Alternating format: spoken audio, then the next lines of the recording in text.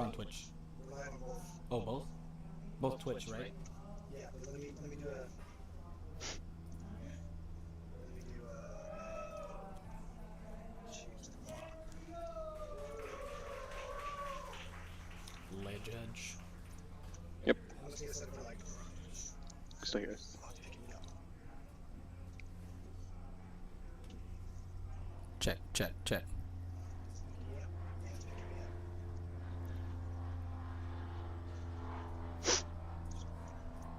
Yeah, you can just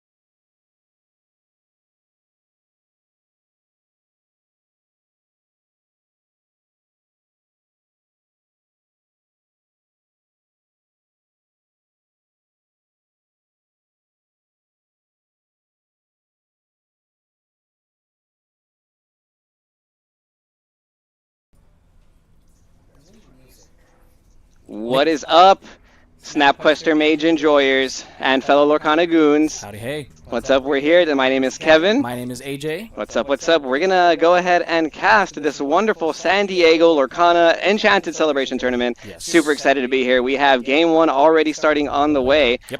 Just want to give a huge shout out to all the tournament organizers, Snapquester Mage over here, Julian, the production team, Yep. everyone who's putting it on today, and then you guys here for watching. So you guys ready for some awesome Lorcana games? We're gonna go ahead and get this rolling because we have round 1, Angelo A versus David W. We have David W on the right side and Angelo on the left side. They're about to start off. They already did their mulligan process. AJ, can you see what's in David's hand? I can't tell. I can kind of see. Oh, it looks like we're playing a little bit of green. Ooh, green, it's a- yellow. it looks Okay, like. so green yellow. So he's gonna start by inking a "You're welcome" and passing. David's gonna pass to Angelo, who's going second. Yep. And Angelo, I can't see what he's playing. He's gonna ink a Visions of the Inks a Future Looks Vision and and pass. passes. Okay, ink pass. With Classic. 2 players. Yeah, classic blue. play. Very Classic strong blue. plays. Yep. In a format where we're used to seeing 1-cost characters come down, this is actually some interesting Lorcana already. So yellow green versus a sapphire deck. I'm gonna assume sapphire purple, most popular deck. A Could Lewis. be Sapphire still. Can't Yep. count that out.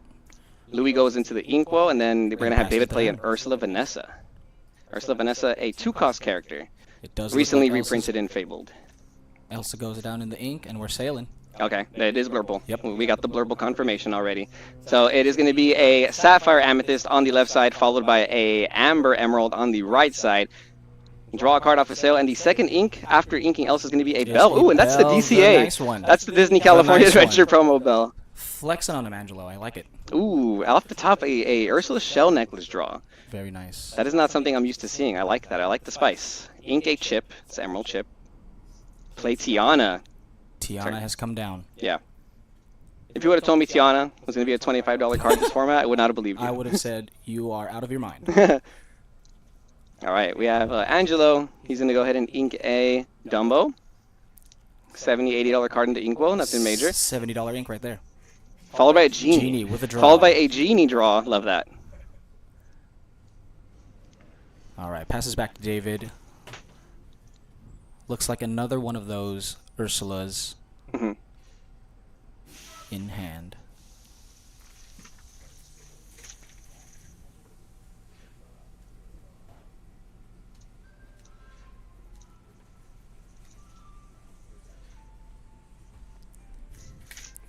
Thinking about when to ink here, David. Okay, so yeah, so David's going to take some time. And inking decisions are hard in Lorcana. True. I think it's very important. Especially with green-yellow, I feel. Oh, Yeah. it So, comes down. ooh. An item comes down. 3 ink for the Emerald Chromicon. And Quest for that's the 3. first lore right there. There we go. have David getting 3 lore right there off of the Tiana and Ursula Vanessa. This is going to be a little bit tough for Angelo, I think, in this scenario, just because that Genie cannot swing. Oh, but he does sing into the unknown. Into the unknown. Love it, love it. Yeah, so that goes to the Inkwell, and if I'm not mistaken, I don't think David put anything into his Inkwell last turn, I so do he not got think the so. ramp right there. He got the ramp. That was nice. It worked out for him. Oh, Elsa. Inks a TikTok, summons Elsa, places 2 on Ursula, and we're passing it back to David. It's so cool how you can do that this format because there's no Rapunzel. Correct. You know? Very correct. Yeah, You're safe to just put damage on cards without having to deal with Rapunzel being put down. Yeah. Now, Kev, I'm sure you're more familiar than I am, but is this green-yellow deck anything having to do with discard?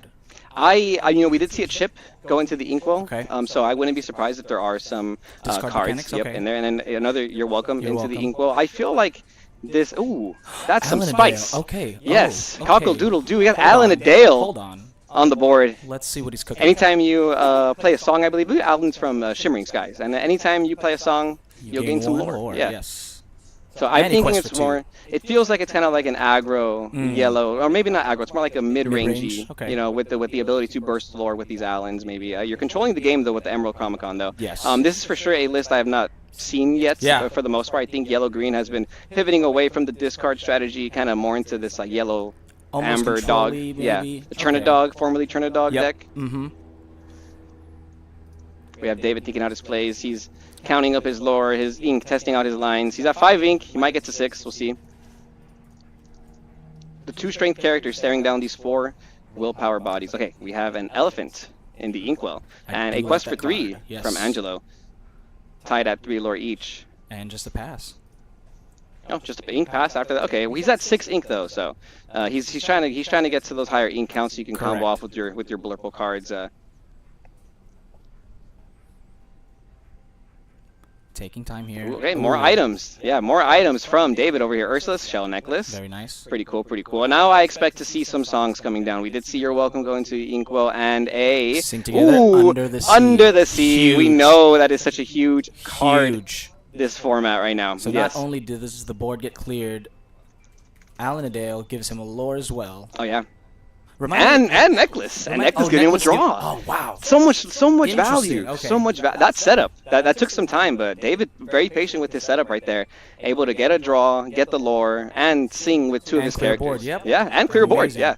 I think that's what you want with Blurple. Like you really against Blurple, sorry. Against you Blurple, want to yes. yeah. Clear You want to be board, able to manage find board. the Under the Sea. Mm-hmm. So they have so many 2-strength characters you can take advantage of it. Hades. Yep. Tipo into the Inkwell, followed by a Hades for 7 ink. Kind of had to do it. Alanadale goes back into the Inkwell, or goes into the Inkwell. David's now at 6 ink, even though he's at 7 looks ink. like now, Even though yeah. he skipped ink a couple times already. Correct.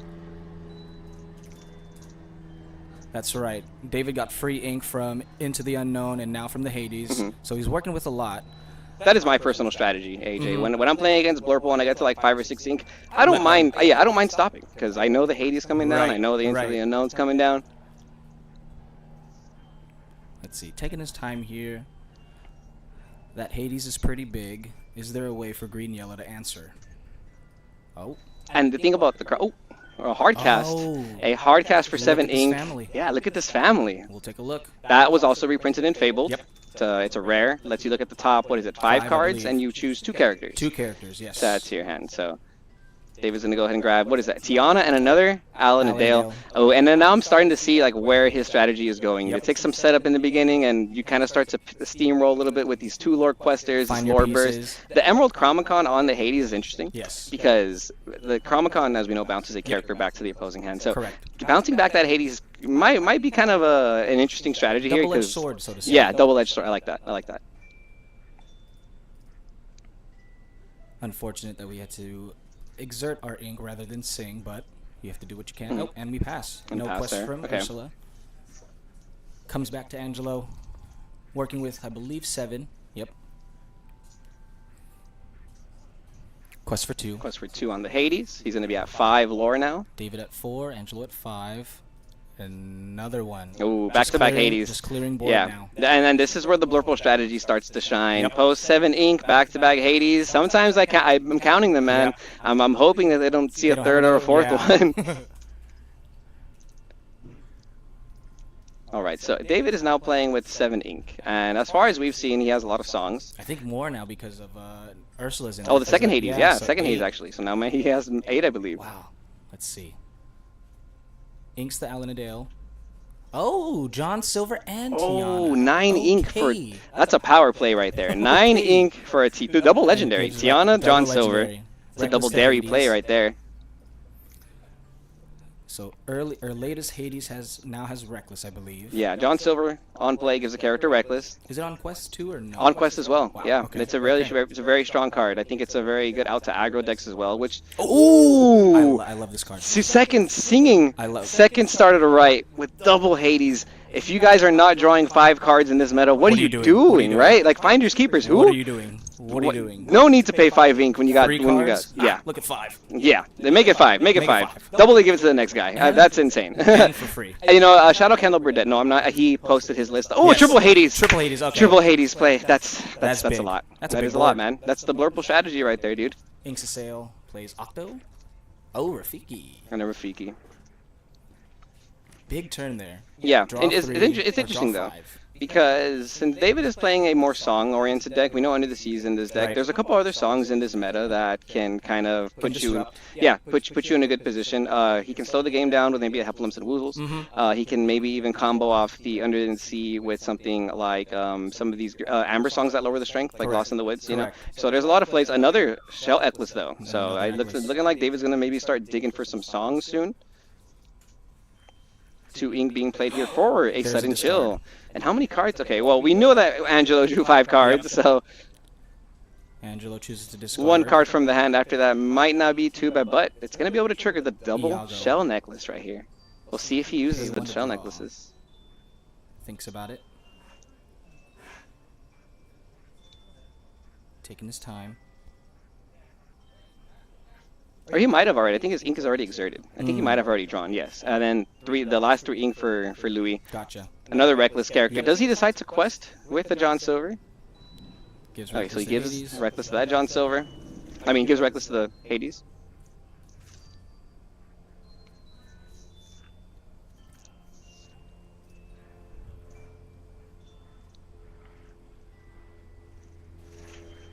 Yeah, this Blurple matchup can be kind of daunting. I think it's the best. I think it's the most widely represented deck. Correct. So, like, if you're not preparing, if you don't have a strategy for it, then you're sleeping right now. We're gonna go ahead and see a quest from the John Silver. Gives reckless. I believe it gives reckless to Hades. another Hades. Yep. So we have David at 6, Angelo at 5.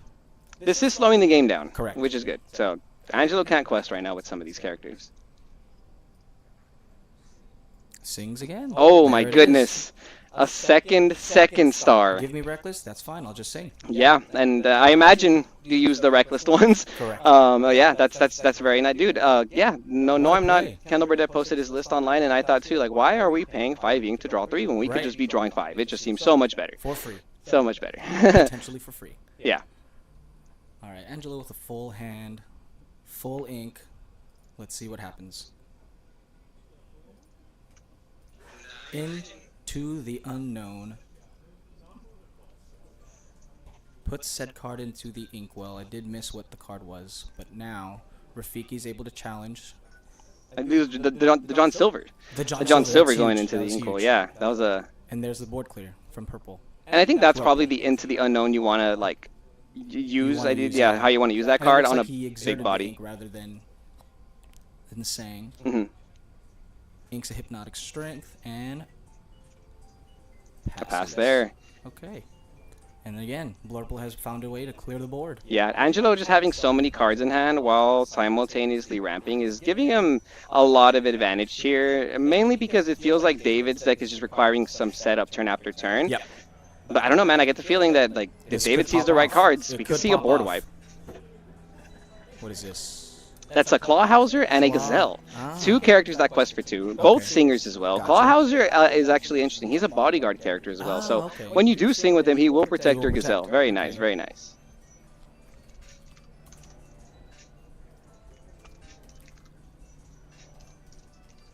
Angelo working with, again, a full hand, lots of ink.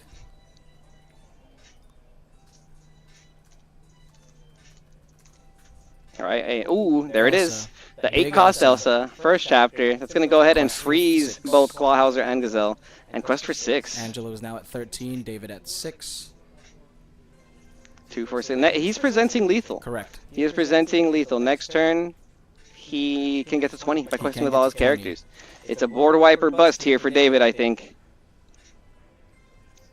Thinking about what he can do. I want to see some combos. I feel like David's deck can combo. Can combo out. Yeah. Combo out, win lore, or gain lore, red. Oh.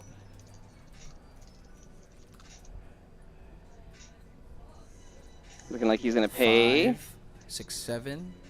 8 Eight. ink. Just And on under Genie. the sea, just hitting the genie. And he it is triggering- It is enough. Yes, he's triggering both Shell Necklace. Very nice. Some cards, some extra cards that's drawn. That's And going to be the end of game 1. GG's. It's going to be the end of game 1. Angelo taking game 1 here with Blurple. I feel like David, just into the woods right there. Or Lost in the Woods, I mean. Lost in the Woods would have been nice. Lost in the Woods have been crazy there. Yep. Oh, yeah, perfect, awesome. Yeah, man, so Great. that was that. Great start. Blurple taking up so much of this meta space right now. I think we're Right. going to be seeing it a lot today. Yeah. I think we're going to be seeing a lot today. But shout out to both our players right here, duking it out in game 1.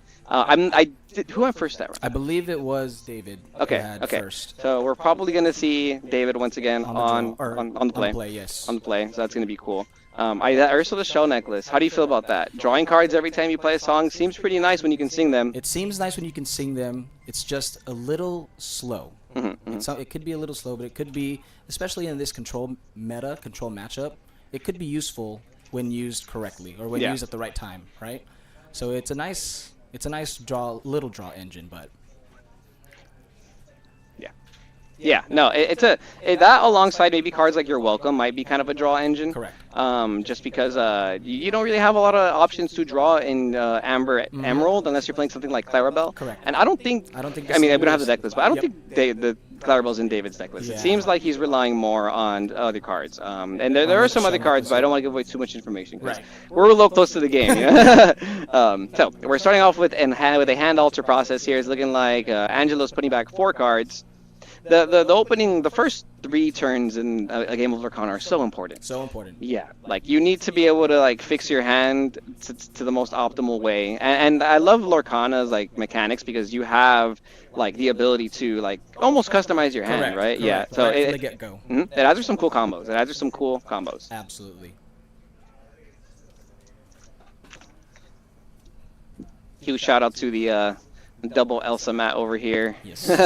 Yes, Elsa's like an MVP this format, Dub dude. Elsa. Elsa Yes, is man. Pretty broken in this format, in this meta right now. I'm definitely enjoying the meta. I know a lot of people are on this kind of Doomer, Yeah. Doomer Amethyst vibe, but Yeah. I there's a lot more than the meta has to offer. Absolutely. Like I've been building a lot of decks. I've been seeing a lot of people's deck lists for good. today from some friends and whatnot, and Yeah. like there's some spice out there. There is spice. And you know yeah. what, Kev? I'll tell you this. As a former red-blue player, it has been very hard for me Oh yeah, to no. find something that I've looked at Blurple and I've enjoyed the play, but for some reason I have been true. Shout out Sailor, who's my coach. I have been true to try to make it work, but there is just no way for red-blue to draw. Really, yeah, I feel like that's the detrimental part of it. Yep. And we lost big season, and here we go getting game 2. But anyway, back to my red-blue soap opera later on.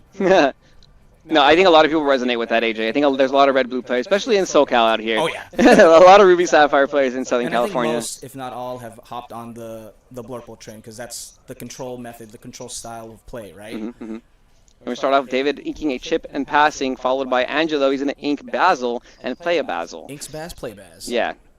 When I first saw this Basil creep its way into this meta, I was a little shocked. I thought this Skeptical. card was kind of mid. Yeah, I'll be real with yeah, you. yeah. But it's been seeing a lot of meta play. It does, stop your opponent from questing willy-nilly with Correct. some of their evasive characters if you don't have one. And So. it's also a good control mechanic. If it sticks and you need to get some an evasive Genie War, so to say, Yeah. Basil Quest, Genie's got 4/4 now, can take Yeah. care of the other Genie or Dumbo even. So it's nice. It's nice to have in the arsenal. Inks it into the unknown, plays a Tipo. Tipo. Secret Yeah. card. And we did see David ink pass again. Yep. So it's now that we've seen his deck list though, I understand like where he's coming yeah. from. Yeah, because it does feel like See the more setup? singer song control. Yep, the setup is definitely important. Ink and Aurora. This is the new Royal Court Aurora. And play Gazelle Gazelle. on turn 3. I believe a Gazelle's a singer 5. I believe If so I'm not too. mistaken. Quest for 2, Singer 5. Passes back to Angelo. Tipo Quest, I feel like I know what's coming. Our second lore, so we have Angelo at 2 lore. I know what's coming. David still at 0, Mim- and The Mimler. turn Yep. 4, Ink TikTok. Oh, there And we then go. play a Madam Mim Elephant. I Bounce really back like, to Tipo. I really like that. Because now you have an extra ink in case of the hand. Yeah. And this is a great line to get to that 7 cost Hades, right? Because next turn you can ink it twice again. We're going to see Absolutely. Alan Adale hit the board for 4 ink. No quest from Gazelle. No, yeah, you got to keep that Gazelle alive. You Oh, got to yeah. make sure you can sing. Oh, yeah. Got to make sure she can sing. It's nine singing power on board. Yeah, that's good numbers right there in this meta because we know that Under the Sea only costs 8. That's right. So that's already live. Angelo taking some time. He's going to ink a Tipo. That's a Tipo we saw go back to the hand. Go ahead and Yeah, quest quests. with our elephant. That puts him at 3 lore. Passes back to David. I really do like this Madam Mim because it almost acts like a hit me card, you know? Because of its effect where at the beginning of the turn you can just remove 2 damage from Madam Mim. So Angelo is basically saying, hey, I can quest with this safely if you can't get rid of it in Yeah. one sweep. You have to finish it in one turn. And Emerald Amber is not the color combo that is known for having high strength characters. And I think at best you probably have some tramp combos that you can do. But I think if you're Angelo, you're not really respecting that right now, especially because that 7 willpower body, like you need a lot of characters. I'm surprised Angelo didn't play a character this turn. He inked and passed, if I'm not mistaken, right? So I believe so. I wonder what his hand is like. He did not go for the Tipo to ink again, which is very interesting. I did take a look at his hand. I can see why he didn't ink. Okay, okay. Hey, we're gonna see So another. sings, Look at this look family. the family gains, or let's see. Does So he he- choose to draw? He gets the lore off the Alanadale, but he might, he will choose to draw off the Ursula's Shell Necklace. And ooh, Julieta Madrigal. Who needs Yes. Rapunzel? Right. Who needs Rapunzel this meta? That's a really good We have combo. Rapunzel at home. I believe that's Chip. I believe that's Chip also that got added. Nice. But Julieta Madrigal also another cool card that you can combo off in this deck because Remind it me will again, it heal. heals for 1? Yeah, it heals for 2. Heals Heals for for 2, up draws- to 2 and draws a card. Draws one 8, card. Draws 1, okay. Heals Yep. 2, draws 1, okay. Angelo asking if David chooses to use the shell necklace. I believe is that what it's called? Ursula's? Yeah, Ursula's Shell Necklace. Looks like they did. David taking his time on his inking decision. Inks a into the... No, I'm sorry. Yeah, Lost in the Woods. Lost in the Woods. That's the card that we wanted to see That's what we wanted to last see. game. Yes. Yeah, I'm surprised to see it go into the Inkwell because Especially with it's how much strength Angelo's characters can have later on. yes, the Hades, the Elephant. You know, they all Elsa. have 3 straight. Elsa at 4. It actually fits perfectly with Lost into the Woods. But we'll see. Maybe David's cooking up something that we don't know. Could have a second one. Could have a second one. Mim decides to quest again, or... I believe it's gonna go for a For swing Alan? here for a challenge. Now, if you're Angelo, do you prioritize getting rid of the? Oh, I guess the singer. Oh. Yeah, he's gonna prioritize getting rid of the singer or the gazelle. I think I would have gone for the singer as Yeah, well because yeah. singers are scary. Correct. Oh, and a Oh, and a bell. bell. Accomplished Mystic Good combo. right after the follow-up. Yeah. Great Okay, combo okay. there. So Do you know if Angelo had that in his hand last turn? Did he I hold did it? not see it. I Okay, did not see okay. it in his hand. That might have been the other card that was inkable and Tipo.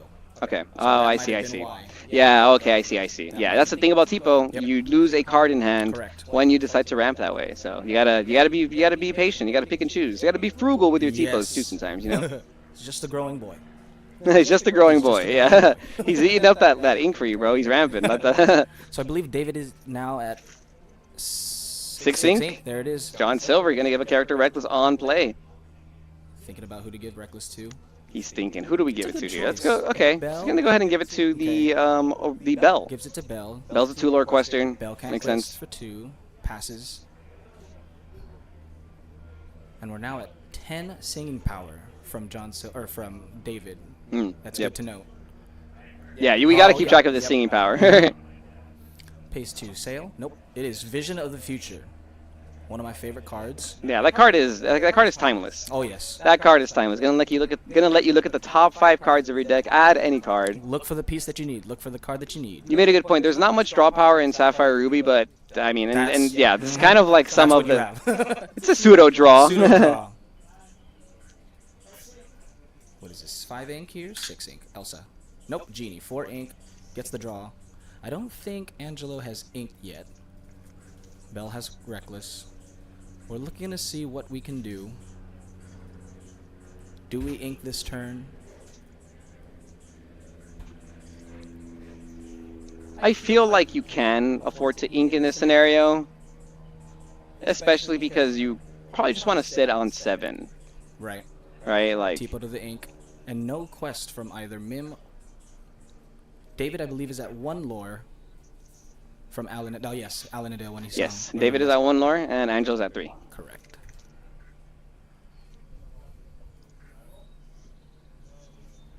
So we haven't seen Chromacon come out. What are we looking for here at this scenario? We've got I mean, I think you want the Wombo combo. Yeah, You know, Wombo. I really think you want the little- board wipe, the one-sided board wipe. That's what we want to see here from David. maybe we'll call it the Lost Under the Sea combo, or Yeah. we'll see. Lost under the sea. Yeah, I like that. Lost I like Under the that. Sea. Yeah. Do we have the pieces though? David checking his discard.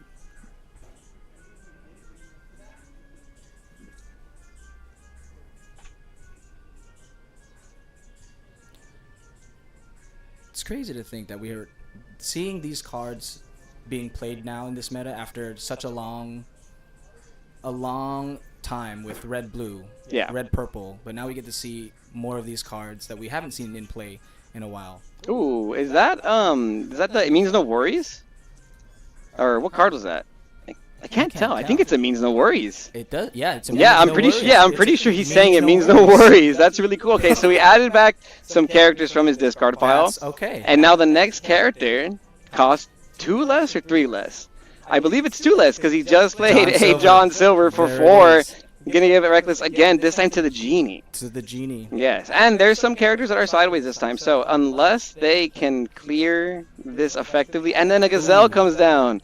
Okay, David's going really wide now, being able to combat the Blurple board, which is really important because there's no Yes. board wipes. This And meta. Alanadale does gain. Oh, yep, David and one lore. shout out Angelo for pointing that out to his opponent. Heck yeah, that's Great what we play. like to see, some great Lorcana That's here. what we love to see here. Mhm. Fair play, fair play. So now, Wow, look at this board. yeah, now Angelo's staring down 2 6-cost John Silvers, both 5 strength. So the Genie has Reckless, and it's going to be kind of a little bit of an issue because if he doesn't clear the John Silver, then that Genie's going to run into it. Yeah, correct. Genie can also swing into the Alanadale and survive, though. But, like, you know, the value here. Ooh, the Basil's Basil. quest That gives Basil. support to them, and there it is. The Control 5. it. Yep. That's so crazy. That Basil ended on Yep. turn 1, and we didn't see it get Until- any... no value until now. No activity till, what is this, turn like 12? Turn 10 maybe? Yeah. Angelo's going to get to 8 ink potentially. He's at 7 right now. That was a really good line too because that Mim swang for 5. Big Mim too. Yep, Seven willpower. Now we have the Bell Accomplished Mystic going to swing into the Alanadale, dealing 2 damage to the Bell. So getting rid of Singers. Iago Looks going like- into the uh-oh. Inkwell. Elsa. Elsa comes down. Elsa on turn 8.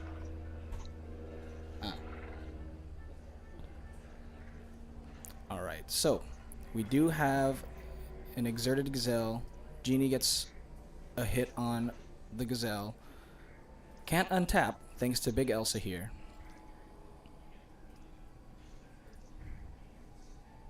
Yeah, not being able to ready your characters, especially when some of them have effects that trigger on questing, like John Silver here, is Is tough. potentially really tough. Yeah. Chip comes down for the 4 ink and have Angelo discard an Elephant, which is interesting because I would have thought you keep that Elephant to bounce back your Elsa. Yep, exactly. Yep. Ursula comes down. Ursula comes down with only 1 card left in David's hand.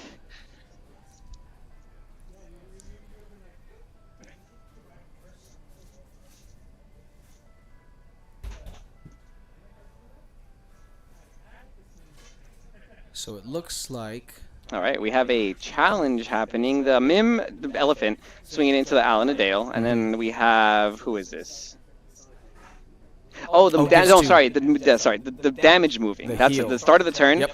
The start of the turn, Mim Elephant is moving damage counters. correct. 2 damage counters onto the Chip. Chip only has 2 willpower. Bye-bye, That's going to Chip. send it to the discard pile. I was getting a little lost there, Yeah, but what's I almost happening? forgot that, man. That Mim Elephant, outside of being such a big body, has that extra effect, dude. Has Yeah. a good ability attached to her. And it's something that you have to remember as a player Correct. because I'm not. I believe it says at the start of your turn you may move. May So move, yes. there's a world where you choose not to. There's Correct. a world where you forget. Yep. You know, so you got to be on that when you're playing these games. You got to make sure you keep track of your abilities that can activate and when they activate it because this starts at the start of your turn. So I believe this happens where Lilo would happen. So it's before you even draw your card. Correct. Which is very important to note because let's say you make the decision before drawing into a Bell Accomplished Mystic. Correct. That's gonna That influence could- yep. influence how you play that. So it's very important. Very important to keep track of those Absolutely. rulings and the timing of that. And yes, we have Angelo's at Angelo at 5. 5 lore, and we have David at 2 lore still. Go ahead and update that real quick. So it looks like Basil quested. I forget who he gave. Oh, give support to Bell. Bell now has 5. Bell is thinking of swinging into John Silver. Correct. Trade. Madam Mim swinging to Gazelle. Clearing up board here, and I think we just quest for 5. It's the nope. oh, we're not We're gonna questing. draw We're drawing 5. We're drawing 5. Yeah, that's the card, man. I feel like that's gonna be the card of the format soon. That's Like, gonna be the card everyone's talking about. yes, bro, you're able to just spam out Mhm. 5 cost or higher characters. crazy. 7 ink for the Hades, followed by the 8 ink for Rafiki. Why not? Lots of ink for David now. Let's see what he has. Facing down a pretty big board. Got rid of those singers now, so lost into the sea. Lost under the sea. Lost Lost under into the the sea. under the. Lost in under the sea. Yeah, it's the combo's a little bit Relying on the board. yeah. Sudden chill by David, gonna make Angelo discard a card in hand. He discards Iago after drawing 5. You know. Does decide to pay 1 to draw.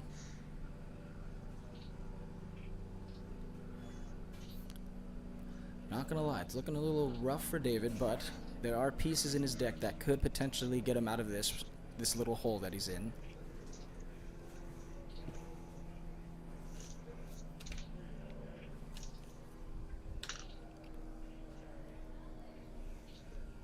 David working with 5 ink left. Yeah, Angelo has a full board here, so I think if you're Angelo, you're feeling like next turn is gonna be pretty straightforward. Stand out. Stand out! Love that. Stand out right here.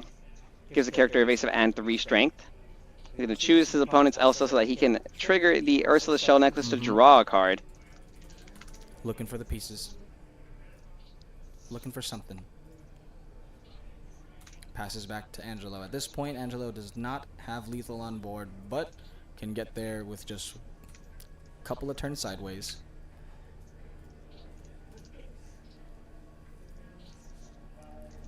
Questing for 5. 7, 8, 9, 10. Goes to 15. Mim comes back. Genie gets played. Yep. We draw. And we pass. Be prep or bust. Whoop, wrong man. Yeah, wrong format. Wrong format. Yeah, I believe Angelo already getting very close to that lethal range. Angelo is at 15 lore now after all those quests, and he's showing more than 5 lore on the board. Correct. We are going to see You're Welcome Plays on land on the board. Plays it out by David. 4 ink. Shuffle Elsa back into the deck. Angelo gets to draw 2 cards, though. After drawing 5. What are Angelo's sleeves? They're like mice carrying a diamond? Bunnies? Bunnies? Bunnies Oh, you carrying? know what? It's Pokemon. It's Oh, it's the little Tend the Mouse. There you go, Tend the there Mouse. you go. Yes, that's cool. Sick. Very, very cool. One of the few cards I have in my personal collection, Oh, actually. there you Yep.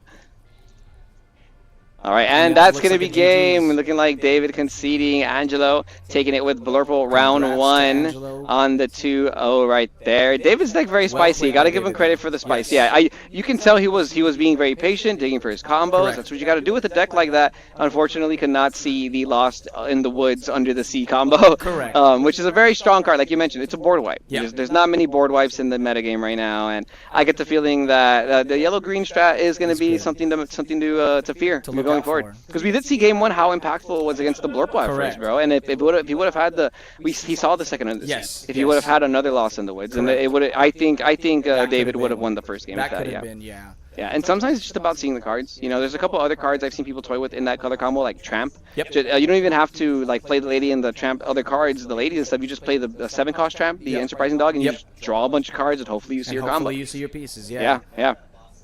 Yeah, awesome game 1. I believe the round 1 is still going on. got a few Awesome minutes. round 1, I mean. Yeah, Yeah. round 1 is still going on for the other. 11 minutes it looks like. Yeah. But great. Yeah. I believe Angelo took it 2-0. Angelo took it 2-0, correct. Yes. Yep. Shout out to all our players being here. Shout out to Up to You Cafe for hosting us. On Oh this yeah, beautiful Saturday. Up to You Cafe. Yeah. Yep. It's a pretty nice spot. Yeah, they've Yeah, got great they food, got- great drinks, especially with how hot it can get down here. Yeah.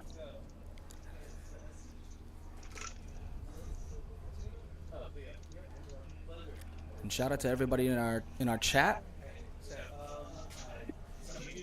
Yeah. Shout out everybody. Zach Stone, Capcaz, Myrna, Judy. We have Donwell, Robert. Awesome. Thanks for being here. This is great. Yeah, looking like players are just exchanging their entry packs. That's it. Oh, there we yeah, go. Yeah. I'm curious. Oh, that's so funny. Yeah, What did thank we you. get? He pulled a second starter to right in his entry pack. That's so funny. As I don't know where the thing is. I don't want to go to it, but yeah. But the players are opening their entry packs on stream, and one of them pulled a second starter to right. That's why you heard the laughter right there. That's awesome. See, good times at the Good Lorcana times tournaments, here. bro. Good Yeah, times here. you play your opponent, you open a pack together, you guys laugh it off. Good That's little really laugh. cool. A lot of Blurple, man. Lot There's of so much Blurple. Blurple. What deck are you playing since you're not playing Ruby Sapphire? So I did take a look. I actually did play one game yesterday. Play it for the first time. I haven't played at all this meta. I was very hesitant and very just, for lack of a better word, Kev, I think I gave up on just playing for a little bit. Just Okay. wanted to see. Oh yeah. I think a lot of people took a break. I did try out Blurple. Game 1, I played against a Purple Steel. Game 1, I lost, and I said, this deck, I don't get it. Games 2 and 3, got everything to work, got my Dumbo to work, got my Hades to work, and I said, okay, this is kind of spicy with the Elsa as well.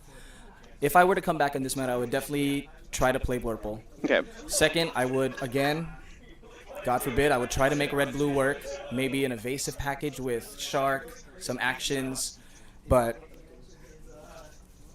I don't know. I think Blurple is top dog right now.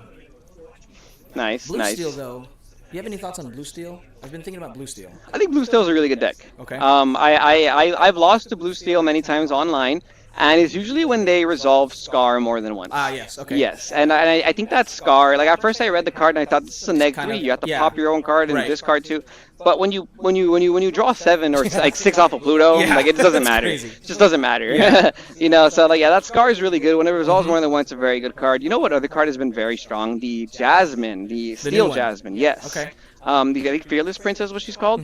That card. If you're playing Sapphire Steel out there and you can ramp into that Jasmine, it's a very chef's kiss. A very Remind me strong. what it does. It is a 6-cost character. Yep. And it Inkable? has Inkable. It's a 3 strength, 7 willpower character that gains evasive on your turn. Okay. And not once per turn. You can discard a card and she gains Challenger +3. Woo! Yes. So she'll be able to swing for 6 and then swing for 9 if you need to. I think it's Challenger Jeez. +3 or +2, but it's a very strong card. She gains evasive on your turn, so you can clear genies, Yep. you can clear Dumbos, Dumbos everything, very yeah. easily. And when you're playing Sapphire Steel, you're able to ramp into this Jasmine, which Correct. gives Blurple a run for their money. Daniel, Blurple right now is too good. Daniel says. Oh, very interesting. Yeah, I mean, I feel like I've been developing some cool deck lists that I've been I'm beating Blurple.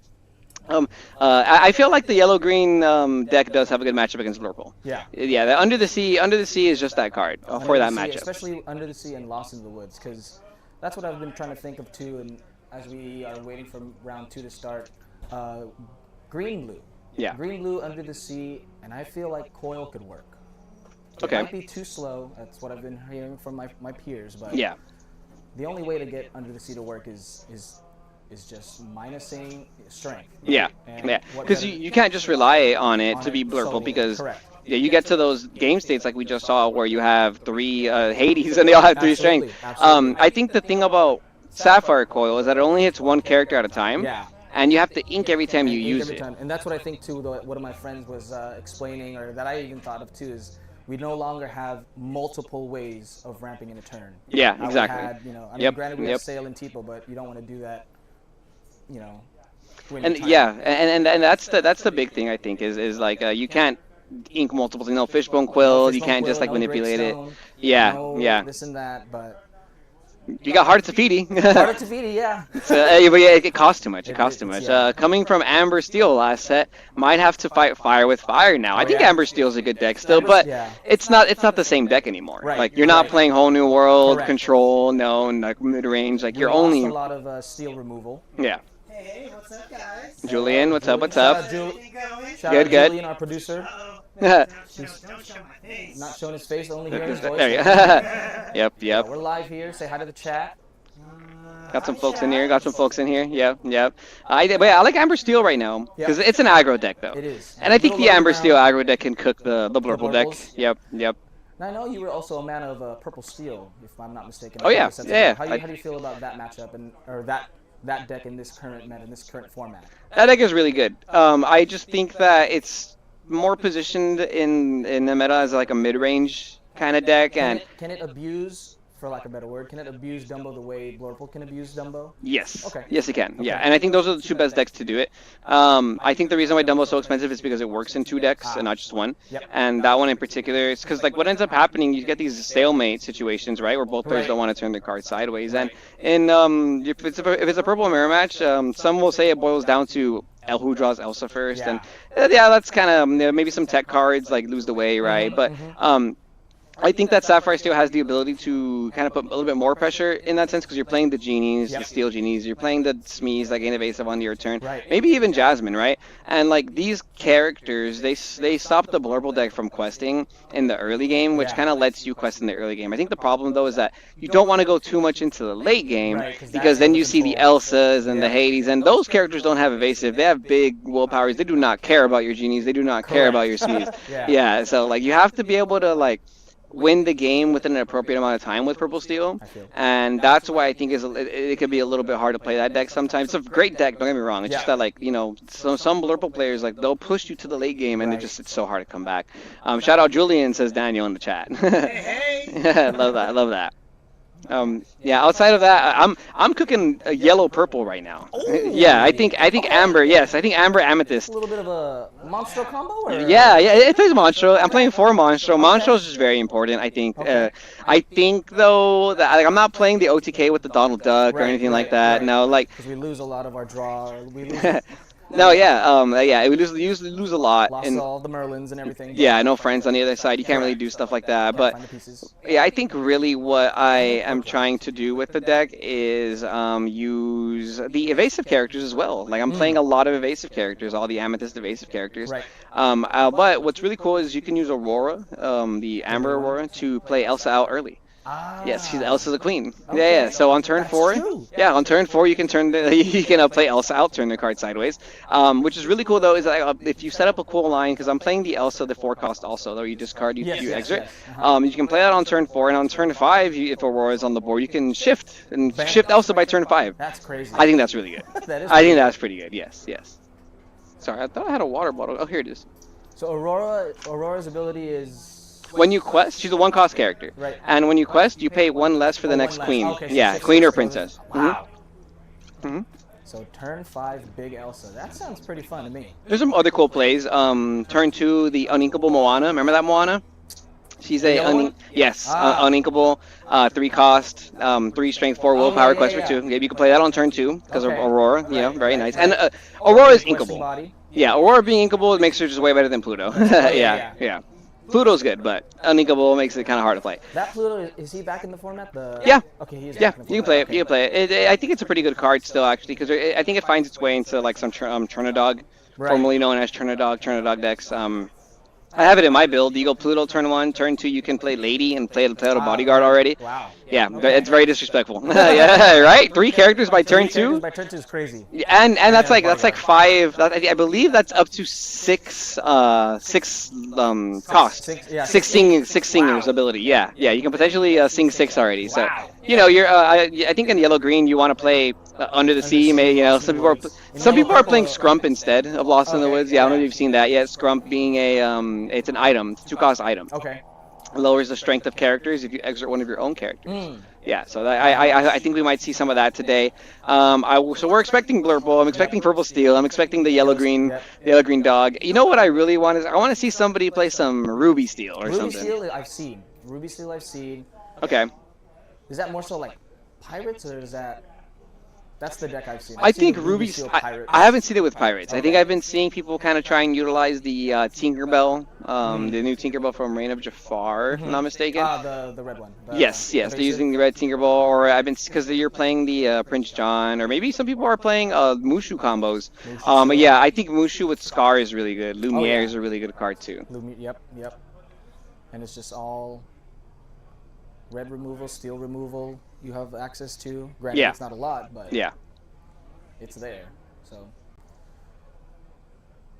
again, thank you to everyone that's here. Big shout out to you guys. Hope you guys are enjoying the stream. Yes. Enjoying the cast. Let me know what you guys are playing for the format. Let me know what you decks want to see played today. Any meta be very cool. If you have any meta predictions, who do you think is going to take it? Who do you think is going to win? Who's going to be the standout? A lot of good players here. Oh yeah. Too. Oh yeah. A lot of good players here too. A Yeah, there's lot of some names and faces I recognize. some for Mickey sure. winners in the building. Yep. The golden Mickey winners in the building. We have some set champions. We have some DLC day twos. Top this.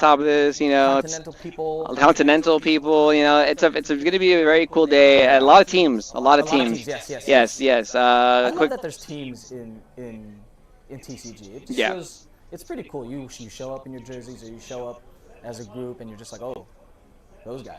Yeah. No. Yeah. You know. I think teams in card games is something that like has evolved into something really cool.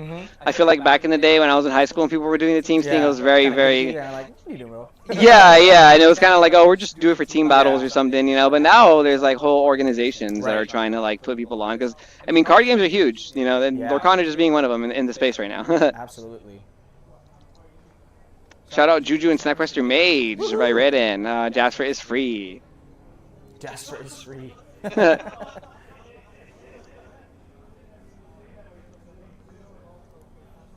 Hey Kevin, love your shirt. Thank you. Nice. Thank you. Appreciate it. It's hot out here, so we had a. We got the tropical vibes. Yes, Mine's yes. not really that tropical. I see it. I see it. Yeah. Some Oh, you got the Royal Guard on your shirt. Royal Guards here. Yep. It's a Nike shirt, so can't complain. You know, keeping me nice and cool. Like it. So round one, do you know what the time is left on round one, by any chance? Round one. No. Well, 2-3 minutes left in round one, so shouldn't take too long for round two to start. Yes. Then, can you want it on this one? Oh yeah. Yeah. All right. Sorry. All right. Looks like we're doing a little bit of a swappler. Give me a sec. I'll be back. Kev is gonna go ahead and check out what's happening inside. While Kev does that, we do have none other than the Snapquester Mage coming on board. Matt, talk to the people. What's up? Oh man, what's happening?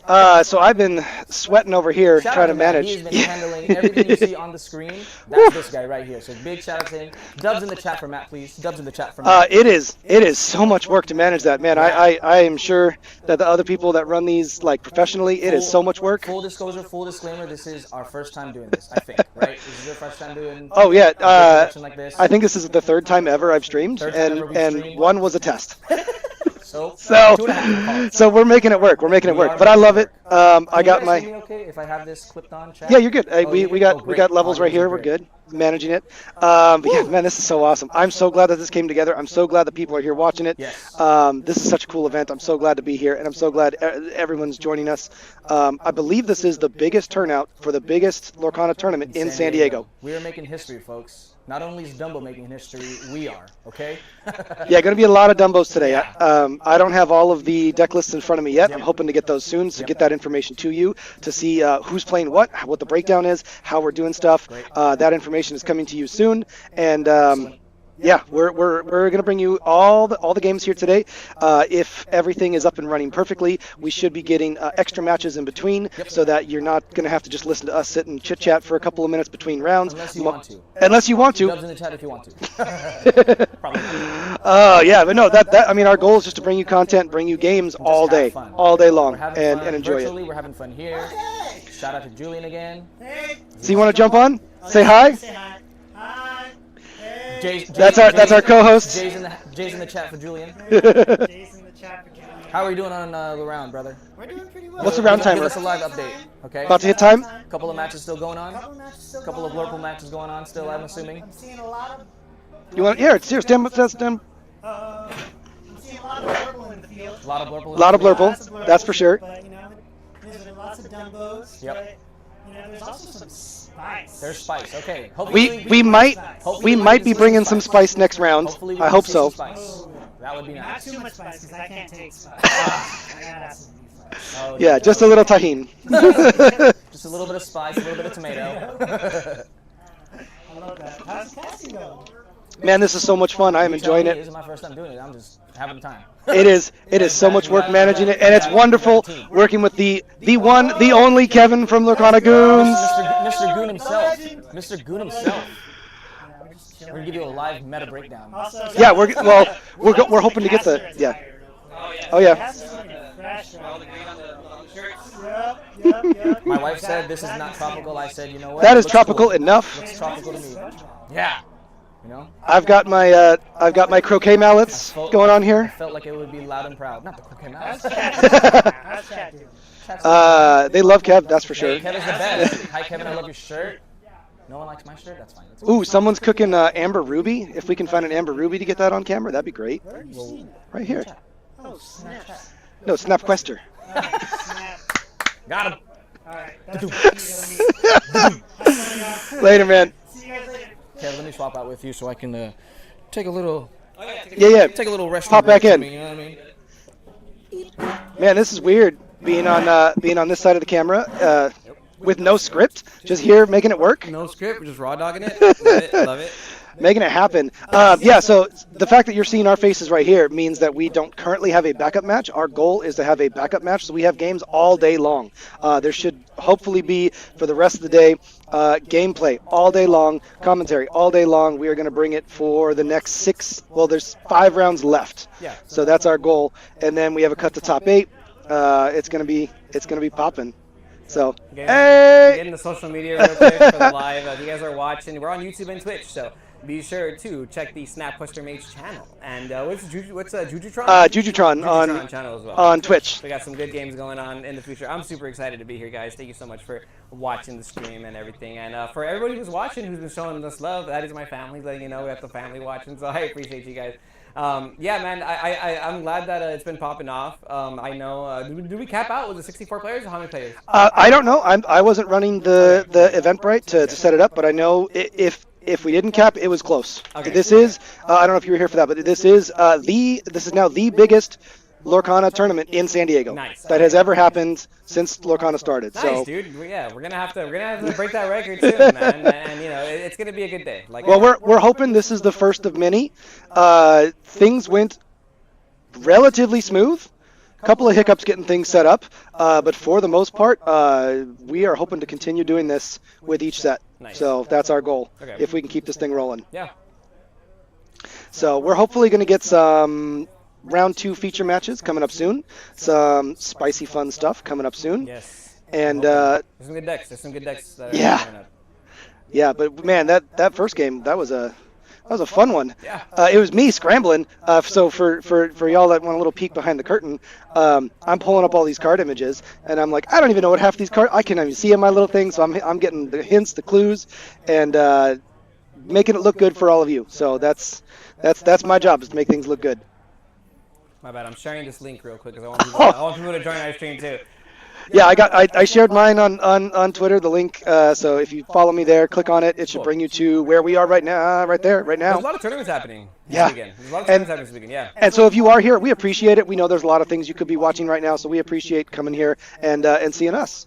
I think us starting on the West Coast though is good because we're probably going to be the one that goes on the latest. So when Yeah. other people stop, you know, they're going to go ahead and it'll probably gravitate to us. So, I mean, and they'll be gravitating during like the finals, basically Yes. during that top 8, during that time when it's going to be a lot of things to see. yeah. So if you guys can share with your homies, let them know there's multiple streams happening this week or today on Saturday actually.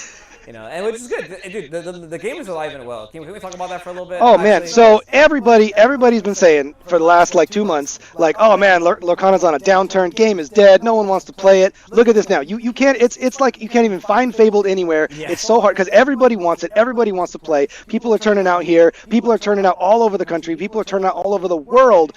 I mean, people were kind of apprehensive with rotation because like the identity of Lorcana changed. Like. Ariel's gone. So many cards that were the identity. Goat's gone. All of these iconic cards are gone, and now we have this brand new, fresh face to the game. And it is. A lot of people were a little scared, but man, it is a whole new world. Yeah, I love that. I always felt like Fable was going to be like the grand revival.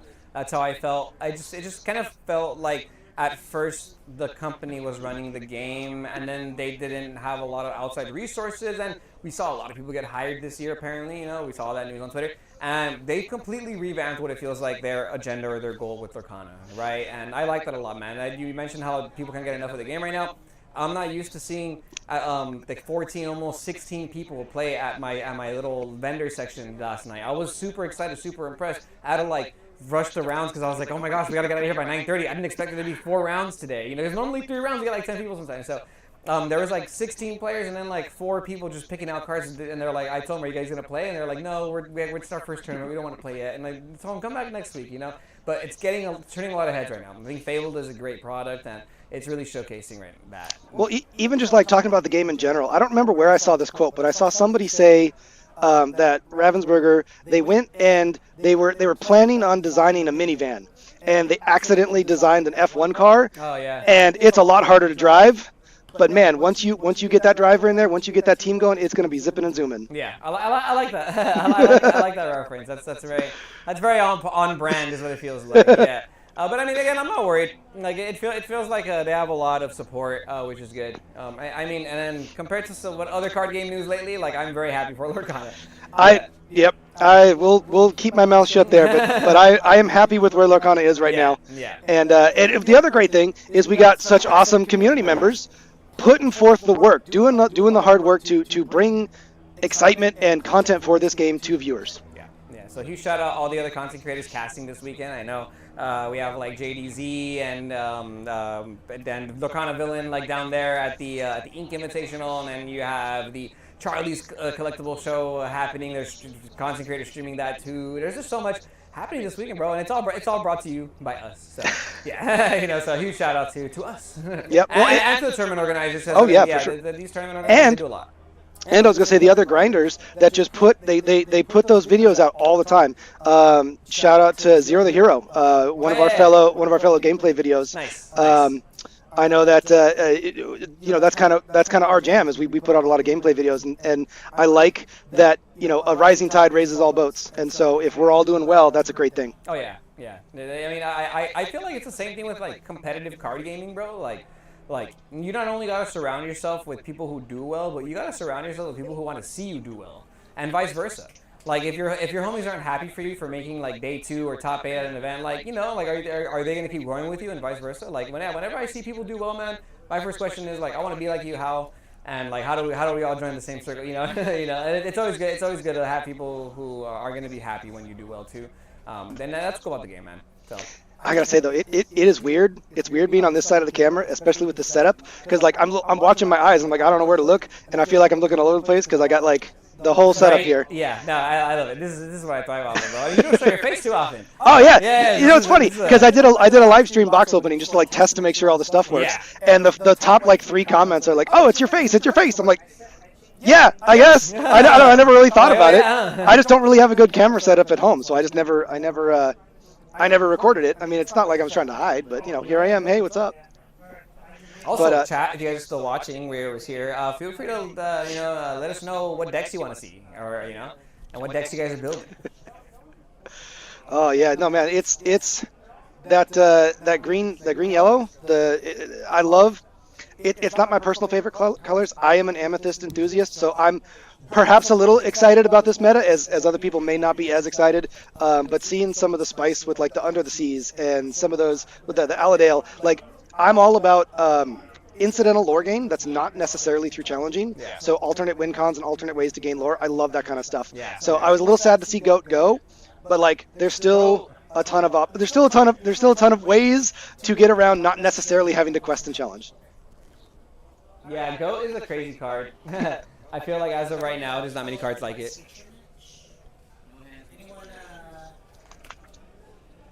Anyone in particular?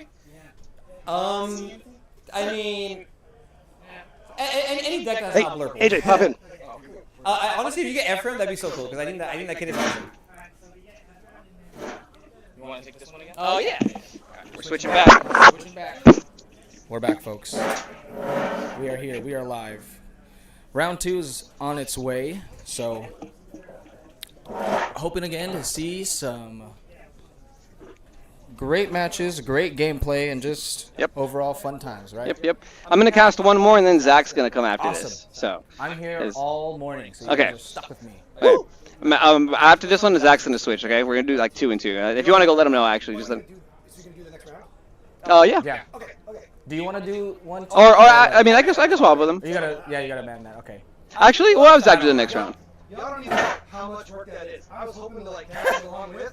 Nope. No, it's a lot, yeah. It's a lot. So I couldn't even keep up. So if the lore isn't quite what it's supposed to be, buzz me in the chat and I'll update it. Just listen to us. Robert Sickle saying that Ruby. No, we got Zach. Yeah, no, we got you. We got you. Yeah, we got Zach. He's got to use the bathroom. Yeah. Oh, okay. So yeah. Okay. We'll be back.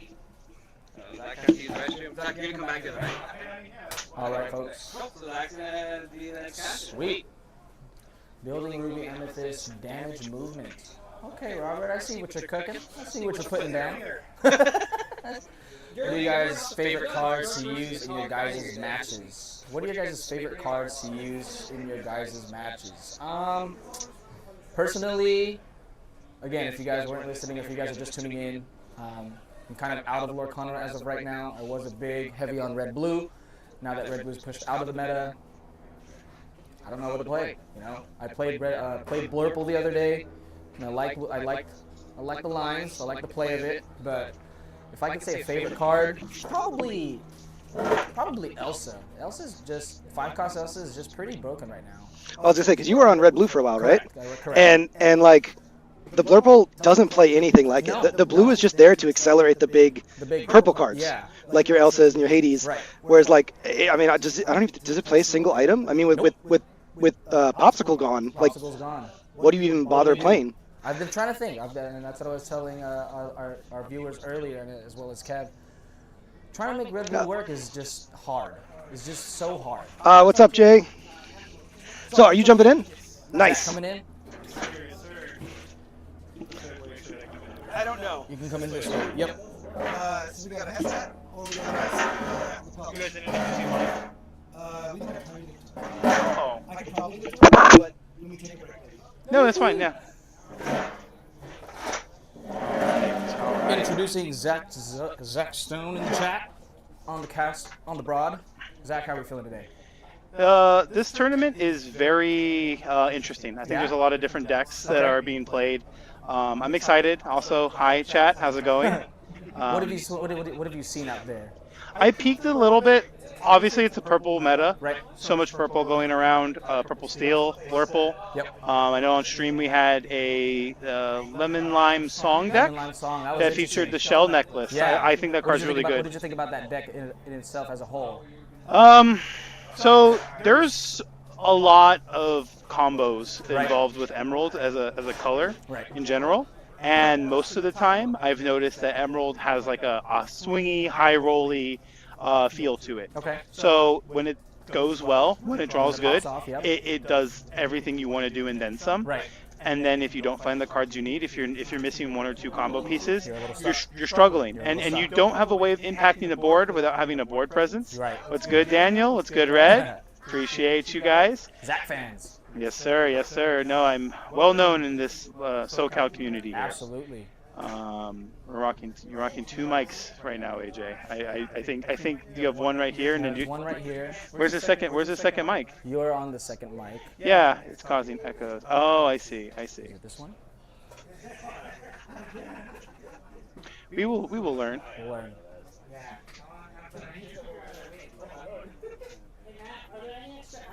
Also, Zach, as you know, we just got to keep it down since we're Oh, of pretty, course, I we're pretty already close knew. to the players. I already knew.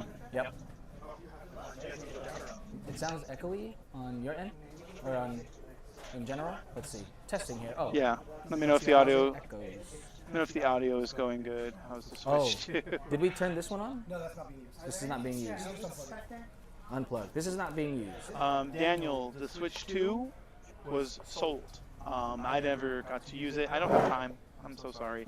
Oh, you if got a guys Switch were- too? I won it during the Set Champs at Collectible Exchange. Oh, nice, nice. Yeah, Set 8, of course. One in. Audio sounds Yes, correct, Red. So it is a mic. However, we don't believe it's hooked up. However, Check. let's see. How are we sounding right now, folks? The one in the front of the yeah. This one was off. I do have Yeah. this one clipped. Is it better if I hold it? I don't mind holding it. Gotcha. Testing. Chat. Let me know as we get set up and prepared for round 2. Red, how do I sound? Sorry, you're not trying to. No, you're good, bro. You're good. You're helping us. No, thank you, Red. We really appreciate this. Red, how do we sound right now? Are we good? Are we live? Put this on my nose or my hat.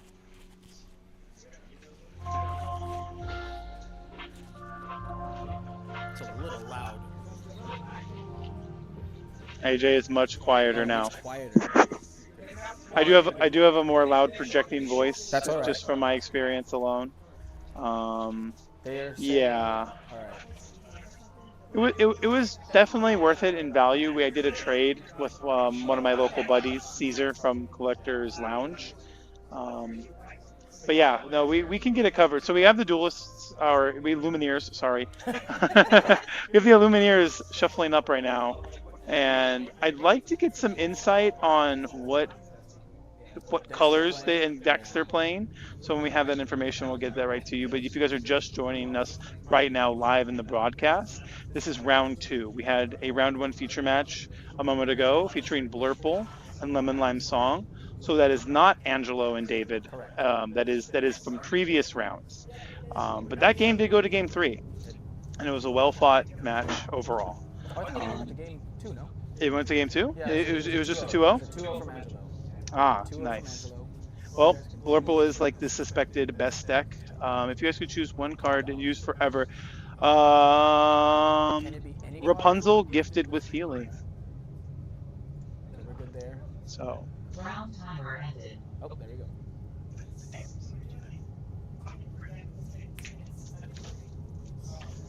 Need the names of them. Who are they?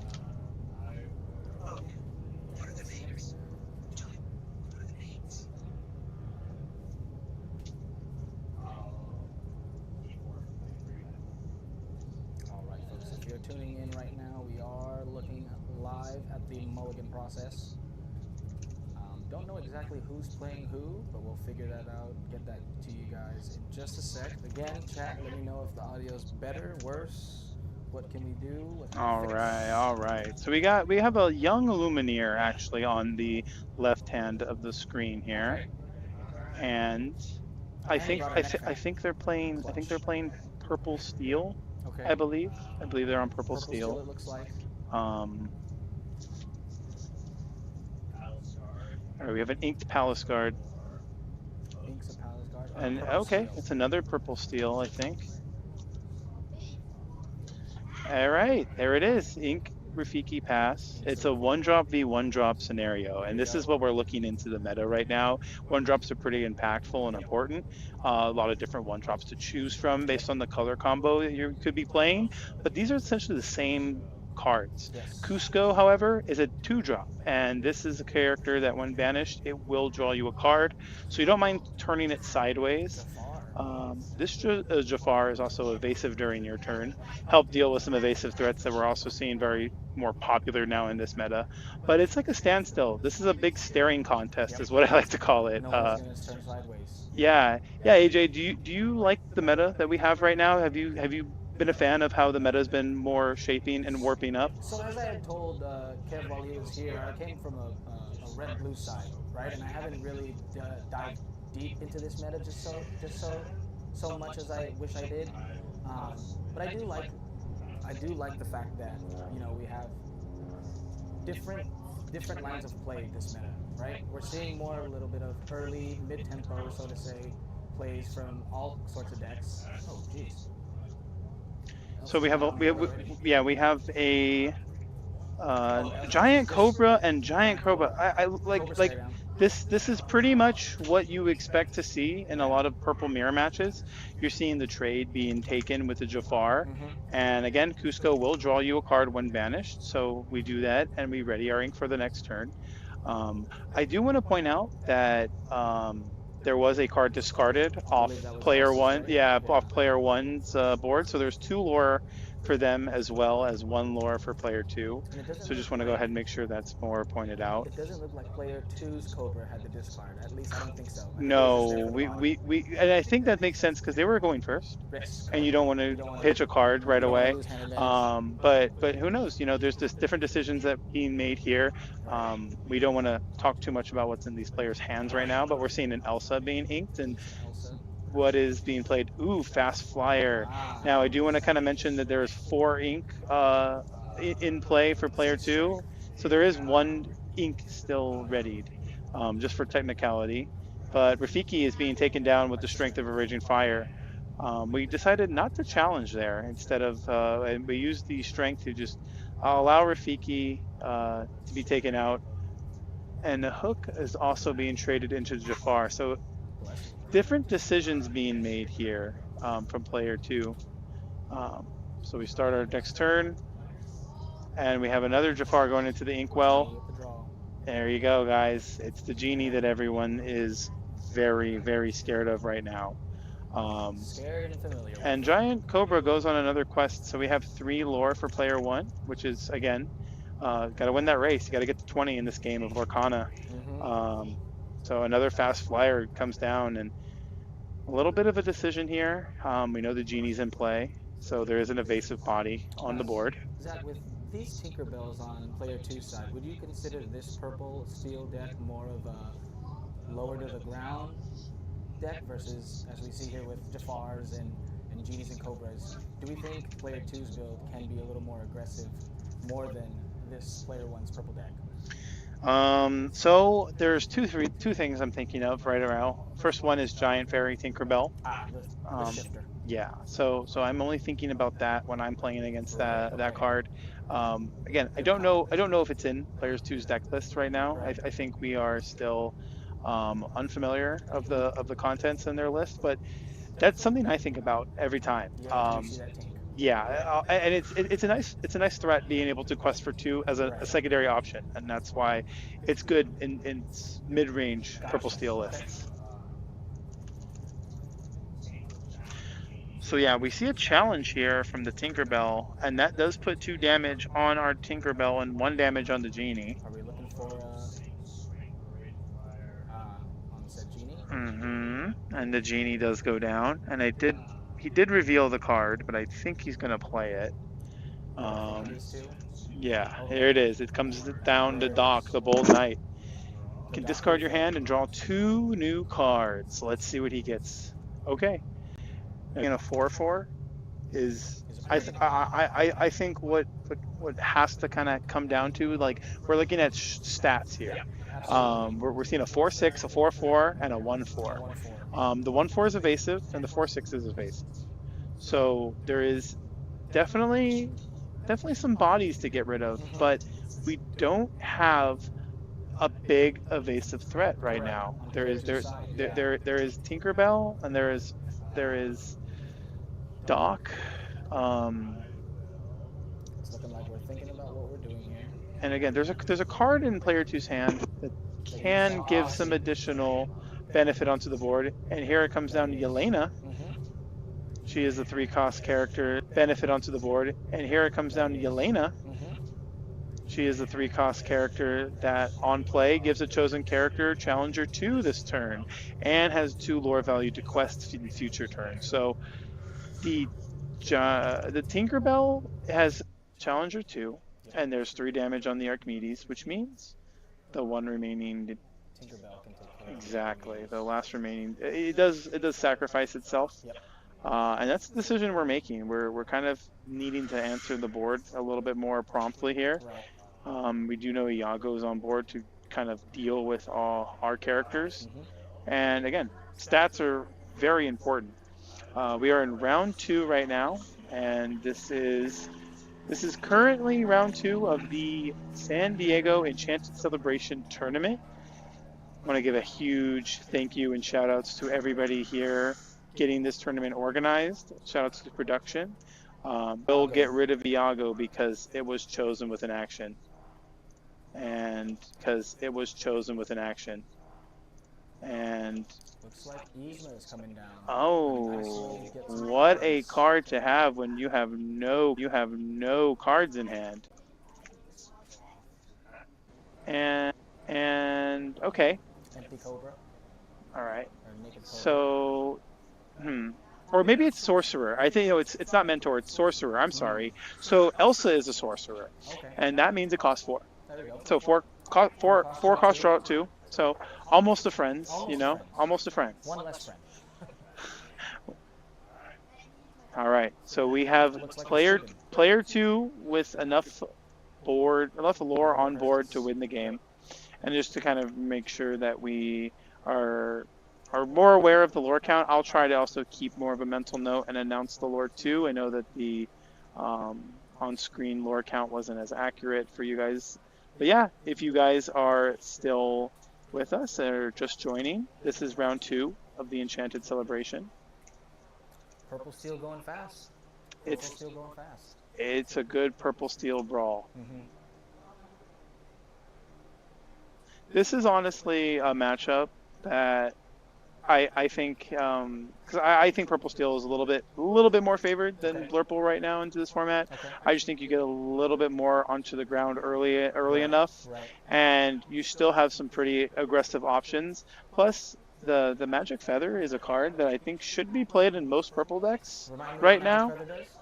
Magic Feather is that item that when you play it, you choose a character and it gains evasive while it's still in play. What's cool about the Magic Feather is that you can pay 3 ink at any point in time and return the Magic Feather to your hand. So you do not have to worry so much about reusing it, or you're basically gonna be able to lose it. You're gonna be able to use it with whatever character in play and to whatever situation you have in mind. And remember, I was talking about the Giant Fairy. Imagine making that evasive. Yeah, that would be a huge evasive. Interesting. Is the Magic Feather uninkable? Inkable. It is an inkable 3-cost item. Yes. Is that new to this set? It's a brand new card. Yes, it's a very new card. Honestly, I think this is a card you will explore. Again, I'm pretty new to the meta. Pretty haven't really read up on any of the new cards except for Dumbo, and that's pretty much it. That's all I've heard. Dumbo. Dumbo Scar. No one's steering you wrong, AJ. I promise you, Dumbo is going to be a very important card in this meta. But yeah, so the Illumineers are getting ready to begin the second game. Now, I don't know if they decide... Okay, player 1 decided to go first this game. And I'll just say it. You should go first when you have the option to. Oh yeah, absolutely. But Raja into the Inkwell and a Rafiki on board. Again, turn 1. One drop. Most important turn in the game. And ink decision too, I will admit. It's a little tough to figure out what path you want to take in the rest of the game based on what you ink the first couple turns. So decides to ink Diablo. it hook on board. So there's a little bit of board presence here. it's almost like I'm seeing the a mirrored image. It was the same card, same turn last game, and now Raja comes down. Remember, this is a 2-cost 3/3, but it's not Mr. Smee. It does have the vanish keyword. It is an illusion character and it only quests for 1. But still, solid body. 3/3 on board by turn 2. Solid body, solid 2/2. No longer are the days that we're bouncing back characters with Snake, so we've got to deal with what we got. I know here that the Cusco I think is like a nice card to be able to be played right here because you're going to force player 1 to make a decision whether they challenge or not. Okay. Other Mim. The Skater Mim. She said see you later Mim. But it doesn't look like we're going to do much right now with the Mim. I think it's just kind of playing something on board. We are seeing some cards being revealed from player 1, so I hope everyone can see it. But remember, players are able to hear some of our commentary, and we do not want to reveal this information. So, Yelena being inked, Giant Cobra discarding Captain Hook. There's 2 lore gained here, and Cusco quests. So there's 3 lore for player 2. All right. Cobra's inked. Genie's dropped. Card is drawn. We're in the game, boys. First evasive character being played this game. Oh, well, we saw Tinkerbells. No, but game 2. Game 2. Yeah, for the match, not the first one. I agree. Rafiki goes on a quest here. All right. Maybe we're trying to influence a certain decision from Dominic. Now that we have the names on the screen. It looks like Ephraim is just trying to say, hey, challenge my Rafiki. Do what you want. The Yzma, the conniving chemist, comes down again. Now on screen, she is a 4-cost inkable character, 3/3 with 2 lore, but Her ability is what you kind of want to talk about here. Yeah, if you have fewer than 3 cards in your hand, you draw until you have 3. That means 0 to 3. 0 to 3. With how fast purple steel cards are being played, this is a good card to have in the arsenal. Exactly. So I think Cusco quested while Captain Hook challenged. Strength, Ooh, right and, away. and it was a hard casted strength, and Palace Guard drops down. Raja takes out the Cusco. Interesting. And correct. See, very kind of Dominic to remind the opponent that there is damage and it is not banished. Um, so we are readying our cards now. The Yzma gain strength probably put a stop into Dominic's plan, I would say. Absolutely. I think Yzma is one of those cards where if you're not answering it, it may pop off. Granted, though, Dominic he has a fairly decent hand size, right? So, And then Elsa comes down here. Now, what do you exert? Of course. Remember, she said see you later, man. See you later, boy. Now, Madman is 0-3. Doesn't do. Okay, so we're getting some damage. We're getting some damage on some characters. We're kind of setting up the damage counters. Is what we like to say. But for what? Well, we'll see. We don't know what Dominic has planned actually. Clears Madam in for free. The Captain Hook has been able to get rid of a couple characters, right? Yeah, oh, it's putting in so much work for Dominic during this game. Art. Love the artwork. And here we have a new card being drawn. I don't know if you guys can see it, but I am able to. Again, I believe players are able to hear us, but they played the Sultan. Ephraim has dropped the Sultan. Now this is a 5-cost uninkable character. Does quest for 2, but it's an illusion. It's an illusion. It has an interesting ability, and it's from Reina Jafar. So What is the ability? So the ability, again, this was during the Reign of Jafar where they first started introducing the illusion characters. Right. Or no, sorry, the second introduction of the illusion characters. But whenever one of your illusion characters quests, you exert a chosen opposing character. Interesting. So we see Palace Guard, and we see Raja, and we see Giant Cobra in the list. So this allows you to have some ability to manipulate the board in your favor. I like where he's going with this. This is some interesting deck building being done here, honestly. Kudos to Ephraim. Now, we do have a lot more board presence in Dominic's favor. We saw the Giant Fairy get played. We were just talking about that. The big Tink is down. And it's a pretty scary board. Purple Seal has no way of removing a bunch of threats at once.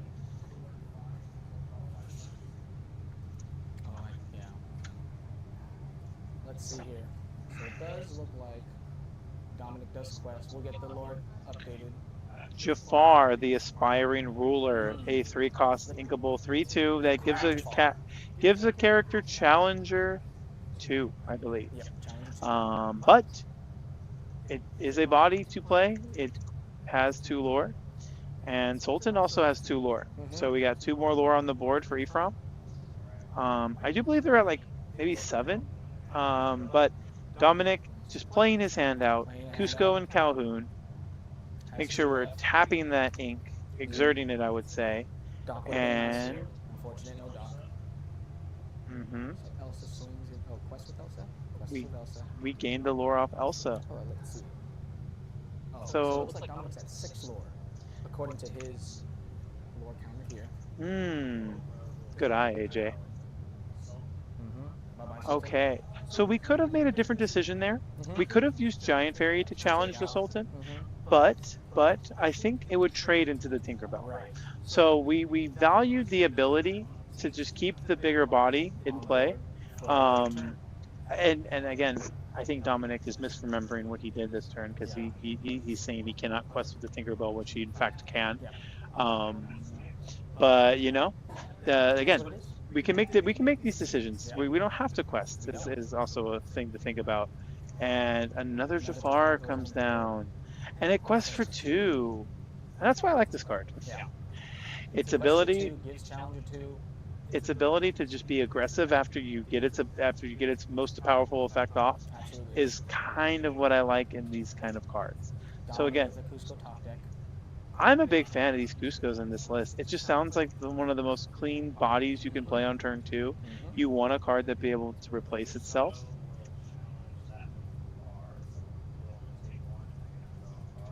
Okay, we're drawing a card. I think we just want to cycle. I think that was a decision. We just want to. Ooh, big show for 5 on that Jafar. Interesting. Now again, Giant Fairy's got this ability. She's right there. When she challenges opposing characters and banishes them in a challenge, You can deal 2 to another. and that could have been a challenge to the Jafar, but we are valuing the willpower. I think we're valuing. I think we value how much willpower it has. Because now the board is clear. So Correct. Without having to use our Tinkerbell. And the Jafar has 3 strength, Correct. and if an Elsa comes down, that cleans up the Tinkerbell. So I get it. I see the lines.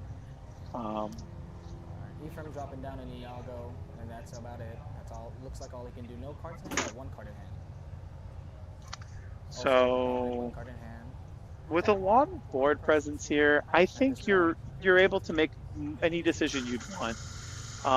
Now, being ink efficient is one thing, but just understanding where you are in the game state is very important. And I think we're going up to 16 or 17. It looks like a high enough lore count to where the remaining lore on board will. We call it Lorthal here, AJ. Lorthal. Lorthal. Yes. No, it's fun. I heard somebody say that one time, and yeah, Lorthal. So there we go. And it looks like Dominic takes round 2 with a clean 2-0. Shout out to both players playing Purple Steel, showing what the decks can do, showing the possibilities. Yeah, again, there's some different decisions I saw both players make, but Purple Steel mirror matches, I think, come down to like who can be more patient and who finds their strength of the Raging Fires first. Pete's not being played right now. So yeah, if you kind of more learning about more of the current meta, we are used to seeing Steel include a card called Pete Games Referee, but that doesn't seem to be in either of these players' deck lists. So if I were to consider building a Purple Steel list, I think Pete might be like a 1 or 2 copies of, because it's very swingy, and there are certain decks where you can like almost predict when they're going to be setting up their song turn, and if you just time it right, and if you play a Pete, it throws like every decision they've made leading up to that turn off, and it completely swings the game. Like I tell people this all the time too, is that like playing Lorcana isn't a turn by turn thing. It's like multiple turns leading into other decisions that you make. And going back to the game we saw here, Dominic spent a decent amount of time inking his first card, because it really just determines the rest of the game being played, like what card you ink. So if you guys are new to the game, it's not as simple as ink play. It is, but it's not. And I really stress that, like when you're making these like higher level decisions, you really have to understand like what kind of paths you're going to take with your deck. So overall, great games. I do like the Purple Steel Mirror, but we saw some players get a little less patient and started questing, I think, when they didn't have to, and we saw how impactful the board swinging was. I think Dominic did a very good job of maintaining his board presence throughout both of the games. Absolutely, especially seeing after that big team come down, it did look like that swung the game in Dominic's favor. So great matchup. No Dumbos seen. First round, no Dumbos. No. Did anyone drop a Dumbo first game? Did the Whirlpool player play a Dumbo? And Angelo did ink a Dumbo. He inked a Dumbo, so Dumbo got played face down. We had a $70 ink on round 1, but no Dumbo was played. So we're waiting to see him pop off. Or maybe he did play 1. I might have missed it. But well, anyway. I don't think that that's going to be the only time Yeah, we're going to see absolutely. Dumbo this weekend. I think there's a lot of purple decks being played in the room.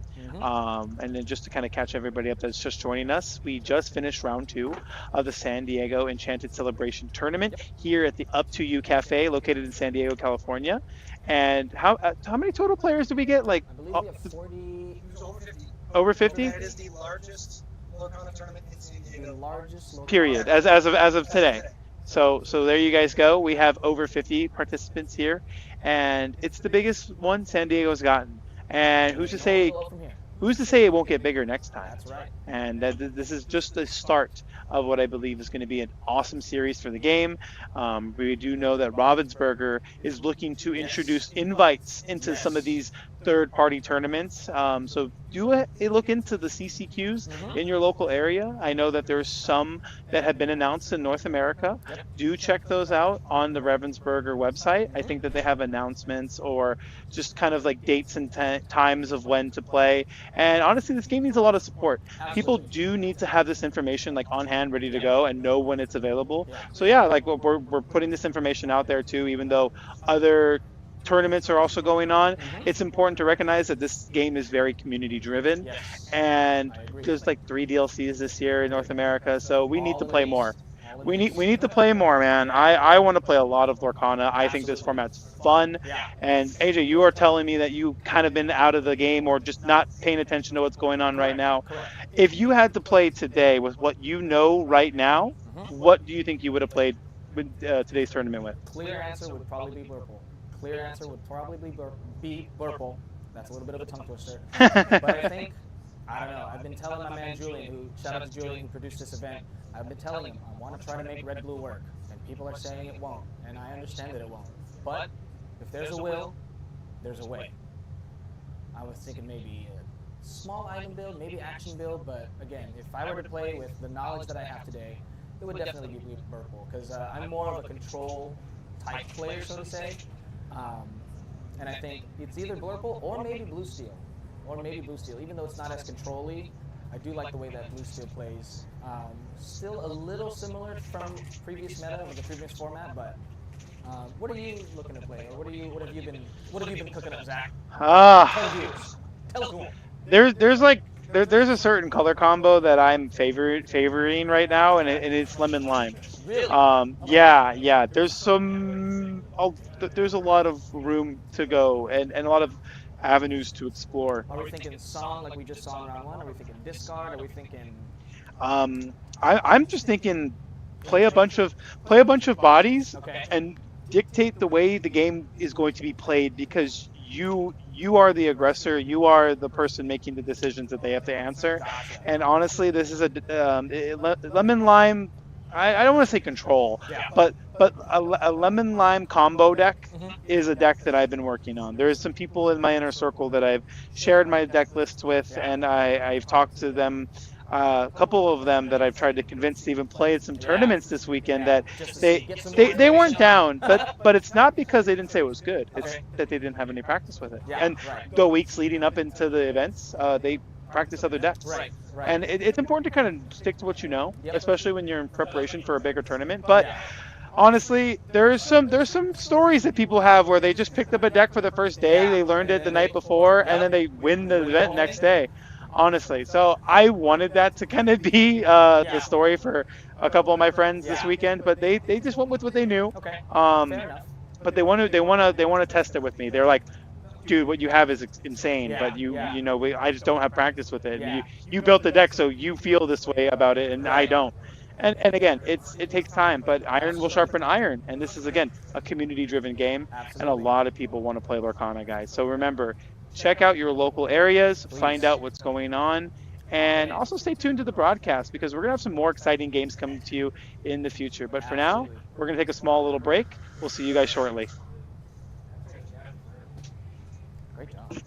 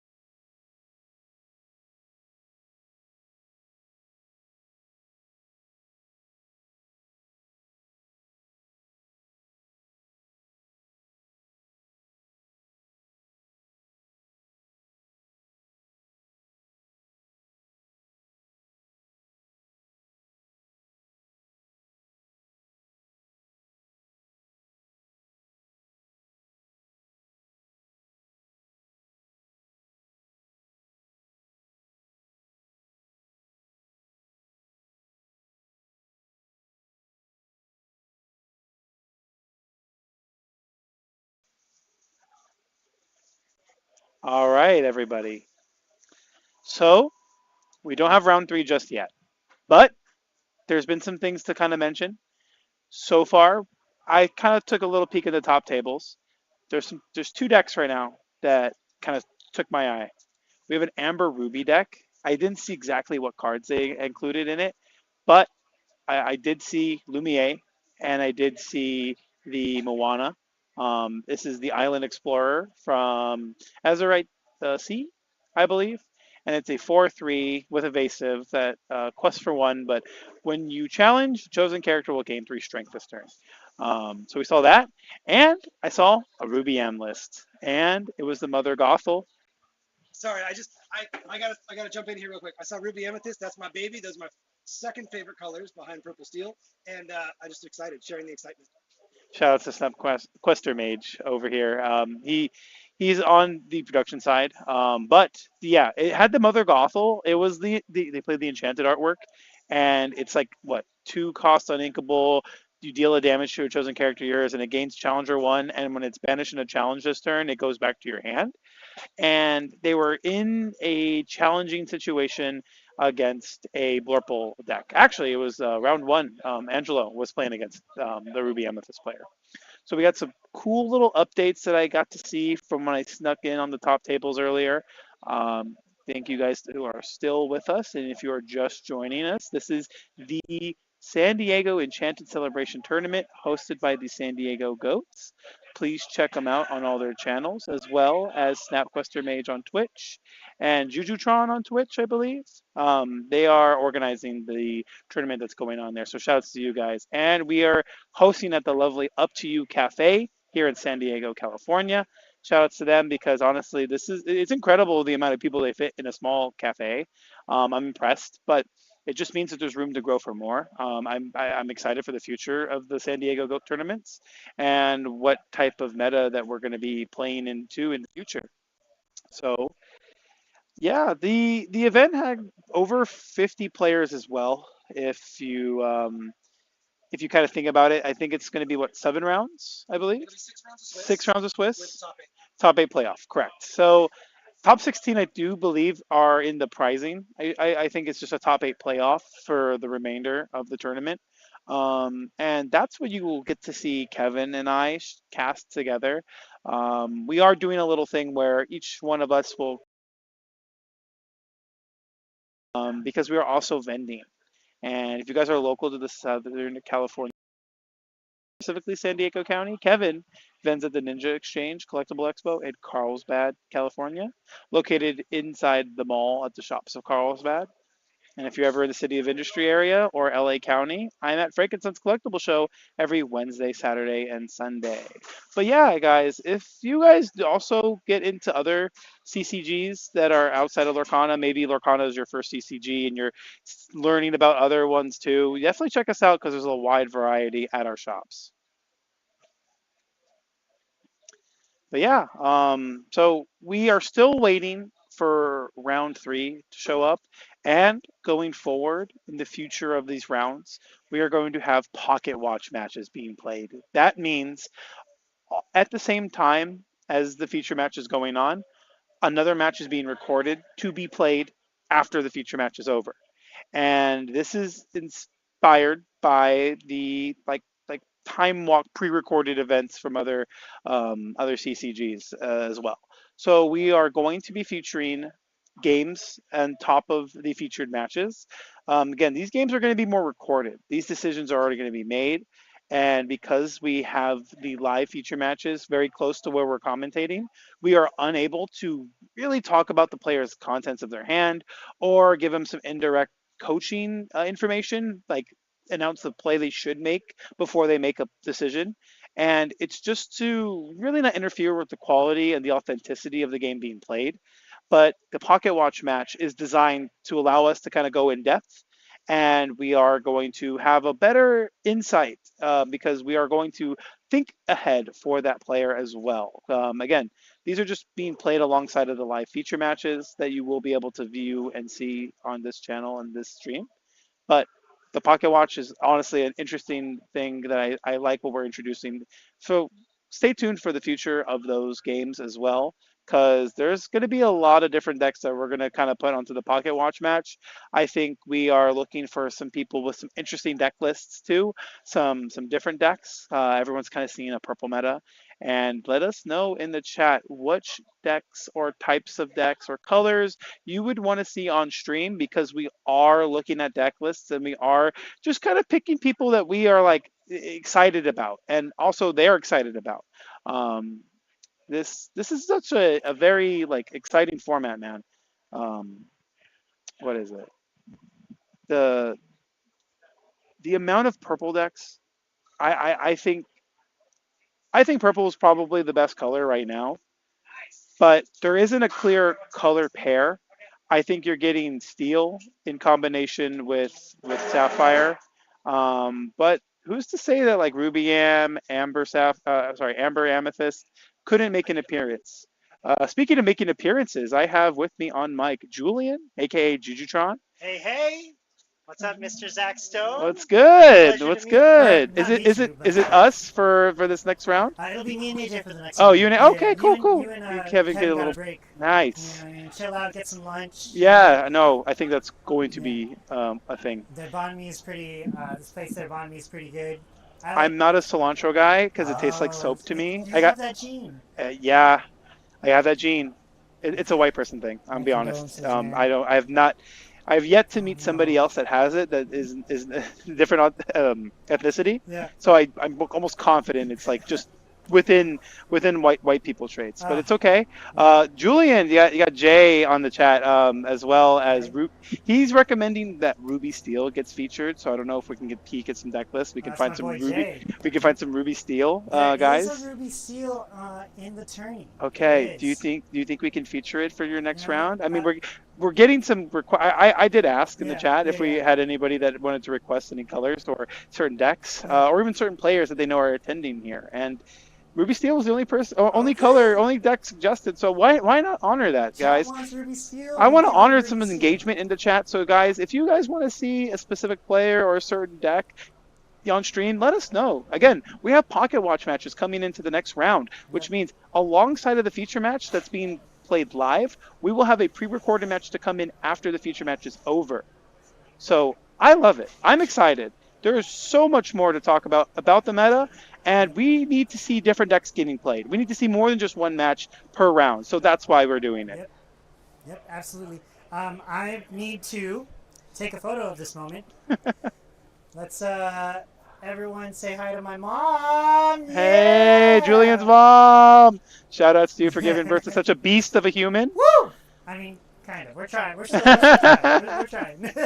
But no, it's awesome, guys. It's awesome. Amazing time here at the Up to You Cafe.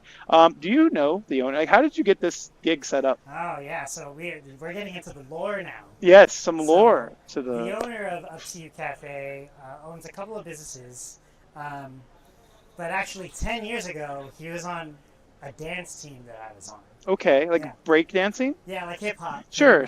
Yeah. Okay. So we competed together. I mean, like we were on the same team for maybe 2 or 3 years. Parted ways, you know. Sure. We kind of went our own path.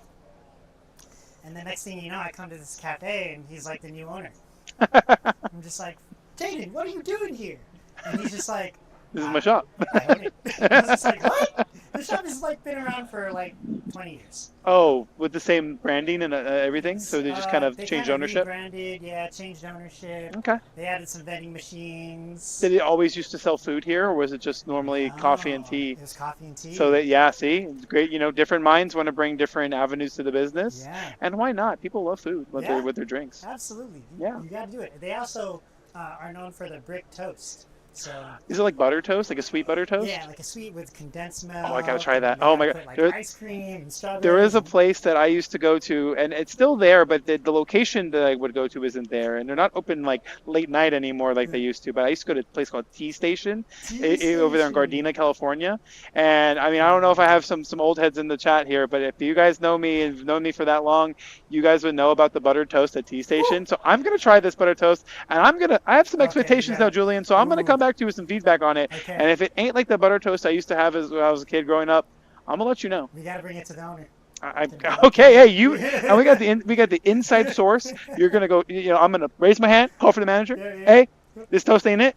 I need some up to date toast.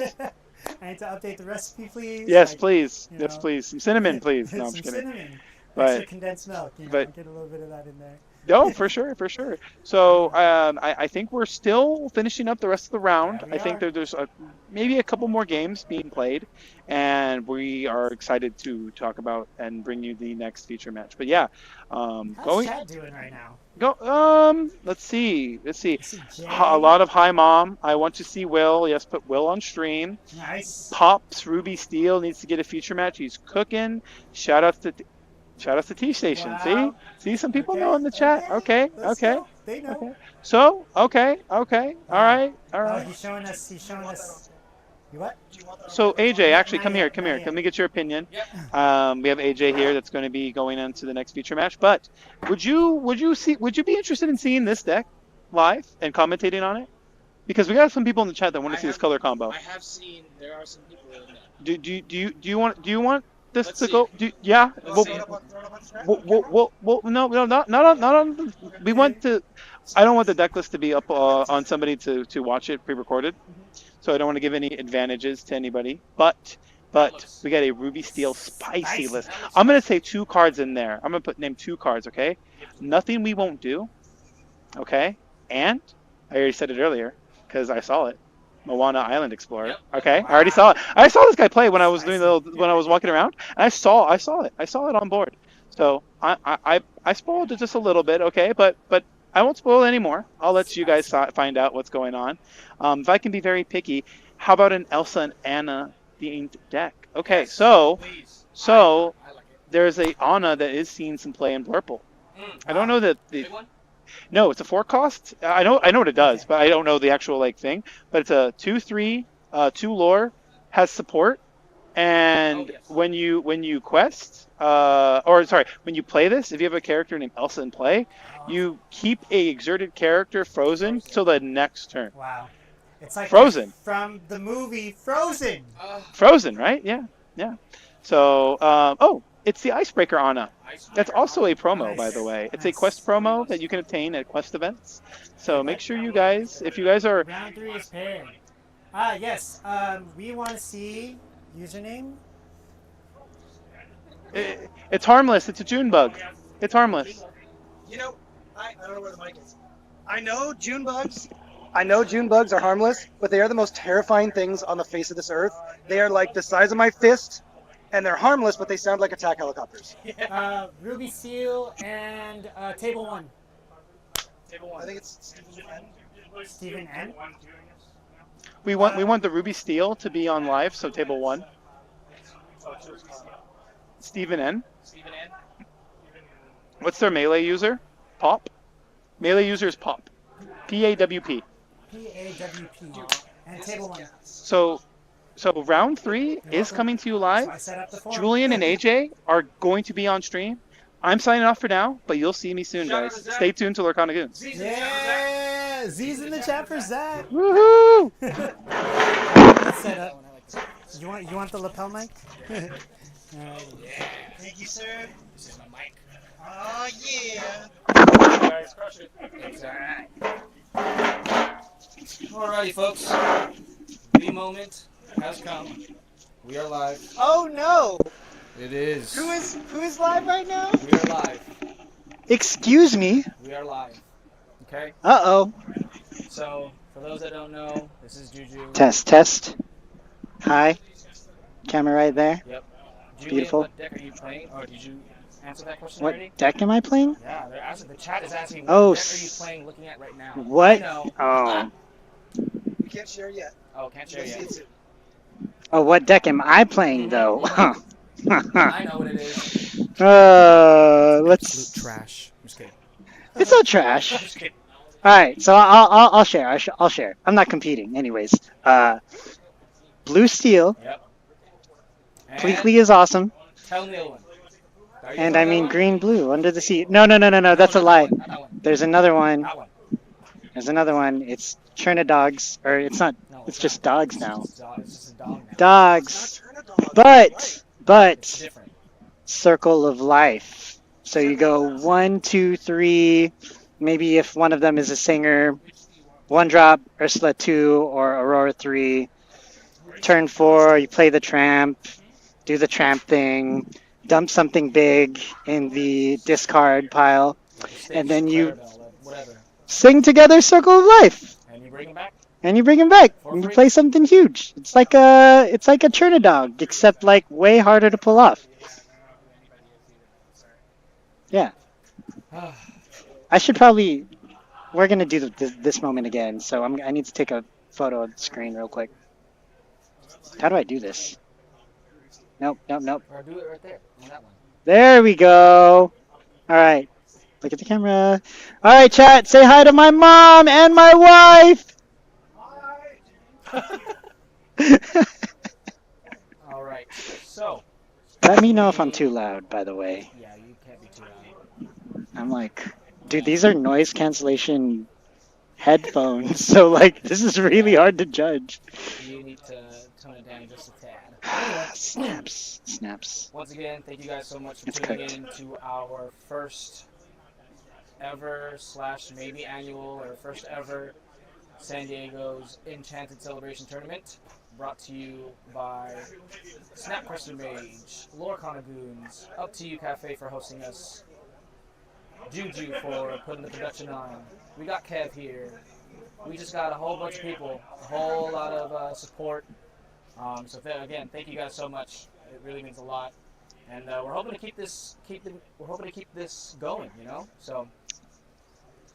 Anyway, Hoping to keep this going. As we go on. Sorry, I got to do the social media thing. AJ, feel free to stall. Not yet. Do whatever you need to do. Waiting for one person. Okay, so again, we're here. Let's talk about the meta. I went ahead and peeked inside. Looks like there's obviously a lot of Blurple, a lot of spice. A lot of spice. It looks like I've seen some red, which I didn't think I'd see. Red? I've seen some red. What kind of red? Like With red, with yellow red. That's crazy. yellow I've seen red, some steel huh? red. That's Oh, crazy. oh. I saw red purple. Red? Okay, Tried Ruby and Am. true. What is dead may never die? Tried and true red and purple. Didn't see any red blue, which is sad. Makes me sad a little bit. But, R.I.P. Red Blue. R.I.P. I'm Anyway. so sorry. Chat, I'm not looking at my phone. Well, I am looking at my phone. I'm just posting a link on YouTube. So Chat, can you guys chat? Am I okay here? Sounding okay? Check. dogs. Dogs will be dogs. We got round 3 starting up in a bit. Can we get can we get some 3s in the chat? Hit some 3s in the chat for round 3. 3s in the chat. Again, thank you guys for tuning in. My name is AJ. This is Julian, aka Juju. Hey. And we're here on a beautiful Saturday morning in sunny San Diego, getting ready for our round 3. It does look like we have Steven versus Lawrence, who are both 1-0. That should not be true. The decks are being cut. Lawrence always with the Pokemon sleeves. Love those sleeves. Alright, I'm just going to post this one link and we'll just let that happen. Alright. Thank you guys again for tuning in. Round 3 is going to go underway. Players are doing their mulligan process. It's not a mulligan. I'm sorry. It's an their alter. Their alter process. Yes. I know, I just heard from Zach. I just learned from Zach. It's Lorthal. Not lethal. Lorthal. It's Lorthal. So we gotta make sure if we see somebody ready, Yeah. we say Lorthal. Alright, chat. If you see Lorthal on the board at any point in the Good to see you game, guys. Good to be seen. Little quiet, much better. be the first Great. one to Thank point you. it out. Thank you, Jacob. Thank you. Jacob, good to see you too. Here's Zach again. See, this is where I'm talking. Oh, thank you. This is actually a perfect moment. So this stream is sponsored by Up to You Cafe. I just got an oolong milk tea. Hey, look at that. Shout out to Up to You. It is Well-known spot here in San Diego, if I do say so myself. Well-known for their brick toast. brick If you toast. guys like brick toast, like desserts. Yeah. They also got some great food. Yeah. Shout outs to them. I don't like bricking my hand, but I love bricking my toast. Can't break a hand, you gotta break a toast. You know, gotta brick the toast, not your hand Not your hand. or your altar phase. So let's hope these players don't brick their hands. And they brick their toast. Anyway, so here we go. So, as you can see on the board,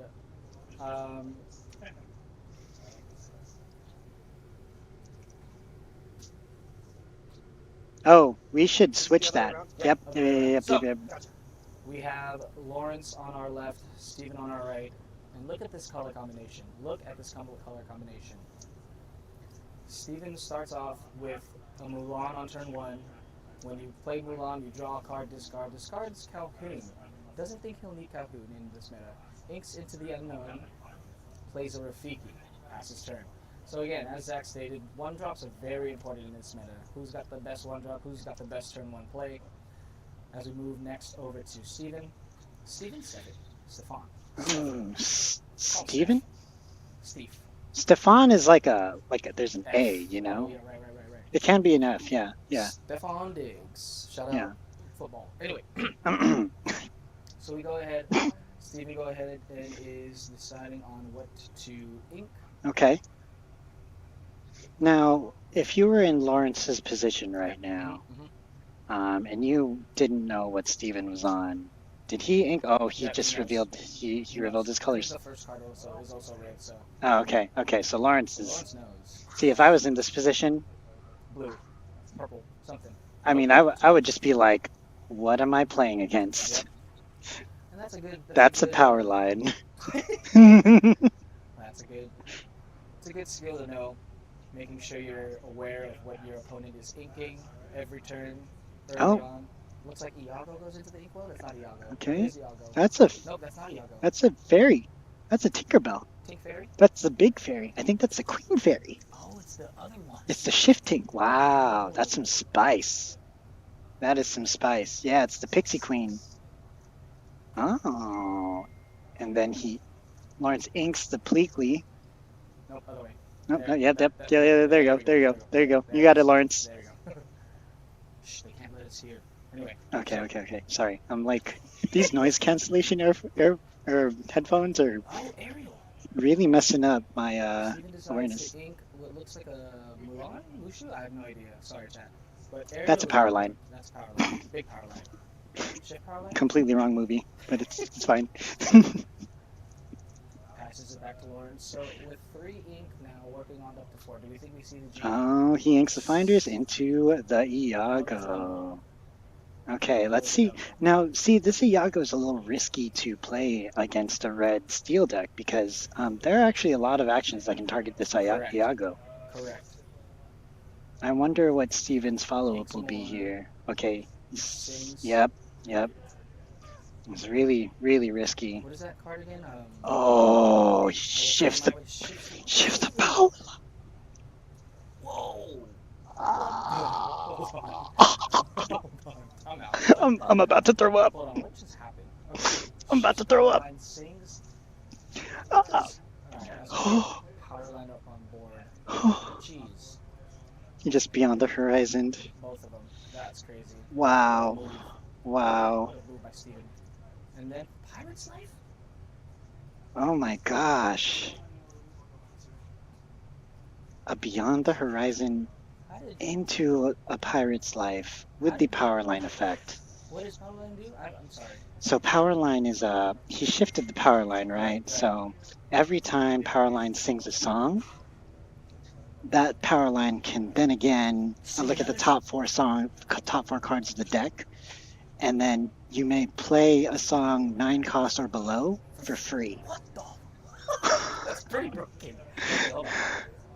Okay, that's That pretty- was an insane That's pretty. sequence right there because he sang with the aerial. What is that Hercules card? What does that one do? Or what is that card called? One Last Hope, One Last Hope. So Yeah. One Last Hope's on the Iago with the aerial, and then I think the aerial gives evasive or gains evasive, Yep.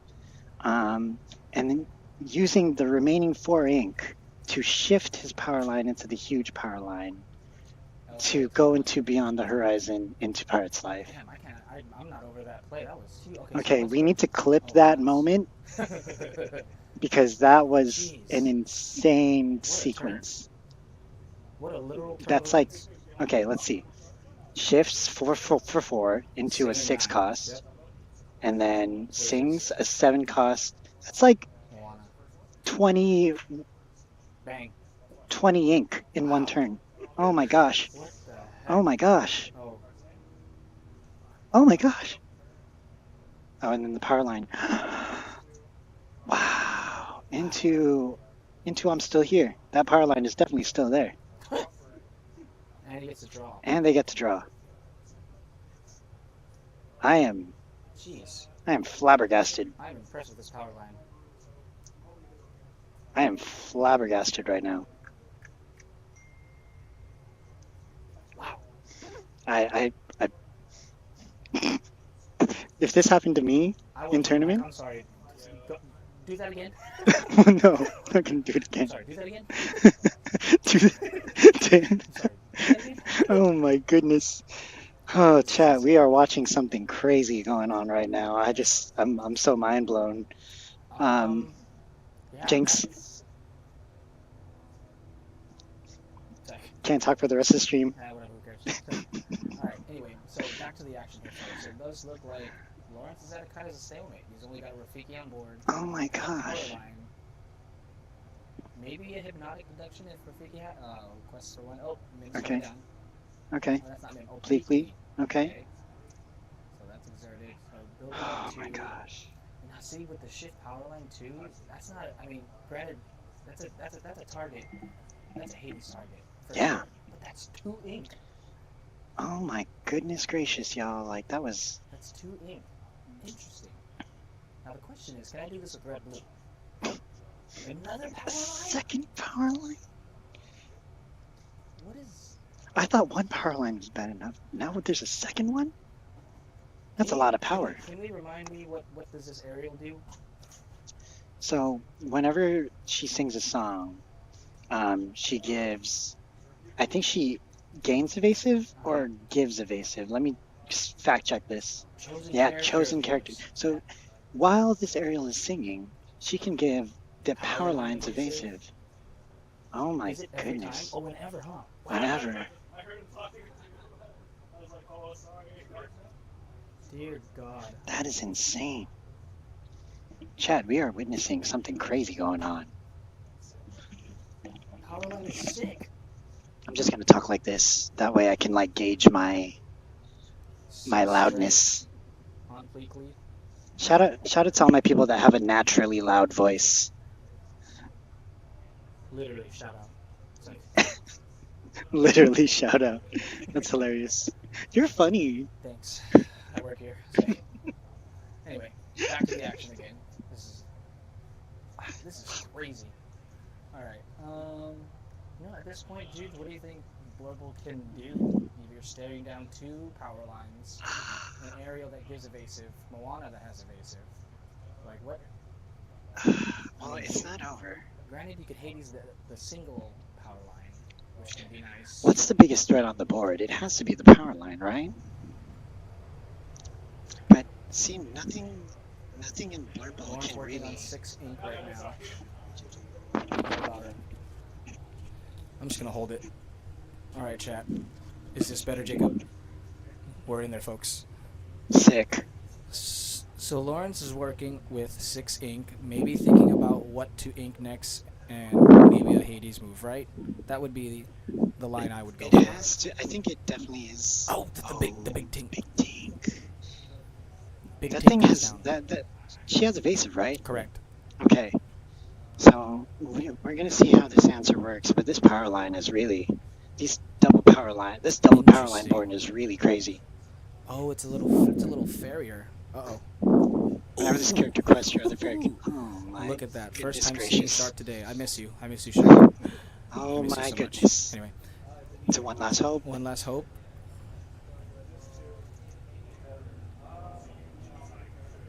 Oh, challenge a ready character. Dear Wow. God. And what the? This is like a Dumbo killer. Or like an evasive killer. And you can use that on a shark too. Oh my Oh goodness. my lord. Gain 1. Into the I'm still here. There is so much tempo going on. I swear, like Steven is Cooking, bro. pumping out like Thank you, Jacob. Wow. maybe 9, 10, sometimes even 20. Like, What is this? Pirate's Life. oh my Bang. gosh. Plus It had to 3. be. It's 20 ink worth of cards in like one maybe, turn. maybe more than. Possibly like, oh my What goodness, in the world? so much tempo going on. I know what I'm doing tonight.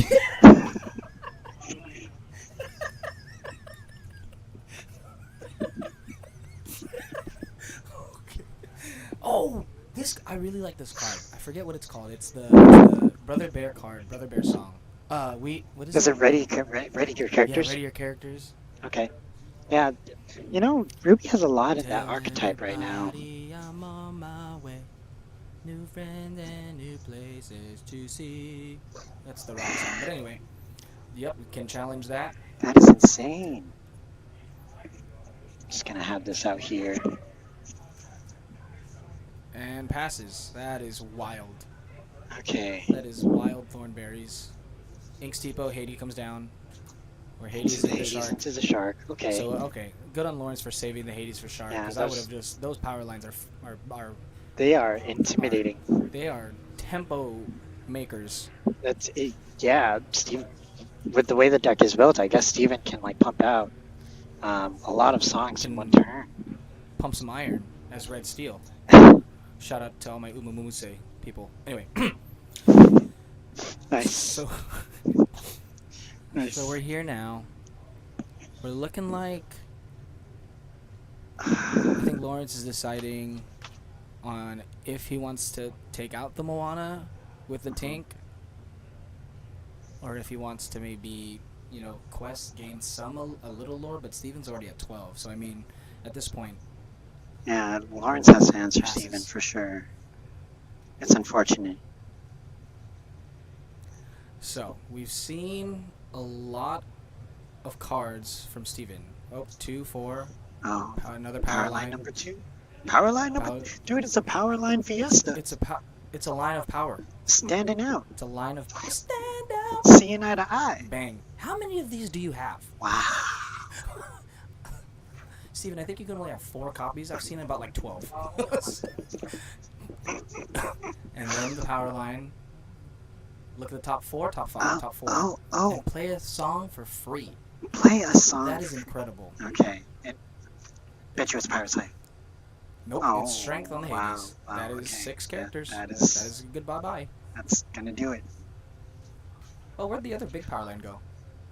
I think I got Hades. Oh, no, it's getting read by Lawrence. There you go. Okay. Quest for 3. Steven up to 15. Okay. So if you're in this position as the Blurple player, what are you thinking about going into game 2? Maybe you take care of the little power lines, but even then, it's just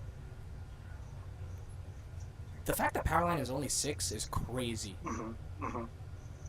Oh, I like this move. So this is a good heads-up play. Yeah, Lawrence is double checking how many. Yeah, because I counted. I think there's 12 of them in the deck. It's like 48 lines of power. I heard that. Yep. Damn, that's a lot of power. That's a lot of power. I can. Oops. Oh. Sorry, folks. And it looks like we've scooped. Okay. We have scooped. So that was a great heads-up play by Lawrence there. He knew he was going to scoop up his cards. So before he ends the game, checks the discard. Checks the discard pile. Looks at the cards that were played. Jeez, looks at what he has to watch out for. I mean, I would definitely do the same because you rarely see a deck like Red Steel pop up in tournaments like this. Man, I am so glad we are covering this. That was cooked. Yeah. That was. Yeah. Steven is cooking. Shout out to Steven for the red steel. Very bold. I need your rest to be booked, Steven. Like that was insane. Like, don't we have it? We technically do, but I don't know. You don't know what else is in the kitchen, you know? That is true. That is true. We don't know who else is cooking. Who else is cooking? Like, is there a sous chef? That's true. You know? Are there like where does he source his ingredients? That is true. Are they imported? Are they? Yeah, exactly. Like The who world may knows this never stuff? know. God. Oh, shout out to my boy Chris Banaga in the chat. Oh, What's up, Chris? snaps, Chris. Where did you what's post up? this link? Instagram. Why All not? right. Again, thank you guys so much for tuning in. We are here in San Diego at Up to You Cafe hosting our first ever San Diego Lorcana Enchanted Celebration tournament. I'm your host, AJ, alongside with Juju. We are in Hello. round 3 going into game 2. Steven with 1 win over Lawrence. As you can see by the colors, Steven is playing, yes, your eyes are not deceiving you, folks. He is playing red steel. Yep. And Lawrence playing one of the top meta decks, purple, blue, purple. Technically, it's amethyst sapphire. You know, sapphire. We gotta do the gem thing, but it's also known as blurple. Also known as Blurple. Thank you, producer Matt. So if you guys are tuning in and hoping to see some of the Lorcana Goons, Kevin and Zach, they are taking a little break, but they will be back here shortly. I know you guys must be tired of me, but... I'm not tired of you. Okay. Anyways, you know what I'm not tired of? This Powerline card. Man. Ah, man. Yeah, that power line card is World's is greatest really rock scary. star. It really stands out. So stand out. Yep, it really does stand out. I'm glad we're seeing eye to eye there, producer Matt. Yeah. Are there any other songs in that movie? That I know, no. That are There have to in be. here, I don't know. Stand out, eye to eye. There's another one. No? I think that's it. Those are the. Well, I mean, It's all the best ones. they're the 2 best songs in the movie. That's for sure. All right. I wanted So to be Powerline when I was a kid. we are. So we're heading into game 2 of round 3. Lawrence with Amethyst Sapphire against Steven's Ruby Steel. Now, I believe Lawrence will be on the play for this game, As he should be. debating on what he wants to alter in his hand. Now Lawrence with some spice. So let's talk about that. Let's talk about the Tinkerbell, right? Because it's Tinkerbell. It's got evasive, quest for 2, but it also gives your fairies something. Right. You know? An additional lore. An additional lore. Do you think we're going to be seeing more fairies in Lawrence's deck? If so, what fairies are even there? What other fairies are in Blurple? Shift 5 evasive, yeah. When this character quests, your other characters get 1 more lore.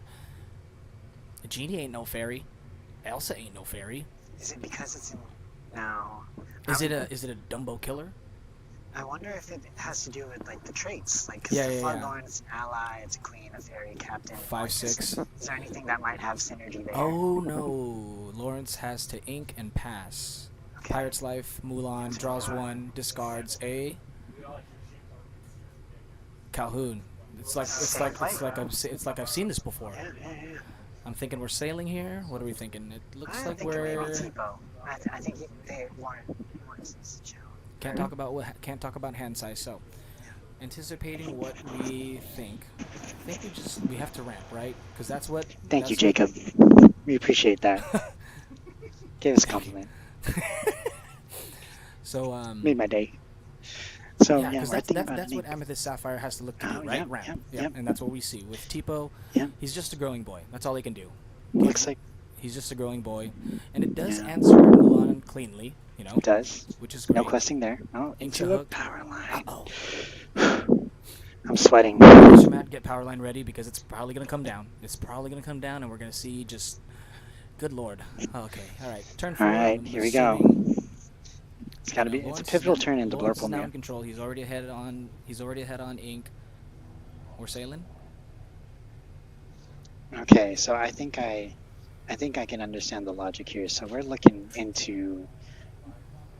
If I were Lawrence, I'm possibly thinking about getting Hades online as fast as possible. To get yes. So So this maybe- could be a line where we go sail, double link into a 3 cost, and if he's running Pleakley or boom 6. get to 6 for the next turn Hades. But I don't know. Blurple lists haven't been running Pleakley as often.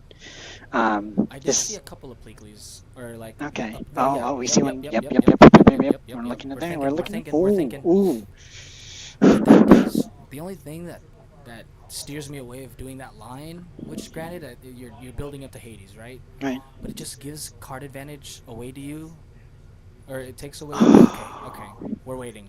So Gina Wow. comes down. Lawrence decides to go with the patient line two here. four quests are on 2/4, 2 quests are on board. Draws a card. Now, see, Steven the only with a here's the aerial. yeah, there's the aerial Here again. we go. The only problem I have with that is now we have to answer this power line, and the only out to this power line is really Elsa 5. Elsa 5. Elsa the Fifth Spirit, or Spirit of Winter, I forget. Spirit Something of like the that. Fifth Spirit. The Fifth Spirit. I don't know. She's got a lot of spirits. Like that's the only clean answer right now, and it looks like Hold on. Lawrence opts to quest with the Tipo And then into the Bleakley. Lawrence with 1 lore on board. Please Okay. Tipo. So this if Steven has a power line on board, or next turn, I'm assuming this line is going to happen where it shifts the power line, syncs with the Genie aerial. quest for 2. Ooh, this is a tense moment in the game, folks. It doesn't look like Lawrence realizes, but Inks. Tipo should be in the ink well. Oh, okay. So where? Tipo- Okay. Oh, nope.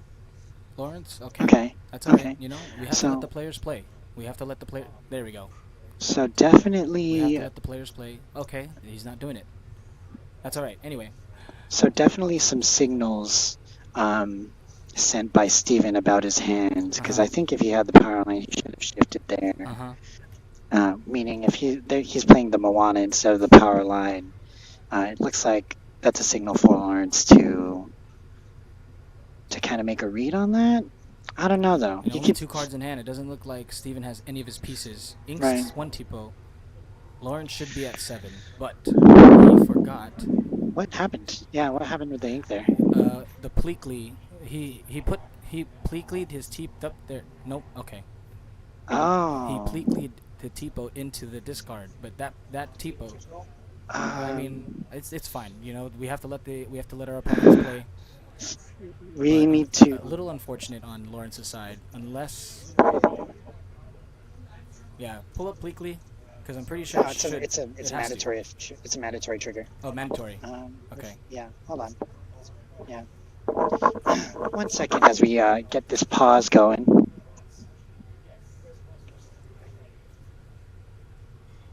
All right, folks. We're gonna try to keep some fair play here, because if I'm not mistaken, right, he Pleakley'd the Tipo, and Yeah. that Tipo should be in his inkwell. So he should be at 7. He should be at 7. And the Pleakley is not a May trigger.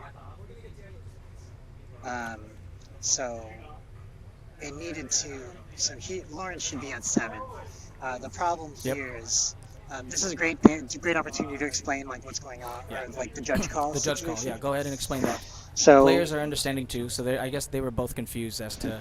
Lawrence does play a little fast, so I can see as to why that happened. But anyway, judge call. Right. So as commentators, I guess we have a responsibility to keep all gameplay fair, right? You know, as best as we can. So when we see something, we gotta 100%. say something. 100%. And that goes for everybody out there too. If you're playing, if you see something, maybe say something that's mandatory. Maybe not if they forget to draw, or if they forget to discard, It's like put in the inkwell. All right. Okay, So, great. So good fix. Game's back on. Yep. Judge confirmed, our head judge. Shout out to Daniel Gio and our table judge at Max. Warning. Yeah, the players got a warning for not maintaining the game state, but basically the Tipo goes back into the inkwell. So where it belongs. Now we're at bang.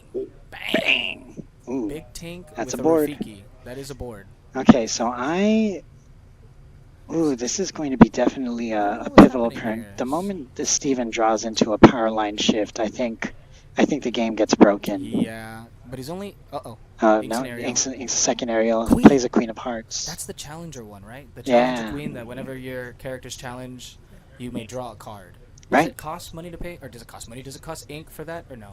It does Queen of not. Hearts. It does not cost ink. So wait, what was the question? Sorry, Does it cost? Yeah, does it cost ink? Queen of Hearts red. Yeah, it costs 5 ink. But the ability. Oh no, it's Wow. So any free. Okay. Yeah. So that's yeah, a good yeah. little draw engine. Yeah, there's no cost to that. You know, you just got to challenge You just something, gotta, of course. You just have to maintain. You just have to have characters to challenge on Right, board. right. It's a great battle trick too, because if your opponent thinks they're safe, you know, drop the queen down, draw a bunch of cards. Wow, whenever one of your characters challenges another, oh, that's interesting. I kind Yeah. of like that as a draw engine for red blue. More on that later. Anyway, back to the action here, folks. Oh, we have shifted Rafiki. Oh, Shift Rafiki. there is so much spice from this. I think it's set Seven. six. Six or seven. Yeah, it's gotta be 6. Azurite C.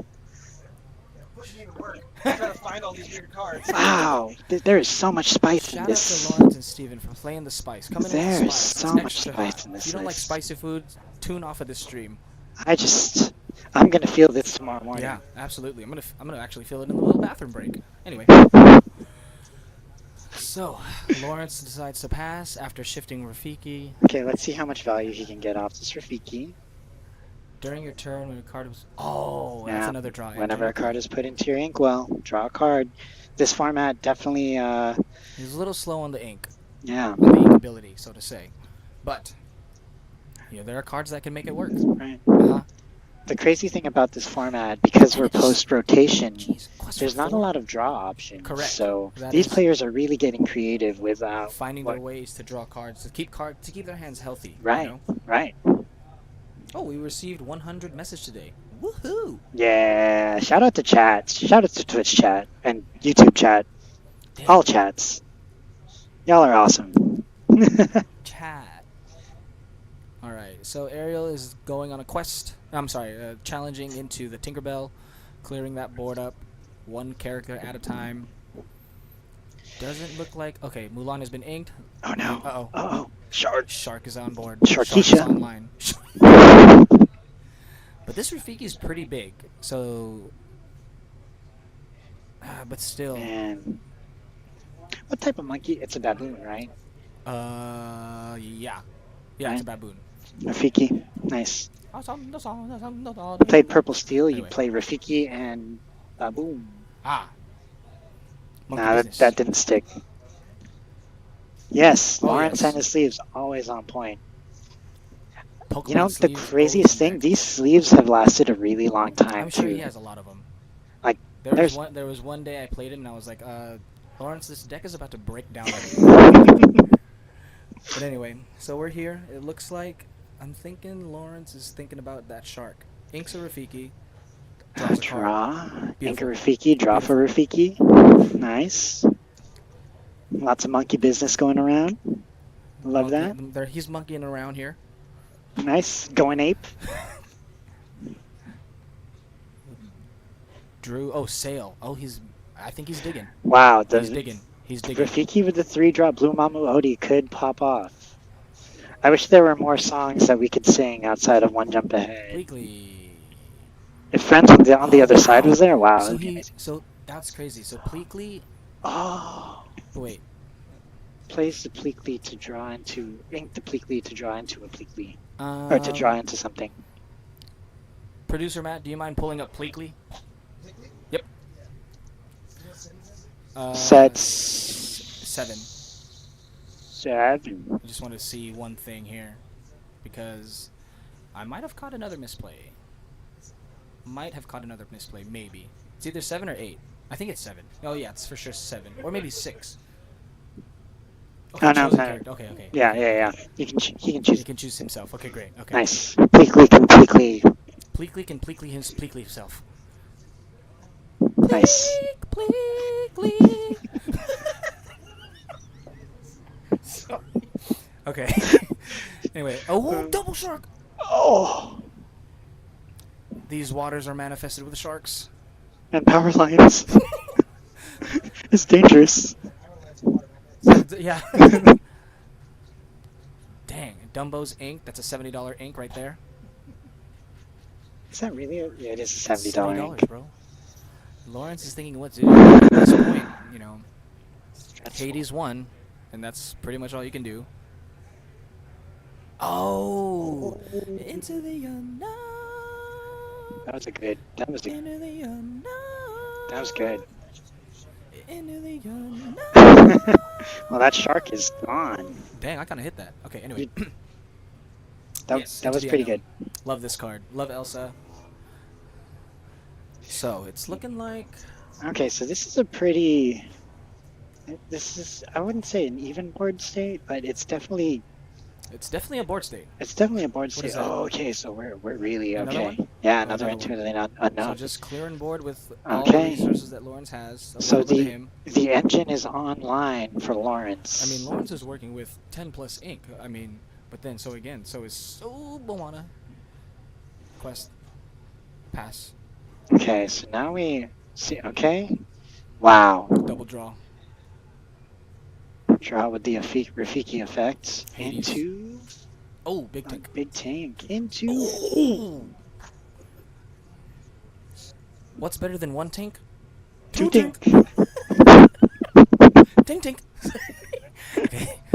Okay, so passes back. That's a lot of fairy. That's Fairy captain. very scary. That's very good. That's very good. Oh man, All right, 3. this is actually an insane board state right What is now. that card again? It calls me? Oh no, I'm still here. I'm still here. Yeah, you are. Oh. Wait. Is Oh, this Steven going with to only be- one card in hand. I'm pretty sure he's trying to fish for it. Like as soon as power line comes down, that's where. But then again, he's got no cards in hand. So looking at the board state here, Lawrence got a full hand. He is able to draw continuously, not continuously, but every time he inks, right? So draws Right. one, And this has is to ink. Maybe. this is the power of having your draw engine online. Like, you know, when your opponent Uh-oh, here it can't comes. really do. Second star. Bang. Oh, Draw 5. What a refill. that's a lot of stuff. What a refill. That's a lot of stuff. Okay. And with no shark on board, it's fine to. Oh, yep. Okay. Draw. Wow. All right, folks. Let's see what Lawrence is about to put down. 2 for sale. Nope, it's 2 for What is that card? Magical Feather. Magical Feather. Magical Is it? Feather. I don't know. I don't think so. Yeah, this is an What a match. insane match. Seriously. And it's only game 2. We have, I mean, if Lawrence can pull this out, we have another one coming up. Now, if I were Lawrence, I'd kind of be worried about, Be prepared. you know, What is that card that Lawrence just put behind Rafiki? I'm thinking it's Magical Feather that Zach was talking about earlier. So Yeah, Magical yeah. Feather is that one item that you can give evasive to a character, Yep. and then you can also pay 3 to bring it back. So if let's say if this Rafiki is gone, you know, you just pay 3, put it back in your hand, you replay it again. So Elsa comes down, not chooses to exert the queen. So gets rid of Really? Steven's draw engine.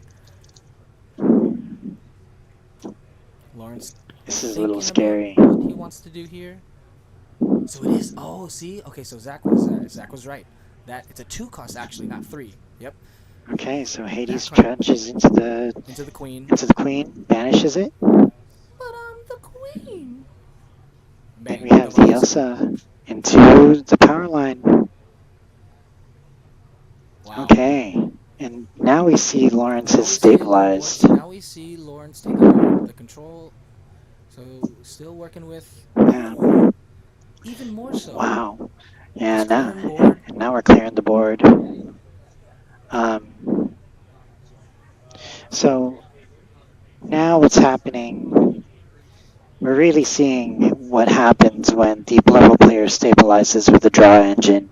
I think the pivotal point in that game was when Rafiki was shifted on. Started going ape. Sorry, I didn't hear a word you said. I was just watching them like decipher what just happened because I too am a little confused. This game is going. There's a lot going on board. Going bananas. I think it's simplified enough now, but Okay, so I can breathe. Jesus. Lord. So, Blurple now has it looks like almost total control. Oh, you know what I realized too? That Rafiki quest for 4. I know, bro. Oh my god. So there's like Insane. And it there's face it down. there's like It's a big boy. there's 12 lore on board on Lawrence's side of the board. Oh, and Hold the phone, folks. it's not over yet. It is not over yet. Swings there. It is not over yet. Oh This wait, has can plus the- 5 to Hades and deals 5 there and there. Wow. Rafiki is a 4/4/2, so Rafiki is dead. Is it? Oh, it is. Yeah. Oh no, so the draw engine is offline Draw now. engine is up. Wow. Yep, that Yeah, stays board. That yeah. stays on. Magic Feather stays in.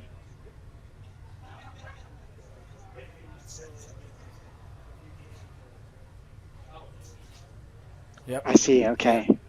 So we're deciding on what Wow. Mulan These are to some haymaker turns right Jeez. now.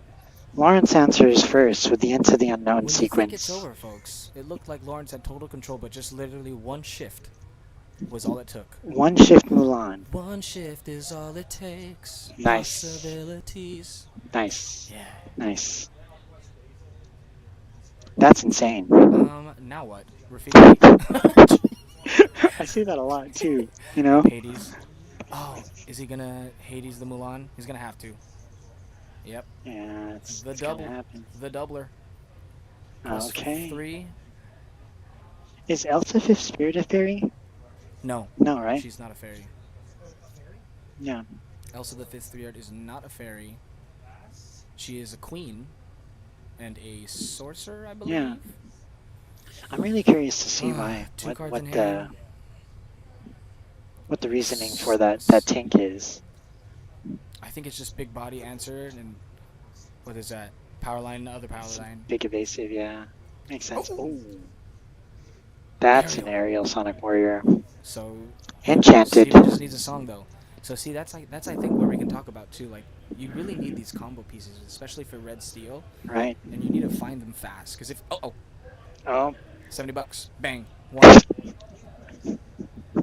give it to him, $70 bang. give it to him, one more, do it, Lawrence, one more, one more, one more, one more. Come on. Is it happening? I don't know, man. If I were, Ooh, yeah, interesting. yeah, Yep. we need to get rid Raise of the that power power line. line. Absolutely. Like it's very much needed. Genie one, bang, number 'Cause- 2. I don't know what he's doing.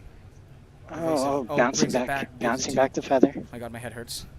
There's a lot going on board right now. Oh, So he's what is that? 2 making the sail, plays. playing the Oh, and feather. then Okay. gains 1.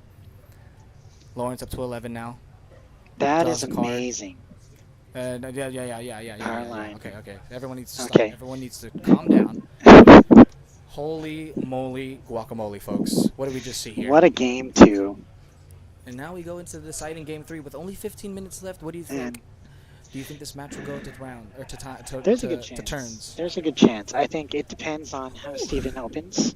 The big thing that we kind of need to look out for is That that power line. power line.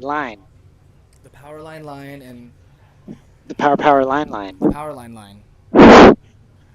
But I think Lawrence did a really good job at maintaining board possession. Yeah. Right. He did a really good job at maintaining board, maintaining control. Had to Hades the power line because it's a little scary. It's a little scary when you've got a power line shift target on. Yeah. But I mean, like it just stands there menacingly. I You think you could say it stands out. Sorry, I'm just kidding. Anyways, folks, again, thank you guys so much for tuning in. We are going into game 3 of round 3. Can we get some threes in the chat for Threes in the that? chat for game 3 round. Game Bada 3, bing, bada round boom. 3. Oh, got how exciting! Ruby Steel versus Amethyst This is a Sapphire. great match to. Heavyweight folks, 'cause matchup. I'm thinking red blue power line. All right, chat. If you're for the red blue power line, Give me some blues in the chat, folks. Red blues in the chat. Come on, some red and blue emojis. Let's go. please make it work so I can come back. If you No, it's all about amethyst. Boo. Purple all the way. No, I need to feed All my right. kids. All right, so I chat. We need some activity. So if you want Lawrence to win, let's put some purple and blue emojis. If you want Steven Man. to win, let's see Yes. some red Jacob, and three. gray Jacob, emojis. 3 in the chat. Game Nice. 3, round 3. Here we go. Jacob, shout out to Jacob. Jacob. I Oh forget. my Is goodness. he the brother or the other brother? One of the. Or One of the He's brothers. one of, right? Yeah, I think he's one of. He's a brother from another mother. You know what I'm saying? If you can get what I'm putting down. You know what I'm saying? Absolutely. Shout out to Jax. The brother Okay. from. Now we're looking into the altar phase. I like how we're just switching back and forth know. here. Back to the action, folks. It looks like Lawrence has done his altar already. Yes. Shout out to Lawrence. Hopefully he can take this one, but I don't know, man. This matchup, this deck, This is can do wonders. this is an insane game 3, y'all. Alrighty, folks. Here we go. And it's only and round we- 3 of the tournament. Round 3 of the tournament. We It's are only starting round off. 3. I believe Steven is on the play. He's gonna ink and Mulan, and then we're gonna pass. Oh no, Inca Mulan. Pirate That's Types? great. Okay, okay. Monstro, pass. Oh, Inca Monstro. That's okay. See, Fast-paced gameplay, folks. Fast-paced gameplay here. So we've got 2 down. Power line. oh, power lines out. In 2 turns, Steven will be able to shift it. As long as he draws the ink. Okay, Inks we a get bell. the sail. You know, round 1, Angelo had the Disneyland bell he was playing with. He was flexing on him. No way. Yeah. Singapore. He was yeah. flexing on him. Wow. That's a really expensive bell. Okay, debating Lawrence on what deciding to play on what to next. ink. No, what to ink, Oh, because what he to already ink, plays yeah. sail, so Just now kidding. we're You know, I should really move this camera a bit. inking A into the unknown. There we go. It's blocking my view. Didn't see the sail on board. Oh. Nice. Nice.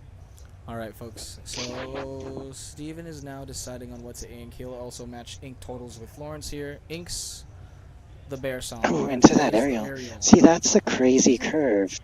Power line Nothing we won't 2 do. Hey, into nothing aerial we won't 3. do. Hey, nothing we won't do. Now Hey, we're in the we 4. ain't doing nothing. There's nothing we won't do. Hey, okay. Okay. So How many Lawrence. registered players today we have? How many registered players we got today, man? Oh man, Folks, so today This is the biggest Lorcana tournament that San Diego has ever had. With a total of... we had 54 registered today. Unfortunately, a couple couldn't make it due to traffic problems. So we are currently at 48, 48 players. 48, something like that. That's a lot of people. Yeah. So Ooh. it's been pretty good. Had we gotten, or had everyone attended, this would have definitely been the biggest Lorcana tournament ever. But I think we missed it by a mark. Oh, we missed it by a mark? Okay. Yeah. But it's okay. Regardless. It's our, we're you big. know what's We're crazy? Big. We're big, folks. We're big. This is our first tournament. First tournament, not our last. Not our last. We have a lot more to, A lot more in store for you, folks. a lot more opportunities to break Stay that record. tuned. So it looks like back to the action here. Steven is playing... What is that card called Oh, again? I'm still here. I'm still here. Plays it Okay. on power line. Oh, Power so- line is now evasive okay. because of Ariel's effect. Steven's Quest for going 2. sideways. Steven goes up to 2. So now we're Lawrence, I don't know looking, if we caught it. He double sailed last turn. right? So he is now... Oh, wow. Yeah. He sailed, and then turn 3, sail. Yeah. So he triple sailed. He sailed. He sailed to the power of 3. Wow. That's So a lot of sail. sales. Sail. You'd think it'd be like Amazon Prime Day or something Period. with all those sales. Oh my gosh. Or Black Friday. Genie. You know? Cyber Genie Monday. draw. 3 to more work with. Or 3 Uh-oh. more to work with. 1, 4. Bang. Ooh, get that power line out of there. Into the unknown. Yeah, that's a. He said, honestly, I don't even know which one of the brothers I am. Shout out to you, Jacob. You're just one of them. So My the brother. the You're my craziest brother. thing Where is you at? that like with all those scary shift targets on Steven's list, It's like, worth answering them definitely. early on. Okay. Because But then you're using that resource, and you're Right. not gonna have it for the big one, because these only cost 6. Both Right. power line and shark both cost Right. 6. So, I guess early on you are maintaining control and maintaining that whole threat of, you know, hey, Right. I'm gonna be answering this. You're not able to shift. You're not able to have any Right.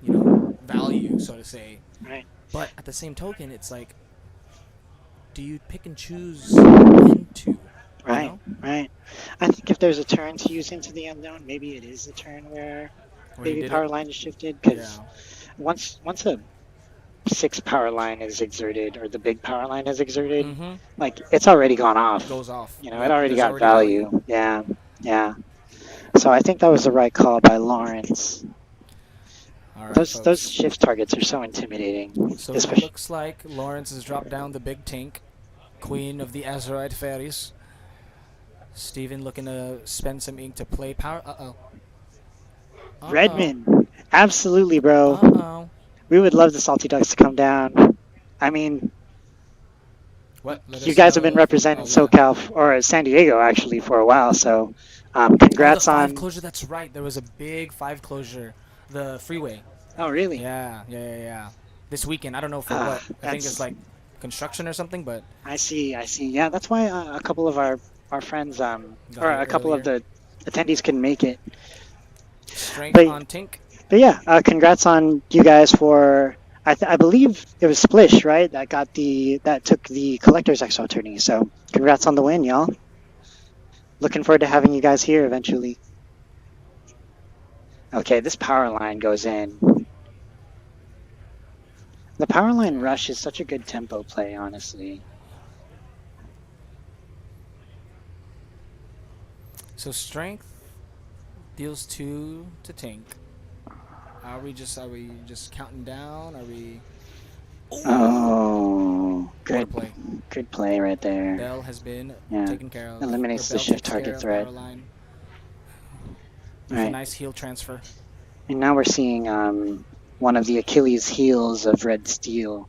If there's no draw going on, or if the engine stalls a bit, the deck can be starved of resources. Correct. So Oh. Queen. So there's one draw engine. And, I mean, Ariel is evasive, so she is able to challenge into Tinkerbell, but doesn't take the challenge. Oh, Finders Ooh, Keepers. nice. Losers Weepers. Pay 5 to draw 3.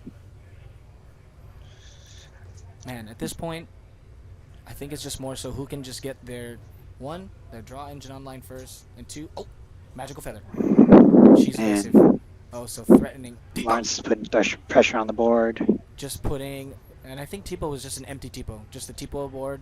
Right. Again, Tipo's just a growing boy, but You he know does what? quest for 1. It could hedge against being undisputed too. That might be an option for removal in this deck, even though we haven't seen That's it. true. Very true. Yeah.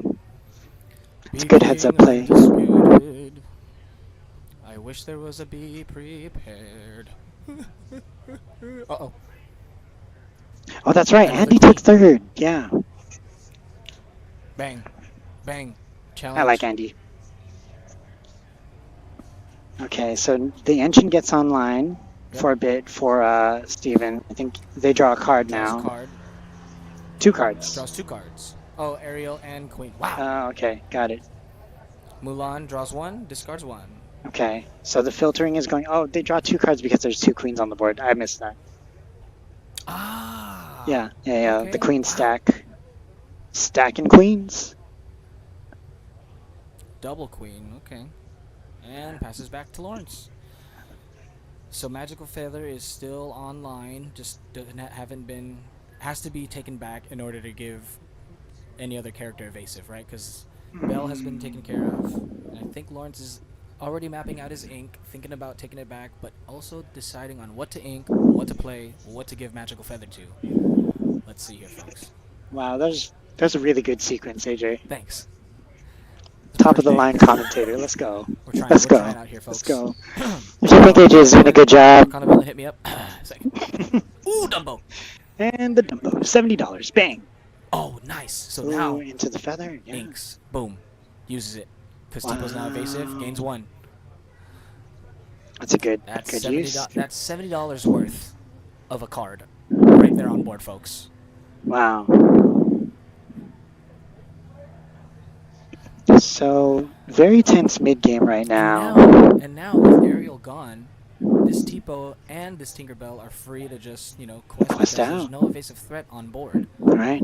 As we take a look at as we take a peek in Steven's hand, I don't know if there's some sort of. It doesn't look like there's a there might way. be. Nope, I don't know. Yeah, Let's see no. what it is. Okay. Oh, there it is. There's the answer. Okay, and now we're gonna. What is that? Were you ready? And that's a song. That's a song. So they get evasive. One of them gets evasive. Wow, look at the synergy. No, I should think. Okay, yeah, that one to keep it alive, and then he's gonna be able to draw 2. Right. Because they're going to challenge into the Tipo. Swing there. Draw Oh, 2. swing into the queen. Yep. Okay. Draw 2. Draw 2 for the queen's Queen of triggers. Hearts dies. Yes, queen. Yes, queen. Wait, that Queen of Hearts should. Yeah, it looks Oh like no, that. that's right. Because nothing we won't do. We don't take damage. You don't take damage from challenges. What a swing! Oh. What a swing! No, get Mulan. Get him out of there. Oh, Mulan doesn't have evasive. Wow, that's crazy. Okay, so now we're okay. Back into the action. It's pretty insane. We're Dumbo training. Dumbo does his first. How does Lawrence answer back from this? Tipo goes next. Okay. I think Lawrence is at like 12 or something, 11. I don't know, but now what? Great heads-up play by Steven though, utilizing nothing we won't do's full effect. Wow, Rereadying, so much taking no value off of damage that. from challenges. Big tank comes down. Okay. Big purple tank comes down, so to say. And what? Oh, one for Rafiki. Okay. The draw engine is online now. It's kind of risky to exert those characters. Yeah, Ariel is on board. And those queens will stack, and you know that Steven's deck has a lot of songs in the deck. So this Ariel is free to give those queens evasive. The hand is looking a little nice Oh here. my goodness. The hand is looking a little nice. If there's a shift power line, then it's gonna go off. Oh, I see it. I see what he's putting down. He's gonna do it again. Oh, Ace snap. Ariel, Sonic Wars. 5, 4. Oh. That's a shift Mulan. Sings. Oh, baby. We'll sing together beyond the horizon. Monstro, Pleakley. Oh, that monster. Everyone draws 3. And then evasive. Oh, my goodness. Dumbo. And what? That is a devastating clear. Uh-huh. Very devastating clear. And he can draw. He can. He draw. Yeah, draws 2 for the Queen of God. Hearts. Yes, Queen. Yes, Queen. 3. There you go, Steve. I understand. I've been in that position too. I You know. know, sometimes you're just like, Juggling where's dice. that number? And now we just wow. Jeez, we got strength. Technically give evasive to Queen. Man. Bang. Draw 2 more. And the board is And there now we go. clear. What a frickin' turn. That is so. Now what? That was such a huge swing. And why not? Yeah. Another one just for See, insurance. Again, it's another demonstration. Whatever deck gets the draw engine online and gets the most value out of it, it's seems to play That's out. what I'm telling you, folks. Red blue is going to be on the horizon, beyond the horizon, so to say. That's a steal card. Who cares?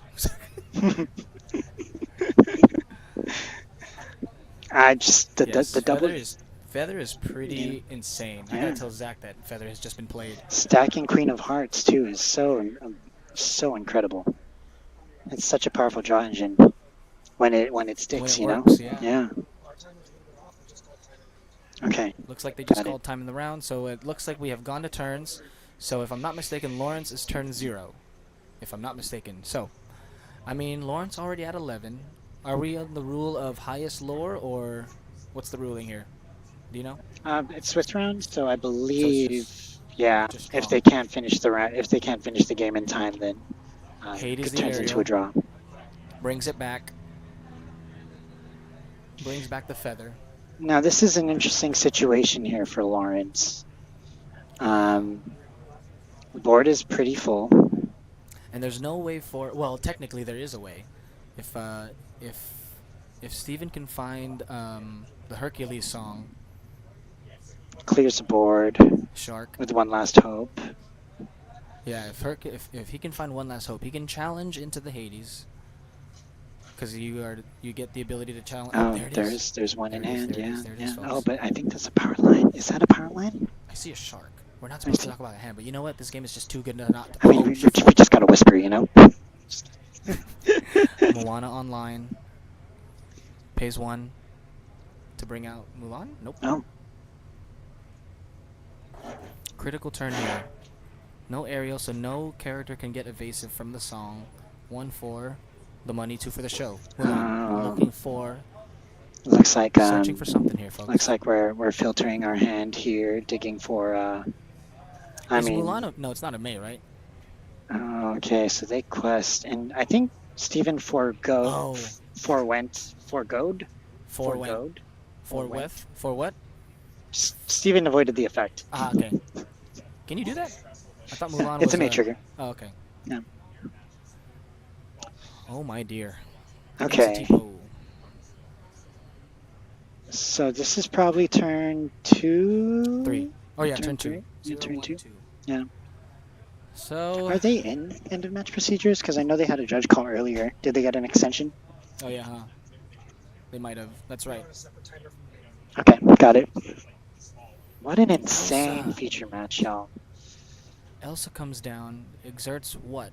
4 characters of Steven's are already exerted, so he can choose Powerline, Moana, or Mulan. It's a tough decision. He doesn't have to choose. I think he's just putting it down for what? Oh, yep. Okay. No, there. we would definitely Power line has been exert exerted. things, yeah. Pays 2. Sally. That's really tough. Feather into Genie. Evasive. Moana is evasive. Into Queen of Hearts. Okay.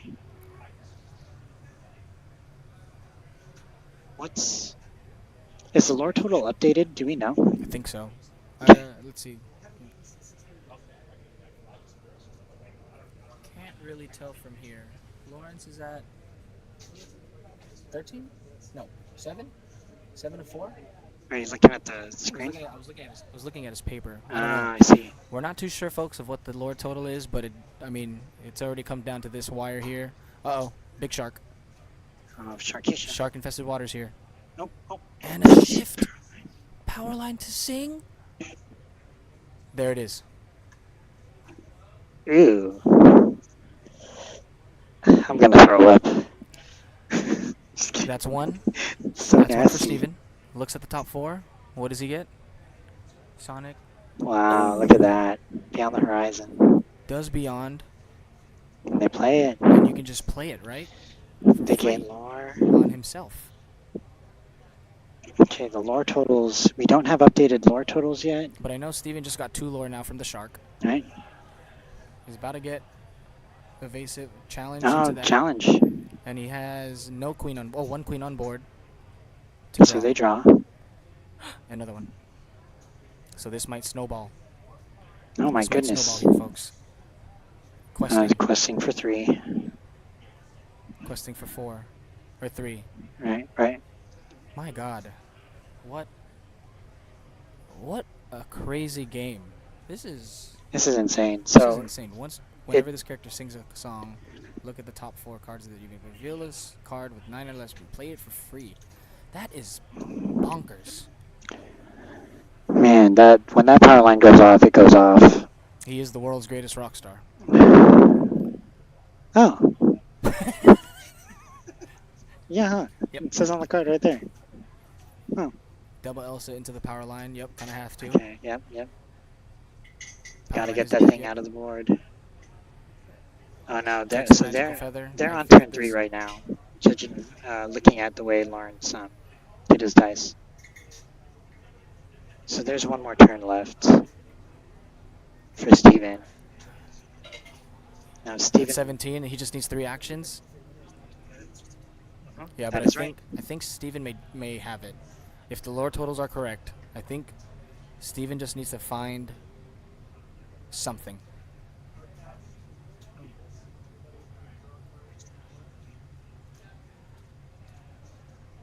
That's 1 for Steven, so up to 13 now.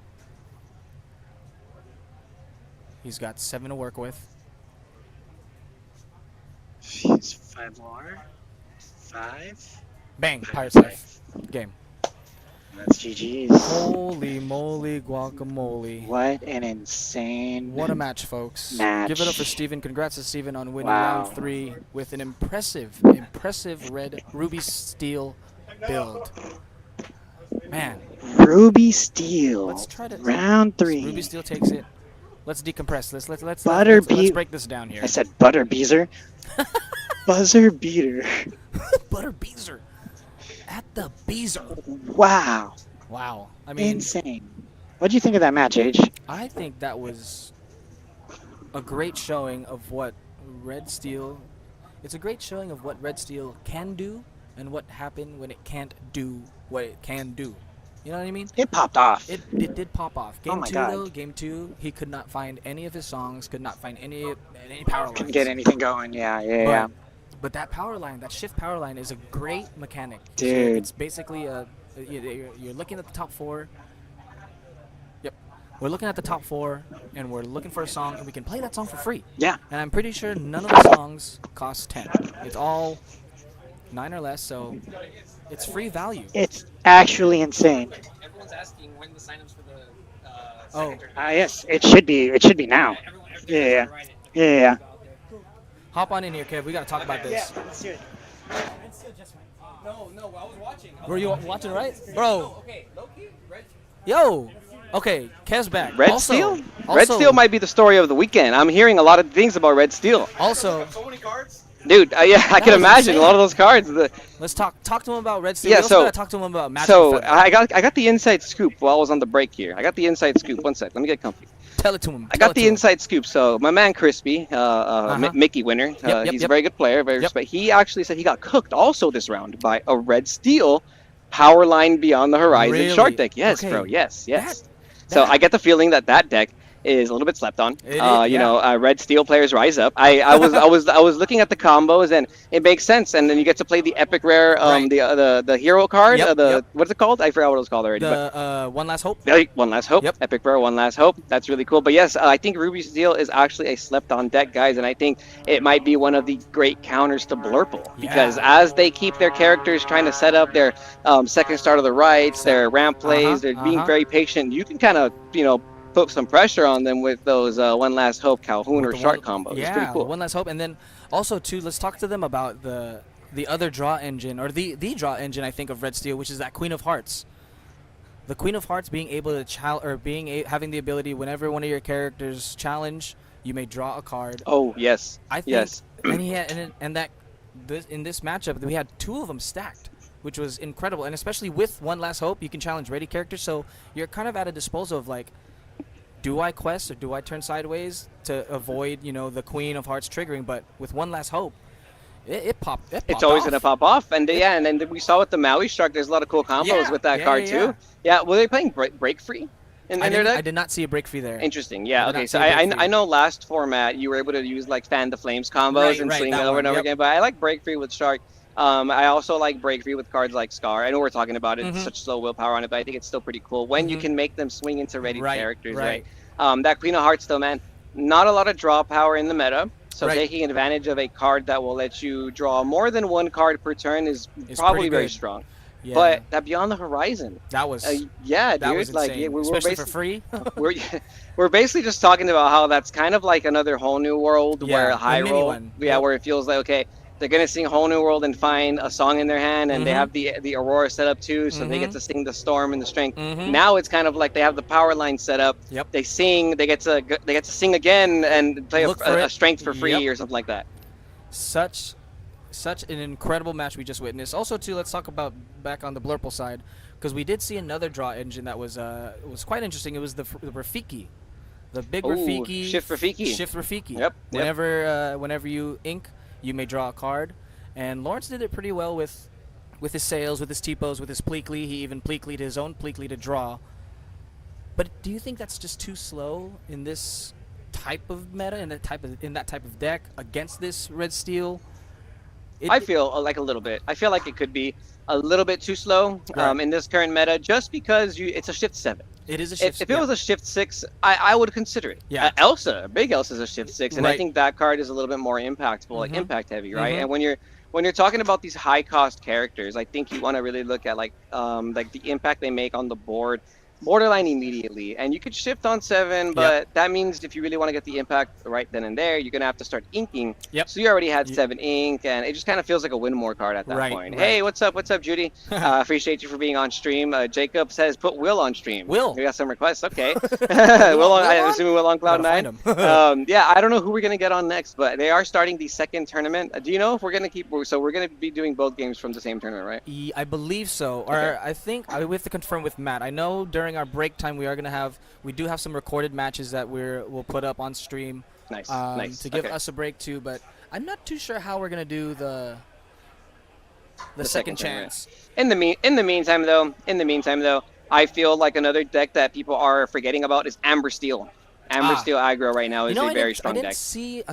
I walked in there on my first break and I didn't see too many Amber Steels, at least from when I walked around. But I think for the most part, Amber Steel just to go under everyone, I think would be good to see on stream. But from what I've seen, I did see a red yellow. A red yellow? That's pretty cool. That's pretty cool. Hot, what is it? Speedway. Oh, some Sugar Rush, action. Okay. Action, yeah, I was walking around. I was seeing some green yellow out there too. I saw some green yellow in there. That'd be kind of nice to see. No, nobody's playing the yellow purple sauce though. No one's playing the yellow purple sauce that I've been developing in the lab. I think we got. It's up to you. It's up to you to bring it, put it on the pedestal that it should be.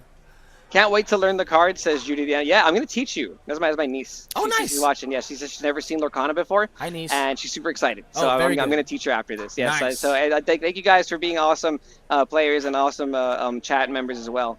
Red Steel looks fun. Our deck list going to be posted after the event. I definitely will. So. I will demand. Yes. I will demand and fight for the top 8 deck lists. Hopefully, I don't know if we can get all the. I mean, we have all the deck lists. But I don't know if we could post them all. The deck lists, but.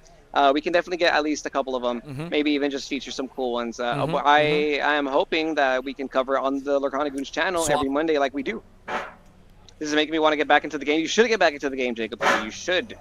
Hey, what's up, Matt? Coming in. Matt Snapbuster Mage here. What's happening? Hopefully you can hear me okay. Yes. Man, I am sweating running that thing. It is a full-time job. Yeah. I can imagine. And there's no fan back here, so... I mean, there's a fan, but it's pointed at the players. Okay. Who are in the feature match. Yes, makes sense. Not towards us. Makes sense. We're over here sweating, working hard. Yep.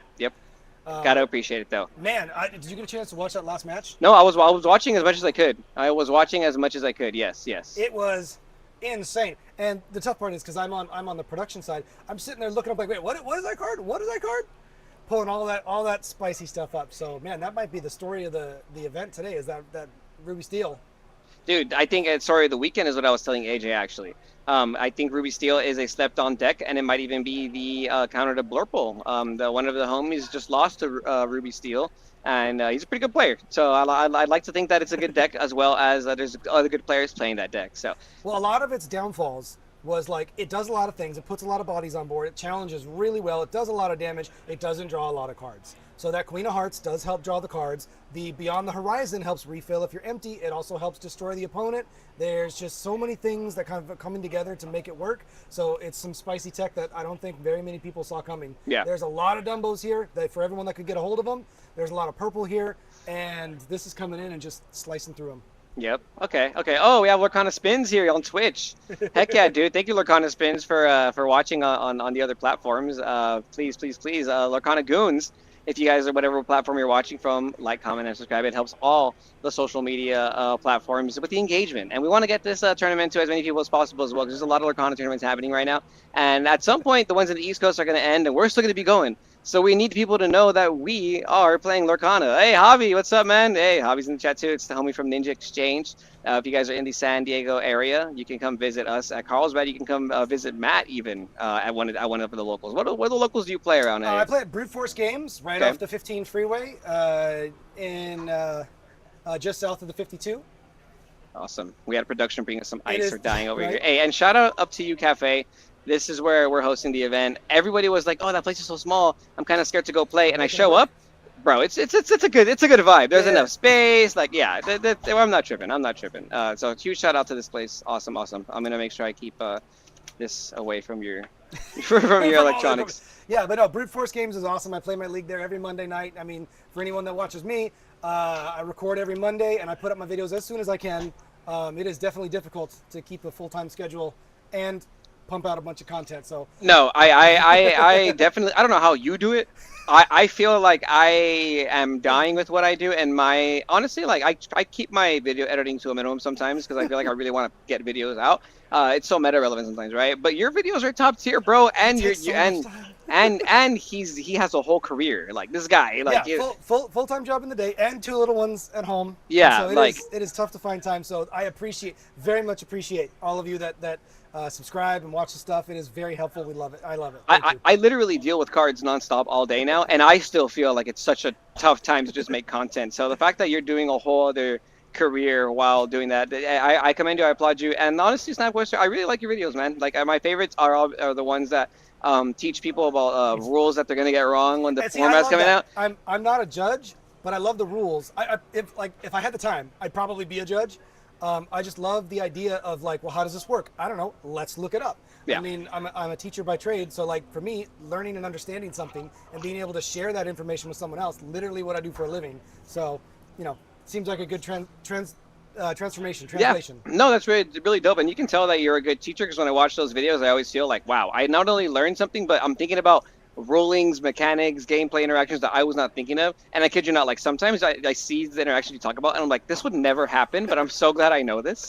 Yeah, sometimes, like especially for the Fabled video, because it's mostly reprints, kind of got to scrape the barrel on some of those to find some of the more obscure ones. But yeah, the obscure ones are fun because it really pushes like, what do the rules allow? What do the rules say? If you come up with some weird situation, like how does that resolve? And a lot of it depends on like, well, how does the rule define, if 2 people get to 20 lore at the same time, then the active player wins. Like that's written in the rules. And so little things like that are just good to know. It's because in events like this, stuff like that could come up. And if you know the rule versus not knowing the rule, the person who knows the rule can take advantage of it. Yeah. And obviously, that's not against the rules. But yeah, you got to definitely know your rulings and to really help you like guide your way through the tournament atmosphere. And I think it helps you understand the game's mechanics overall because when you apply one rule mechanically to something, you can kind of apply it to the other cards that work that way. Like the Merlin Goat, like you said, if it's whose turn is it and who wins if you deprep the 2 goats. Eye to Eye is the new version of that. Gain lore, and if you're both at the same, then the active player wins. Yep. I love that. I love that. Okay, I want to read some of these comments real quick. The Goons have the best setup, says Will on Cloud9. Heck yeah, Lorcana Adventures. Let's go, Goons and Matt. Snapquester Matt. That Kevin guy looks like he plays Flip 7 at Redmond. You know he gets some good games in on Flip 7. That's my uncle kept my nieces in the chat. That's my uncle. He's going to teach me the game. I am going to teach her the game. She's excited to learn the game after watching some high impact, high level, high caliber Lorcana gameplay. Haha, definitely looks like he plays Flip 7. Have you ever played that game? No. It's like I'm not trying to play anything. It's a party card game. It's like Uno. It's on the level of Uno, so it's nothing too crazy. It's a cool game. It's one of the I think it's up there with the Cookie Run TCG. Okay. I'm just kidding. But I mean, even saying like as far as like other games and stuff, I was hoping to get another game on stream. We have actually a couple of backups to put on stream. The problem is we're starting sooner than expected, so we don't have time to throw another game up. Yeah. Because that last game, went to turns and was a doozy. So if you didn't catch it, be sure to catch it on the replay. I'll have all the replays on my channel. And if you're on YouTube, you can always scrub back and watch it. Yes. If you're watching the VOD, thanks for watching. Mr. Lucky, Big Brain Play. Sorry, missed the tournament today. My car broke down. AAA, heck, got us back home. Hey, I'm glad you got back home, bro. Got to get those priorities, fix the car. Be safe. Yeah, glad you made it home. I'm glad you're watching. You would have gone first place, Big Brain Lucky Plays, if you were here. I know you. You've been cooking. No, he's the homie. He's actually been doing really well in locals lately, which is really cool to see. I love seeing players who go to locals all the time, and little by little you see them like, oh, now they're top 8, now they're top 4. Oh, look, they won locals now. And then little by little they're gonna start winning the whole event. The 6K last week. One of the guys that won, he plays at Ninja Exchange. Yeah, that's awesome. That was really cool to see. One of the San Diego locals. And even just like, I mean, I'm sure people watch my stuff. My last video had some errors in it. I'm not gonna lie. I'm a little rusty. And so one of the reasons why I'm over there on the technical side is we've got some experts here offering their expert commentary. Because man, it is tough. It is tough to learn every single new card, know every single interaction. Use that when you're in a tournament and you're facing a deck. You got to predict, what is my opponent doing? What sort of cards could they play? How much ink do they have? Are they able to shift? What do I need to worry about? And like, I'm not gonna lie. I got a lot of time to prepare. I'm going to DLC Milwaukee. I think you're going as well. Yes. I got a lot of time to prepare. Hopefully, I'll be in a better place than I am right now because I am very much like, wait a minute, what's that card do again? So, man. No, yeah. I mean, I play a lot. I credit the amount of time I put into the game of playing online, and that's how I know all these cards without having to read them. I feel like I don't. It's so funny. I think about this a lot actually. I don't know how I'm able to like learn and memorize like 100+ new cards every set. And then, like, I forget people's birthdays. I forget people, like, I forget important dates and stuff. And I probably can't remember half the things I learned in high school. For But me, it's the art that helps. Yeah, as the soon art. As I see the art, I'm like, okay, that's what that does. Yeah, exactly. Yeah. It's really easy to correlate that. But still, there's some times where I meet somebody and it's somebody, and I see them like 3 times and I'm like, I still can't remember this person's name. But how do I remember? How do I know the effect of like Tinkerbell Giant Fairy, like just the back of my hand? It's so funny. We see someone saying, hope a lot of cool new decks popping off. We had a great one last time. Yeah, Ruby Steel, Mr. Lucky Big Brain Plays. You didn't see, but Ruby Steel. Hold on one sec. Yeah. Do your thing, bro. Do your I'm just thing. being pulled away because we're picking the feature match. No, you're good. You're good. But yeah, Ruby Steel, Lucky, it's been doing well at this tournament. We have a couple Ruby Steel players that are X1 or undefeated, so that's pretty cool to see. We'll see who takes it all the way home. I think Ruby Steel could be a sleeper deck. Don't sleep on Ruby Steel. My birthday soon? Yes, it is. Do not leak that to the public. Do not leak my birthday to the public, please. But oh yeah, iced coffee? No, not an iced coffee. They do have iced coffee here at the Up to You Cafe, so that's very cool. We got AJ back. That's right, AJ's back here. Coming back. I had to get a smoothie. Yep, they're about to start round 4, Yep. guys. So thank you for being patient with us. We're about to start round 4 for some high caliber kind of gameplay, right, AJ? Right. This will be my last round, guys. Don't you worry. When is Flip 7? Well, we'll stream the Flip 7 tournament next week. You ever heard of Flip 7? No. What is that? It's a party. Educate me. Okay. It's a party card game. Like Uno. Okay. It's like Uno. It's Sweet. really interesting. It's very interesting. Sweet. Adult beverages involved? Yeah. I mean, if you're above the age, the drinking age. Okay. That's pretty cool. It's a little. It's like you get. I don't even know how to explain it. Like I had to learn by watching people play. Yeah. It's kind of something like, it feels like 21. Oh yeah. And there's a dealer giving cards, right? And then every card has like 1, 2, 3, 4, and you're there's 4 number 4s, 5 number 5, 6 number 6 in the whole deck. Okay. And you have to try and get like, I don't know, like to 7. I think it's 7 different numbers. Hey, what's up, Ephraim? Nice. Good job. Nice. Good job. Yeah. Do you want to say hi to the stream? Come on up. We're gonna give a huge shout out, quick Ephraim little here, interview. This is our homie Ephraim over here. How did you feel during your first few rounds? I kind of felt it was like a bit hard because it was like there was a lot of like block ball and then it was like block ball like ramps like very fast. That is true. What deck? Like they get like something 7 cost on like turn 4. Yep. What deck were you playing, Ephraim, for the people? I was playing purple steel deck. I called it sorcerers in the room because in that deck I have a lot of sorcerers and I have Madam Mim Elephant, so it's like the sorcerers are the problem. Ah, I see. So I called it sorcerers in the room. Awesome. Well, good luck into the second chance. We hope you win that first chapter box. I hear you're not playing purple steel though. We won't tell anybody, but you're gonna be borrowing Kevin's deck. Yeah. All right. Well, good luck to you. Everybody wish Ephraim luck. Good luck, Ephraim. Yeah, you got it, man. Ease in the chat for Ephraim here, please. Ease in the chat. Yes. Yeah. Goodbye, Ephraim. Good luck, Good man. luck, man. Yeah. See you guys. We got Lorcana players of all shapes and sizes. Million, man, this game is gonna grow. Only grow.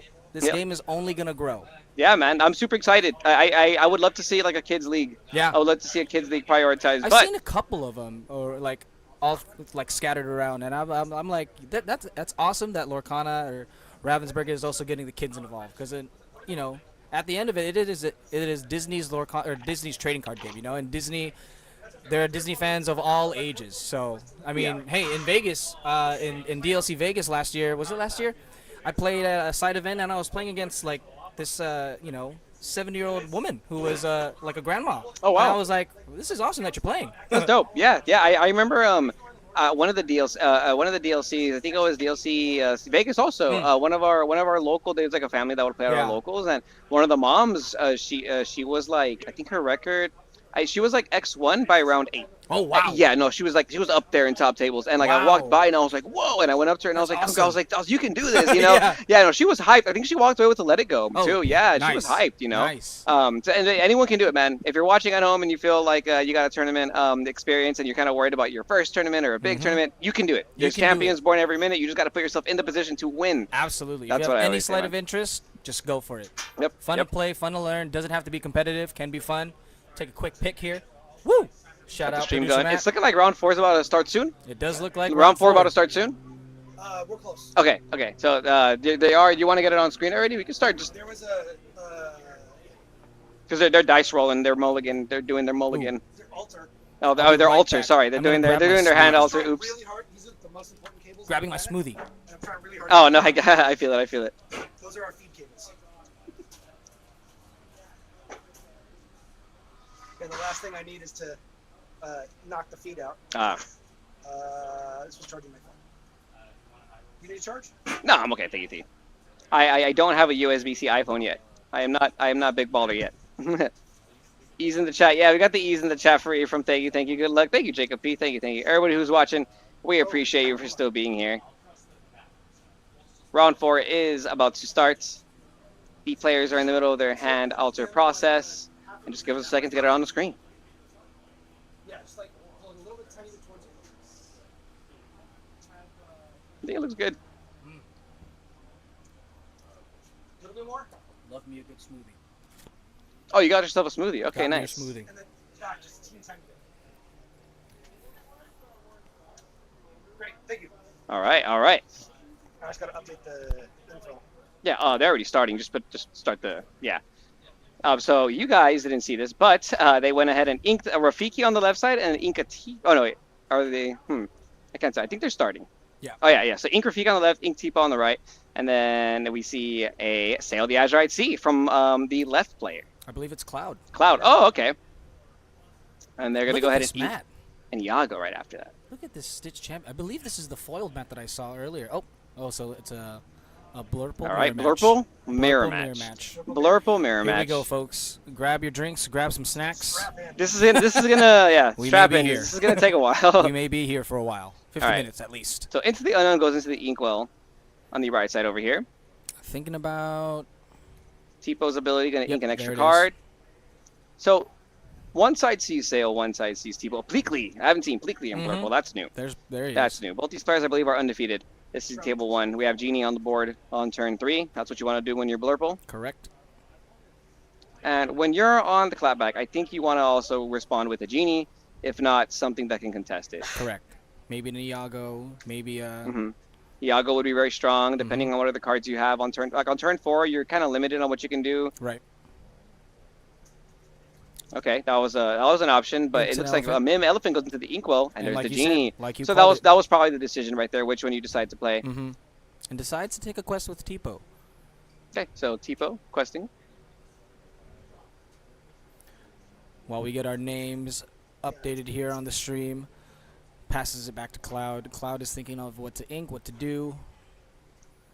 Now, in these mirror matches, folks, we're probably going to be seeing the same thing from each player, but it just depends on who does it first. Oh, Elsa's tapped down, and That's the Genie. Well, that's the Genie Elsa combo. Genie's taken The down. Genie Elsa combo. On turn 4, they play Elsa while they have a Genie. Your Genie gets Genie's exerted, gone. and they swing twice with 2 damage. That Genie hits the discard pile. It looked like it's gonna pass turn after that. We have Hypnotic Strength. Goes into the Inkwell.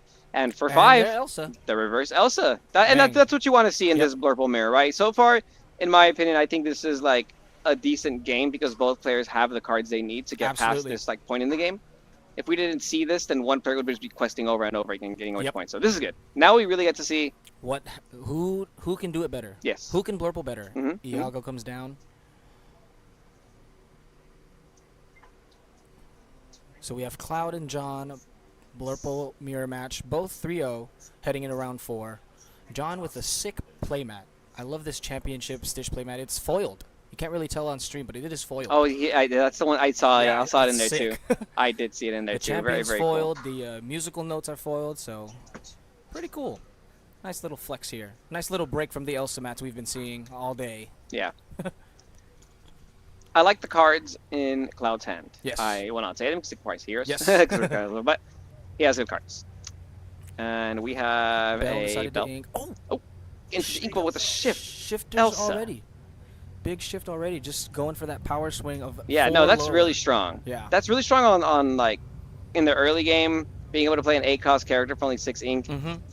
They did sacrifice that Bell Accomplished Mystic, which is, you know, as we know, Pretty. one of the best cards too, being able Right. to move damage around. And this, the thing is that this Shift Elsa is a 4/4 right now. Right. It's, you know, has 2 It's pretty damage on big. it, so. Ooh, Elsa. the second Elsa. To get rid of Gonna Tipo. eliminate this Tipo. And it looks like Iago might be. Oh no, that's right. He's frozen. Yes. Literally. Yes, frozen. Okay, that's another Finders Keepers into the Inkwell by Cloud. Very interesting. I feel like that's not the first one we've seen. Hand is looking nice. Yes, yes, it makes sense. Makes sense. Yep. We have John here. He's gonna go ahead and ink. Deciding what to ink, which Deciding what is to ink. honestly very important. Another elephant into his Inkwell. 7 Dang. ink. Hades on the Iago into the Cloud Inkwell. Cloud has what? 7 like ink now? 9. 9 ink. Oh yes, 9 ink. Wow. Or maybe 8. I think 8. 8 going into 9 for Both the next those turn. Elsas have evasive. So Correct. there's So can't be challenged. Yep. Can't be yet. Can't be challenged yet. they're definitely safe. They're definitely sticky. We have them on the board. That's 2 5-cost characters ready to go. To do Cloud's what? gonna turn them sideways, not to quest, Bang. but to sing. Second starter to right. One of There the it best is. cards in Amethyst right now. We are Draw fine. This card's 5. seeing a lot of play right now. Oh yeah, and I love it. I absolutely love it. Granted, in the previous format, in the previous meta, it wasn't seeing a lot of play. Kind of too expensive, but now in this format, I'm glad it's getting its. I'm glad it's getting its playtime. Yeah, yeah. I mean, draw 5. I can't get over that. I cannot get over that draw 5. And he still gets to decide what he's gonna do for his turn. Mm-hmm. That's the best part about it, is that you're seeing this card, so you have just options now, a variety of options. Let's go, Cloud, says Jacob P in the chat. Gotta love a mirror match. Yeah, Brianna. I mean, the mirror match, when you really break it down, like once you get past this, like who has the better cards, like you know, in the early game, like we're really gonna see like how these Yeah. power plays, like second star singing Correct. or double triple Hades or shift Elsa, Correct. Elsa second star. I feel like that's Mhm. kind of how we're playing this out. It's also cool to see too, especially with mirror matches. We get to see not only the same gameplay, but we also get to see these players' skill, their skill levels of how to play Blurple decks, how to play against their own deck, and it's going to be an interesting match, to say the least.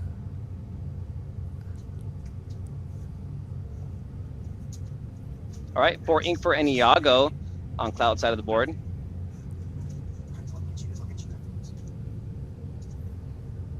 Cloud deciding on what to do next, what to ink, what to play. He's got 4 available inks. Looking like he has a couple options in his hand, Mm-hmm. especially when it comes to inking.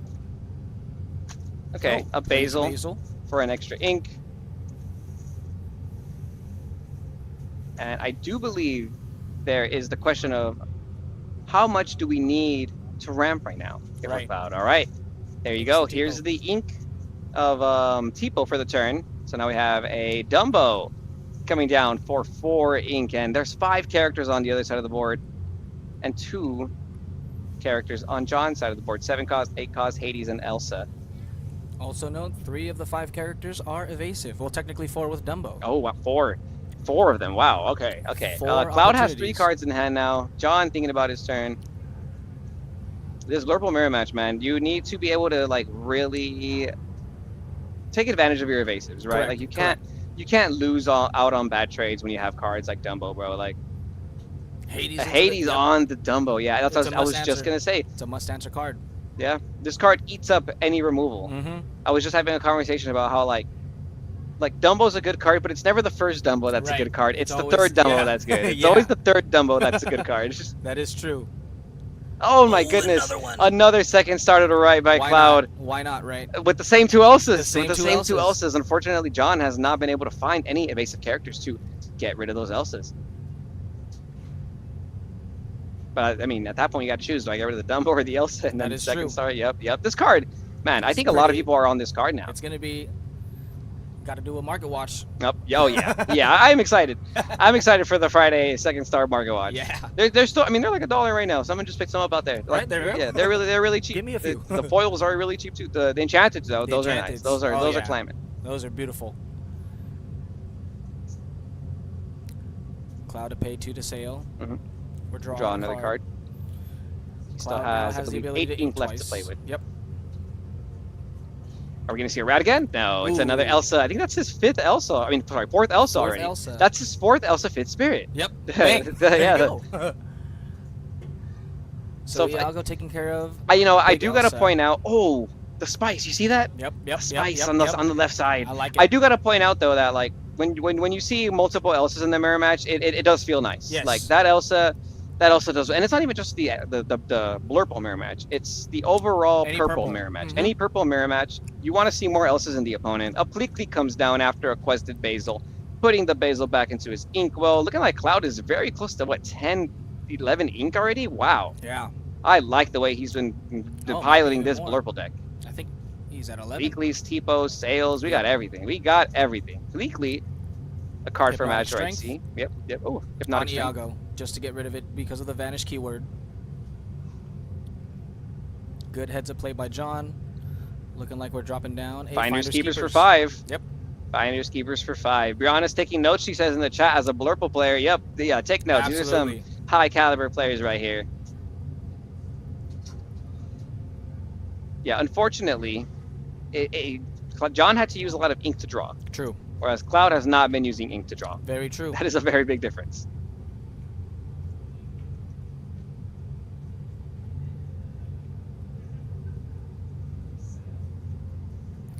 Looks like John is deciding whether or not to quest with Hades, and it does look like he's questing with 1. Quest for 2. Possibly, maybe. John's going up in questing 2 for lore. 2. Yeah, John's already up in lore advantage or lore total advantage, so. Yeah, I think when you're like up by 10 lore, I think you start thinking about your win conditions and the board state and kind of like where they're going to be at in the next couple turns, right? And I feel like John can put the pressure on by questing.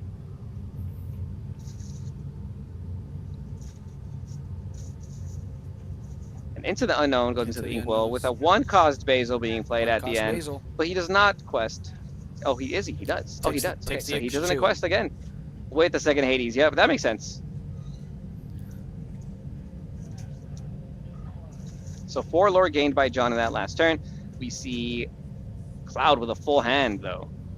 Ready to go. Ready to go. Ready. All ink available. I guess the trade-off from questing as opposed to singing is that you get the lore and, you know, you get the hand advantage. We'll see which one's more important. What's up, my goons? What's up, the first Lord Kage? Thanks for being here, bro. Heck yeah. We got some Goon Squad community members in the chat as we watch this Blurple mirror match go down. So it looks like Cloud is going to play of his own, Finders Keepers. Okay. Draw 5. He still has about 7 ink left over after that. So he can hypothetically drop a Hades here. He could ink and play an Elsa. He can shift Elsa, have some. He has a lot of options in his card pool. What a hand size. And that's the beauty of second start of the right. Pleakley to ping into 3 damage into the Pleak. And John already picking up the card because he knew it was coming. He knew it was coming. Yeah. So Pleakley swings into the Hades, deals 3 damage to both of them. Bell follows that up by moving the last 3 damage from the Pleakley into the Hades. That's probably why they're playing Pleakley. That's probably why Pleakley is the card. Ooh, is that Tinkerbell? That is Big Tink. Shift, the new Big Tink. Purple Big Tink. Purple Big Tink. Oh, we have a Shift Tinkerbell in the Inkwell. How many fairies are in this deck, or how does that work? Interesting. That's what I said last round. I believe we saw Lawrence play them too. Yeah. Okay. Looking like maybe and then into the unknown on one of those Hades right there. Hades just to clear the board. Looking like maybe Lawrence and Cloud are playing similar deck lists. Maybe. Okay. Very, very interesting. I think so too. Given some of the cards we're seeing here, it's gonna be John's turn now. John's gonna spend 4 ink for a genie. That's gonna draw a card on play. Looking for maybe a possible answer to one of these characters. Yeah, I think.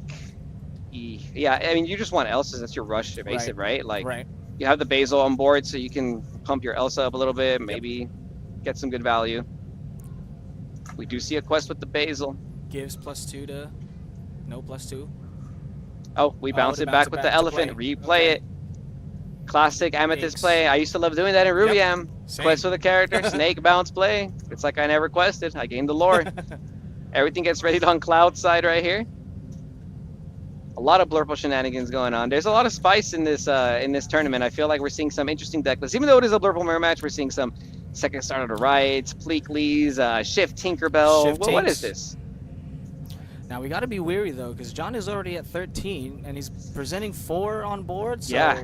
That it's potentially 17. Oh, there it is. That's what there's I'm the talking Shift about. Rafiki. That's what I'm talking about. The Shift Rafiki from Cloud right here. This character, every time he inks, he's gonna get to draw a card, and he quests for 4. Quest for 4. That's a big boy. Draws for the Into the Unknown, into the Inkwell.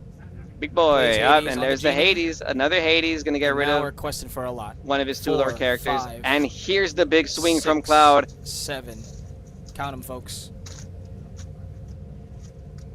Gives +2. Crazy. 8, 9, 10, 11. to 14. Did he So just catch up in we one just- turn? We just tied the game. He in just one tied turn. the game in one in one swing. turn. 14 In to one 14. swing did he tie the game. I mean, there's And no now- B prep. No B There's prep no on B board. prep, and Under the Sea is not a purple or a blue Not as a card, purple so blue, so Cloud is now presenting Lorthel. John deciding on Lorthel. That's what Zach told me to say. It's not Lorthel? I lethal, like that. It's Lorthel. Lorthel. Oh, Lorthel. Yes, yes. Lorthel. Lorthel. I like it. We're in Lorthel range. We're at Lorthel Lethal range. lore. What can John do?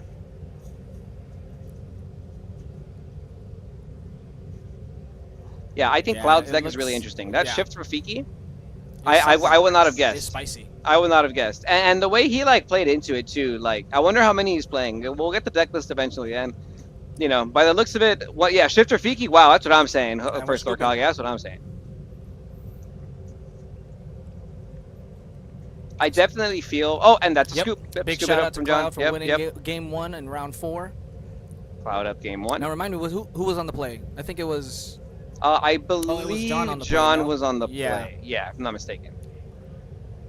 So we'll get to see here, folks.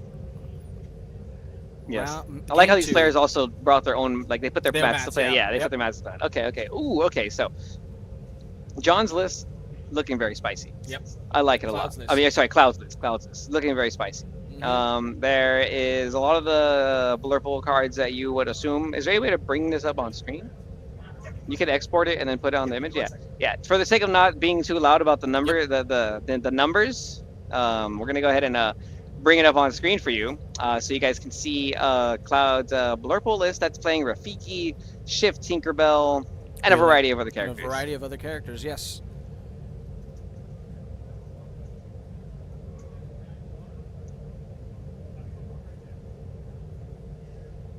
Awesome. The spice. I do. There it is. Here's the blurple deck. Look at this deck. Very, very interesting. Very interesting. Yes, yes. Like not many fairies. It's kind of crazy The actually. big question: was he not able to afford the 4th Dumbo? Ah, yeah, yes, yes. You know, maybe you don't need a 4th Maybe Dumbo you when don't you're need 'em. making room for that Rafiki. for these that Rafiki. Yeah, for but these little tech cards. So pretty cool, pretty cool. Looking like they're starting it up already. Or they're getting their hand alter process going. So we can go ahead and check out what their hand alter process is going. But this is the list that we're seeing on the left side by Cloud here.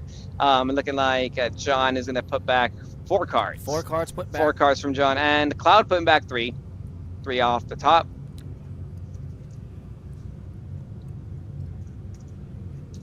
Yeah, that shift Rafiki was Mm-hmm. kind of crazy. Was Did not huge. expect that one. Did not expect that one.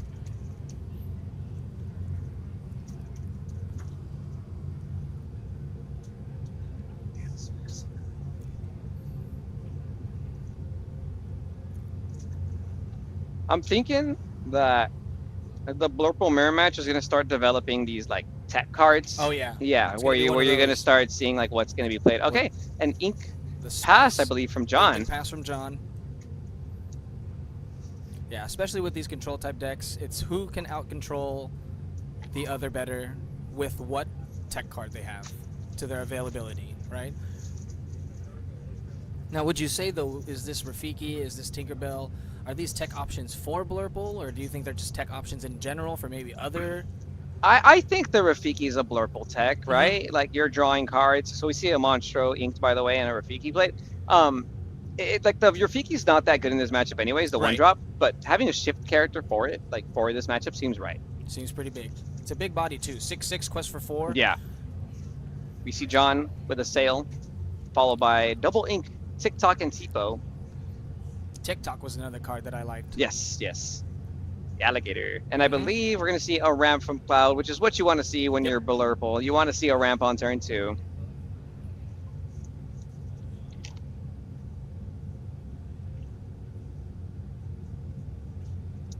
But the inking decision is very important. So I do not blame anybody for taking time. Gonna ink a Dumbo. $70 ink right there. $70 ink. Bang. Tipo inks another card. That puts 3 ink into both these players' ink well. Are we going to see the Genie on turn 4? Another $70 ink followed by a Genie on turn 4. Yep. That's what we like to see. Cloud also quested with Rafiki because that Rafiki was for sure safe. Oh, he did. He did. Always important to quest with the cards when you have them available. When you know they're going to be safe, Rafiki can quest. So Cloud deciding to sail here. Has the ability to ink 2 cards and play a 3 cost. Okay, decides to ink a Finder's Keepers, which is... and another Elsa. Interesting, because the cards that are being kept in Cloud's hands, I feel like I wouldn't have kept in mind, personally. It looks like Pleakley is coming down to give And the Pleakley, that's a triple ink turn. Triple ink turn. Triple ink turn. Cloud is already at 6 ink at the end of that turn, one dude. away from Hades. And he went second. He went second. He is on the draw. That's kind of crazy. The con, though, is now he's only left with 2 cards, but one of them. Nuts. Yeah. Completely. All right, we're gonna see a Genie quest for 2 after John plays a Genie and inks a Tipo. Both players are at 2 lore. All right, we see a 7 ink. Oh, there it is, the 7th ink Iago with the shift Tinkerbell. That shift Tink.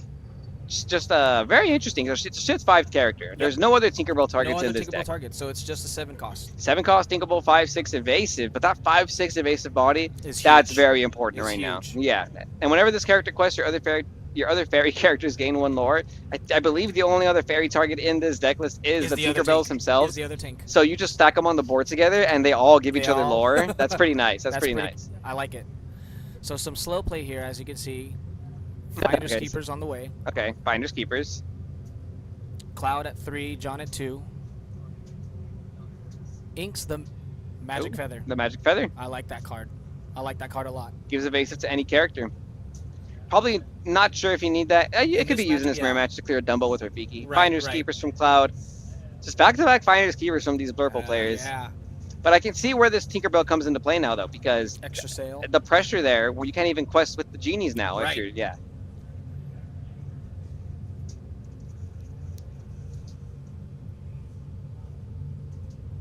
Inks a Tipo. Inks another please. Nice. We're at 9 ink, I believe, from Cloud side. Yep. Cloud decides to. He's contemplating. Do I quest with the fairies and the Pleakleys? Fairy? There's no way you quest with Rafiki, especially if you have the shift Rafiki in your deck. Absolutely. I feel like questing with this fairy feels pretty safe. It feels safe because their out is like Elsa, right? If they go Elsa, swing. I mean, I don't know their deck list, right? Right. We've seen game 1, and like I would assume my opponent is not playing cards like a Madam Mim or something like Adversary or something like that for the punish, but the thing is though that this fairy is just putting so much pressure on John's board because John cannot quest with these Genies right now. Yeah. It's a 5/6 body. It clears the Genie without taking hardly any 1/3 of damage, and he does quest with both of them. 3 lore for Cloud. Cloud should be at 6. He had an extra lore. Yep. And passes it back to John. So let's see here. I believe we're working with 7 ink, 6 ink about to be 7. Yep. And I believe I see what's coming down. Oh, nope, never mind. There's going to be a TikTok for 6 ink and a Into the Unknown. Into the Unknown sung by Genie. That was another card to play around, but I think you're fine knowing that your opponent used that card up in their hand. Yeah. It does let him quest with his Genie though, so that could be the out that John was looking for.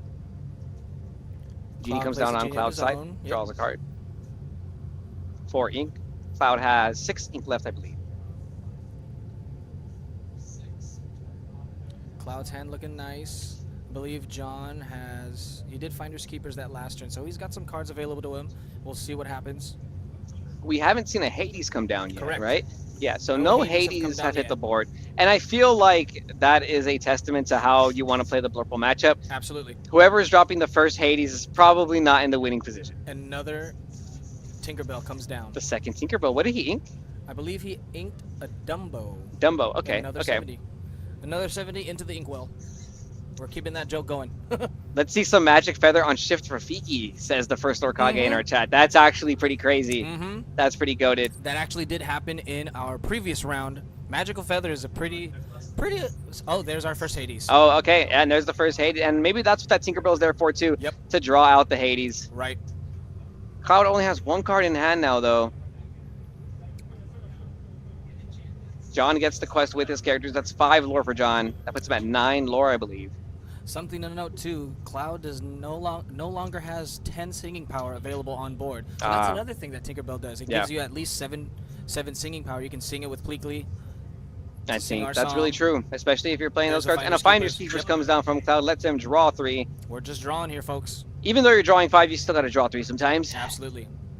We see a sail And into the third Tinkerbell. That's Tink number 3. These Tinks are just hitting the board back to back to back. That is Tink number 3. Literally back to back to back. A new meta. Tinkerbell, the queen of Azurite fairies. Kind of cool, man. Someone cook up a fairy deck. Yes. Right now, please. This is the new Shift Tink. This is the new shift. Are you the new big This big is the new Tink? big Wow. Tink. John's gonna ready his characters. He draws for turn. I believe he has 8 ink to spare. Yeah, he has 8 on board right now. Yep. And at this point, what to do? Uses all 8. Oh, Big Elsa. Oh, Elsa. Big Elsa Going deciding to on what to freeze. the Shift Tinkerbell, the queen. All the evasives. And we get to quest That takes with 5 again. Is he going to quest with Hades? Or is he going to challenge? Oh no, they're all questing. Okay, I like the Hades quest Okay. as well. Okay. I think you just want to get to the finish line, especially after dropping Elsa. She's a 3 lore quester. Yep. You know, I mean, you just gotta end this game before Cloud drops a 4th Tinkerbell on you. That puts John at, I believe, game. Yep, and that is game. Yep. Cloud's gonna scoop it up. Does not have an out to the wide board. That was crazy. That was very interesting because I feel like the strategy 3 for Tinks. Cloud was to use the Tinkerbell value to stall the game a little bit To and stall kind this- of yeah, get back in there, especially when you're going second. Cloud with the deep inkwell, dude. I know that was insane. Lorcana spins. That was insane, bro. I had like 12 ink ready to go. And we're not playing Fishbone Quill anymore, ladies and gents. So sad. So getting to 12 ink in this meta is something. Is impressive.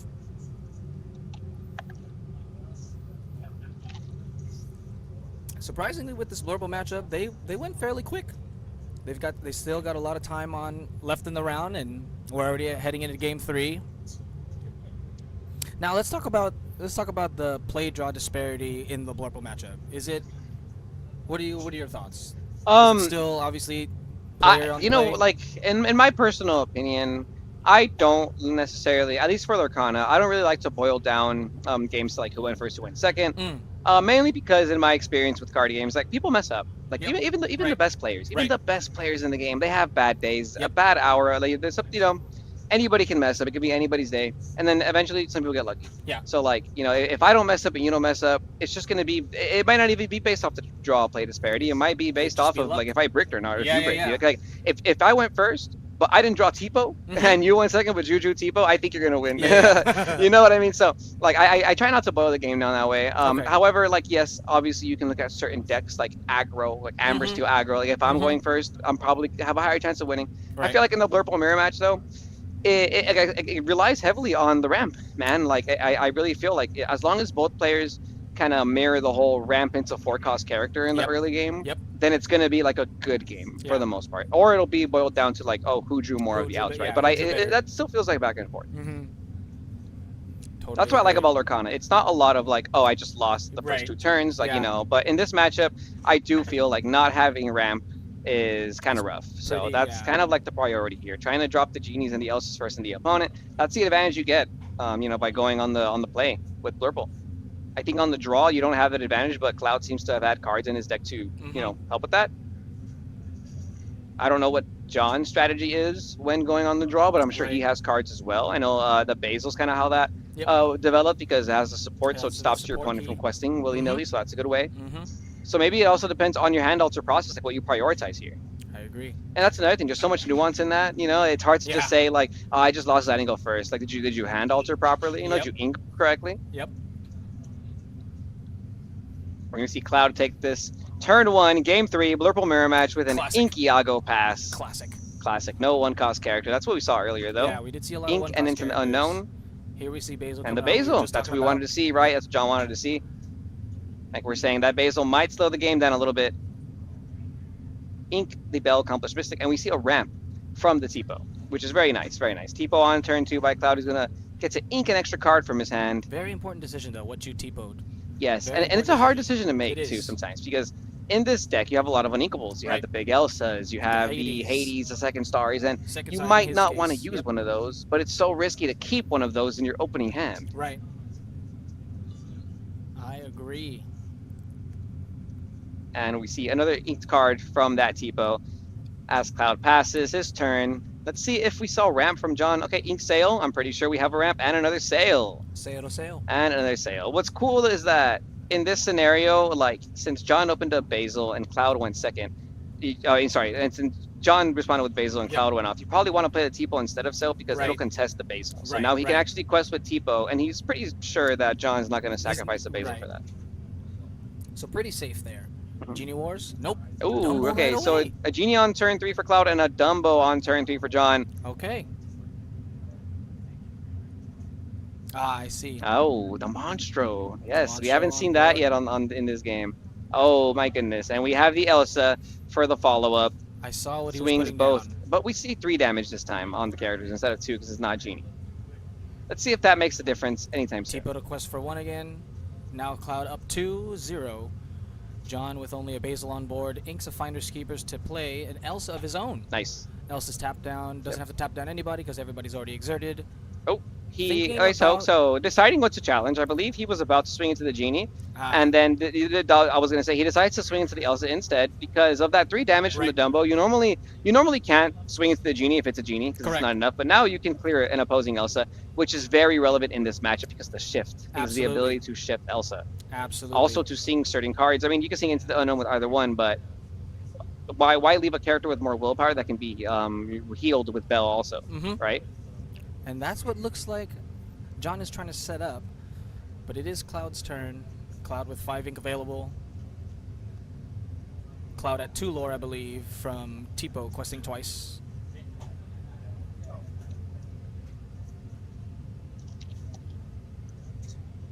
Okay, second Genie by Cloud. Number 2 comes down.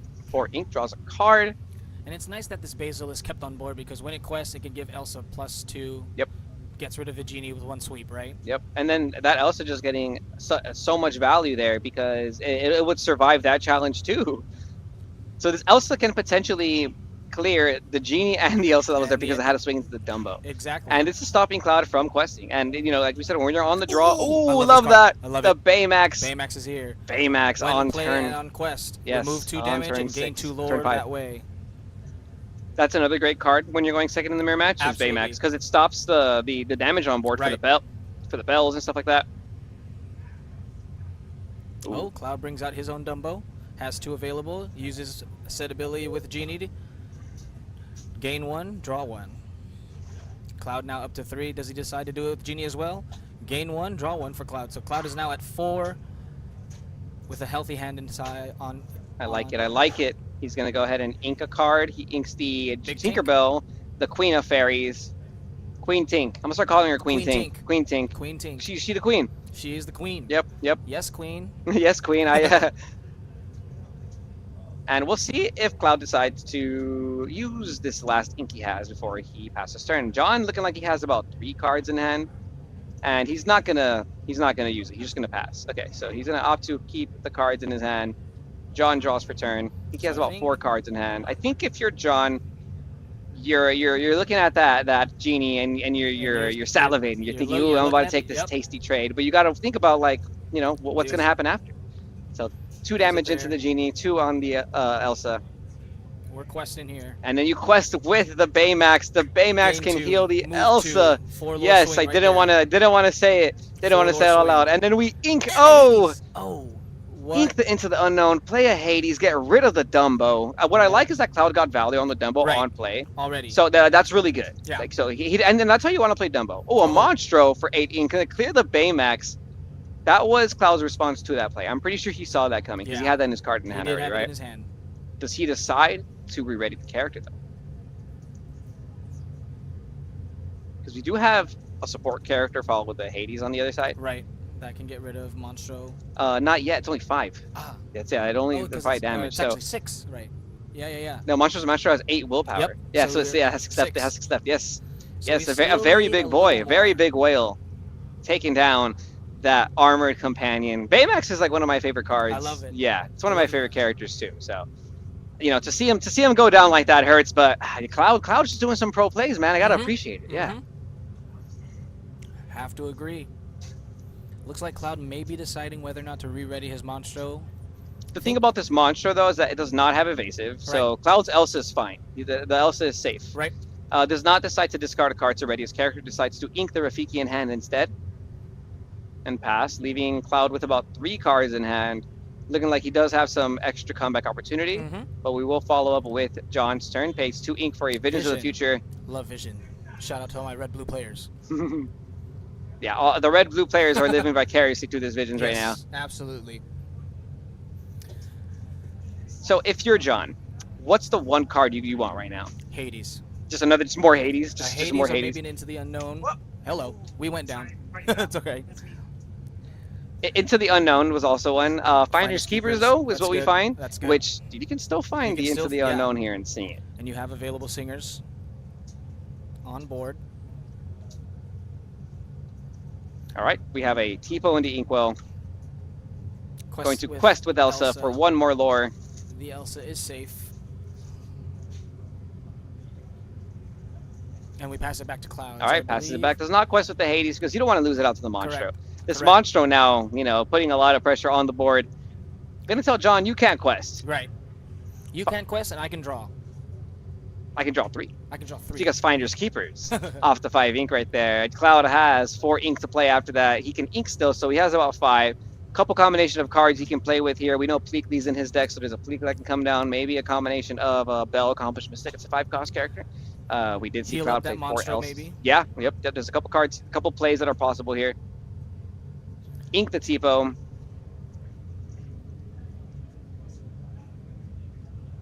Pivotal turns here, folks. And pivotal turns, pivotal deciding factors, deciding choices. And this is like very, you got to be patient with Lorcana right now. You can't just turn your cards sideways. You have to know what cards are worth playing, right? Which effects are worth using.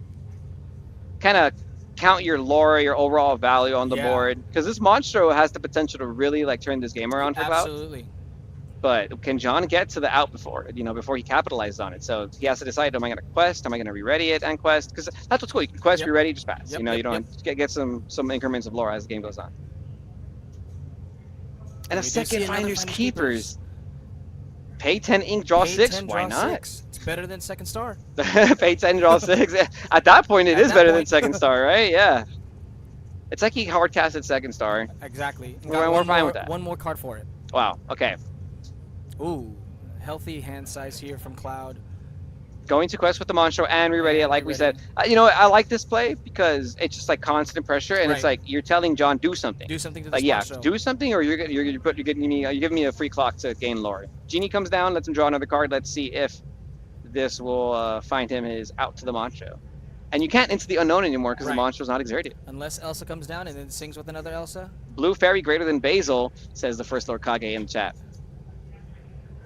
Elsa has been exerted. Hades comes down. Ooh, with the elephant bouncing back the Hades. So now Cloud has knowledge that, hey, that's 2 Hades right there. Hades is back. Yeah, wow.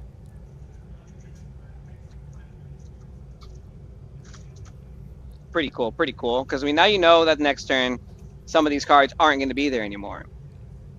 I still get the feeling the Monstro's the problem, though, so you're probably yeah. going to hate that.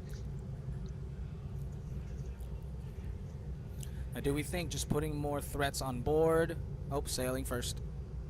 Sail gets to draw a card, pays 2 ink. I wonder Ink if squeak. we're going to see the Queen anytime soon. And there There she she is! Speak of the Queen. Queen Yes, Tink. Queen. Yes, Queen. Queen Tink. Yes, Queen.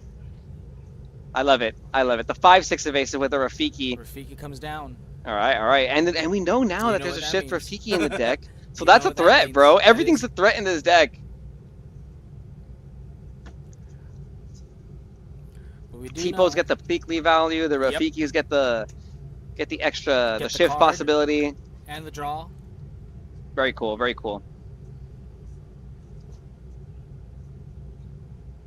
Cloud with an abundance of ink. One left. So much ink. What do you even do with that much ink? Write a book. It's like- Write a book. I like that. I like that. Genie looking like thinking of either quest. Monstro's for sure questing. All for right. 2. Yeah. I feel like that Monstro's going to quest every turn for a while. Absolutely. Discard the Pleakley with the Monstro. Re-ready. Keep that Monstro safe. And we have 3 cards in Cloud's hand left over. John with looks like 3 as well. Some or pretty maybe good 4. cards too. We know one of them is Hades. And I'm sure Cloud understands that or knows that as well. Passes back. No quest from Cloud. Yeah, no quest. Keeping it very, very patient. You're being very safe here. I see it. No free trades, no free value. Because that Basil's on the board. Right. If he quests with the That's Genie, right. the Basil pumps up his own Genie. And there's the Hades. We knew it was coming down because we saw it hit the hand from the Madame Elephant. Gonna target that Queen Tink. Not the Monstro, actually. So the Interesting. Monstro's still on board. Monstro's still available. Very interesting. Very interesting there. Double quest with Elsa and Genie for Mhm, 3. mhm. Yeah, I honestly, like, I can see why you hit the Tink there because you want to get your evasives because Monstro Right. can't hit the evasives. Right. But that Tinkerbell was really slowing down a lot. Yeah. Makes sense. I don't know, man. That big whale that big whale scares me. That's an 8-cost whale. That is a All big you need is whale. him and Tipo to sing Second Star. I don't know if. That's it. That's it. Yeah, That's yeah, what you exactly. need. So that's why I think that's crazy. Who I mean, knew a growing boy and a whale can get you 5 cards? yeah, yeah. All right. Passes back. A to whale and a Cloud. boy. Whale and a boy. Whale, a boy, and a dream. All right, we'll see what Cloud decides to do with his 4 cards in hand. He has a lot of ink. Again, abundance of It's ink. it's hard to tell how much he has. I want to say it's close to 12, Maybe 13. 7, that's 5, 5. maybe 12. I think we're looking at 12. Yeah, I think it's 12. I think it's 12.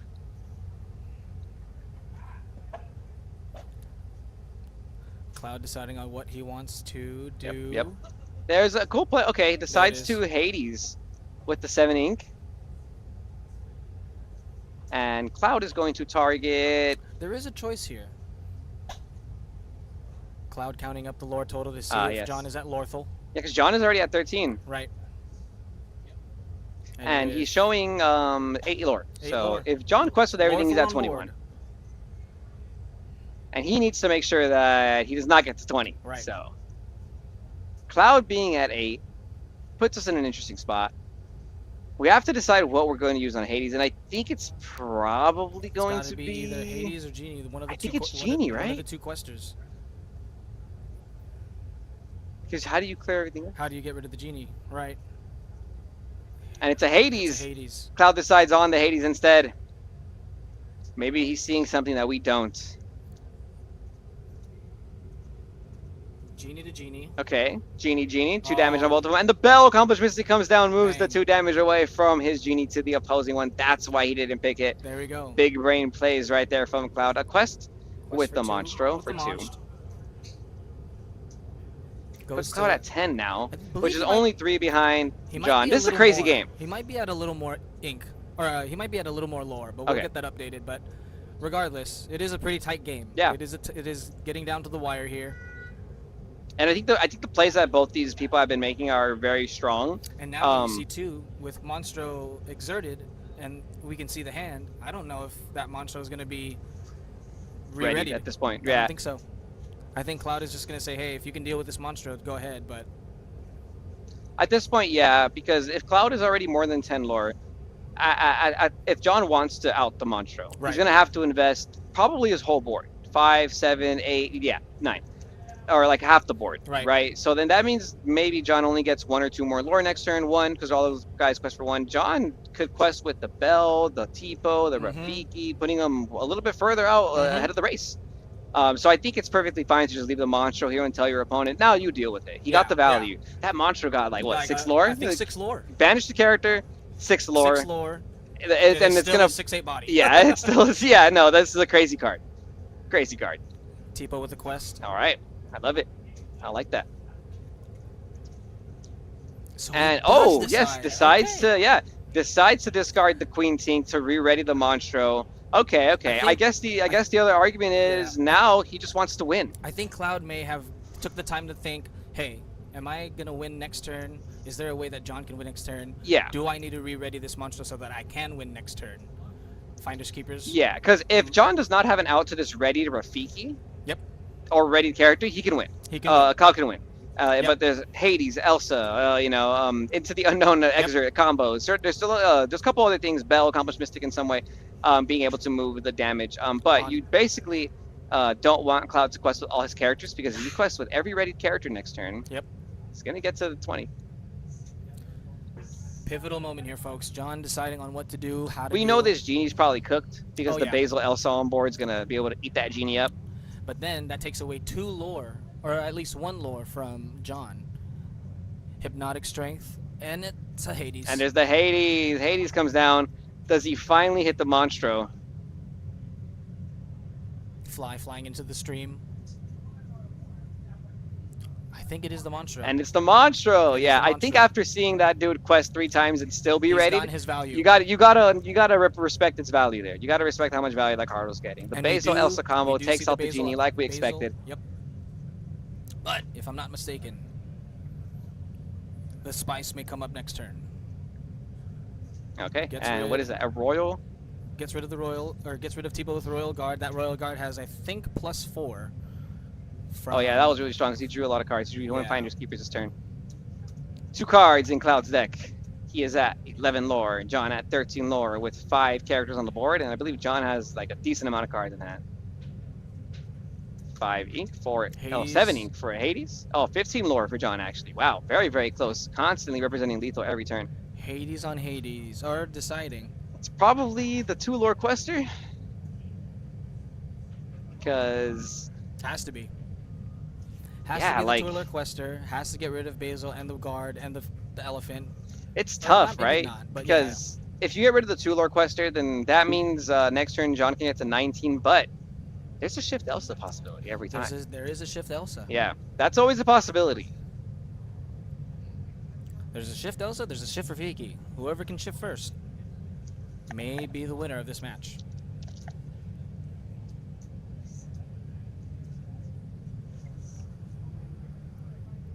Cloud still deciding on what to Hades. Taking his time. It is a crucial turn. Yeah. Once you get into those last couple turns in Lorcana, you really gotta count like every aspect of lore. Kind of try and respect like every way that you can possibly win the game, every way that you can stall the game from losing so that you can steal it, or vice versa. Yeah. So Elsa. That Elsa. So Hades put the Elsa into the Inkwell to stop the shift target, and then we see another Elsa turn the Hades sideways so that we can get some damage in there. We have Rafiki and Hades on Cloud's side of the board that can both challenge, which is a very clean trade at some point. Oh, but he's deciding who does he want to swing with. Does he swing with both 2 lore questers and keep a Rafiki alive? Does he swing with maybe a Bell plus Elsa instead? That Bell plus Elsa swing is exactly 6. Yeah. Then you can quest. But Rafiki's also 3, and that. Yeah, Hades, Rafiki and that Hades. Yeah, and Hades is also 6. I think that's where we're going. That's where we're lining up, and then Elsa can take care of. And then they're going to Bell decide. Takes care of Royal Guard. Hades is left on board. Yeah, they're trying to distribute the damage, and see what's the best possible way, and what's the best way to make all the clears. So, it's looking like interesting. Okay. Looking like we're going to prioritize keeping the Hades healthy as opposed to the Bell. So we see a Bell and So we'll a take out the Rafiki Hades. clear out the Hades. Bell takes 3. Yep. One left. Elsa Elsa one shot swings to in the Basil. And will Hades quest or swing into the guard? Let's see. If he quests, Cloud is Cloud will be thinking. at 13. And the next turn, he'll be at 15, 17, 19, 21 if he doesn't clear anything. So questing sounds They're kind of like kinda good. I mean, if he doesn't, if Cloud doesn't quest here, the most lore he can get to next turn is 19. Is 19. One off. So you have to decide here. Am I going to go for it? Looking like John only has 2 cards in hand too. This is a crazy turn. This is a very So, important turn. He's gonna swing into the Cloud guard decides instead. to swing. He does decide to play it safe. With 2 cards. An and a elephant. Madam Mim. Third card. Now let's see what he does. See what he does. Luckily, Madam Mim doesn't have any damage, so can't use her ability. We are working with 4, 8, 12, 14 ink available. Starts off with a genie. Genie, okay. Looking for options here. 3 cards. Another genie. 4, 8. No, that's 7. Hades on Hades action. Oh wow, yeah. The Hades Wars. The Hades Wars have begun. Oh, and the magic feather There it is. on the elephant. Gonna be able to swing into the bell. 4 damage onto your elephant. Has evasive now, so that means Hades cannot Hades clear cannot it. take out the Yes, elephant, and that Elsa's not elephant- strong enough. And that elephant can get rid of some damage at the start of his turn. Here we go. Elsa. Elsa to tap down.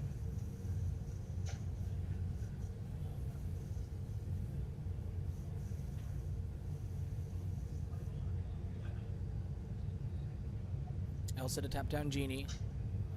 Do both Genie. Yep. All right. Double Elsa might make its way towards this Genie. Or maybe he uses them both to clear the Mim, so it doesn't move any damage. Nope. That is true. Nope. They're both going into the Genie. It's probably the best way anyways, because if Mim That does thing move is the questing damage, for it's going to 2. move it to one of the characters. Hades to quest for 2. And questing for 2 with the Hades, putting Cloud at, what is that, 13, I 13 believe. to John's 15. Moves 2, gets rid of Elsa.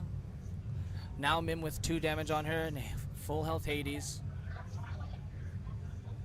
Pays 5. Finders. Another And we're Finders refilling. Keepers from John here. At this point, if you find like your 4th Hades or your 3rd Hades, I think you're in there. I think it's GG's. Yep. I don't think we've seen the Elsa from John's side though, right? No Elsa The from shipped John. Elsa, yeah, the big Elsa. No big Elsa, no Dumbo from John. That's true. We did see a little Dumbo action from Cloud. But I think takes out Elsa. Thanks to Magical Feather. Hades free to quest for 2, goes to 17. Nice. We're finally at like a simplified game state. It's only like 2 characters on board. Visions of the Future into the Inkwell, followed by a Basil, followed by a Ratigan. The 8-cost Ratigan making an appearance in Game 3 for John. Has Ward as well. That's the closer right there. Cloud scoops it up in Game 3. Wow. Big shout out to both Wow, the players. Ratigan to close it up on Game 3. What a match, folks. Did not expect that. That was Liverpool at I its finest. did not expect that. That was crazy.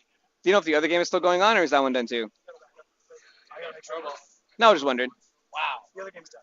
Oh, okay. Big That shout was outs to crazy. John. Big shout out to Cloud. John Yes. taking it 2-1 in round 4. Oh, man. Diego Enchanted Celebration Tournament. What a match. What a match. No, the Blurple Mirror match, bro. Like, don't get me wrong. Like, I understand people are like super fond of it, but Right. oof, man. Your mic, I think, got turned off. Oh, yeah, but oof, that's a crazy one. Like the Blurple Mirror match can be a little crazy sometimes. Check. Are we back? Nope, Yeah. it's still off. But oh, I think it's on now. Check. It might just be like you fidget with it because I can hear it on the. But yeah, we just witnessed the Blurple Mirror match. Maybe we can. We would be allowed to get John back. Well, the mic's not working, so yeah. But in the meantime, how'd you Ratigan? Yes, Ratigan. Lorcana spins at the very end. We saw a big Ratigan, which basically ensured the game because that guy has ward, so that guy's not going anywhere. That guy's not going anywhere. Doesn't he be charged? Right? Oh, okay. I see.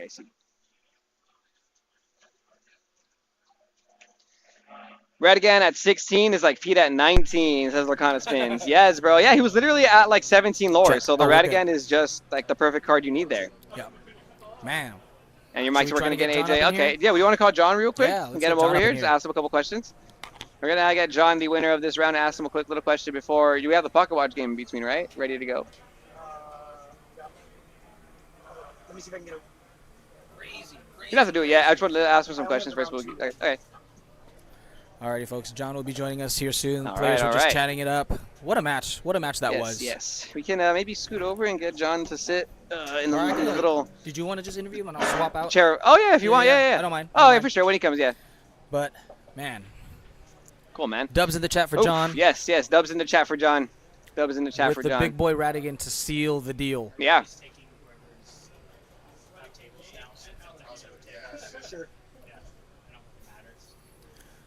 Woo! What a match, folks. Yeah. Oh, man. Saw a lot of good tech cards too. Yep. We're going to test real quick to see if one of the transitions works real quick, guys, because we're going to get another game going on here.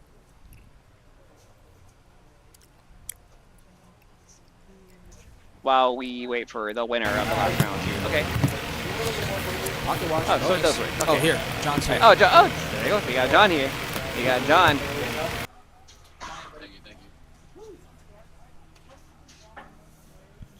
All right. Can we transition to the other one? Here you go, John. You can just hold it up there. So we're rocking the Goon Squad merch. We're here with John Blue Jam Martinez. There we go. It's awesome to see you play your feature match. I was really happy to see you take it down right there with the Radigan at like 16, 17 lore? Yeah, 17. Wow. Yeah. And you played against Cloud. A lot of people know Cloud from the area. He's a very good player. Yeah. Blurple mirror match. Can you break that down real quick for the people at home? How are you supposed to win the Blurple mirror match? What are you trying to do when going first and going second? Well, his is a little bit unorthodox. No, that Tinkerbell stuff so was I have to change it. When he did the second son, and then had like Tinkerbell and Rafiki, I was like, okay, this changes up kind of how I usually play. Usually on the play, it's just Basil, have your Genie, have Elsa, take stuff down. But him having Pleakley to be able to ramp up, I'm like, I gotta play a little bit cleaner here, because any misplay he could just take over. Yeah. Especially with Monstro, when I saw that too, I was like, okay, I can't be questing like crazy. And so for him, I was just like, all right, let me try to put pressure, try to get removal, keep up with his card draw, because Second Son went crazy in that first game. Yeah. So like in my game 3, I kept a Finders in hand. Oh. I got to keep up with him. I feel it. Yeah, you want to, and that's a card you want to make sure you don't miss out on in that matchup, right? Yeah, okay. For sure. Draw power. Are you playing second starter, right? No. Okay. A lot of people are on it. How do you feel about that card now that you've seen it? I didn't like it until you played it. When I saw it, I was like, damn, okay. Yeah, I like that. It's a very strong card, I feel too. Because it does get to those stalemates. Yeah. So those stalemates, it's just like, who's gonna draw more? Who's gonna have more resources? Typically, Finders gets you there, but no, that was really good. I love his he didn't get to do it, but the Monstro being able to sing it as well and then just discard and then re-ready it. It's good. I like it. Nice. I might have to test it out now. Okay. One more thing. I saw the Baymax play. I really thought that was cool, and then he swung back with the Monstro. How do you feel about Baymax's meta? I think it's a very good counter in the mirror match. I think a lot of steal. Yeah. So and plus it just makes the math awkward for the opponent. And I think especially when you get to like higher level, everyone's good. So just having them have to think a little bit more than what they usually do can give you that edge, can give you that advantage, and then just as the reach, you get that extra reach as well. I like Baymax, it's pretty good, no brawl, so a little better. Sick. Yeah. Heck yeah, man, and congrats, that was cool. You got to see. You won both times on the draw, if I'm not mistaken, right there, or did you go first game one? I lost on the draw, won on the play, and then won on the draw. Okay. Yeah. That was really cool. That was really cool. Congrats, Jonathan. Blue Jam Martinez over here. Any shout-outs? Shout out to the Goons. Shout out to Collector Lounge. Shout out to Up to Cafe for hosting it here, and shout out to my girlfriend Andrew Hoy, my testing partner, everyone. Yeah. Dope. Keep winning. Good luck. Keep it up, man. We'll see you in Top Cut maybe. Yeah. All right, man. All right. That was the winner of round 4, Jonathan Blue Jam Martinez, representing. Whoopsie. Representing the community. Is this next round already? Almost, yes. Before we get into the next round, just want to say thank you guys so much. I will be leaving the broadcast team. We do have a great caster coming on board by the name of Scott. Juju will go ahead and introduce him. But again, thank you guys so much. Kev, it was a pleasure AJ. casting with you Yeah, man. guys. We'll see you guys next time. Thank y'all. Red, blue all the way. Red, blue never dies. All right, I'm gonna hop on Yeah, real no, quick crazy. because we have a Crazy. special person. Do you want me to go get Zach? Yes, Can we swap actually, it out? yeah. Yes, okay. We'll swap it out real quick. I don't think you've casted with Zach yet. Oh yeah, I'm excited to get that in. Scott's going to be casting this one. Great. We got a special announcement. We have a new commentator unlocked.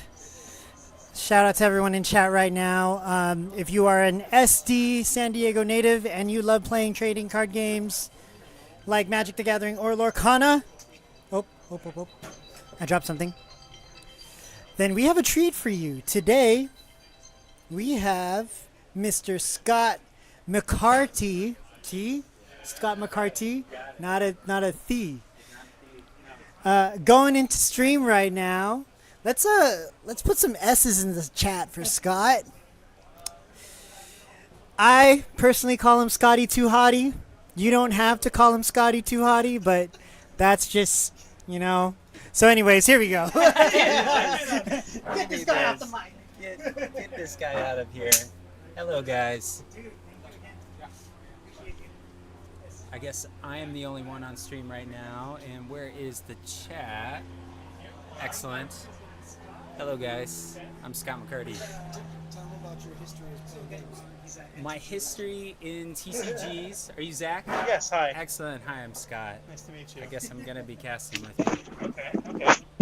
Let's see, my history in TCGs, mainly Magic the Gathering, but as soon as Lorcana was announced as an upcoming game, me and a couple of my buddies dove into deck crafting, playtesting.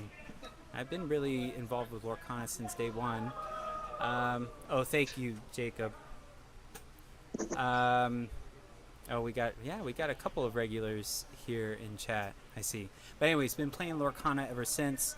Accolades for myself. I think I got first place at a Monday night tournament with 11 players one time. But anyways, I guess I'm joined here with Zach. Yes. Excellent. All right, sounds good. Thanks for joining us. And thanks for having me on stream, actually. This is a lot of fun. And it looks like we're getting ready. Cloud and John. Nope. All right, so we are in round 5? Round 5. Round 5. Okay, so you guys are just joining in. This is round 5 of San Diego's Enchanted Celebration Tournament here at the very own Up to You Cafe.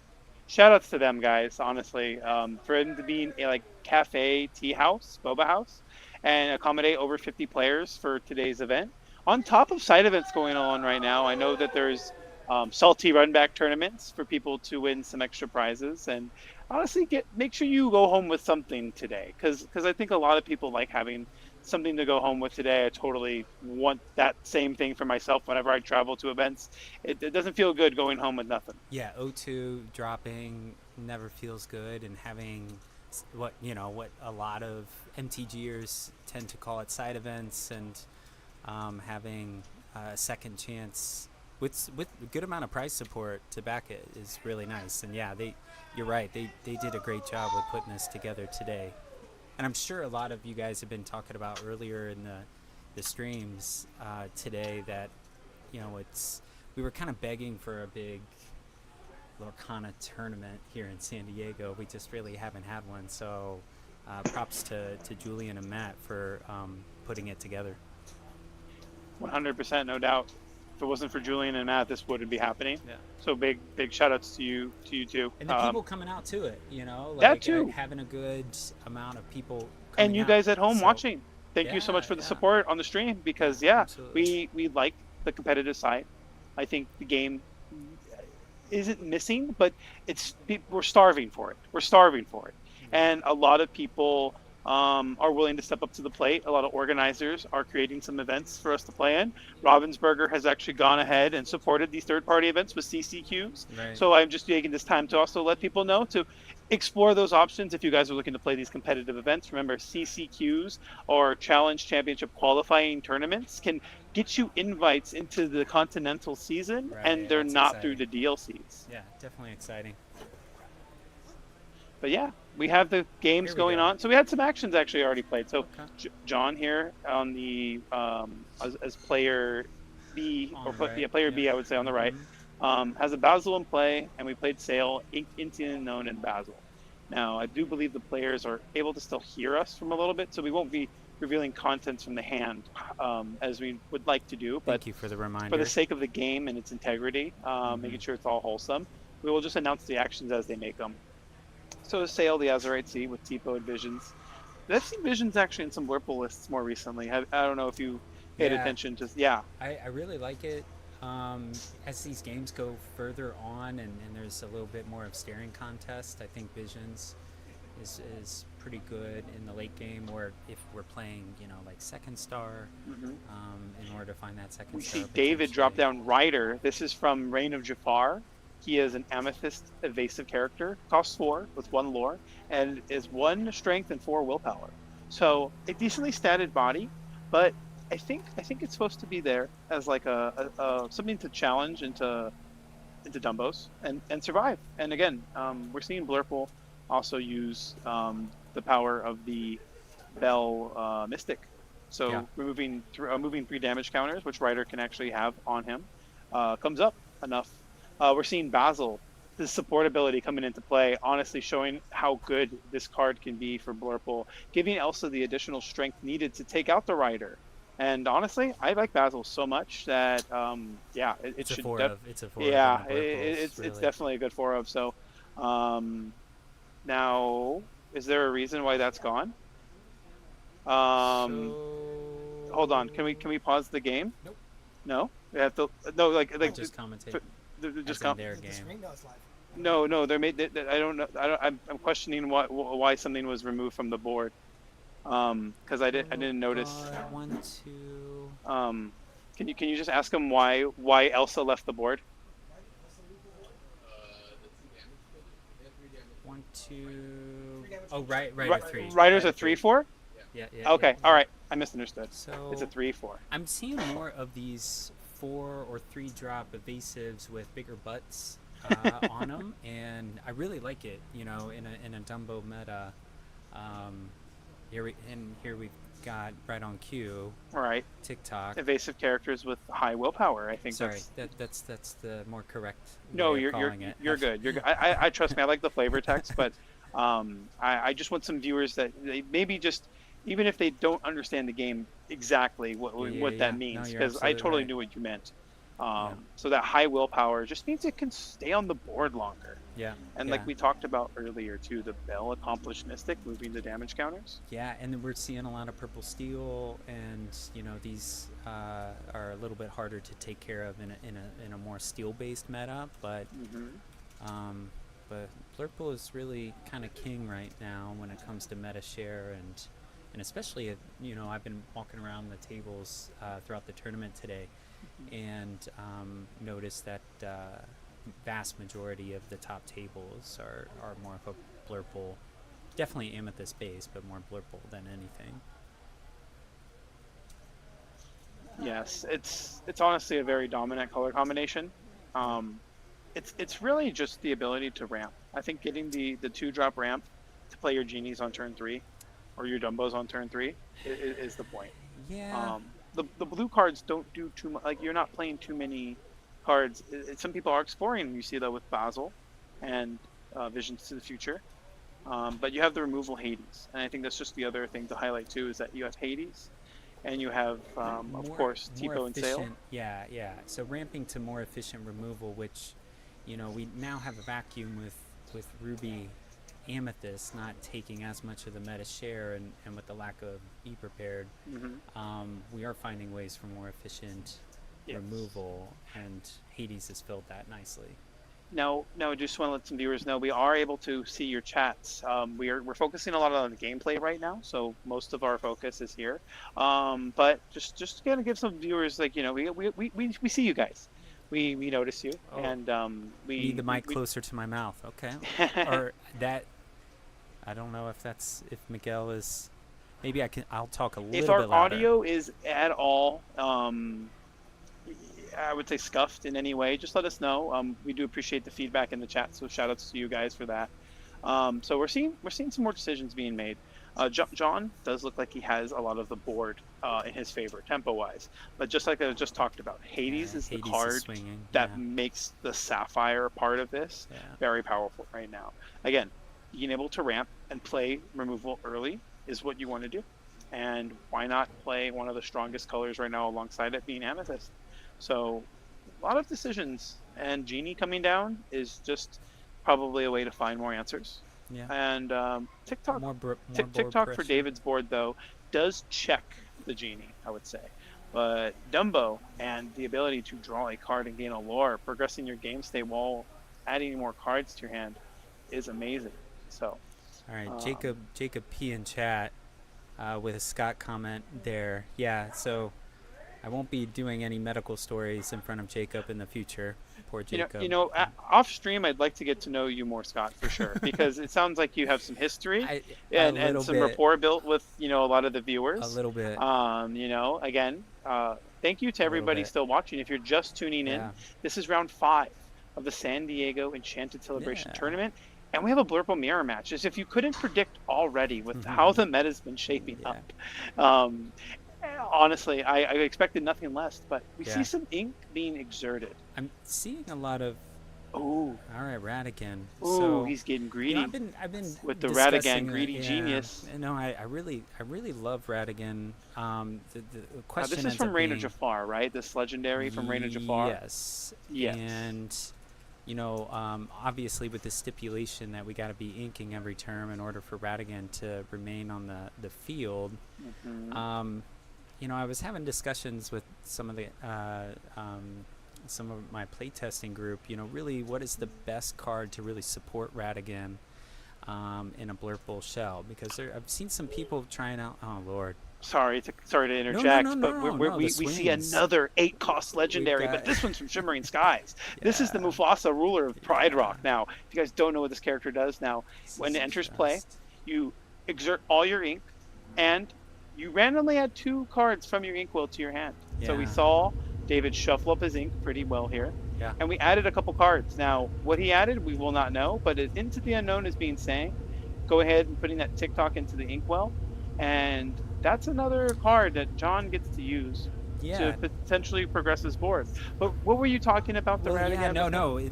We were watching a Blurple matchup with jab, jab, jab, and all of a sudden they're starting to throw haymakers. Yes. So it's the bombs are coming down. So, but no, it's really been kind of interesting to see what really pairs with Radigan the best. Sometimes it's just drawing more cards in a Blurple shell to where you are able to ink every turn. We were talking about Donald Duck as a 5-drop to ink support off the air. So I think John. He just played 2 Finders Keepers this turn. Yeah. He literally just drew 6 cards. Essentially, kind of proved my first point in regards to you draw enough cards, then fine. We'll find the ink every turn to keep Radigan on the board. Now, in a situation like this, to where you're facing down a Mufasa, sometimes the aspect of questing with Radigan ends up not necessarily being the best. So it'll be interesting to see what we end up doing. Granted, TikTok as ward. So I think Radigan still. Well, I'm not going to say certain lines right now, but correct. So we'll see what John ends up wanting just to do with that Radigan. Just to maintain more authenticity, we were not going to discuss potential lines of play players may have, or cards that are in their hand that we can see. We will just talk about the plays that they're making. However, I do want to kind of add a little tidbit. You were talking about how to keep Radigan in play. Now, it's no longer with us due to the rotation, but I do want to talk about an item, and this item, it's got my name in it. So it's Great Stone Dragon, and Great Stone Dragon was just a card that I loved playing in Blurple when I experimented, especially with Tamatoa being more popular with Popsicle. And just having the ability to put characters from your inkwell without using cards from your hand is so good for the Sapphire mirrors. Yeah, you're just every card you play is gas. GSD was and you just don't have to ink anything. Yeah. So, but this isn't with us anymore. So you have to innovate, you have to try new things. And we're seeing John here just drawing cards is like his option. I think. Oh, okay. Oh, All right, we interesting. quest, and again, Hypnotic Strength was just there to kind of find some answers. We see a lot of ink that John gets to play with.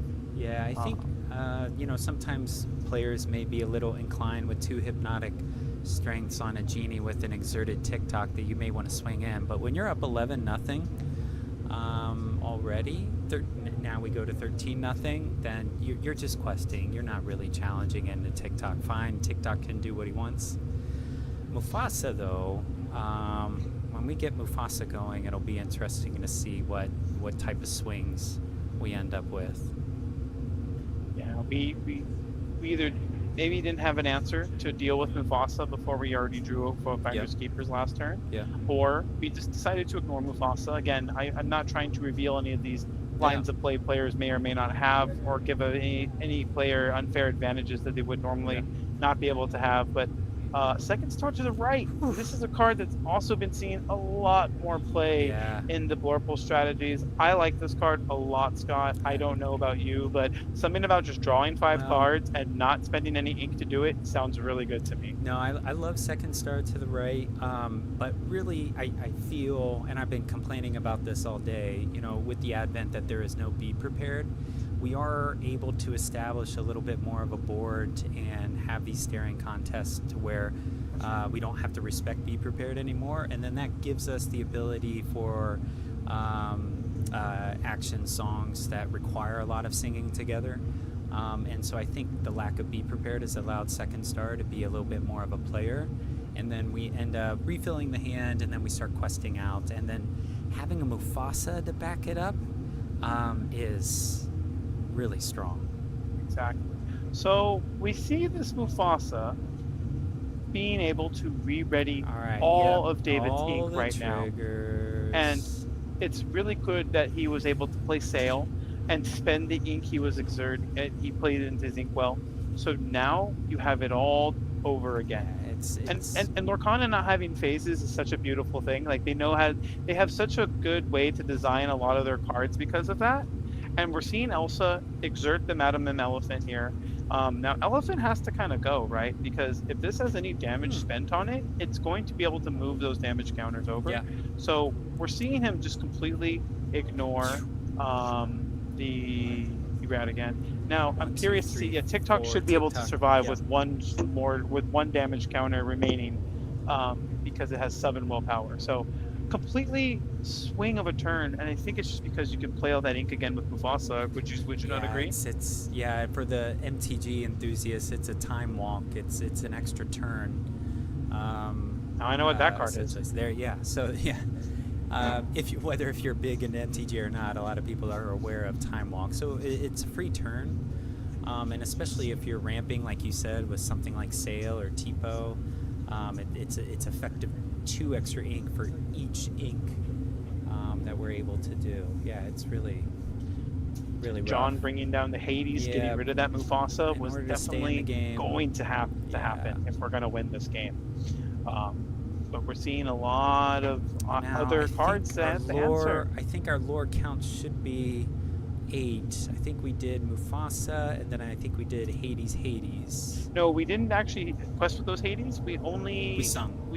You're absolutely so right. There's just 4 from Mufasa for sure, and if there's any other previous lore gained prior to that. But there's a vision being played and a decision now coming down for John.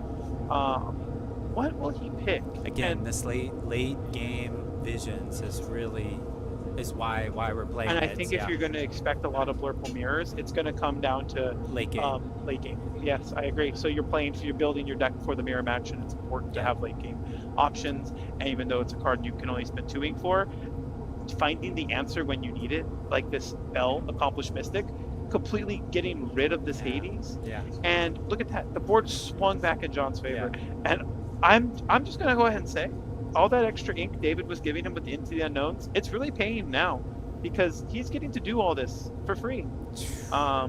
Free draw 5. 5 more cards coming David's way now, because we're seeing Second Star to the Right. Yeah, but David's got to find an answer, because we have 1, 2, 3, 4, 5, 6. That puts us at 19. We're reaching close to what I call Lorthal. Yep, I like that. But But yeah, no, this is such a great game. And I do want to go ahead and kind of self-promote that John is a member of Team Lorcana Goons. Oh, nice. So I do want to go ahead and shout him out. I Not think- only for repping the squad quite well, going undefeated so far, doing it with the supposed best deck of the format right now. Yeah. And we put some damage on this Hades. Is he gonna do it again? Oh yeah, he is. And there you go. What a weird way. I've really respecting the plays so far. These two players have been playing this really well.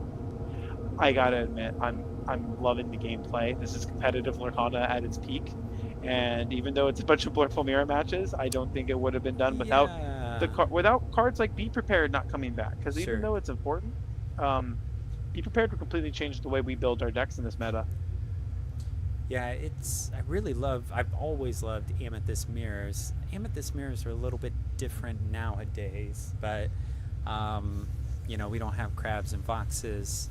Interacting with Elsas, we're leaning more on different Amethyst cards, which is exciting for a lot of players or newer players for that matter. But Dumbo, we haven't been seeing as much this game, but Dumbo has been obviously a meta-defining card. Now, John's got at least like 15 ink, I swear. He's been able to do at least 15 ink. Oh, no, so you're right. You're right on 15, I think. Yeah. I'm keeping track, okay? I don't doubt your counting The cheat code is to find out what he played last turn and count if he tapped out. Yeah. And then you have your answer. Wow. It's very mystical here, but accomplishing her job well, with no pun intended, I promise you, is the accomplished Mystic Belle. Honestly, just being able to super accomplished. Just being able to be a menace. Yeah, being able to be a menace right now. Just constantly moving that damage around. Yeah. We don't know where the damage is going, and what we do know, Basil getting turned sideways and getting smacked in the face with Elsa right now. He's gonna head to the discard pile. Oh. Now, this is something I was talking with some people about today. I really like Baymax in the blue, in the Blurple. It looks really good right now, I will admit. It's like a one or two of, you don't want to lean on it too much, but I really love the Baymax. I think the market has shown a little bit of a spike in Baymaxes recently. I think people are catching on to that.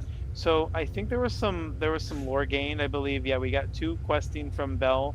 And we had Baymax and I think Royal Guard questing. I think Royal Guard did too. So that is very much everything's got to go, or it's going to the next game. And there's no Be Prepared in this format, let alone in this color combination. I know Blurple wants to lean a little bit on Monstro if possible. If we do have a full hand, granted we need to be given Monstro evasive in this meta. So yeah, David, I think that, but.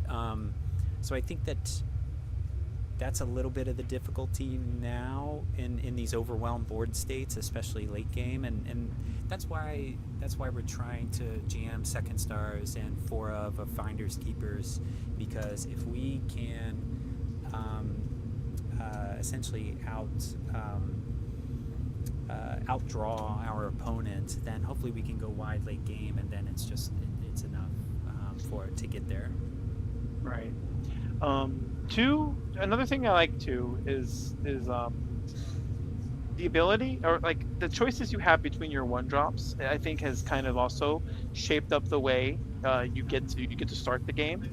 And I talk about this a lot, and I do believe that like the first 2-3 turns are your most important turns of the game, because what you're inking and how you're deciding to map out the rest of your hand. Definitely inking. It's just going to change the way the rest of the game goes. And I tell people all the time, like, spend a little bit longer on your first turn. Don't just do that right away.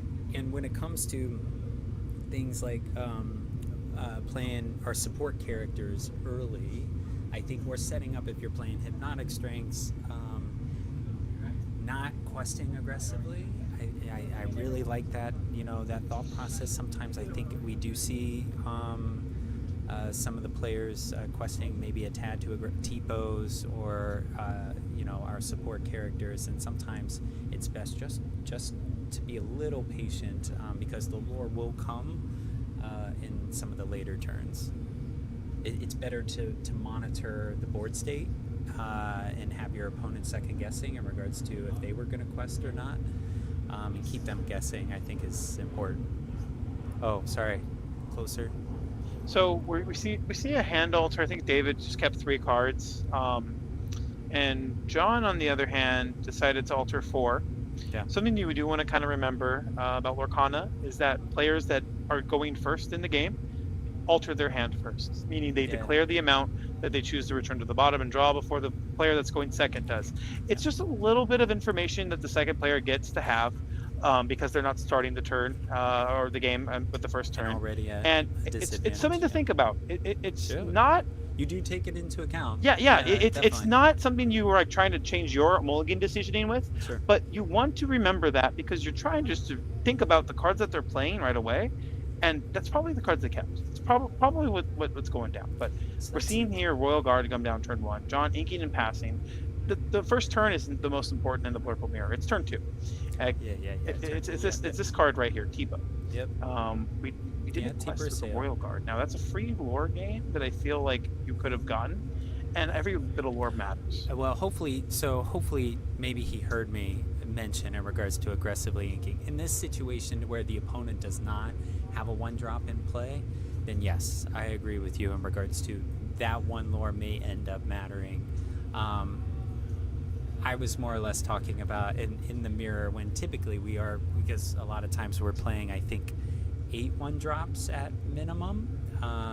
I've been seeing some Rafikis out there. I've seen anywhere from like 6 to 10, depending on exactly. how. And so if your mirror ends up to where your opponent does not play that 1-drop, then a lot of times we're going to be ending up questing with that 1-drop if we're on the play. Mm-hmm. Yeah, that I agree with that. So I do want to kind of say that this is pretty atypical to how Blurple can go, and there's really no counterplay to this when you're on the play and on the draw in the mirror match.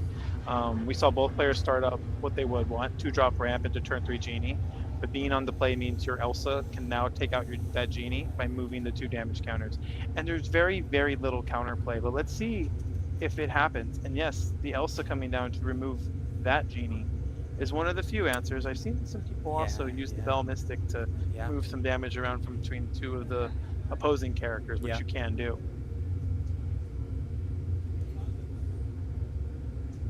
Hypnotic Strength, again, being a card that just does what you need it to do. And I guess when you say does what you need it to do, it is so flexible in regards to removing illusions, just drawing it. You don't even have to be swinging in when you have Hypnotic Strength. You could be inking it earlier.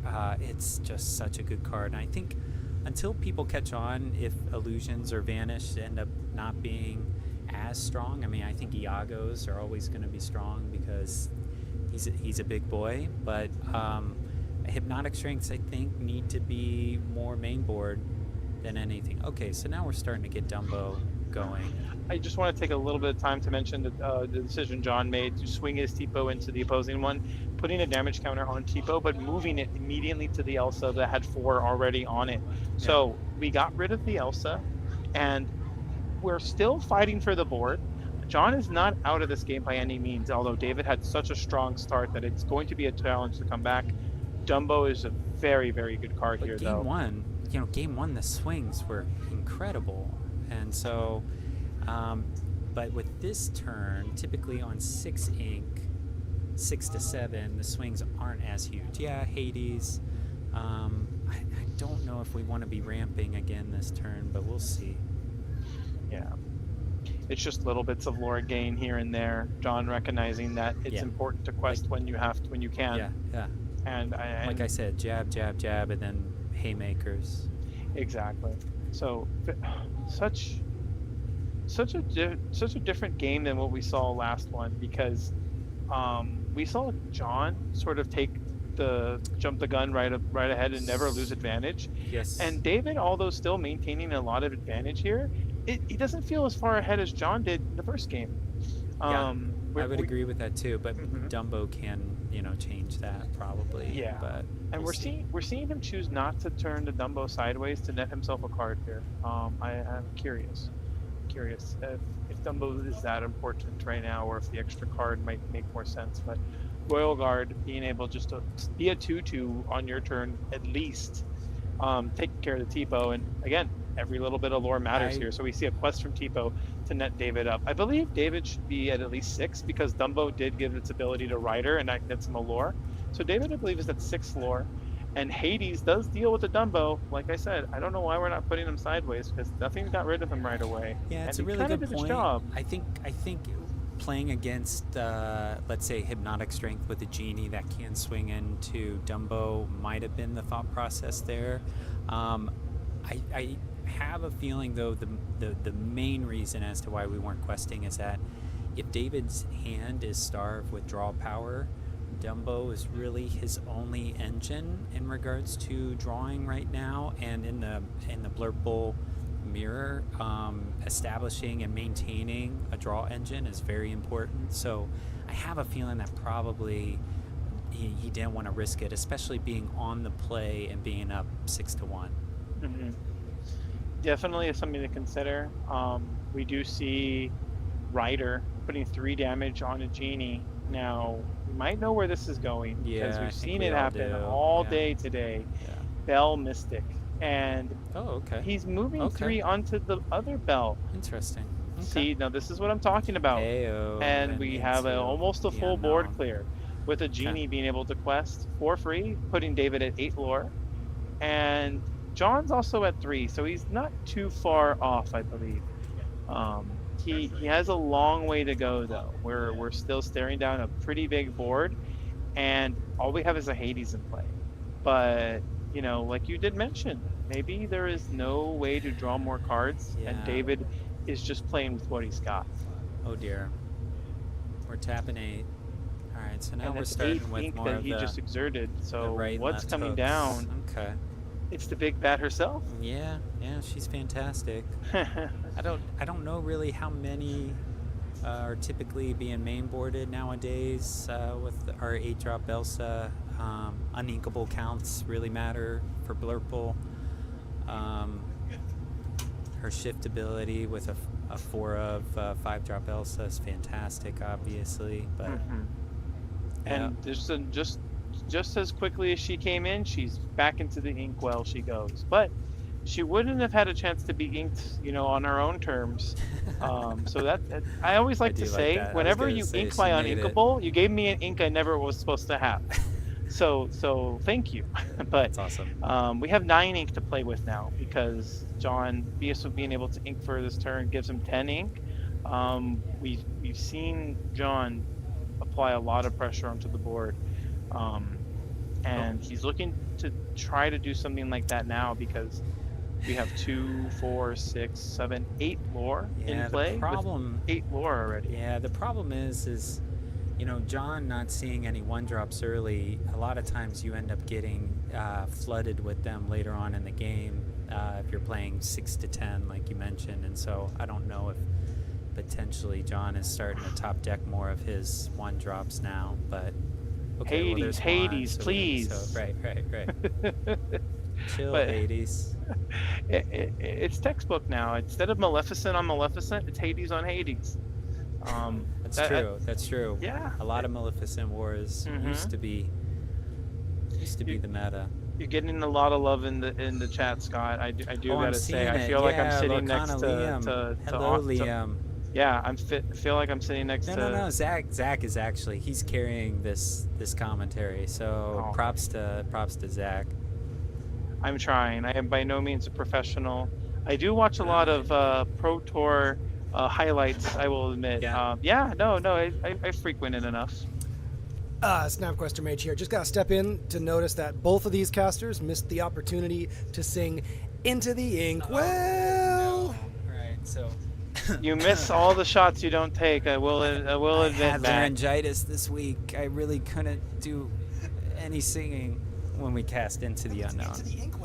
Into the Inkwell. Yeah, sorry. And if that was what it was named, I would have given it its credit.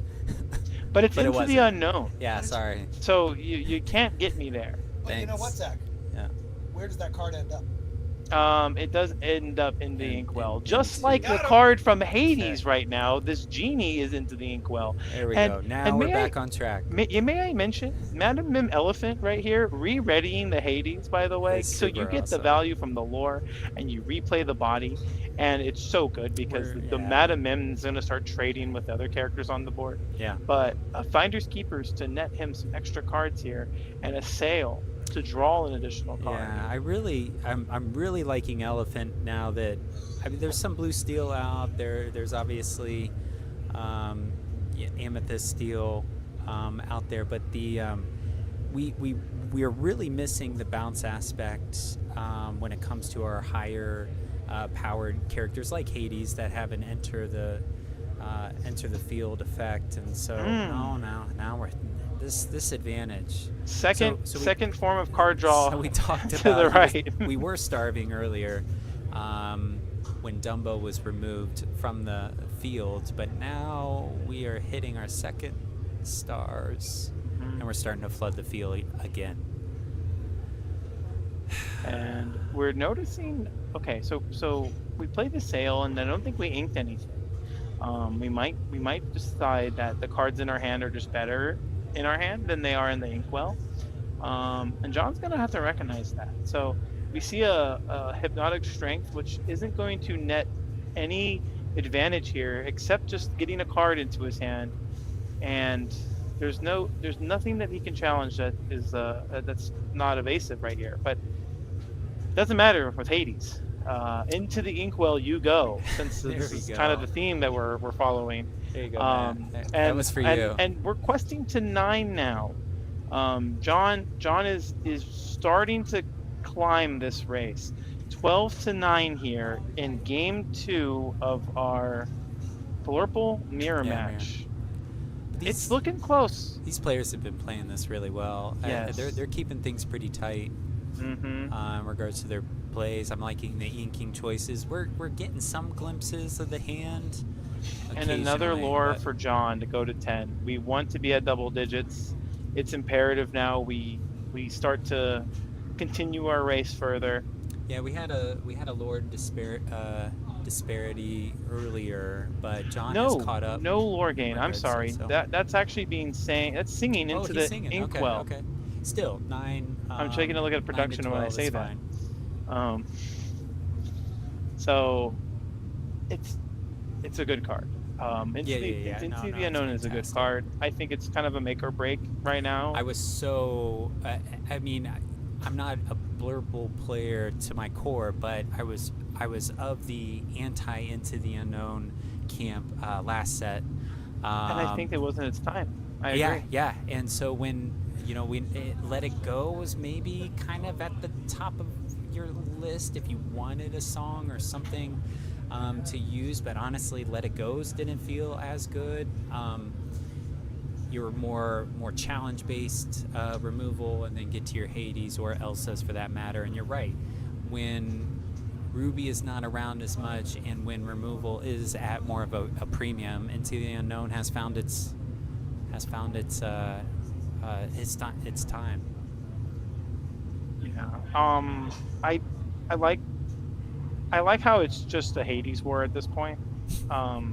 Because it's. You do like it? I like it. I like that it's a Hades. Hades. Like for this game. Sure. Because it's really kind of showing that when you build your deck to be more late game focused, you see it pay off here.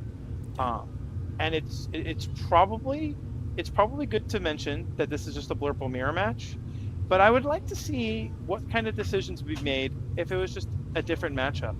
I think a lot of the way that this deck has been shaped and built is to be prepared for the mirror match more. And if we see a little shake in the meta, I could easily see the focus be less value oriented and more John's build, removal are you oriented. talking about John, or are you talking about both? Just the deck, Blurple itself, correct. But overall, because seeing a Mufasa, seeing a Ratigan, that's probably more. I think you're speaking to the 47 or sorry, the 57 to 58 cards of the deck as to what it really kind of is to its core. And then we've got some choices in regards to those last few cards of the 60, and Ratigan is one of them, Mufasa is one of them. We've seen some decks today already with very different choices for that one of or two of, but you're right. That build has been more consistent. It's by far probably one of the longest games I've seen go down so far today. But if you guys are just tuning in, this is round 5 of the San Diego Enchanted Celebration Tournament going on here at the Up To You Cafe located in San Diego, California. And we have John and David. When John is up a game right now in this Blurple Mirror match, and game 2 very much looks like it's in David's favor. We see a lot of board presence coming in, and oh my goodness, this is Mufasa. It. Oh my lord! So David seemed to up until the second star. So second star really got him back into it. But for a second there, I thought the game may have slipped into John's favor. But that second star has been tough on John. And then we've been Hades back and forth. Now we're gonna keep on applying that floor pressure, questing with Hades. Wow. Okay. So yeah. So we're in a rough spot. So remember, Mufasa does exert the rest of our remaining ink. However, we didn't ink for this turn, so we can ink and play the 1-drop.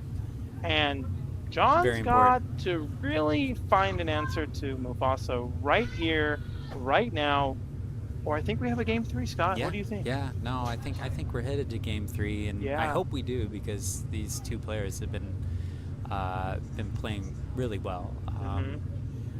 And like I said, I do love some Amethyst. Yes, a concession from John, realizing the same thing here. So we are moving on to the third and final game of this match. It's been a good one. Yeah. It's been a good one, Scott. And so John, I don't know if missing his 1-drop ended up being, I think it was that second star by David that really got us back to keeping more favor on the left side of the screen. I think going back to, honestly, just having Genie and Elsa to answer the Genie, there you saw that the momentum shifts completely. Yeah, I mean, anybody that's on the play, you get your turn 2 Tipo or Sail, you Genie, turn 3, and then turn 5 Elsa. I mean, that is just very hard, or Donald Duck for that matter. It's very hard to get back into the game after a start like that, being on the play. And then I see we've got Jay, we've got Jordan. So we want to go ahead and give a thank you to everybody still tuning in today's stream. Definitely. It's been nice to see all We're not these. over just yet. We have one more round of Swiss after this. Yeah. But before that, the final game of the Blurple Mirror match between John and David. That's so we're true. resetting the scoreboard. I love game 3s, and I'm so glad that we're staying away from the 2-game formats. The best of 3s are really where it's at, and I think that's really when the Amethyst decks shine. Might be one of the reasons why we're not seeing as much Amber Steel in the top tables, because it's best of 3 as opposed to 2GF. But I think it's kind of important to mention, I don't know if a lot of viewers here might think about this right away, but after your first 2 games, you get a lot of information about your opponent's deck. Yeah. You see a lot of cards, you see a different variety of cards. You also see the way they play with those cards. And you can make a different choice and adapt to those play styles and cards you see. Absolutely. And honestly, better players take advantage of this more often than not than your more inexperienced players, because they are playing their strategy but also understanding their pivot points. And I think that's something to kind of mention too. So inking Finders Keepers feels bad. That's gotta feel kind of, feel interesting. But John, think about what kind of cards are in his hand. If that's if I see my opponent inking a Finders, I'm probably.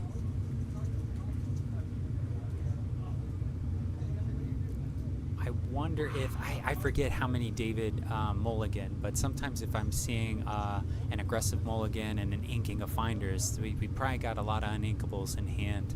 That's probably obvious information, but I don't think that feels good in the mirror at all.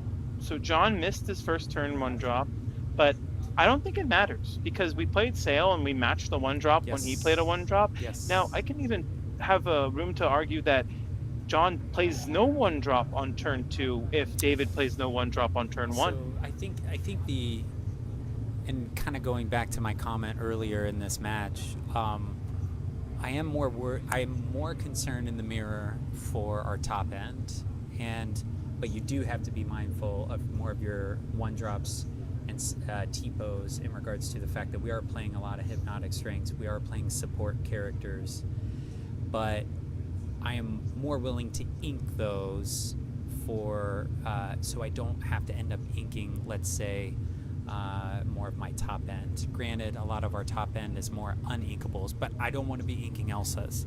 I don't want to be inking Finders Keepers, things like that. But sometimes you have to, and I think that that's what David probably had to do turn 1. All right. So again, Basil using the support ability to give Elsa the additional strength to take out the opposing Elsa. It's coming up a lot here, and Basil's a good card in this strategy because of that alone. I just think waiting to the turn that you're finally able to deal with something, especially having the staring contest that you see so often in the meta right now, that additional strength, it comes up a lot. And I do want to kind of bring up too support in other colors, like for Amber, for example. Support doesn't necessarily mean your own characters are given that strength. You can choose opponents' characters too, and with cards like World's Greatest Criminal Mind, banishing anything with 5 strength or more, we could see that come up. But here, the 1 drops trade with each other, which I think was kind of honestly destiny. Yeah. And how do we answer the Elsa? I think is kind of, it ought to be going through John's head off. Yeah, I think so. What I was more or less, I love Baymax, but leaving damage on an opponent's board, again, in a Bell deck, and really on your own characters as well, can be I was a little bit worried about Bell that turn, to where Genie throws damage over at Elsa and then swings into Elsa, and then we're done. And then now we've got... you made a very good argument. So, but Baymax this turn is fantastic. I gotta say, you made a very good point, I would say, because I had some discussions about Baymax in this color combo.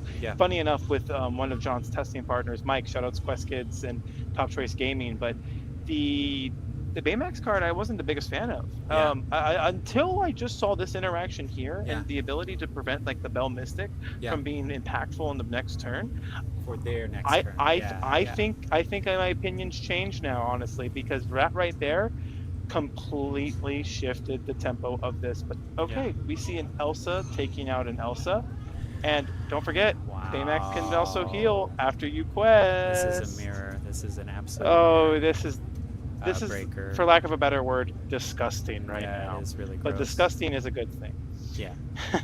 No, and so I think that whether if we had Bell or Baymax at that turn, I think it was end up going to be good. But from a long run standpoint, like you said, next turn after this, Baymax is paying off a lot more than Bell would.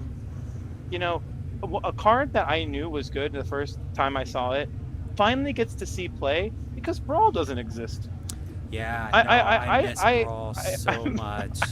I don't miss. You miss Brawl or you don't? I do. Oh, okay. Seeing these 05 bodyguards and Amber Steel, today I was like, gosh, I really do miss Brawl. But Blurple is the new Ruby Amethyst and more efficient removal, and sometimes it does feel bad casting Brawl turn 3, but at the same time, Brawl was just so needed.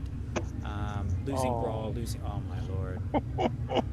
So can I just talk about how what's about to happen? Yeah, can I just talk about this right now? Lord. We just turned TikTok and Genie sideways. Gosh. And we're gonna say that's fine. We're gonna ignore. Sorry about that, but we're going to ignore your cards, and we're just going to increase our lore. Really is. And I believe the lore count is for sure maybe 12 or 14 now. Maybe it's pretty close Not to hitting game. Hades last turn. I think so. David needed to hit Hades to get rid of Baymax. I think is really what needed to happen, but we haven't seen a Hades yet on the left side of the board.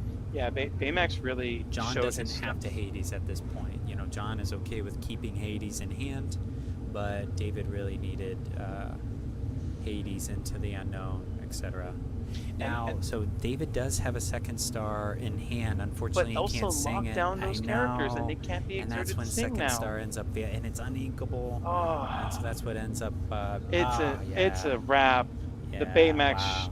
proves. Baymax was absolutely pivotal. You know, Baymax's armor definitely more than a protective suit, I would say. that thing just carried John to a quick victory, expedited process, and showed to be in the mirror a must answer now type of thing. So, but you can't be reliant on Baymaxes as in like being a 4 of. But I do see Baymax more as a 1 to 2 of in these builds. But yeah, that Baymax really showed how impressive and how strong it is in that game 3. No, I'm sold on Baymax now, because if that's kind of what's being used for, it's like almost a better Rapunzel. It plays around Belle so Rapunzel. well, Yeah. and you progress your game state so well, but we got some more action for you guys right now. Yeah, it looks like so we got a bonus we match have going a on. pocket watch match From round 2, and this is round 2 earlier in the Blurple day. Mirror. Another Thank you, Blurple Mirror. Snapbuster Now, Mage. no, this is not live, guys. So we get So to we're talk a just- little bit about what's going down. Okay, so we're seeing Rafiki's. Can I talk about the fact that it's blue steel versus purple? Oh, sorry, It's you're not a Blurple Mirror. right, It's not. It's not a Blurple Mirror. Thank you. We I were do fooled see, at yep. first, I but see the genie dragon. you know, it's about paying attention to what's in play and on the board. So Thank you. I so stand Genie corrected. Satisfied Dragon. Do you? So yeah, Scott, I gotta ask you, what deck were you playing before the rotation? So Ruby Amethyst. I've been a Ruby Amethyst enthusiast really since the onset. You know, I played Amber Steel's song at Vegas DLC, but otherwise I've really been on Ruby Amethyst for a while. And so, so again, my gripes about losing brawls, losing Be Prepared, is real. So it's really been hard to really kind of find good substitutes to make. Oh yeah, maybe a little, slow it down a little bit, maybe just a little. It's something about the rotation, or what I kind of feel about it. I come normally from a card game that doesn't actually rotate their cards. I think the only one that we can know of is Yu-Gi-Oh! Yeah. And I wasn't like opposed to a rotation, because I understand how important it can be for a healthy card game. I and agree. without even putting opinions on other card games, you know, like Absolutely. I would have probably benefited more from rotation in the games that I previously played than not. And I knew from the very beginning that like we were gonna turn into a game where our stats of our characters mattered more than anything else. And we need just raw stats. Yeah, I was more or less, and I've always been more focused on how do we benefit upon playing the character. And so on Enter the Battlefield or ETB effects, as you know, MTG has kind of taught me, I really need that value up front. If removal is a little bit more sparse, then you don't need as much of those ETB effects. And so like you said, and like we talked about, these evasives with more willpower have been more prominent and more effective. All right, now we're seeing the nephews here. So which one do we got here? Is that so we got Huey? That's Huey. Okay. And something about Huey is that he has support, but when he quests while you have Louie and Dewey in play, you draw 2 cards. Yeah. So again, in more of a hey, let's draw more cards meta, and Blue Steel does need that a little bit more, then maybe bringing in the nephews might get it done. Something about the nephews and their piggy bank. What can I say? Oh, but if Elsa's rampant, then but the nephews. The thing too is that Huey just had enough willpower to be taken out with Elsa's strength. So we didn't need to use the Basil's support on Elsa. We gave it to the Rafiki to trade into the steady strategist Jasmine. Something I do kind of also like that he made the characters like point the same way in unison. He changed it up. I find myself doing that too when I play. But the blue steel ally deck I think has a lot of weaknesses. Yeah. Unfortunately, something I do want to mention too is that the Jasmine it only works when you quest, and if you miss, it feels so bad. It does. It feels so It bad. does, especially when we're in a lot of play patterns to where we're not questing aggressively earlier on in the game. Then Jasmine does kind of sit there. There's a little lot bit, of punishing to doing It that. is, yeah. All right, so Genie, evasive 3/4, like you said, good stats for a 3-drop. Okay, we're Jasmine removing some healing. damage. Okay, so more something board about the pressure. one-drop Jasmines. There's like 2 of them, but one removes damage and then the other gives resist. Right, right. And I think they've been playing both of those. If you have Shift Jasmine, they've been playing both of those, right? Yeah. Yeah, you're trying to increase your chances of finding the combo, but Finders Keepers here for three Yeah, cards that's fine. now. Turn 5, that's okay. We saw a lot of that in our last feature match, but here, it's still important to be able to have the ability to do something on turn 5 or turn 6. You may miss your Belle or you may miss your Elsa. You may not even have those cards to play, and drawing some extra cards is one of the only things you can do. Basil coming down for the Blurple side, and Ready Ink, and a new card drawn, but it's the Allegiant, Vigilant Guard Aladdin. Not too familiar, but this Aurora Dreaming Guardian, this Auror's is the so card good. that gives all your other characters ward. Yeah, I really like this war. And actually, in more of the Baja lists that I'm seeing that are playing like Under the Sea, one of our playtesting partners is big on Emerald Sapphire, and that card is just Aurora is really good. I really like it in that build. So yeah, I think. Oh, we saw some. I think we just have Baja more Blast single target earlier. removal. Sorry to interrupt. Sorry. Yeah. Oh, we were just talking about we saw some green blue earlier on this stream. Yeah. Oh, cool. I'm sorry, you were saying I interrupted you. Sorry. I think I was just talking about what green blue, right? Oh, okay. Yeah. We were talking about green blue. I might have lost my train of thought, but okay. I do think that the green blue deck, there's so many ways to kind of build that one. So you're right. There are several builds. There's a lot of cool builds, I would say. There's a search for Floodborn type of character build. Fred. I think it's the ship Fred. Yeah, it's Fred. Yeah. It's so strong because you just find a Floodborn no matter what. It always nets you a card. Yes. But you just get to shuffle your deck, which is a mechanic that you don't have the privilege of doing in this game that Especially often. if you get Under the Sea. And you know what? And speaking of that, I kind of had an epiphany. I've been complaining about no Be Prepareds all day today, and I realized actually Under the Sea really should be our new Be Prepareds in regards to utilizing that a little bit better, and maybe Emerald Sapphire is more of your control based. Now Blurple is really kind of fitting that role as mainly your number one control deck, but Emerald Sapphire, I think with the right build and if piloted correctly, actually could fit that nicely, and maybe we need to respect Under the Sea a little bit more. Yeah. So something I want to point out, the Scar, the Future King. Oh yeah. This is a Super very scary interesting. card. Now he gives all your other allies additional strength. And then at end step we can, or at the end of the turn. You choose an ally, and you draw cards equal to its strength. Yeah. Discard 2 and banish that character. Exactly. But Really remember, there's 2 scars, and that's 2 strength plus 3. So that's 5 cards. And what's really nice is it doesn't have to be, you draw the cards and then it could be the 2 dead cards in your hand that you end up getting rid of at that point. It doesn't have to be of the cards that you drew, which is nice. I wonder if there's a world in Infinity format, like with Mr. Smee Bumbling Mate, how easy it is to just play a lot of these other allies. If blue steel ally for Infinity format, I talk about Infinity format quite often, not necessarily to get people interested, but just to kind of remind people that we have a weekend for Infinity format. But coming onto the stream nice. For our next round up? No, okay.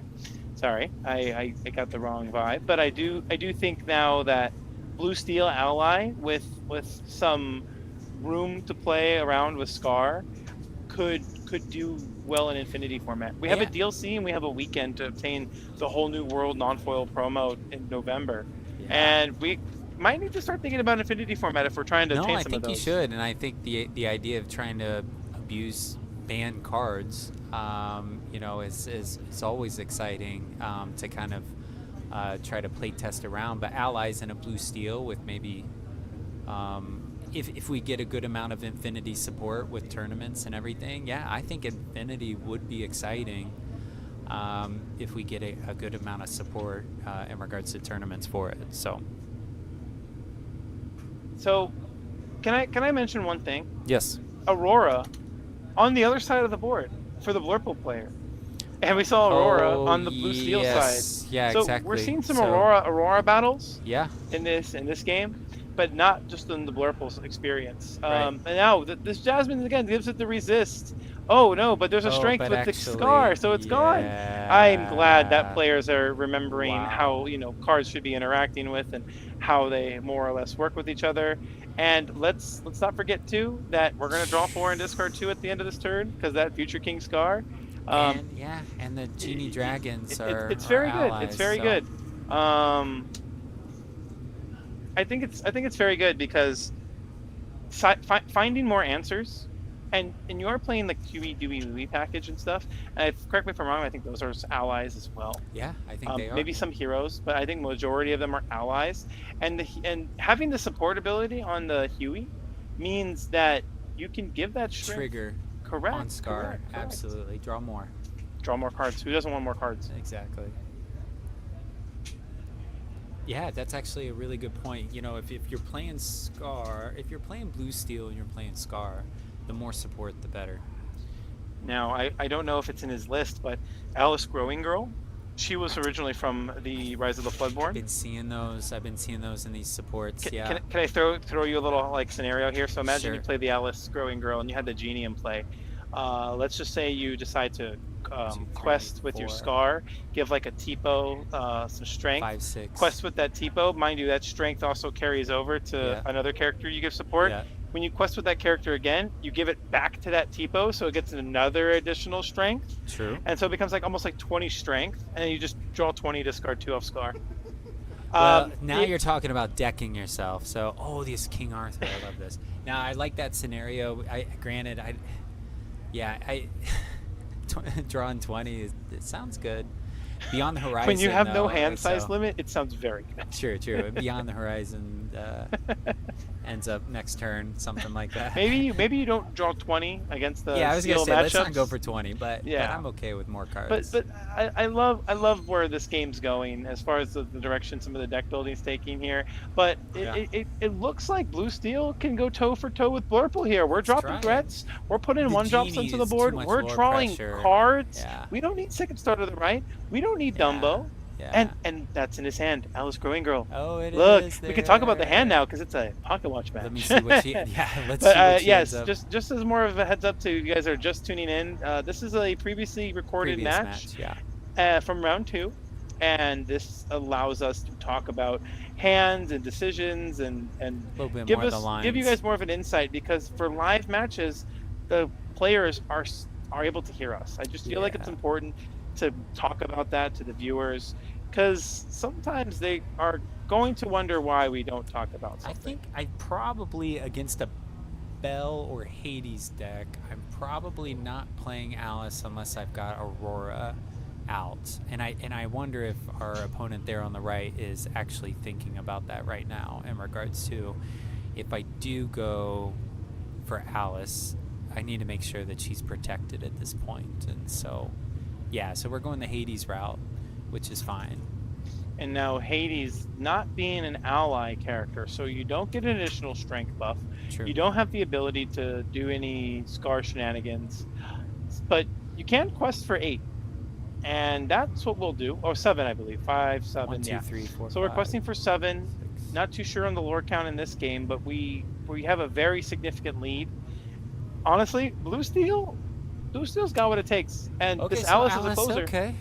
This But I'll Alice tell is a you what, closer. we've got such a we've got such a board presence that it's really I see it in the corner. Ah, yeah, good 13, eye, good 14, eye. Yeah, but at this point, sure, Alice, but take care of everything else, type of thing. Mm-hmm. So Yeah, Alice will be able to give every character you control support, also having an ability that when this character has 10 or more strength, she gains 4 lore.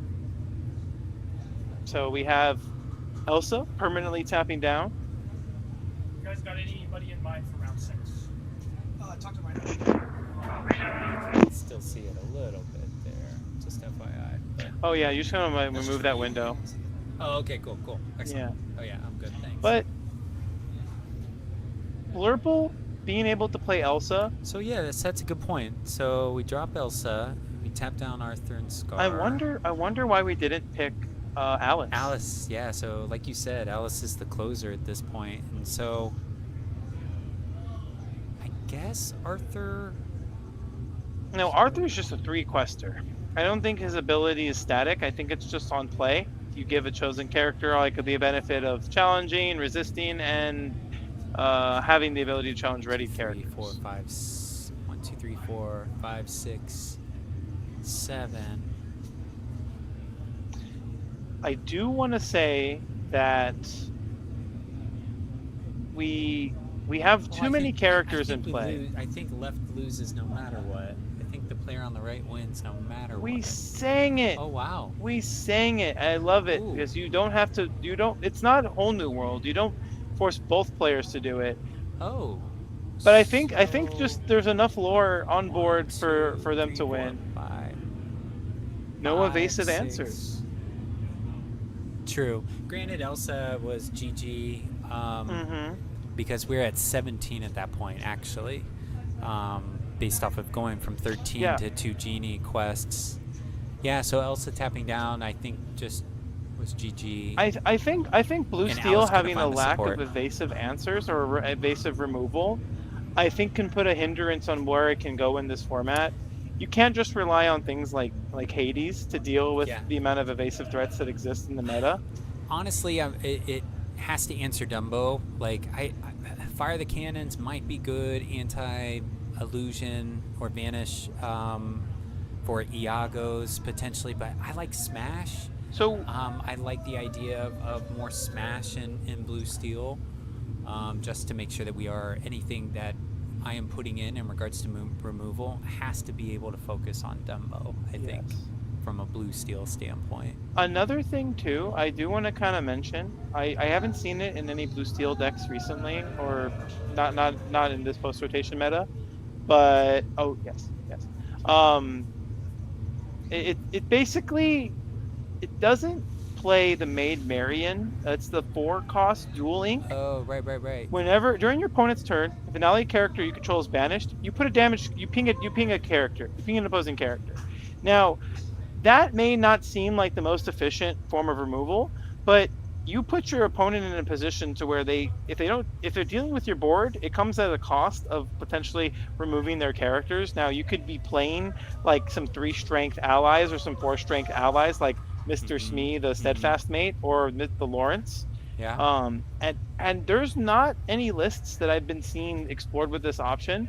And I do a lot of I do buy and sell cards for a living too. So as much as I play this game, I'm spending time looking at cards because people want them for their decks. Yeah. And I'm just reading like almost every card that comes out and seeing the hotter cards. Why is this card being bought and sold more? That too. I mean, there's a lot that goes into that too. And if y'all don't know Papa Scott, now you do. One of the goats in San Diego. Honestly, he knows what he's talking about. From just a short time I've gotten to spend here commentating and casting, he knows what he's talking I'm about. just an old man. I've just been around for a while. Hey man, I'm 30. I get to say I'm old too. I'm 42. Hey, I'm not saying you. So stay. You know, I'm saying I couldn't say that 5 years ago. When we hit 30, we finally passed the point. Well, then where am I? Where's 42 at? Anyways, we have Unk status and Pop status. So they call you Papa. Yeah, you know, thanks, they call. Nick. Yeah, we're hitting Papa status soon. But yeah, but going back to what you're talking about in regards to you're always reading those cards and everything.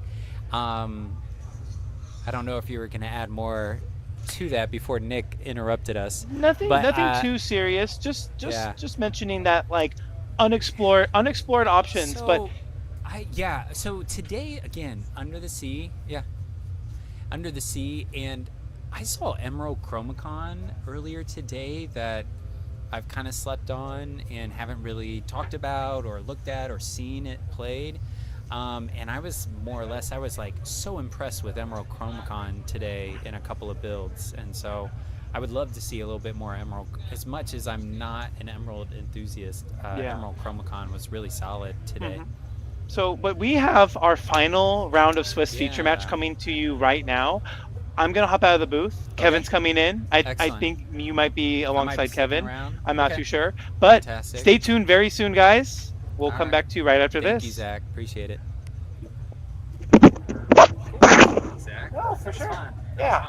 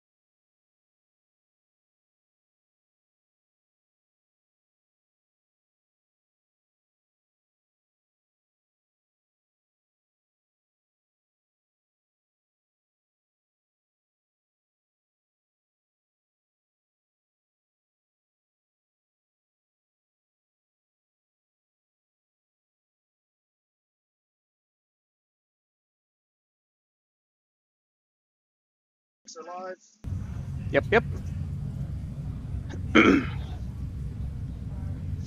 All right, All right. we're back. We're back. Hello, fellow Lorcana enjoyers. We have round 5? Round 6 underway. Yep. Who we got playing? We have, I know Chris on the left side, and I believe David on the right side. This looks like last round?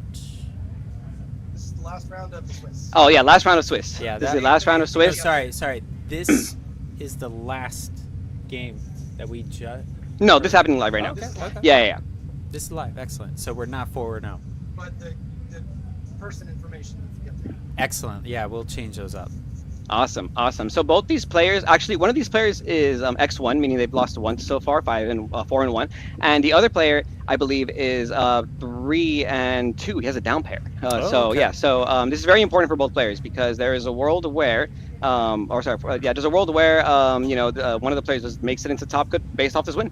So it's a very important game for both players. Typically, by this point, we're trying to stay away from intentional draws, obviously, but a pair up, pair down situation does make it Yep, a little yep. bit riskier. So And we're seeing a Ink Finders Keepers and a play Royal Guard on turn 1 for, I believe, David is his name on the right side, followed by a Ink Pluto with a Rhino, 1-cost Rhino on turn 1 on the left side for Chris. So Amber Steel versus Blurple, another Blurple deck. goodness. Tipo into the Inkwell, followed by Sail the Azurite Sea, lets him draw a card, ink a second card this turn. What is David going to ink?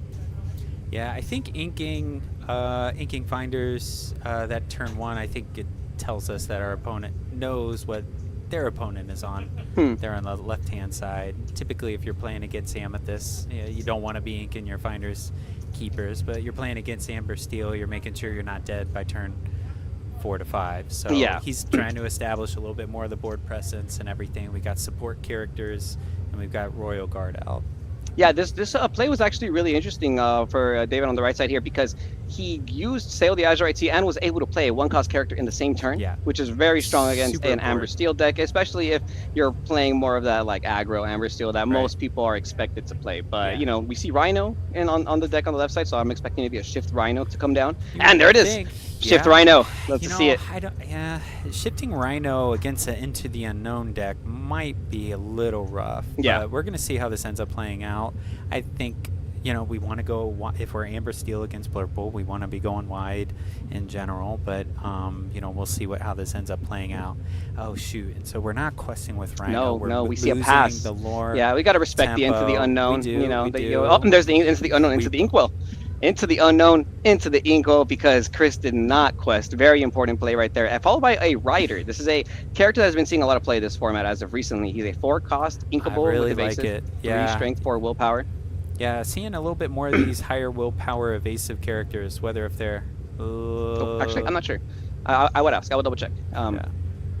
But, no, I agree. We're seeing more of the TikToks. We're seeing more of the Genie Dragons for the steel. But yeah, a little bit more of the good stats playables just to battle the Dumbo-based meta. Okay, so we see Chris use Alright. 3 ink to play a Lady Family Dog, And followed by a Nala. Nala's so good. Yes. This is the 2-cost steel Nala. This goes for quest for 3 if it has no damage on it, which is pretty intense right here. Yeah. And a strength of a raging fire comes down, hits the basil. That's hitting the basil because that basil has support, right? Interesting how you can't hit the rider there because it has 4 willpower. That's what's pretty good about the rider. That body on that character is pretty important. It's gonna save you from those cards right there. I think David is wanting that Into the Unknown back right now.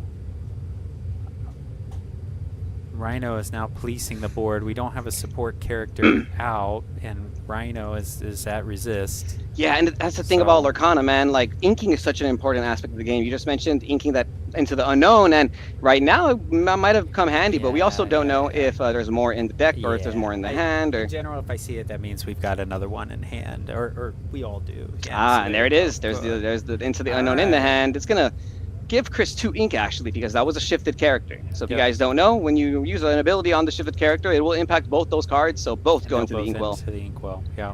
And I do love Rhino. I think last set, when it came out, everybody was really kind of, that was the defining aspect of, can I beat a shifted Rhino? If whatever you were building was more or less kind of based off of, can you beat a shifted Rhino? And now we're at the point to where Dumbo has been more of our meta defining card for the beginning of this set, and so you're gearing your deck a little bit more towards can it beat Dumbo, and that's why we're seeing cards like Rider or the Dragon Genie. So, but Nala is catching traction in regards to being an effective card, and I really like her. Ooh, Pluto, like that. So good. Yeah, Pluto's so good, especially in that curve with Lady Pluto, because you're going to be able to protect your characters that you kind of got off of the Lady. In this case, the Nala, like we were talking about, that's going to net Chris 5 lore right there with a 5 strength character blocking the way. So we're going to see what David can. I hope David has Into the Unknown again. That's really, a third one, maybe a third one in the cycle somehow. And I was talking about this last match with Zach, but last set I was not an Into the Unknown enthusiast for Blurple, but it really has found its shelf now. Okay. All right, so Okay. that's going to be 5 damage into the Pluto. First one with the guard, so that it can lower the Pluto strength. And then we see how TikTok, Ink Tipo Yeah. TikTok come down on the David side. But we're still in trouble. This is still a lot of lore. Yeah, David, right if you now. notice, has no more cards in hand. Yeah. And I think that's kind of what the strategy is with Amber Steel against the Blurble deck. You kind of want to put constant pressure on them and just let them know, like, hey, if you don't respond to all my stuff, we're going to have a little race. And they have way more two-lore questers than you. The Lady is really strong because when you're going second, it's a way to kind of face that, get that tempo back, you know, because you're going second, you don't have the cards on board. And this Nala has been on the board since the Lady came down. So ship the Rhino with and the I 40. think we're also wanting our Finders Keepers back. You know, Blurple is so tough. I think in regards to, you think you want to place your 1-drops down earlier, but in the face of a Rhino and possible shift Rhino, I wonder if inking your 1-drops earlier and then waiting till we get to the TikToks, the Riders, and then Finders Keepers to hopefully we hit Monstro. Hopefully we keep them scared about exerting their characters because of Into the Unknown, and so. Ooh, Right, a so damage counter being moved on to the Nala by the Bell. Right, so yeah, Bell, super fantastic. You know, we're not scared about Rapunzel's as much, but we are slowing down Nala in regards to her lore accrual. That's going to be the end of the turn, I believe, for David. So Chris draws for turn. Wonder what he's going to... Bell might be kind of policing things now. Yeah. You know, to where it slows down. We don't have a bodyguard. You know, I think I've seen Chris on the left-hand side playing the 05 bodyguards. And 05 bodyguard is really tough. Oh, Lord. Another Lady Nala combo. I'm sorry. Yeah. That's a lot. That's a lot right there. So I don't know if we sing here. He has 1 card in hand, and is he going to play it? It's a strength. So he's thinking about it. I think he's a little bit worried about TikTok right now. There it is. Another strength of a raging fire. Yeah, it's such a good card in these wide builds. And yeah, so Bell was going to be a problem. Yeah, that Bell was going to be a problem. You called it first when the card landed on the board, and that's the first target that he hit. You can't clear the TikTok, unfortunately, but TikTok's only questing for 1. Oh, and there's a second TikTok. Second TikTok right there. All right. So, yeah, and I think that we're kind of running into the issue with Amber Steel nowadays, to where our stronger will-powered characters are seeing a little bit more play. Things like Madam and Elephants, TikToks, Riders, and then now we really have to either hit lethal in one type of thing, or else we just end up. Okay, so 4 into Rhino. Rhino loses resist. Yep. Rhino trades. I think that's fine. Both players top decking here, by the way. Both players have no cards in hand. Yeah, so now it's a very intense game. Chris hasn't seen any of the docs. I think Chris knows he has to get going. So he's going to quest for 2, 4, 6, plus 3. That is 9 lore right here, putting Chris up to 14 lore off of 1 big quest. And the card he drew. Ooh! Wow. Who is this? The Bolt. So we've got Bolt. He enters Exerted. I think he's an 04 body that quests for 4. Wow. Super good card. I think I've been seeing. I don't think they're 4-ofs, but I've been seeing a couple in these Amber Steel builds. A third TikTok. Wow. TikTok. Triple TikTok action. So we go 1, 2. The triple TikTok action, and that's going to be the end of the game because he cannot clear the Lady or the Nala and the other Lady. You could bring up the Bolts on board still. Heck yeah. We could talk about. Yes, that one. Yep. Down but not out. Wow. So enters Exerted 04, and like I said, quests for 4. It's inkable. Only 3, which is really kind of your critical mass. That was crazy. I didn't expect that because they were both top decking, so he just drops a 4 lore character, you know. I know. Well, I mean, Chris went first. Amber Steel going first. You know, in a top deck war, it's always going to be tough. You know. But like I mentioned in regards to the earlier gameplay for the Blurple, you know what?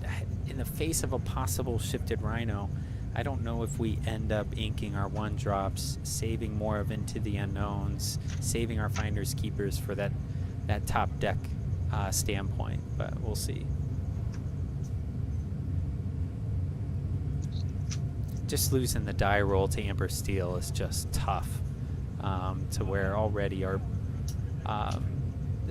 percentage points start to start to go down there. No matter what you're playing, Amber Steel on the play is just super tough. And if you're playing cards like Bolt, it's like holy smokes. Yeah, yeah. It just closes the game out. Yeah, exactly. So the interesting character, 3 cost uninkable, 0/4, quest for 4. This character enters play exerted.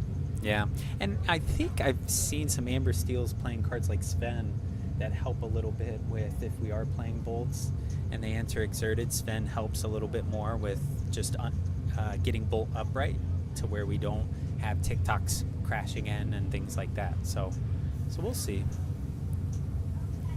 I don't know if Chris is playing Svens. I haven't seen any Svens in his build. It's looking pretty low to the ground. I wonder if he plays any 4 cost at all. Yeah, that's a good point. Oh, the Pluto. The Pluto's the 4 cost. That's what we've true. seen. But I like Sven in this deck. I think Sven's a very good card in this deck. Chris is going to alter almost his whole hand away, only keeping 1 card. Oh. While David is going to alter kind of same thing. It looks like a full mulligan. He kept a strength as the 1, which is really interesting, especially like you said, just a low to the ground build. Well, we're on the draw, so I guess Chris understands that actually getting to an Elsa or getting to a character that does need to be removed in the setting of being on the draw is probably very important. Yeah. So. Yeah, I think the curve of Lady plus Strength the following turn lets you deal 4 damage very, very consistently. Yeah, yeah. But and being on you the can draw, pretty much assume that David's going to drop a Genie on turn 3. Yeah, you know? Yeah, that's sure. But honestly, Chris is probably thinking, you know what? If I lose this game, let me just get to game 3 to where I'm on the play and then call it a day. And hopefully have a better opening hand than he had this time. I can see that. We're going to start off game 2 with a Palace Guard on the side of David with an Ink Bolt, followed by a Daisy turn 1. That's pretty good turn 1. If you're an Amber Steel aggro enjoyer, you want to see Daisy on turn 1. That's part of the Wombo combo. Well, alongside some of the other cards Chris has in hand, which yeah, we didn't see those earlier. Okay, Ink Rider from David, and he passed. No ramp, ladies and gentlemen. We are not going to see Genie on turn 3 like we just said. I didn't see how many he mulliganed. He put back his whole hand. Yeah, it was his whole hand. Shoot. Yeah, he went. That means he was just digging for the ramp, man. And that's the thing about Blurple. We had this conversation with AJ. It's kind of hard to win when you don't have that. Well, I'll tell you what. Like, if you're flush with Into the Unknowns right now, then great. But if you're not, okay, all right, we get Elsa. So Daisy quest for 2, it reveals an Elsa off the top of David's deck, and he gets to add it to his hand. And then Chris left the Nala on board for David to think about as he starts his turn 3. Okay, so we hit Hypnotic Strength. That's pretty good. If we don't. Oh, have Hypnotic Into the Strength is Unknown. inking Hypnotic Strength to. Let's see what we do to Hypnotic to play Hypnotic Strength. Strength. This card's going to draw a card, give him +2, but he gains more Challenger when he draws cards, so fantastic. He's swinging for 5. I'll make it short. He swung for 5.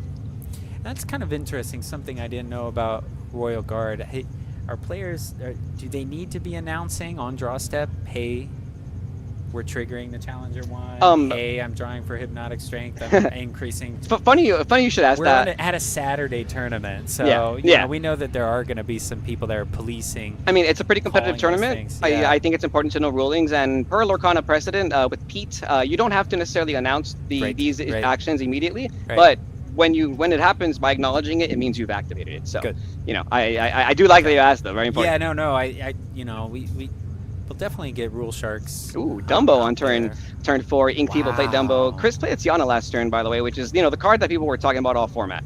We didn't see it turn sideways yet, but Elsa might come down next turn for the Blurple players. So, and I think I get the feeling Chris knows that. So we might start seeing some quest activity going on soon. Yeah, well, we're about to Strength the Raging Fire here.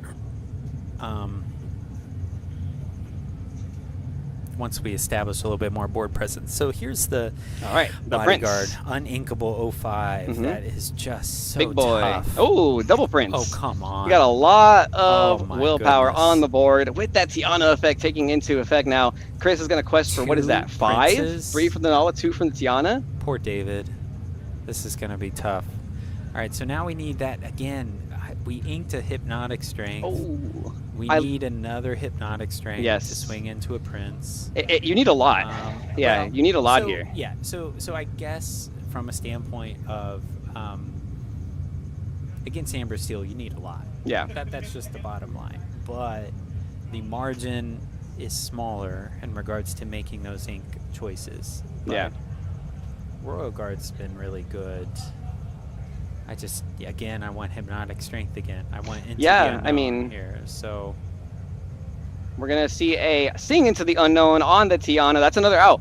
It's another very strong out there. But it does take up an entire exerted Dumbo for that, so that Dumbo is not going to swing. Wicked good Finders. Opting to play a Finders Keepers in hand by David. I wonder if there was any other characters he could have played. Super. Yeah, but pumping that Royal Guard and getting rid of one of the bodyguards, I'm okay with that. Very true. You know, Very the Royal true. Guard is just kind of sitting there. Like, Nala's not going to be swinging in. Bodyguard obviously not swinging in, so it's kind of interesting. We know that Chris has Strength of the Raging Fire in hand, and I wonder... No, he inked it earlier. Yeah, he ended up getting rid of it. Yes. So he just spent So double dock. Yes, Aurora into double dock, draws 2 cards. Yeah, that Royal Guard really putting in a lot of value this game. I really like that play from David, so I got to give him credit there for clearing that bodyguard. But you know, Chris I like still that going play. wide. Questing for 5, no 4. Questing But for 4. hitting, or I should say, missing that ramp is really rough because we at some point want to either get to Monstro, or at some point we want to get to Elsa.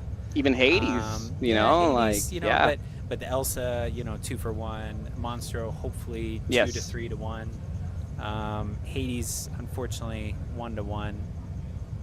But just even getting it 1 turn earlier here to get rid of that bodyguard would be so impactful for this situation Now, for David right here. David drew a Mufasa, which is uninkable and is tough in regards to, do we even survive to the point to where we get to Mufasa? That's a tough one. I haven't seen that in Blurple yet today, but that's you know, we saw it actually earlier, and you know, I'm seeing a couple one-ofs and like Radigan, yes, you know, a couple the Radigan one-of top ends, or even the more like you can do more Radigan heavy decks to where like you're either playing Donald Ducks or Kitas or things like that, to where you're keeping Radigan online, but it's inkable. Radigan is inkable, so you have a little bit more flexibility there to be able to, you know, to play more of. You can't play a bunch of Mufasas, and I know that's so. Yeah, this is really a pivotal turn to where Bell, sure. Okay, 1 damage on the Nala. That means it no longer has that extra resistant lore. Okay, 1, 2, 3. All right, and 5 damage into the bodyguard. Okay. Now we're trying to keep our 2 lore questers, the characters with the 2 pips attached to them. We're trying to keep those at a lower number, and Chris is actually, you know, he doesn't have a lot of his high questers out right now, and so that does give David a little bit of a window to stabilize. 1, 2, 3, 4, 5 lore puts Chris at 16. David does have 4 characters to contest this board, though. Unfortunately, the Basil would have to swing. Yeah, it makes sense. Like, so, David can clear this board with the characters he has. Blurple with Elsa's, Bells, and Hades next turn, you know, we can take care of that extra character, too. Yep. Yeah, we needed a bodyguard on the left side this turn. All right, we see a Rhino into the Inkwell. Chris, I believe, has 6 ink to play with right now, and we're going to see Sven come down. Oh, we're just talking about if you played Sven or not. Seeing Sven. Okay. Yep. And I guess that makes sense. If I'm seeing Bolt, maybe I assume I see Sven eventually, just because, Sven is just super. Got 2 pips. It doesn't have a bad body on it. Oh, and we're playing a bodyguard. Oh, and the bodyguard prints again. Okay. He does opt to play it in bodyguard mode so that he can protect his character. Sometimes when I'm playing these types of decks, I think, what if I just get the 1 lore? What if I just play it ready and try and quest it, save it for next turn? No, it's true, but we're in a tough spot. I feel like we had to hit ramp, and we had to hit like a Monstro with like 3 cards in hand by this. Well, 1, 2, 3, 4, 1, 2, 3, 4. So maybe a card or 2 with Monstro. But we didn't hit ramp. Hades is not good enough here. Hades can get rid of the bodyguard, and then he can clear the characters. Saves us a turn, but the thing about Hades is that he has to pick the right target, right? Because if he Hades is the bodyguard, he can use Basil to clear the Aurora, use the other characters to clear the exerted Ducks. That bodyguard though, that 5. And then but then you still need the 2 lore questers. So you have to, if you're gonna Hades, you have to Hades a ready character, I think. Which means you're gonna quest with Basil, and then you can pump up your Dumbo, clear the bodyguard. That, but then you only have 2 guys to swing with left. Yeah, unfortunately. And I that think means you it's have to at least GG's. leave 3 lore for Chris. So Chris is either going to get to 18, 19 if the Hades comes down, or if it does not, then it might be GG's. But he is showing a lot of lore on board. That Nala can quest for 2, the Sven can quest for 2. So you got to deal with those readied characters. And I love the time that David's taken right now. I think that we talk about speed to play, but really when it comes to a pivotal turn, like something like this, allowing your opponent extra time and something, because David's speed of play has been absolutely fine this whole time, but this is a lose or win type of situation, and so letting him tank a little bit longer I think is completely fine. And you're playing against Amber Steel, you're not going to time, so might as well just Yeah, I mean, there's 32 minutes in the round, so David definitely has enough time to think about his play. But it definitely is something to note that you have to also like really think about like what is the winning play. The winning play and then the speed overall, right? Because you got to pay respect to both players. I'm just saying, I agree with that in regards to respecting. And unfortunately, I've been a little notorious for taking my time a little bit too much. No, and so I feel you. I actually make jokes with my cousin all the time that I think he slow plays, and I'm just like, bro, just stop going in a time. But I do. But the pace of the game has been good for David, and I think he could be allotted a little bit of extra time to really think about this line, because this is that pivotal moment in the game right now. I like to think that Lorcana sometimes you have I like to think that Lorcana sometimes like you have like a pivotal turn in the game that might dictate who wins and who loses. And this looks like it might be one of those turns. Yeah, I mean, I think it's scoop phase at this point, but I like it's allowing David to, even if I'm on the opposite side of the table, like I'm playing Amber Steel, I'm not going to take 30 minutes for a game 3. So yeah. Huge shout out to all these players playing today. We're gonna see some action. Is he gonna quest? He's committing. He's questing with the Basil. Basil's gonna give him 1 lore. This puts David on the board for his first lore. Dumbo's gonna swing into Prince. All right, support on the Basil, giving Dumbo the extra strength. Yep. Prince is gone. Bell swinging into what I believe is probably going to be a Doc. I don't see why. I mean, you can swing into the Aurora, I guess, if you're worried about the one less. But Bell in play, so if we have Bell in hand, so Bell swinging into Doc, playing Bell. I wonder if Baymax... It could pop the other Nala. But then you're still in the position where Royal Guard clears the Aurora, and he's going to get to 9 with the Sven and the leftover Doc.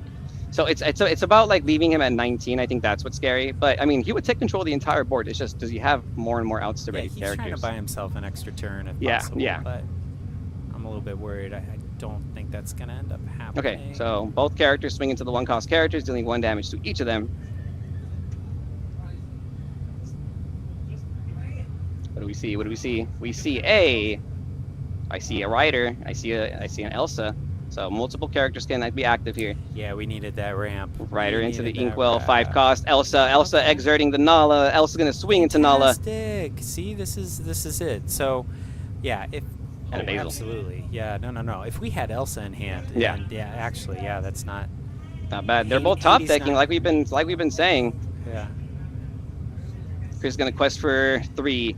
Gets to 19. It's probably going to be a faster turn for Chris because we know how this deck plays out. We stabilize. And Pluto not exerted. Exerted is perfect. Yep. But Hades is going to clean up with the rest of the board. Yeah. And then really we need to make sure that we're top decking Elsa's to make sure we're taking care of his ready characters. Top decks. Yeah, exactly. Now if he hits Doc after Doc, then that's going to be a problem. We've seen 2 Docs already, though, so chances are not necessarily in Chris's favor. And we haven't seen a single Hades from David. True. No, not a single Hades from David. I think I saw a Hades in hand. Okay, yeah. So actually, David actually has a really good shot. He can turn this around.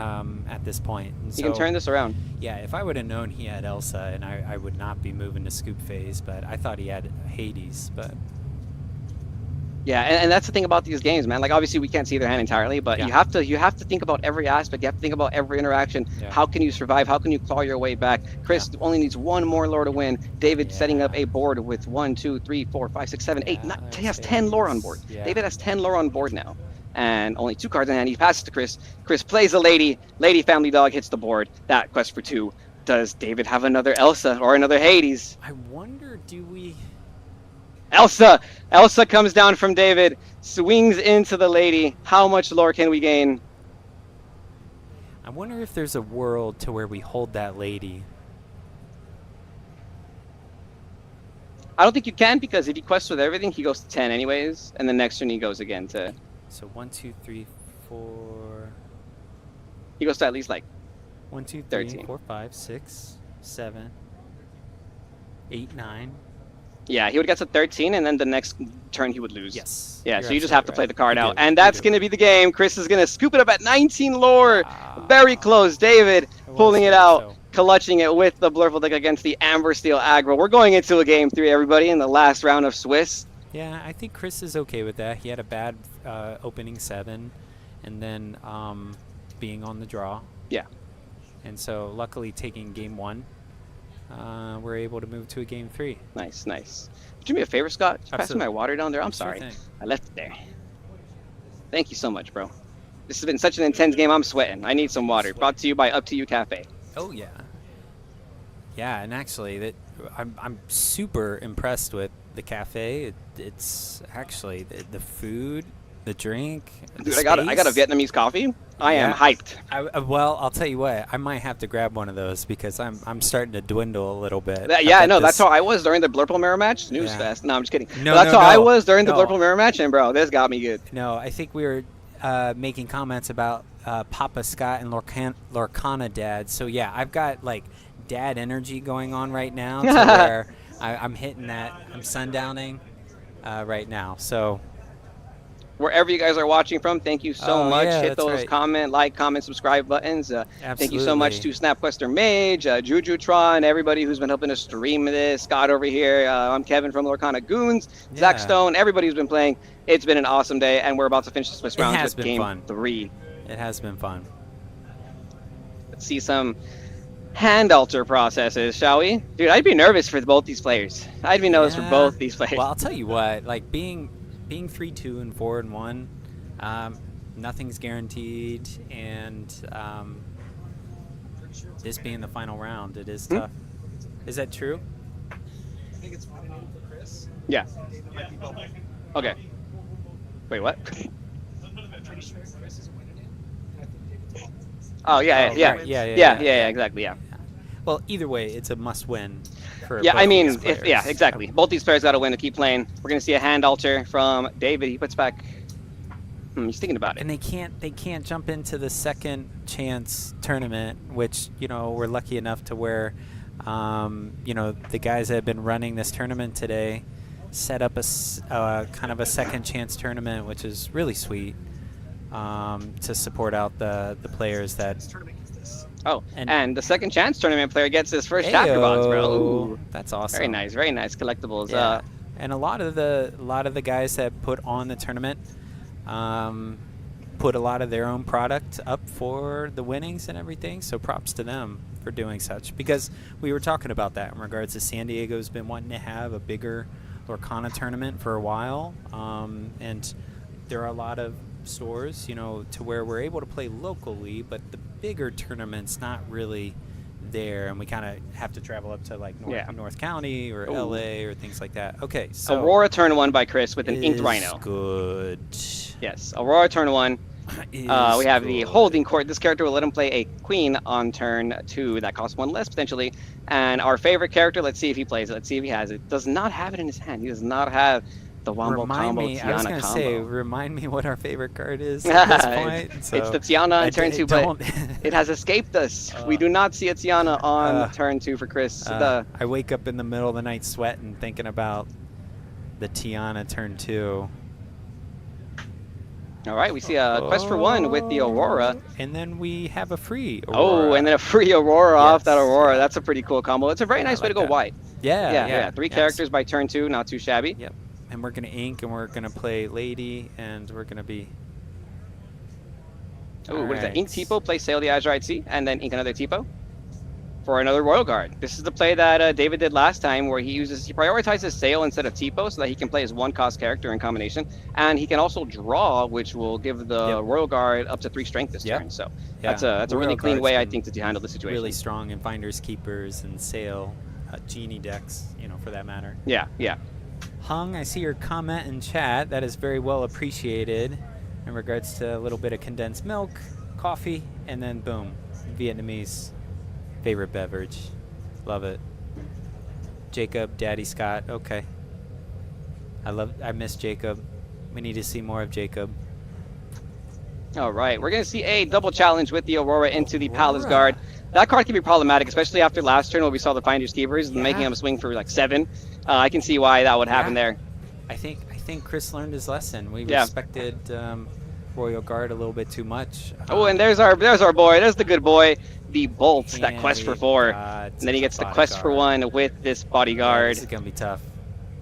And I like the fact Chris saved his lady. Yeah, he's holding it. I think he knows that if he top decks like a really good 2-cost character, then he can just keep going wide turn by turn. The dock aspect, like lady into dock. Dock. 3-cost into the unknown. Goes right, puts that bolt right into the inkwell, but it's pretty nice because now he does not have to pay any extra ink for this next card that he might play. Target for ladies right now. There's the Rhino. Okay. Now, are we going to see a trade into this guard, or are we going to see some questing we'll action? End up 2 for wanting ourselves, and I don't think we do that. Okay, we're just going to actually quest for 2. That's going to put Chris at a hefty 3 lore. Which, honestly, if you're Amber Steel aggro and you're this late into the game, it's probably not where you want to be. No. But no. We see a Hades, I think, in the hand of David. It's pretty far away from that card. He has 4 cards in hand with 4 ink. But I'll tell you what, if he hits Dock on this top deck, then he's right back in it. So, he's set. Yeah, that's what's crazy about Amber Steel is that you can literally just draw the Dock. That's the name of the game sometimes. We're going to see David ink a Hypnotic Strength, which is a very powerful card. Interesting to set into the inkwell. That's because we see Elsa come down with the 5 ink, and they're going to work together to clear both those Auroras. Interesting. We got some Queen on Princess action here with another Bolt in Chris's hand and double Lady. We have 3 3-cost characters in hand. Ooh, honestly, this is not necessarily something that I like to see when I'm playing Amber Steel. You kind of want to see a variety of number costs in your hand when you're playing this deck. But we need a bodyguard right now. Yep, we need a bodyguard, but doesn't look like we have one. We have 1 ink remaining. Lady, so we're not. Yeah. Okay. Yeah, we need that 2 or 1 drop for Lady next turn, or else we're in trouble. Elsa's okay right now, but if we start establishing more board, so Genie drawing into more answers. Genie with an extra draw right there is very nice. The Elsa's going to go ahead and swing 2 damage into this bolt. Yeah, I think he just wants to chip at it. Okay. Especially right now with no Rapunzel, there's no punish. Like, you don't get punished for chipping at it. Ooh, almost immediately, Chris draws into his Nala, so lets him play Lady Nala combo. That's what you want to see here. Now, is he going to quest with the bolt? Because we gotta get going. He is. I think it ends up being a Hades target next turn. That's true. So I do feel like quest for 6 there. It's going to put Chris at 9 lore. That's a pretty hefty boy, that bolt. And another Genie off the top for David. That's crazy, because he's just been getting to those cards, man. Yeah. And as soon as he establishes board, he's going to be questing out like crazy. And be able to close it out a little bit quicker.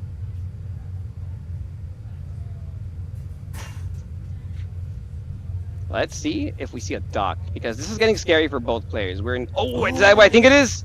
Is that who I think it is? All the way from the 7 Dwarves Mine, we have we actually have all the way from all the way from the Prince's Castle. We have the Prince. 1, 2, 3, yes. 4, 5, 6, 7. Oh, we have a big bodyguard, ladies and gentlemen, protecting our 3, 2, and 2 Lord Questers. Yes. I think somebody's about to get Hades. David's at 7 ink this turn. He can get 7 ink. We know what happens on 7. The Hades can come down. Ideally, Hades probably wants to eliminate the bodyguard because that 5 willpower is detrimental with these 2 strength characters on board. But these 2 strength characters can at least clear a Lady, and Nala. Both can go into the Nala. Yeah, so it'll. Chris is at 17 though, and that means 1 Lady and 1 Rhino survives after that. So is this the end? I thought it was Doc. I thought I saw Doc. Well, you know what? we said that game too. Yes, and David managed to think it out, and he's gonna take some time here because he needs to. And then again, that's how you got to play this game, ladies and gentlemen.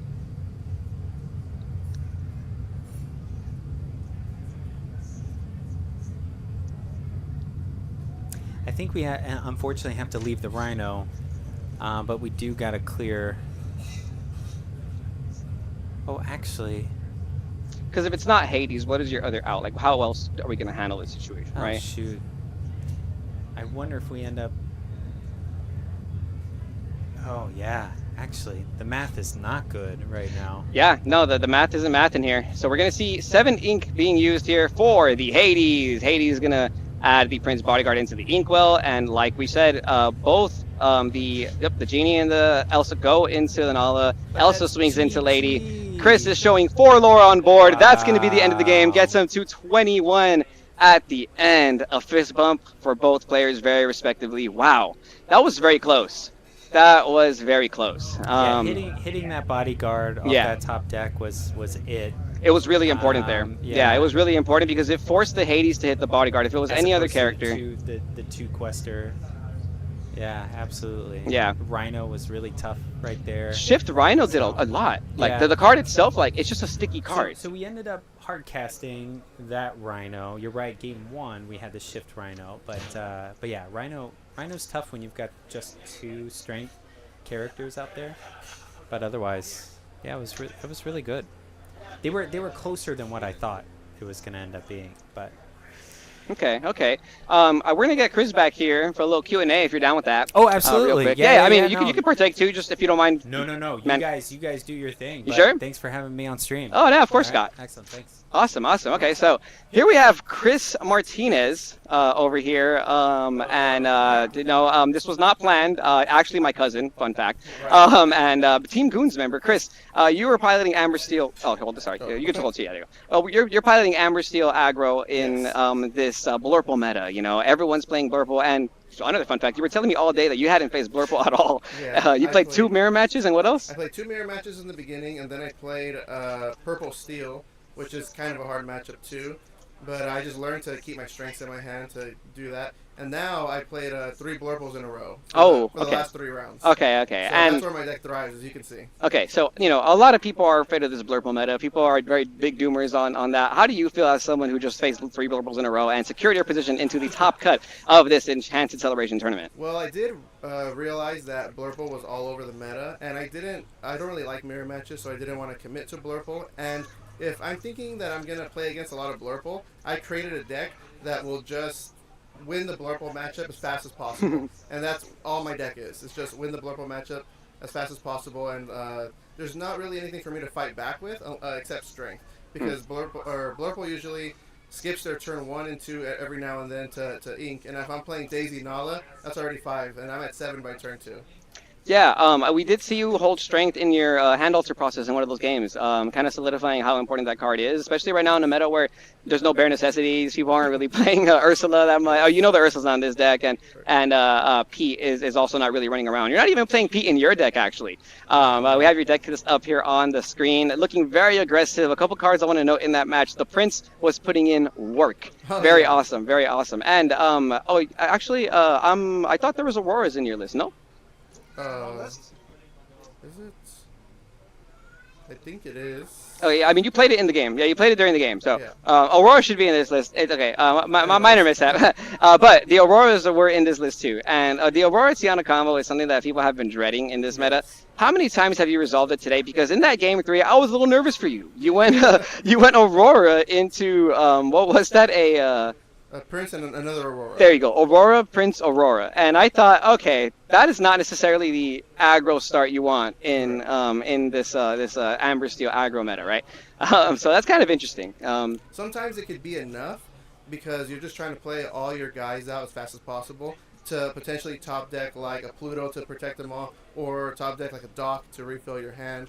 So that's usually the strategy. Just play as much lore as you can on the board. because you're going to top deck into your bodyguards. Okay.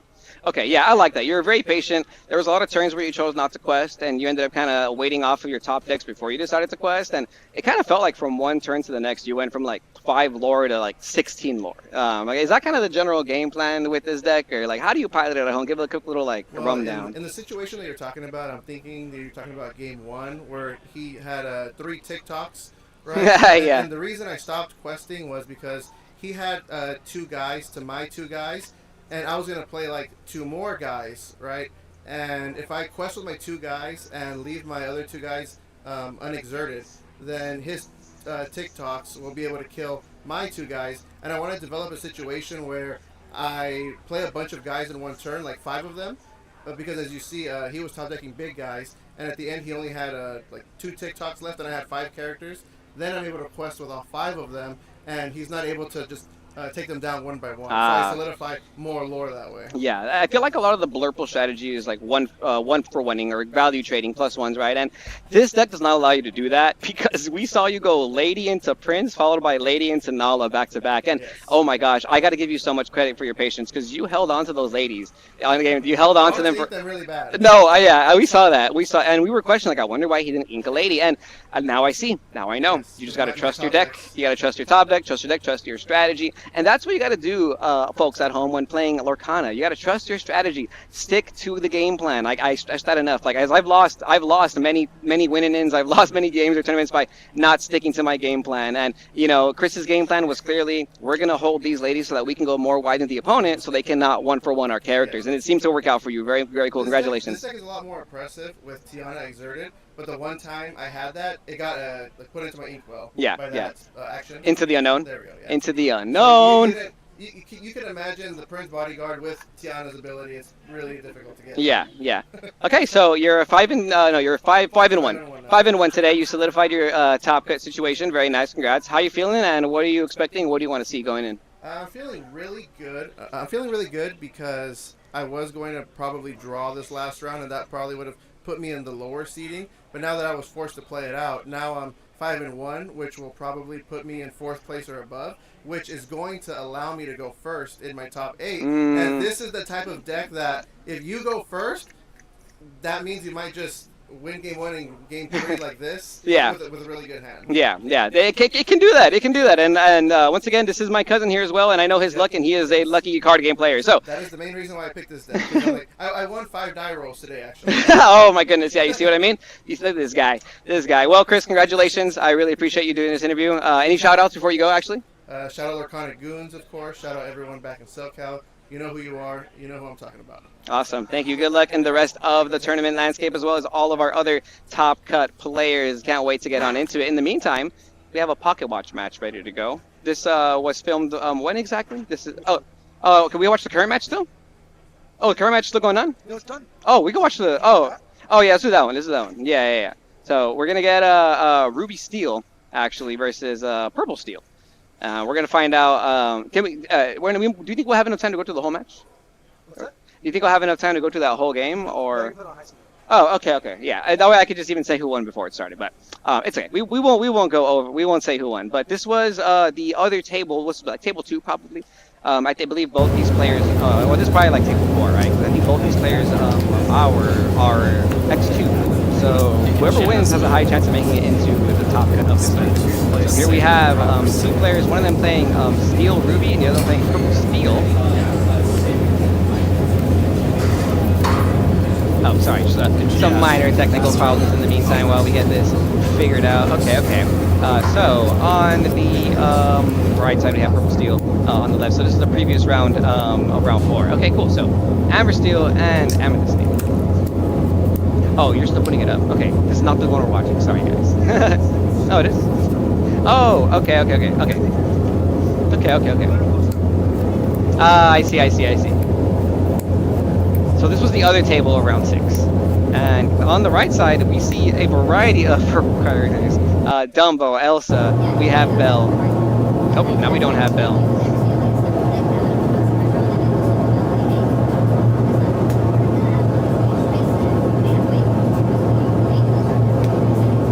We'll see Amethyst Steel exert 5 characters. That's where that Belle came in. It's going to move 2 damage.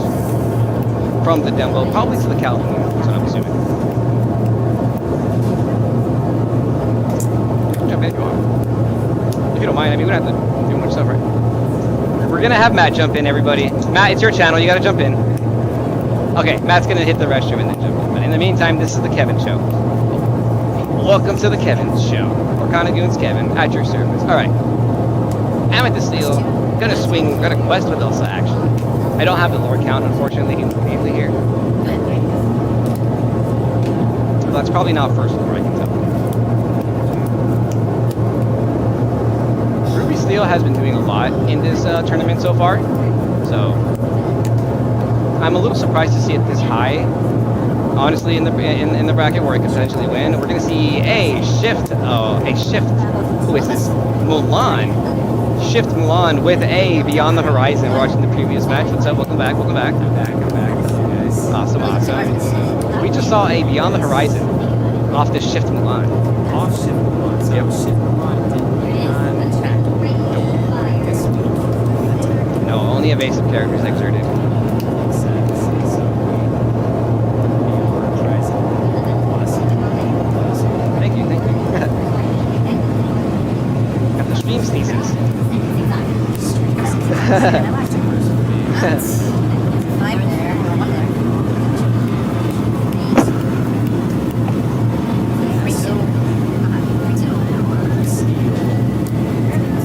Talks about power line being somewhat effective in doing some silly things.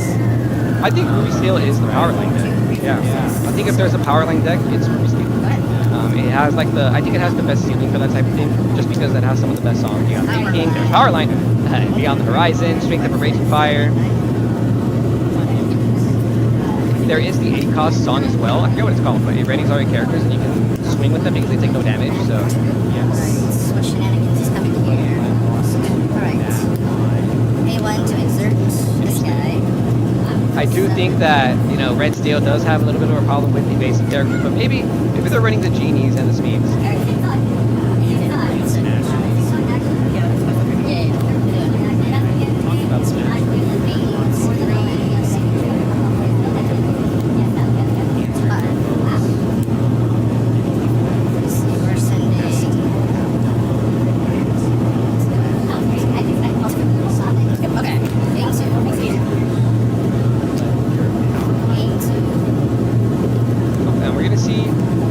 Concession, I believe, from the Ruby Steel player there, because they were able to exit the power line and swing over with the bell. Oh, okay. So Okay, yeah. So the higher speed But adding a still, little bit of aggression. The opponent actually was like there going, but this is it. So, yeah, there you are. Yep. Is that Matt? You wanna just hop in? Yeah, hop in on it.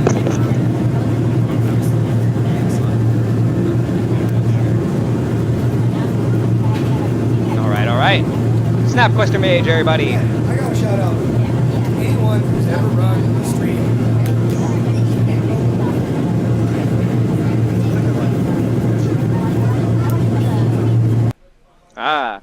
So I don't know if you can hear it through the headphones. Oh, no, I couldn't. I don't know if y'all can hear it. I don't know how much noise that picks up. Oh, well. But, man, managing all this stuff, a shout out to anyone who's ever run a stream before, all of the TCG tournament organizers.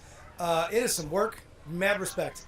This has been a slog. It has been so much work and so much fun. This is probably some of the most fun I've had in a long time.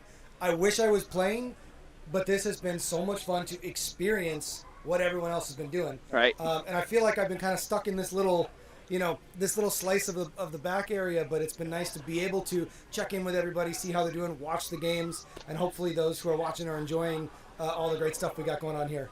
Yeah, man. Jeremiah Barrella, shout out you. What's up, Goons? What's up? What's up, Lorcana Goons? Everybody.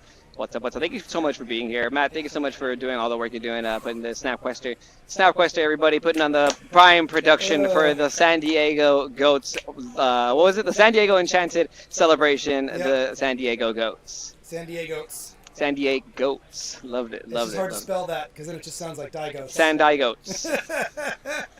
All right, we see an Ink Strength and a Play Mulan from the Ruby Steel player on the left side, and followed by a Ink Hypnotic Strength pass from the blue.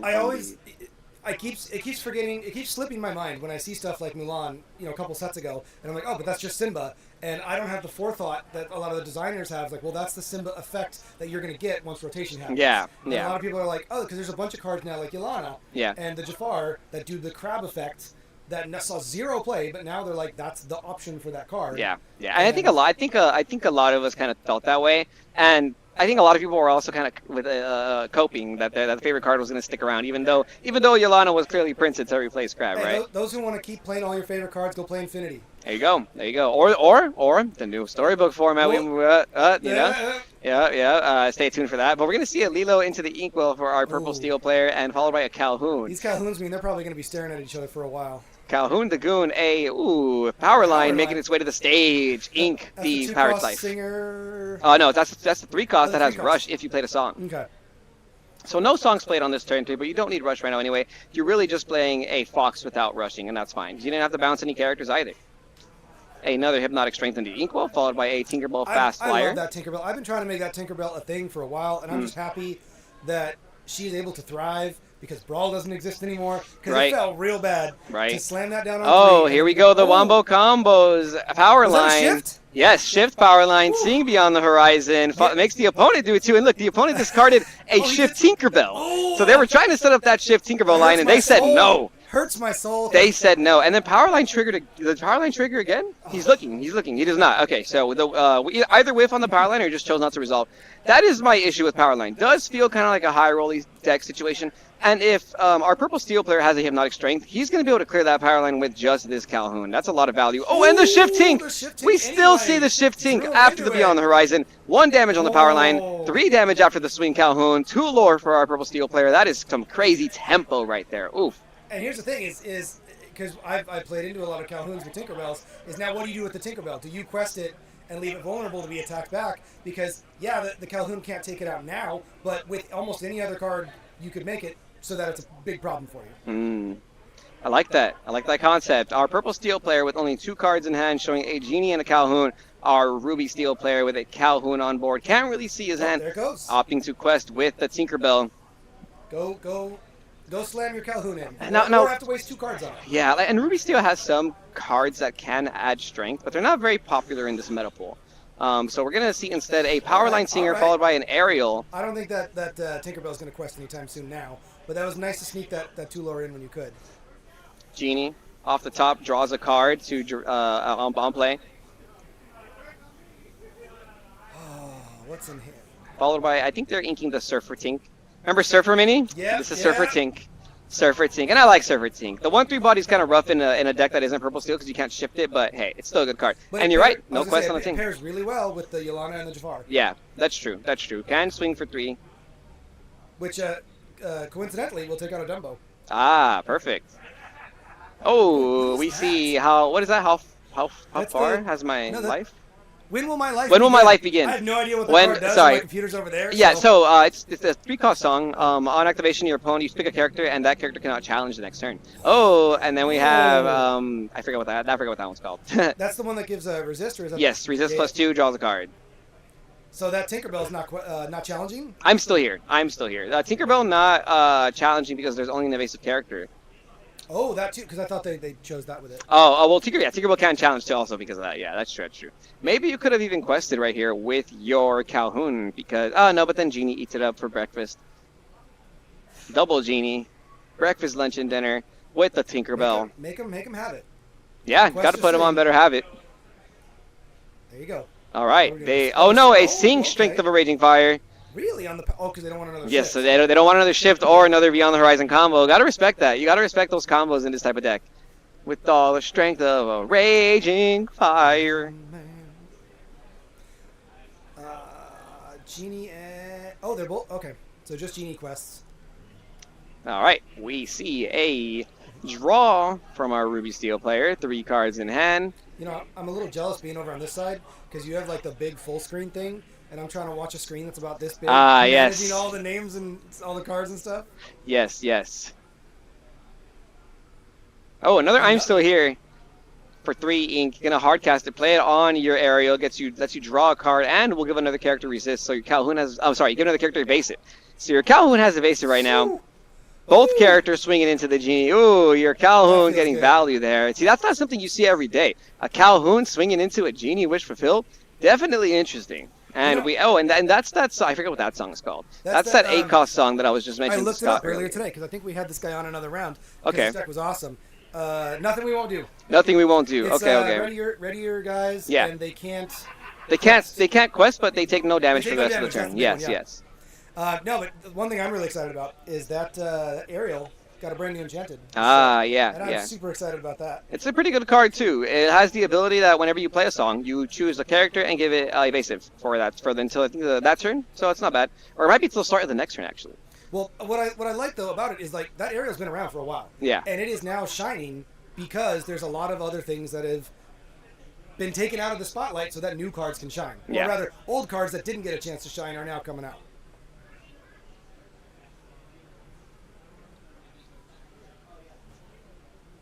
What do we got?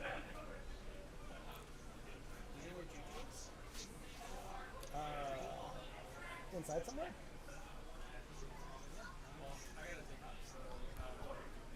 Been awesome. I think. All right, we're gonna see Genie swing into the Calhoun, deal 2 damage there. After they played a Genie Satisfied Dragon, which will let them swing into more evasive characters on their own turn, which is pretty good. Quest with Tinkerbell for 2. We're getting to Quest now with this Purple Steel deck. They just have more card advantage overall right now than the Red Steel player. The Red Steel player running out of resources fairly quickly. That's kind of the issue there. You know, if you don't see, yeah, now you can do your thing. So it's the production side because the colors are wrong on the top, and I gotta go fix that. Oh, no, that's why. So they were wrong for like half of the last round because that was the last round colors, and I put it on the wrong slide. So I'm gonna go fix that. Can you have my coffee when you get it real quick? It's like no, this one. Right. Yes. This one? Yes. It's a little moist.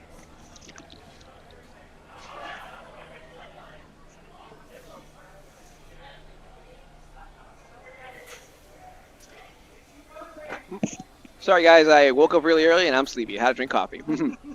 All right. Oh, the Enchanted Sonic Warrior Ariel on the left side of our Ruby Steel player. Sorry, I don't have their names. This was the previous round, so don't have their names. But we see a quest for 2 from the Tinkerbell, followed by probably more questing for 2 with the Genie and stuff. I feel like the Purple Steel player is in a very strong position. I'm going to pass turn. We see a top deck Shark from our Ruby Steel Enjoyer. But we need a song. If you have Aerial Sonic Warrior on board, you better have a song to make it look good.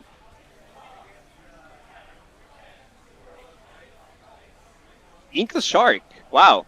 That's going to put him at 7 ink, I believe.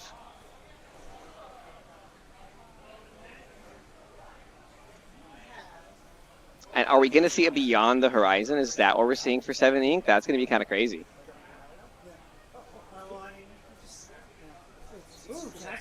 Yes, bro. Yes, we have Julian back. We got Jujutron back. I get to cast with the legendary. Yes. Oh, I think it's this one. There we go. Just kidding. There we go. There we go. As I was saying, I get to cast with the legendary Lorcana Goons. Lorcana Goons. Yes. Previous game, Ruby Steel, singing Beyond the Horizon with Sonic Warrior and Calhoun. Oh my god. Oh, and then we're gonna sing we're gonna use our ability of Aerial Sonic Warrior to deal 3 damage to the Calhoun. I was gonna say, don't mind me. I just gotta give away our prize for the Yes, the side event. Oh, yeah. Oh, who won? We also need a box of Fabled, because that goes to second. Yep. Thank you. Everyone give it up for Matt. It's yes, Matt. Made. Yes. Doing his thing. Who won the side event? Steadfast. Oh, let's go. Oh, that's so funny. That's so great. You want to know a fun fact? You want to know he was using Zach's deck. So we actually were messing around with him. We were like, Steadfast, play this deck for the tournament. And he was like, no, I don't know it. And we showed him. We're like, this deck is broken, right? It's a yellow-green deck, by the way.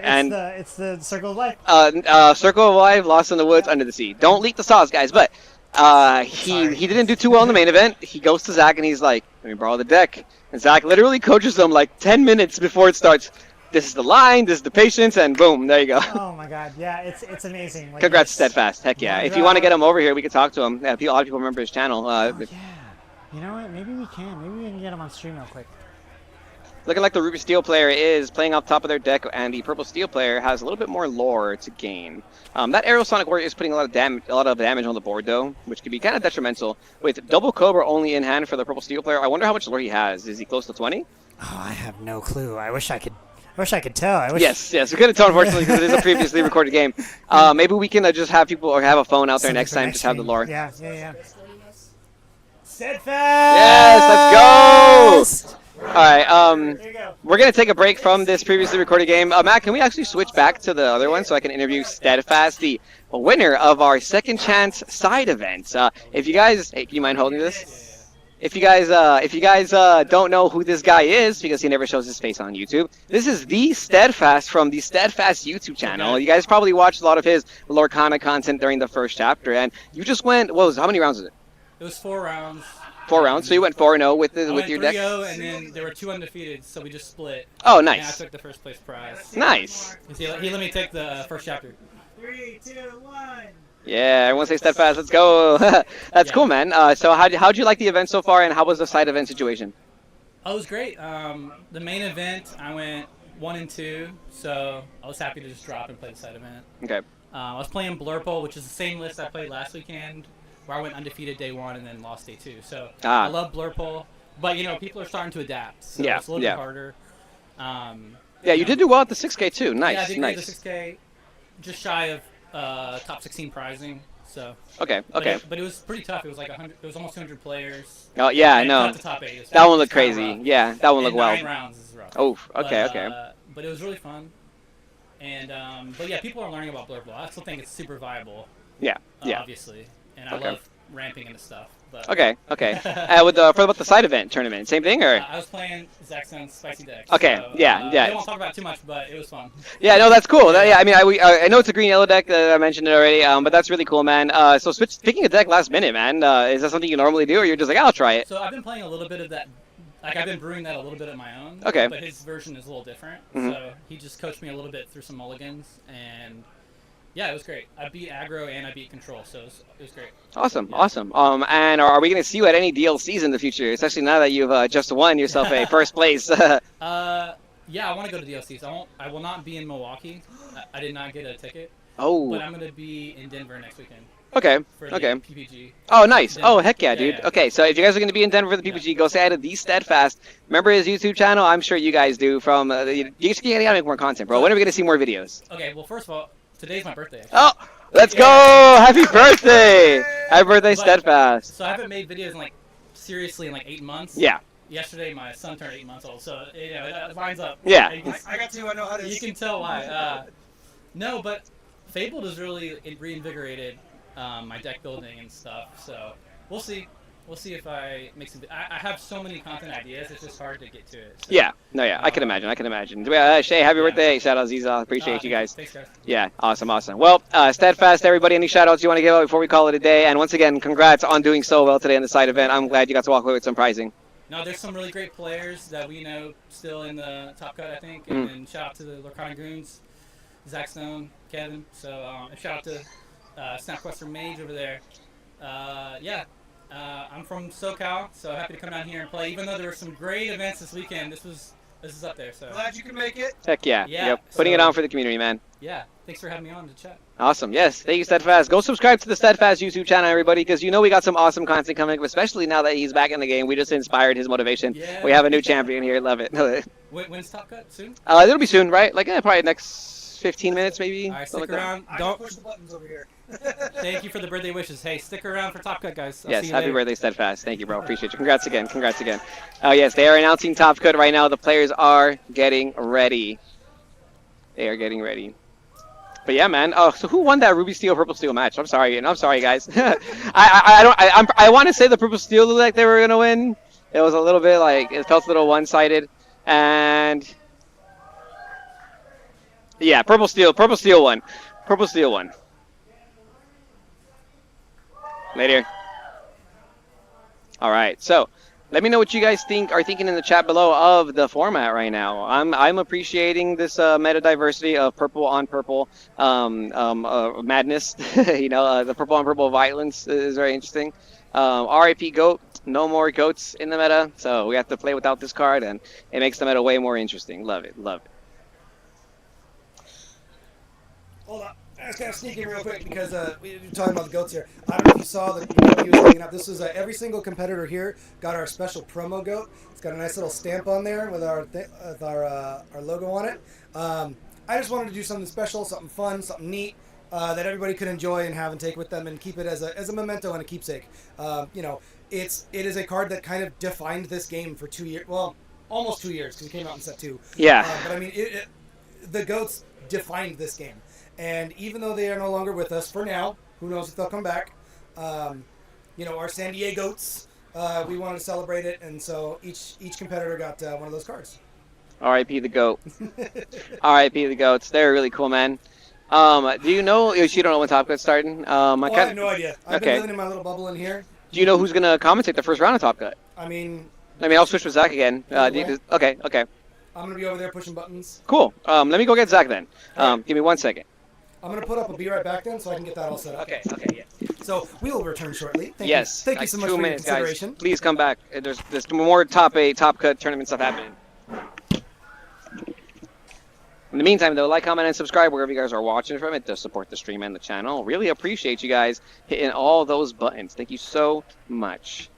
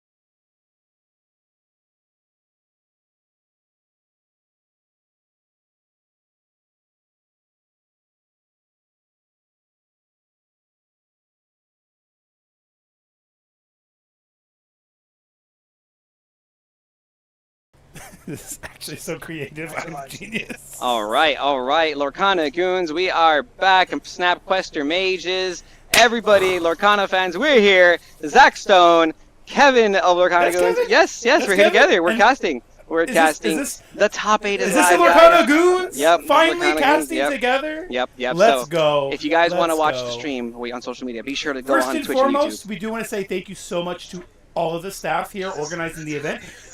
Shout out to Snapquester Mage, Matt on production. Shout outs to Julian, Jujutron. Shout outs to Up To You Cafe for hosting this lovely, amazing tournament. And shout outs to the San Diego GOAT community. Without you guys, this tournament would have been possible. Thank you to all 54 participants. And we're down to the final 8. Yep, and, top 8. And honestly, I'm excited for this feature match that we're about to bring you. We have our very own Team Goons member representing us first after Swiss. Yep, no bias. Jonathan Martinez. And his competitor, his opponent, is 8th seed. And his name? Izzy Barreras. Izzy Barreras, a.k.a. Izzy. Yep. Local San Diegoan, I would say. Doesn't reside anymore, but I'm sure it shows his roots and his love. But these players are ready to begin. So we will start everybody off very shortly. I do want to say that since John is in first seed, John is going to be deciding who starts this game. Yep. There is no more rolling the dice. Yep. Huge shout out to John's Mickey Mouse tattoo on the right side. All right, game 1 of top 8 is underway. We have Izzy and Tipo John. in the well and a Basil on play. Yep, We've seen this all weekend long. Yeah. And correct me if I'm wrong, but the players know deck lists at this point for opposing players. Is that true? Is it open deck list at this point? Matt, do you know? We'll get a confirmation on that real quick. So just so people have more of an awareness, we got not open deck. It's not an open deck. Not an list, open guys. deck. So we are not playing with public information. Just to kind of let viewers also that are just joining us know, the players are able to hear us, or at least they're able to pick up more of our voice. So we're not going to be like revealing cards that are in their hand, more just talking about the plays that are going to be going on. So Vincenzo Santorini, as Kevin likes to say, yes. into the well, and a Mulan, Disguised Soldier. On play, she lets you draw and discard a card. So Izzy drew, and what are we pitching? Is that a Bold Knight Doc? Yeah, Bold Knight Doc. You know, Izzy's on blue steel. Yes. I honestly didn't know that because I've only seen steel cards been placed into the. I mean, we have it on the top, just letting you know. Yep. So we have a Ink Royal Guard, followed by Tipo, followed by Extra Ink from John, a classic Blurple play. I do like that we are seeing a non-Blurple mirror match in Top Cut. That's very important, you know. So people have been like begging for Sapphire Steel lists and whatnot, and you know we see one in Top Cut from this almost 50+ player tournament. We're gonna see what does Izzy decide to do on turn 2. Inking, very important decision. We have a Jasmine, Fearless Princess into the well right now. I think Sapphire is just trying to do one thing and one thing only on turn 2. Ramp. Yeah, We want a card, an additional card into our Inkwell this turn. T-Bo's going to allow us to place any card into the Inkwell face down. I do want to kind of mention that this is not a card that cares about inkability in question for what card it inks. Yeah. It can ink any card in your hand. Yeah, a great way to ink your uninkable cards in your hand so you don't clog up too much, which is very strong. And like back to your thing about Sapphire, Sapphire does want to ramp on turn 2, and I think it's very important when you have a Lorcana match, a side type of Sapphire mirror match, that both players see their turn 2 ramp, because when one player doesn't, it does become kind of a one-sided battle. It kind of hurts. So I am glad that we're going to get some good Lorcana here. We do see Tipo on turn 2 from both sides. And so again, the big staring contest, Yes, as I like to call this format, sailed into the Inkwell and a Genie, which filled, again, the 1-2-3 combo that Blurple loves to do. I think it's the optimal decision, especially when you are on the play. Mm-hmm. And Tipo will quest. Yep. I think this is an interesting decision.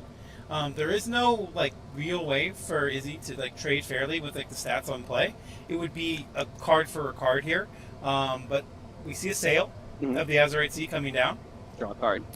I like this as his first action into the game. We are drawing cards first before we make any other decisions. Yep. Especially when we're inking. We'd rather draw a card before we ink a card. From Pro our hand. plays by Izzy Barreras over here. I do want to mention that on the clapback, if you have to like swing into this Tipo, you know, you're going to be able to possibly trade with the Mulan, or you know, maybe even swing some of your characters in there. But this is a very easy quest for John on the right side, and we're going to see a giant Tink head into the inkwell with another Jasmine, Fearless Princess. That puts Izzy at 5 ink. He has 3 to spare.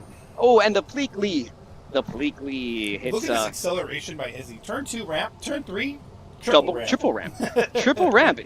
Izzy is already double, like... essentially, because you get 1 per turn. But yeah. We have 6 cards in our inkwell and 2 cards in our hand. Play is back to John now with only 4 cards in the inkwell. It's so crazy how you started off on the draw, yet you are 2 cards ahead in your inkwell. Yeah. That was some major ink, and we've been seeing Bleakley do a lot in this tournament. We saw Bleakley in the Blurple deck, which is a great way to get to 7 fast in the opponent. I saw Cloud Blue piloting Bleakley. I will kind of mention, too, we saw Fearless Princess, Jasmine, being placed in Inkwell twice. And that is a very good answer to a basic That's a very strong card in against Blurple. So yeah, I like it. It's going to make Izzy's decision-making different for the rest of this game. If I'm Izzy, I'm a little sad that I had to ink those away, but I hope there's 4. I'd like to think there's 4 if you're playing that blue steel. And I gotta mention, Izzy was on the draw, and he's already at 6 ink.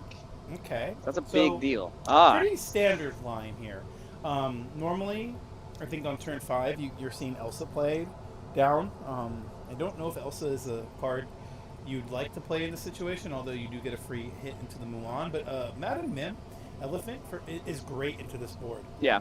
I think also, too, that you're anticipating certain cards to be played from Sapphire Steel. Ooh. And this Robin Hood, the unrivaled That's a cool card. Archer. Yeah, wow. This is the first chapter card being returned into Fable. Yeah, I'm glad, because being able just to draw a card and play replaces it itself is important, and giving you a decent body to be able to contest a lot of the evasive meta right now, it's doing its job. Because now that Genie is going to be scared to quest. It's going to stop him from questing, yep.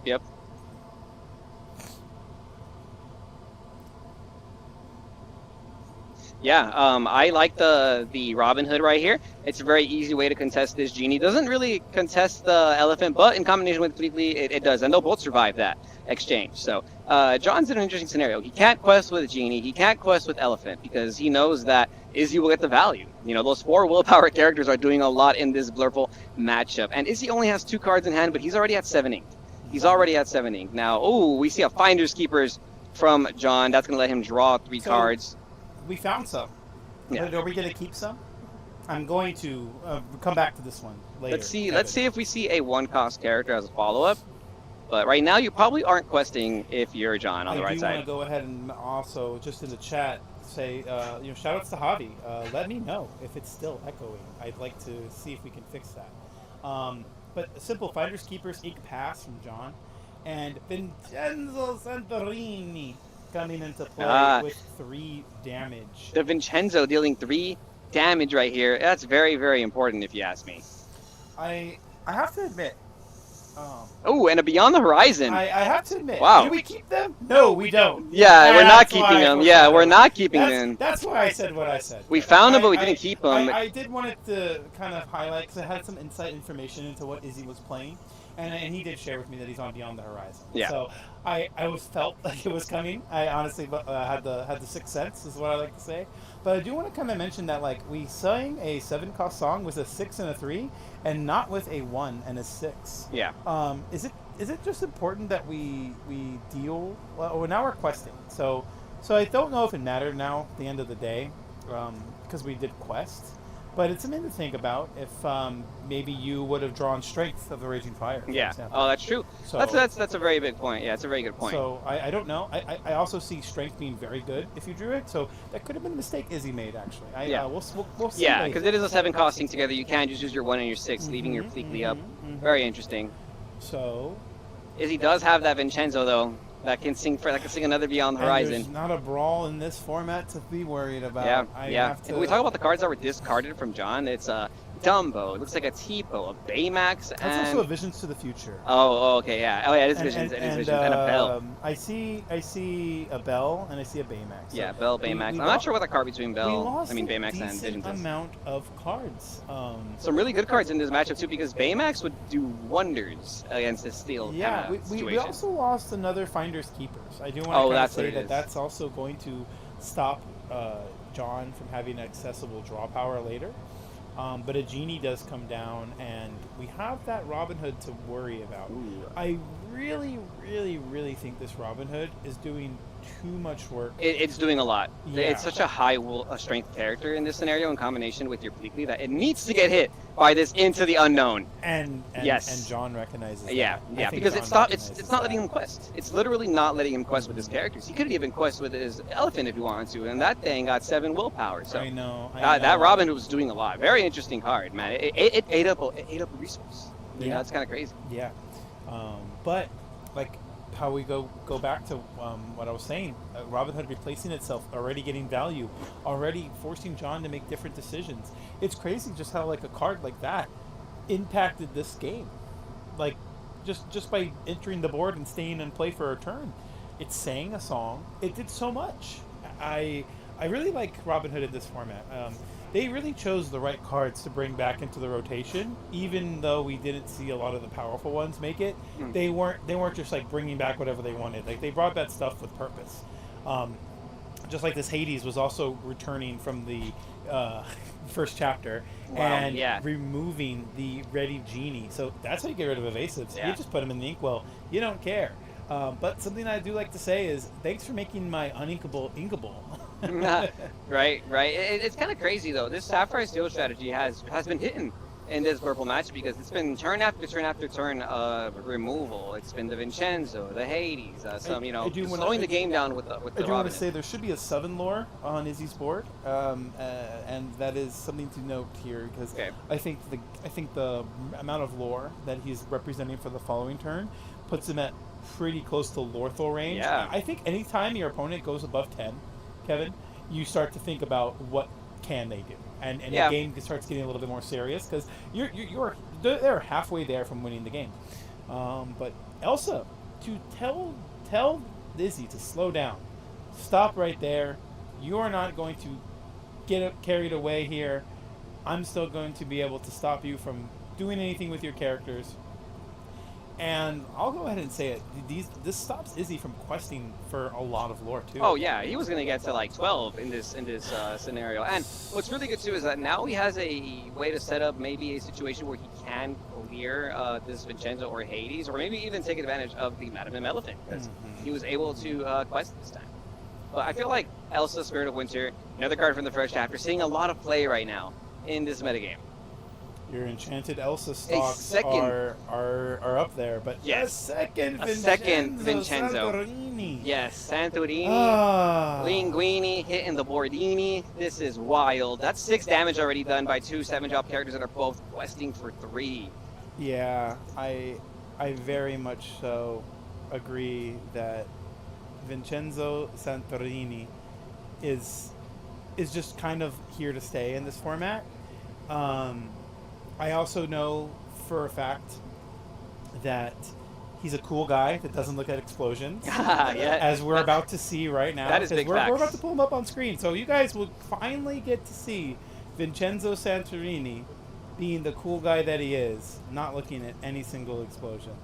Another Finders Keepers hits the board from John, paying 5 ink. That leaves him with 2 ink left. He has an ink at return, so he does have 4 to play with potentially.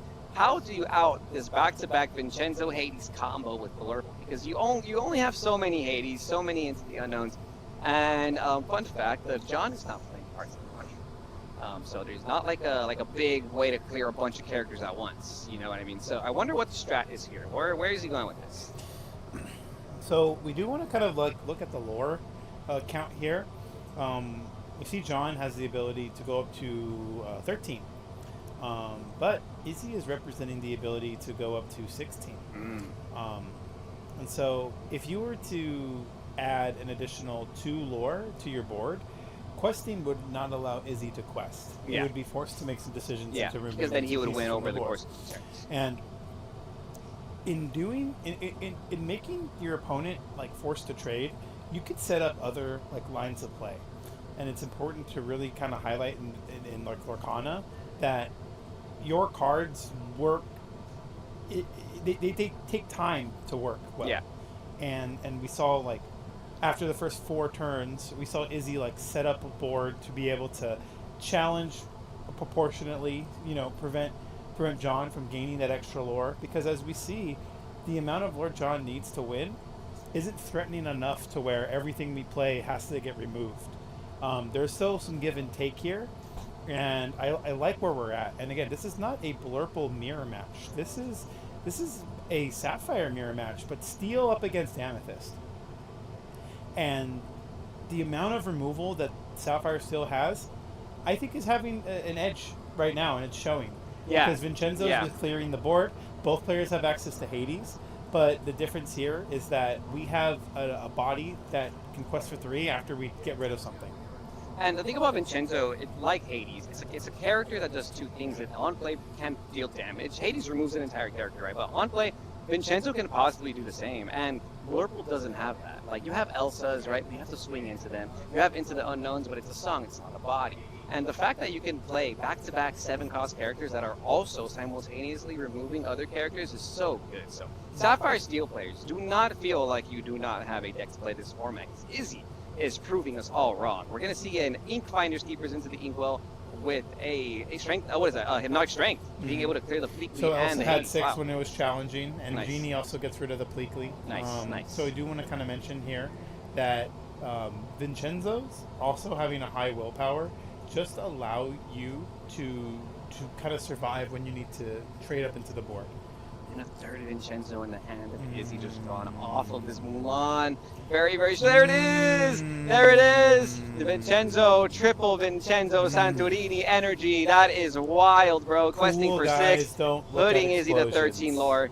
They Wow. blow things up and they walk away. I'll tell you that. Yes. So This is a cool guy. So we now know Izzy's at 13, but look at that. There's 3 Vincenzos on the board. That's 9 wild. lore. And a second Elsa from John to freeze the Vincenzo into the unknown. Followed back to back. This is some real Lorcana here. The game's not over. The game is not over. all. John is not backing down. Not at all. This is interesting. So Yeah. we froze the Vincenzos. They cannot ready right now. And Izzy's got Robin Hood with 1 card in hand. So it does allow him to draw a card because we have less cards in our hand than our opponent. And we're inking Aurora.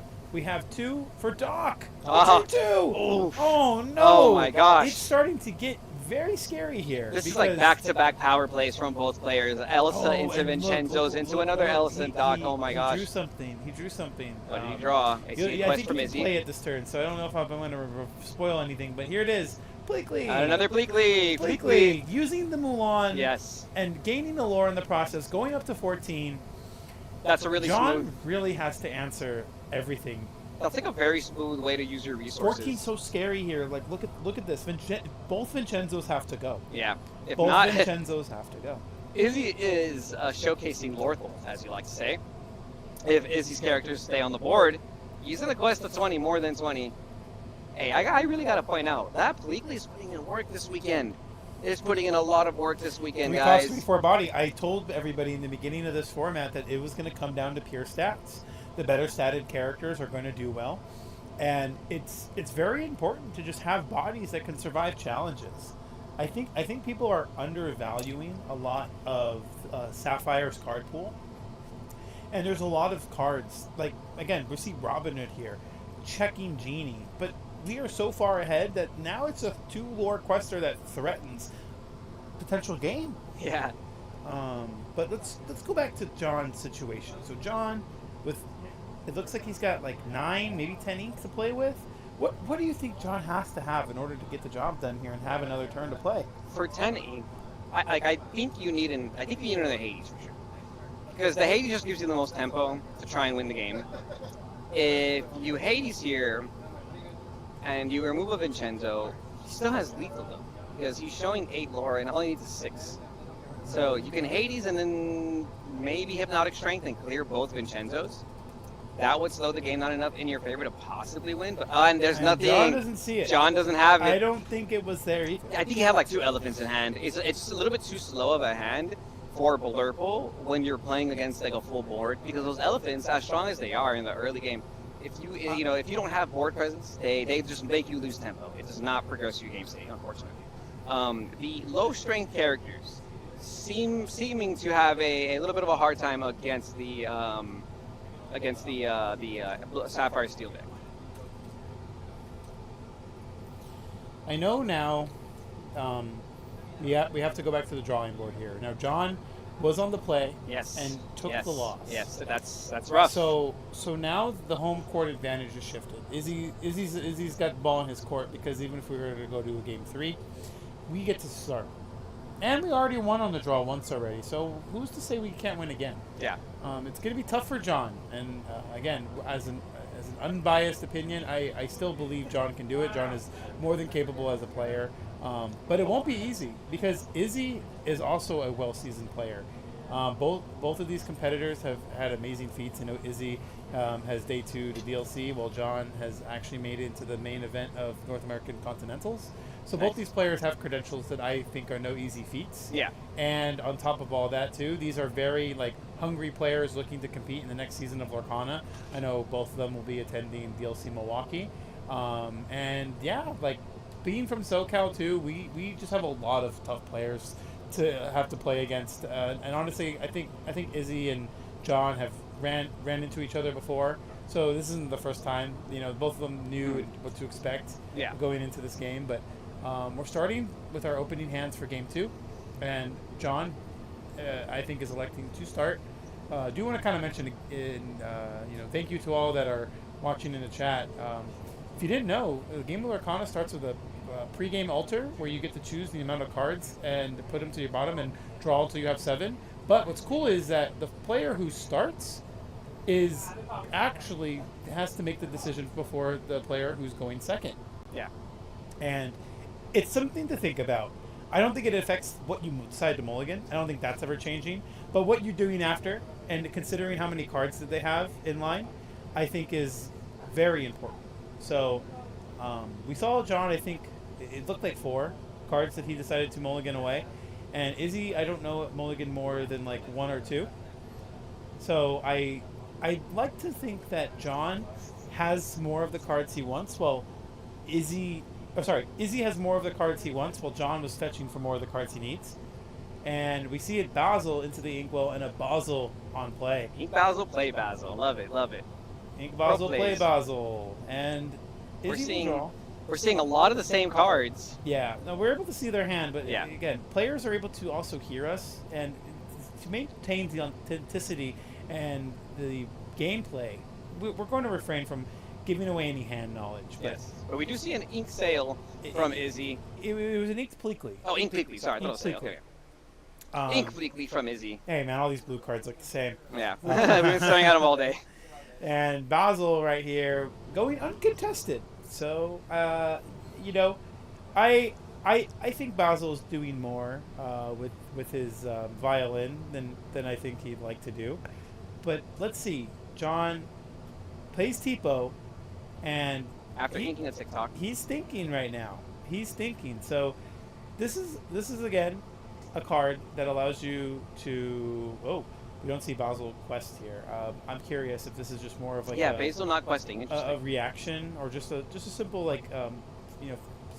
simple misstep. There's no rush characters in Sapphire Steel. I don't know if there's a punish, to be honest. I can't imagine there being anything that questing would have prevented. Yeah. But yeah. So I do notice strength into the Inkwell here, and we have a Tipo that's also being played on Izzy's side. A cool thing about Tipo is that you do not reveal the card being inked when you ink it, and that's information you can withhold to your opponent. So yep, John has his ink, has his 4 ink. Is it Genie? It's a Dumbo. $70 Dumbo on the board. Pretty crazy weekend for this card. If that's a foil Basil and a foil Tipo, that's like $80 on the board, I call it. However, Dumbo not being able to be used right away on turn 4. Yeah, gotta be But patient. I'm confident it stays around to see some cards. But I will admit, it's got three willpower, and you know what deals with 3 willpower characters? Vincenzo Santorini. Yeah, the Vincenzo Santorini. Izzy's going to play Sail so that he gets to draw a card ending twice this turn. And are we going to see the same play from Izzy that we saw last turn, which was Bleakley after? So we'll see what happens here. He's going to go ahead and I'm still deciding what we're going to eat here. I'm curious because we obviously can see Izzy's hand, and I'm curious to see if this is the decision that we make or if we make a different decision. Izzy's just confirming the amount of cards in hand, which you can always ask at any point in time of a game. Izzy has 6 cards in hand to John's 2, but John has a full board. John's got a Dumbo. Yeah. So that can become more cards really fast. Yeah, yeah. And I'm very, very surprised to see a double ink. Bleakley and another Sail goes into the inkwell. See Quest with the Tipo. Play the play made by Bleakley. Izzy Send that besides this Tipo into the inkwell. That growing sun gets a lot of value. That's such a crazy play. This is the second time we've seen Izzy do this. It's so crazy because we're just 1 ink away from Vincenzo. Or the Hades, you know.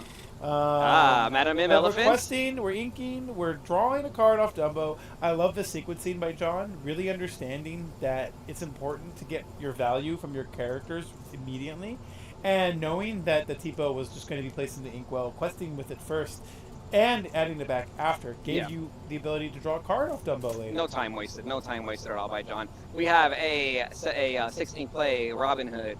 The Archer over here going to be landing on the board, letting Izzy draw a card as well. We saw Izzy ink before he drew. Now, you might be wondering why he did that. Well, Robin Hood's ability only lets you draw a card when you have less cards in your hand than your opponent. Yes. So there is a merit to doing that, because without inking prior, you are not drawing a card anyway. So, need to make sure. sure. Just think about it like, you know, in order to get the full value, I would highly recommend you consider the amount of cards in opponent's hands.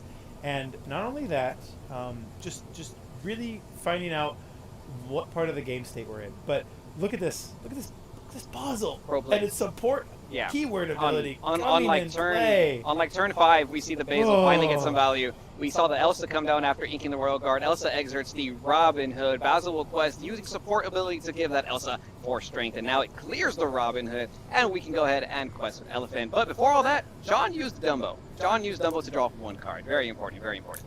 And it's Izzy's turn.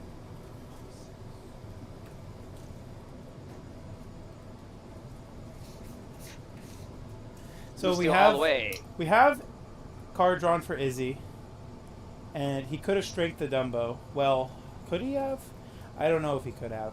I don't think there was an amount of characters in play, but Visions to the Future is going to be played, and this is a card 2-cost action that reads the top 5. Look at the top 5 of your deck and choose a card from amongst those 5 to go into your hand, while the rest go into the bottom of your deck in any order you choose. So if he played the Hook and inked the Jasmine, he could have played Strength. I can see that. I do think the Robin Hood does a good job at contesting, but it does lose out to the Elsa Basil combo. So I mean, decisions. Mm-hmm. You know, these are some plays to consider. Again, we are looking at the hand, but we are not necessarily talking about it on stream, just to maintain authenticity for the game. I do believe that these players here are actually able to hear us, unfortunately. So we try not to spill the beans, I would say. Spill the beans. And it's important too that again, the gameplay is kept authentic. So we have, what did Izzy do? Is he looking at his hand? He's thinking, it's his turn. So he's looking at his hand right now, and then the card's right there on the mat right there. That's the 5 of the choice. So he's still picking from the Visions of the Future. He's really thinking here. He's in the tank, and if I do, players are not timed, I believe, in top cut matches, or if they are, they have a lot more time than they normally would. Yeah. But we do want to just kind of go ahead and let the audiences know that it's important to have maintain a proper pace of game while playing the game, and there are times to think, and there are times to more be fluid with your plays. They've both been playing at a really good pace. And no, not to say Yeah, anything no, about of this course, game. of course. Oh, And I think they both understand that these are very important decisions to be made, and you got to take some time. This could be one of the last 2 turns that we have for this game. You honestly, they could be that critical where the wrong card selected ends the game versus it going on for another 4 or 5 turns. And you also have to kind of think about, too, the cards you're seeing from Visions of the Future are cards you will not see for almost the rest of the game because they go to the bottom of your deck. And the Jasmine Fearless Princess. Fearless Princess. This is a card that on the board. Izzy did not get to play except face down last game, but we finally have it in play. He's doing the math. He's counting the lore. He's trying to decide if there's any sort of merit into getting rid of any character, if we're singing any song. But right now, we have and we see Strength of the Raging Fire. It deals 2 damage to that Elsa, which we didn't see last turn. I do like this play. It does cut off the Dumbo from Yeah. getting an additional card. So you prevent that option. Because you can't banish the Dumbo, you only got 2 characters. So next best thing, you might as well get rid of the other And you have Jasmine to contest this Dumbo now. So down Dumbo if it does decide to exert itself. This Jasmine sometimes feels like Blurple's nightmare, honestly. Like, this clears everything, potentially. Elsa's, Dumbo's, Genie's. And is he choosing to include it in his deck because you can just decide to discard everything and then Beyond the Horizon and draw a new hand? Yeah, that's a really cool play. Who cares? That's a really strong play. Right? Who cares? If I have a Jasmine in play and I'm going to play this card anyway, well, you get Strength. You get Challenger. You get Challenger. You get Challenger. And it doesn't have to pay an ink to do that. Just discard a card. Huge shout out Funkatron in the chat. Thank you so much. I believe that's the homie Jacob. All right, we're looking at a Blurple on the right side. John thinking about his play here. He's staring down a Jasmine, and this is going to slow down the ability for him to quest, but we do see 2 ink being paid for a Hypnotic Strength on the Madam Elephant. He's going to draw a card, and now that Madam Elephant can swing for 5. So that's a good play. This is interesting. So we're going lead. to get this damage on this Elephant. That this has been kind of talked about throughout the day. And the Baymax lands on the board. Ink the Royal Guard, play Baymax for 5, heal your character on play, and gain 2 lore.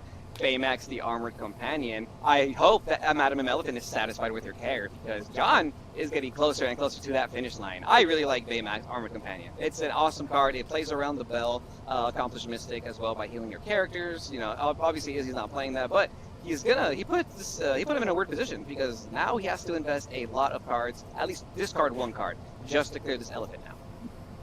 Yes, he is able to get rid of the Elephant, right? But let's look at the situation that actually could happen later. What if we see like an Elsa come down and now Basil quests and gives Elsa strength?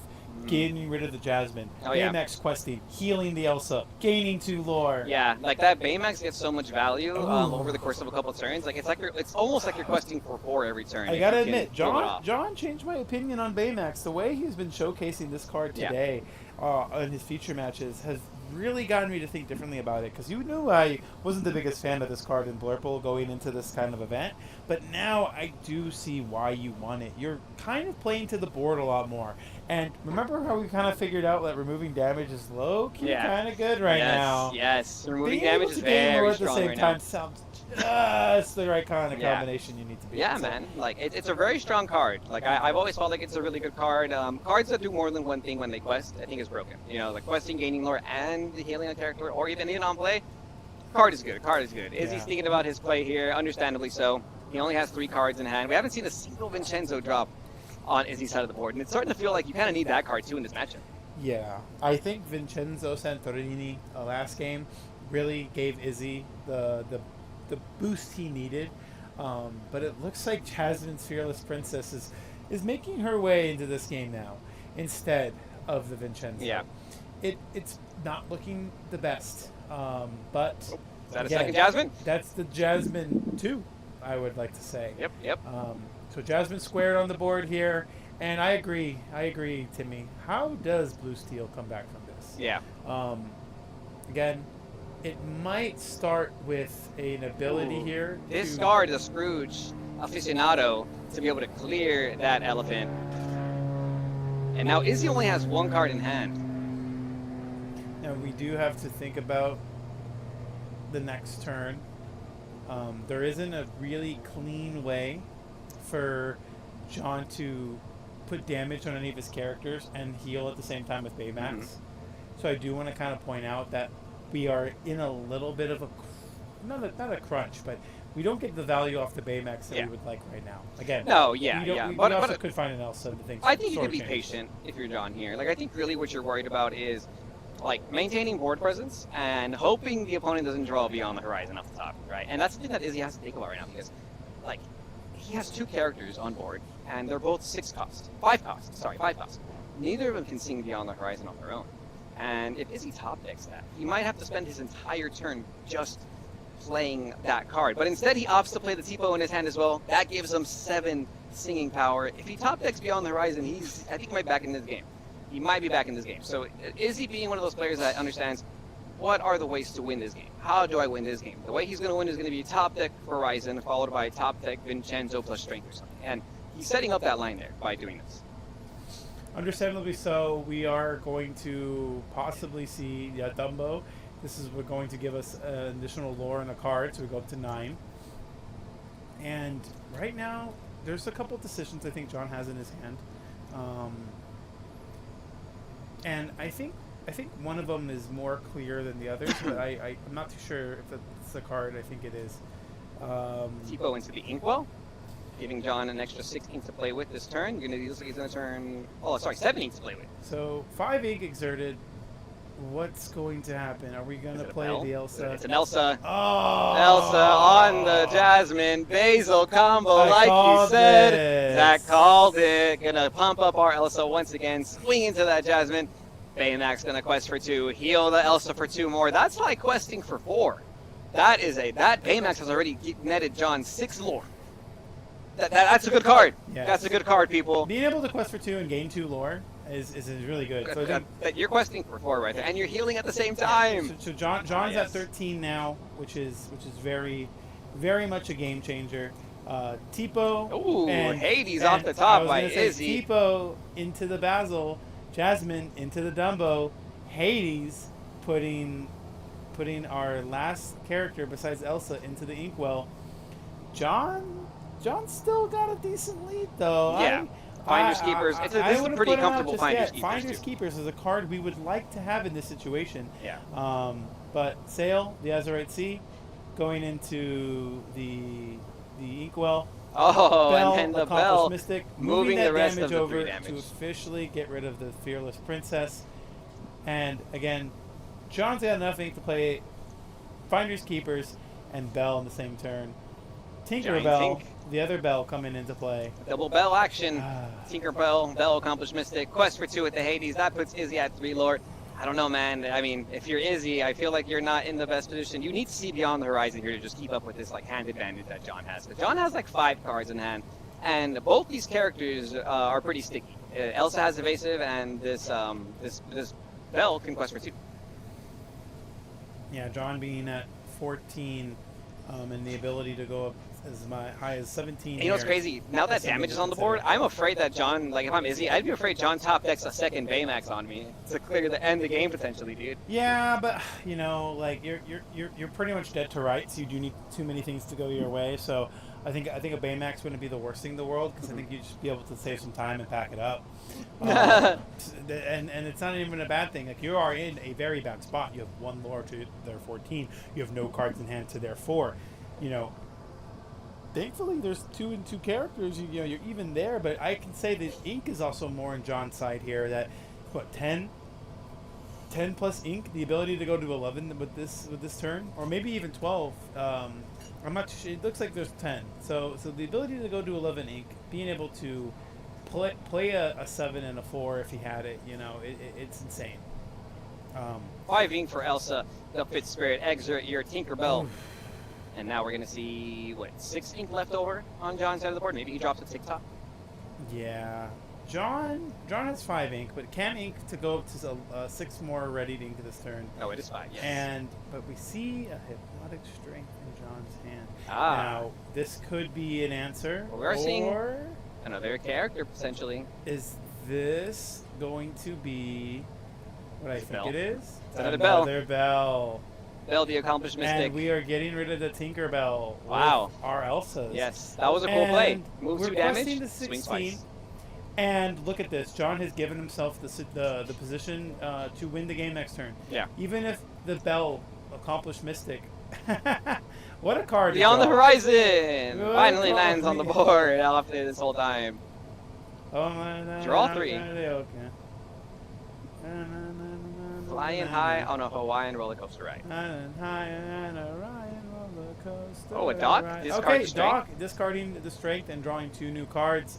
It is interesting And because Izzy scoops it up. Izzy drew another Doc, but it just isn't going to do anything. No, yeah, like it just looks cool. I just think the Beyond the Horizon was a little too late there for Izzy. I think you needed to see that like 2 turns ago when you established like some singers or a full board. But you know, we're going into game 3 and our first match of the top 8. I do want to go this ahead. I do want to report. I think we had some matches finish. Yeah, we did. The Amber Steel won, right? Amber Steel If I'm won. mistaken? Amber Steel won, so Amber Steel is in the top 4. Do we have any other matches finished that we can report on? Well, I mean, we can watch the Amber Steel match. No, it's okay. No, but we'll- we're just trying to we'll get do it some after. We'll watch it updates. after. But yeah, no. So Amber Steel also Yes. took down a victory in the top 8, moving on to the top 4. Our very own Team Lorcana Goons is Chris Yes. Martinez, Yes. aka his cousin. We just you saw him in the last round. He's just been facing Blurple and Top Gun. I think he's pretty happy about that. I heard him say it all day. I just want to play Blurple. I just want to play against Blurple. And he got to play against Blurple. Towards the end, yeah. I'm seeing him put in a lot of work with that Amber Steel. That top deck Horizon, yeah, to me, it was a little too late. A little too late for Izzy right there on that top deck. But that's kind of how you're playing Sapphire Steel right now, man. You're inking your hand away, you're playing some bombs, and you're hoping that you see Doc or Beyond the Horizon.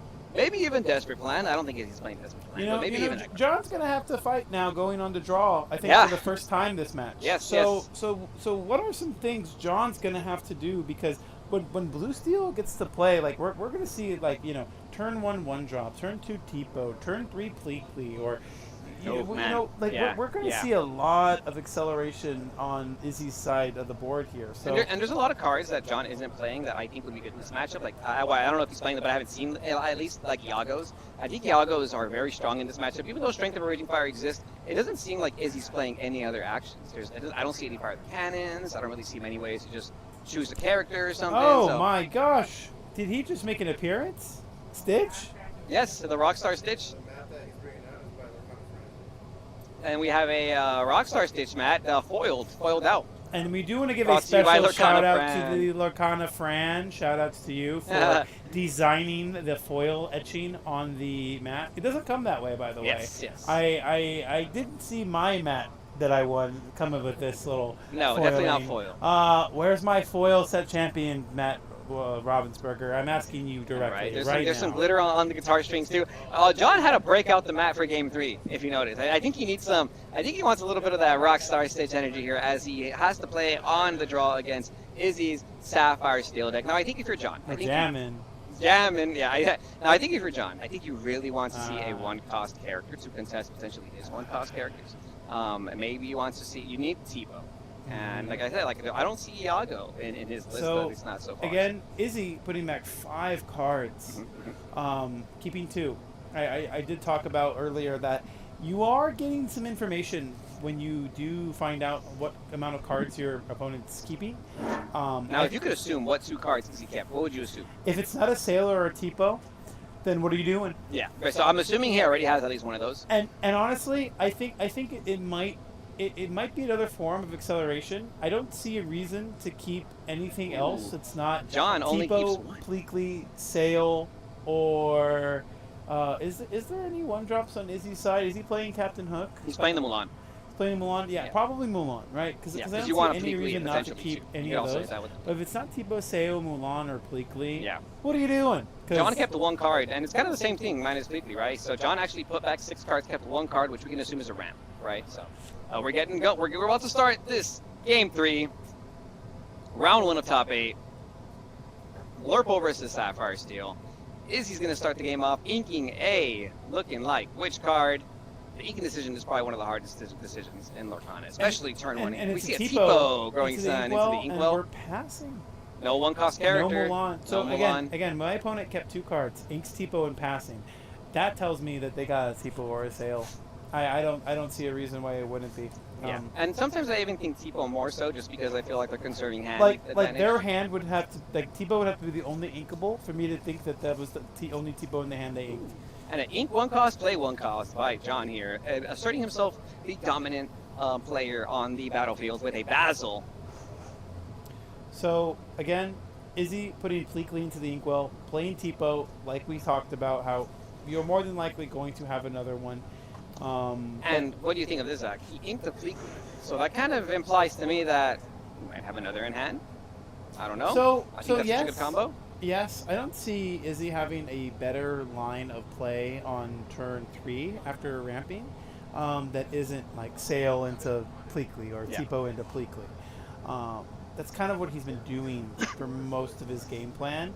But right now, it's up in the air. I think here it comes again. We saw John with a Sail ink twice, and now what's not in the air and what's in the sea is the Sail to the Azurite Sea. Yes, Two and more double cards ink. into the inkwell. Zach, it's Captain happening Hook. again. Zach, he's doing it again. The play. This is the third time we've seen Izzy commit to this line and top it off with a bang. We saw a Sail again with And he has two cards in hand. Yes. And he is just playing off the top of his deck. And John, again, having the ramp as well, but not being able to catch up to the amount of ramp that Izzy has. Now, just imagine if John had Pleakley in his deck and he just did the same thing.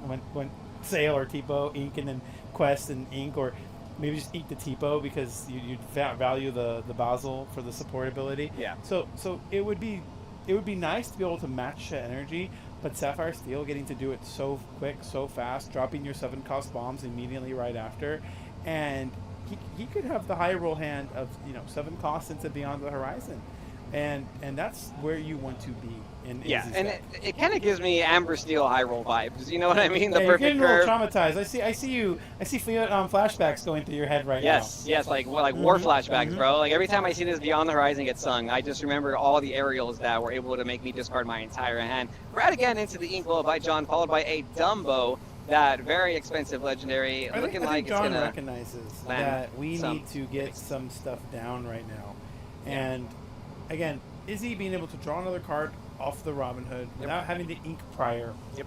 Because we talked about how you're only able to draw when your opponent has more cards in hand than you do.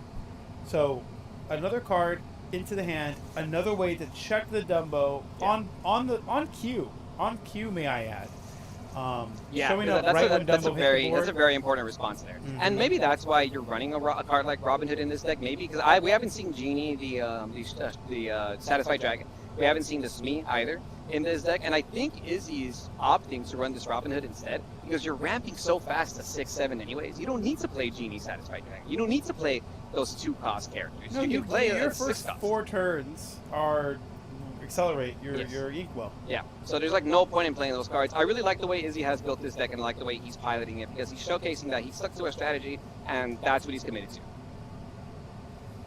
So, I do want to kind of go ahead and point out that we have a tough inking decision here because there's a Mulan potentially being played into the inkwell here, and it so is. Interesting. But that means we're not playing this Mulan. I would have played the Mulan personally. But that means you ink the other card you have in That's your hand. perfectly fine. In my opinion, But that's is fine it because of the inkable? other card he has. Is the card inkable? Because if it's not inkable, you can't even do that, and that's the only inkable card. Do you ink it or do you? No, you hold can just it? sync together. Mm, That's what the well, Mulan. well, the Robin Hood is dry. No, I mean, like next turn. You know what I mean? That's what I'm saying. I Yeah, see that's what what you're I'm saying. But then you had yeah. Oh, the Elsa, and maybe that's what he was worried about. Because remember in game one, no, it happened in look game at one this. too. Look at this. Yes, and then you know what? I'm wrong. That's what Izzy was playing around. Izzy was Yeah. respecting the John's ability to play Elsa and clear the Robin Hood immediately. I will say though, if a Tinkerbell comes down, I'm gonna cry. And You mean a giant ink? I don't know if we're gonna see it. Let's see. Oh. We see a Visions of the Future. But that's scary because there's 5 more ink available to play. Yes, and we can see a Okay, giant ink then off this 5, possibly with see another it. inkable card in the hand. We see I'm seeing Tinkerbell some. giant. Boy, we did good. There's something Okay, there. okay. Yeah, we saw some cards, but I think Izzy kind of saw the line. Ink the Tipo and play the Tinkerbell Giant Fairy Zack Stone. You know what? Izzy piloting this to the T because that Visions that he kept that he did not ink to play the Mulan grabbed him that giant Tinkerbell, which he did not have to grab this tempo back. You were right, he was right. Some pro Lorcana plays right here. I love it. This is some top-notch level Lorcana. Wow. You know, imagine if you didn't find that Tinkerbell, how bad of a It's position yeah, that it's a could've hard game. Like, but that's the thing. You have to play into your outs. You have to know what you're looking for. You can't just like ink the visions, not thinking how do I play the next turn. You know, like I would have lost that if it was me. And we see Dumbo gaining a lore for John, Mhm, going up to 3 and drawing a card. Genie, again, netting you another card. You know, John does recognize something here. Izzy does not have an evasive character in play. He is sitting on a Tinkerbell that won't be able to get her very important ability off right now. No, not much value. Izzy only I has think one that card is in hand the as well. puny pirate ability that Yeah. when it's your turn and you banish another character in a challenge, you can deal 2 damage to a chosen opposing character, which would be very good right now if we had a character to challenge. If I had one. Yeah, but we don't. You know. All right, I this tick is tock where- into the This inkwell is where I followed by put my Basil. 2 damage if I Yeah. had it. Yeah. Basil on the board now from John. We have 2 cards in Izzy's hand. Is that? Oh, I mean, Princess that fears nothing. it is. Wait, what? A princess that It fears is. nothing. It is. The princess that is afraid of nothing. We see Jasmine, the fearless princess, for 5 ink, followed by a Beyond the Horizon. Oh, yes, bro. 7 costs, singable I want to together. kind of mention too, Izzy was thinking about his quest with Pleakley last turn, because what if John sang into smash on Dumbo? Oh, smash! Izzy with the single Wow, target removal bro. that Steel is known for having. Yeah. This is a first chapter deck. Yeah. He's got Tinkerbell, he's got Robin Hood, he's got Smash. I like that. I like this that. This is a first chapter deck with all the extra ramp cards. But guys, Smash is as good as it can get. 3 cost inkable action that deals 3 damage to a chosen character. Very 7 solid ink for the card. Hades on the Jasmine. That's very important because that Jasmine was going to clear that so Genie good. potentially. So good. So we see a different decision that John is being presented with. Now, we're not going to do the Basil support shenanigans because there's a Tinkerbell in Yeah. play. Yeah. I think it's kind of important to know that the puny pirate ability honestly says you can't quest with anything non-evasive. But Mulan, Disguised Soldier, is drawing a card, and we get to find all our bombs.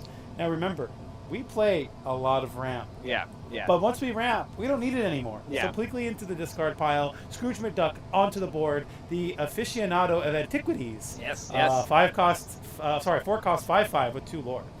Does not have evasive, unfortunately, so he cannot swing into this Genie. But it's a very hefty body, and I think Izzy just wants to try and secure some tempo right now. He knows that both him and John are getting pretty close to even in hand advantage, which honestly must feel pretty good if you're against Blurple, because Blurple is known for just being able to maintain constant hand advantage. And I think that Beyond the Horizon kind of leveled the playing field. I don't know if you noticed, but John discarded like 4 or 5 cards when he did that. So I think that was a very strong John move. being able to ink and playing that Basil, that's like getting like full max Yes. value. Kind Yes. of like basically saying, oh, this is okay if you Beyond the Horizon to me now. It was good getting the 2 cards out of your hand and not losing them into the discard pile. And he thought about it too. He thought about it for a while. Because these players have had time to see them play their decks out and see the cards in their deck. And this is why the best of 3 is very, very good for the game. You get more time to get information. You get to make different decisions. You don't lose game 1 to something you didn't expect and only get 1 more game to redeem yourself. Yeah. You get 2 games in a best of 3, and I love it. It's rewarding. I always feel like 2-game formats, like when you went 1-1, it's so much unfinished business that I honestly want to play against everybody I split at a DLC with this next season, and I want to see who really wins. You know, I really want to get down to it. That's so funny. But yes. To me, I always thought about it. If I didn't 2-0, then I wasn't trying hard enough. And now with the 2-game format, now with the best of 3, you still can feel that way. Yeah. Oh yeah. Because you can still hold 2-0. yourself accountable. Just take a look at this, Zach. An Elsa Basil combo happening for the 2nd time in this game. This 1-cost Basil that was played on turn 1. Elsa getting so much value. Elsa turning it sideways. Yes, giving bro. the Hades the strength. Exert the ting. Because now Bump your Hades. Basil doesn't have to worry about the puny pirate ability. Oh. John questing for 2. I really think Izzy losing his fearless princess is changing the way this game is played. Oh yeah, yeah. Because that Jasmine Fearless Princess is like, it's like built for this matchup. Like if you can ramp into that card in this matchup, they can't quest with anything. Like literally, they can't quest with anything, and that's kind of what you want because you need to get into your Vincenzos. You need to get into your multiple 7-cost bodies so you can keep singing your songs, keep drawing off beyond the horizon. We're gonna see a Pleakley swing into this Basil. 2 damage on the Pleakley, 2 damage into the remainder of the Hades with the Mulan. That's an even trade there. Both players with 2 characters on the board. Robin With Izzy. the Hood, Robin. unrivaled archer coming down. And, well, everything I just said about the evasives has been checked. Did he But draw a look card? at He doesn't this. draw a card, right? Because he got exactly 2 left. Oh no, there was one card in the hand. Yes. After okay. you play the Robin Hood Yeah. to draw the second card. Oh, you so at the I just didn't time see. I just didn't see had if he one drew it. less. But look at that, guys. Into the Inkwell goes, and Doc is down for 2 new cards. Yep. May I just say, Izzy's crawling. Like if it were to be his game to come back, this is how you would come back, Yes, right? they're fighting. Like, this is not over. Like, Izzy went from having the equal amount of cards in hand and equal board, so now he has 2 more characters on board, and he has 2 new cards in hand. John only has 3 cards in hand, right? So, like, Izzy technically is, like, kind of putting himself ahead in tempo, like, so far. Izzy is not going down without a fight. Yes. And I do want to kind of mention that the Scrooge McDuck being a 5/5 body is just so good, so hard to deal with. I also know now too that Basil isn't enough to get rid of the Scrooge with an Elsa. You need something else. You need more. Yeah. But I wonder if John has the big Elsa, because that's going to be something he needs to kind of come back for this game. But we'll see. I like how this Robin Hood is just doing its job every time it hits the board. It's going to slow down the game so much to where John just can't quest with these genies, and those are 2 lore questers that he can't really use right now. For the first course of this game, you know, that he was questing with his evasives for a while, and now that the Robin Hood post-doc, as Jeremiah is reminding us in the chat, yes, that Robin Hood post-doc was just very great. Okay, so Elsa getting rid of the Pleakley because the 2 damage was still left on the Pleakley from the Basil trade. But what's going to happen now is John moving this damage from the Elsa. But there's really no good target. I mean, except Doc. You think? I mean, Doc is like the cleanest target, right? Like you get the most clean value. And I think it's important to remove some of the character value, but it just feels bad. Like what's interesting is that the Bell can contest this Robin Hood, right? So that's important. You could technically move the damage to the Scrooge and swing the genie into the Scrooge because your genie can't quest anyways. That Robin Hood is stopping it. I just don't like doing that because now we give Izzy more characters for strength to be a little bit more effective. Yes. And that's something you really have to consider right here. Well, I mean, he's going to have, no matter which way you do it, if you hit the Doc or you get rid of the Scrooge, he's going to have 2 characters left over for strength. Yeah, but I still like getting rid of the Doc because let's be real here. There's 2 more cards in Izzy's hand. He draws to 3. He would need to play 2 characters. He would need to play 2 to have 4 to get rid of the Bell. Yeah. Right? So Doc means I'm giving you 1 less chance. Like that means you could be stuck with a song in your hand. John decides to actually pick the latter of the 2, which is to move the damage onto the Robin Hood. And he's going to quest with the genie here, which means that if Robin Hood does decide to try and swing into this genie to clear it, he's going to have to sacrifice himself. I understand this decision. Yeah. Now, again, there is a punish here, but you better have it, right? What's the punish? What I said, the strength. Oh, yeah. The strength. Yeah, I see what you're saying. Because in this scenario, for sure, yeah, he could just go wide and seek strength.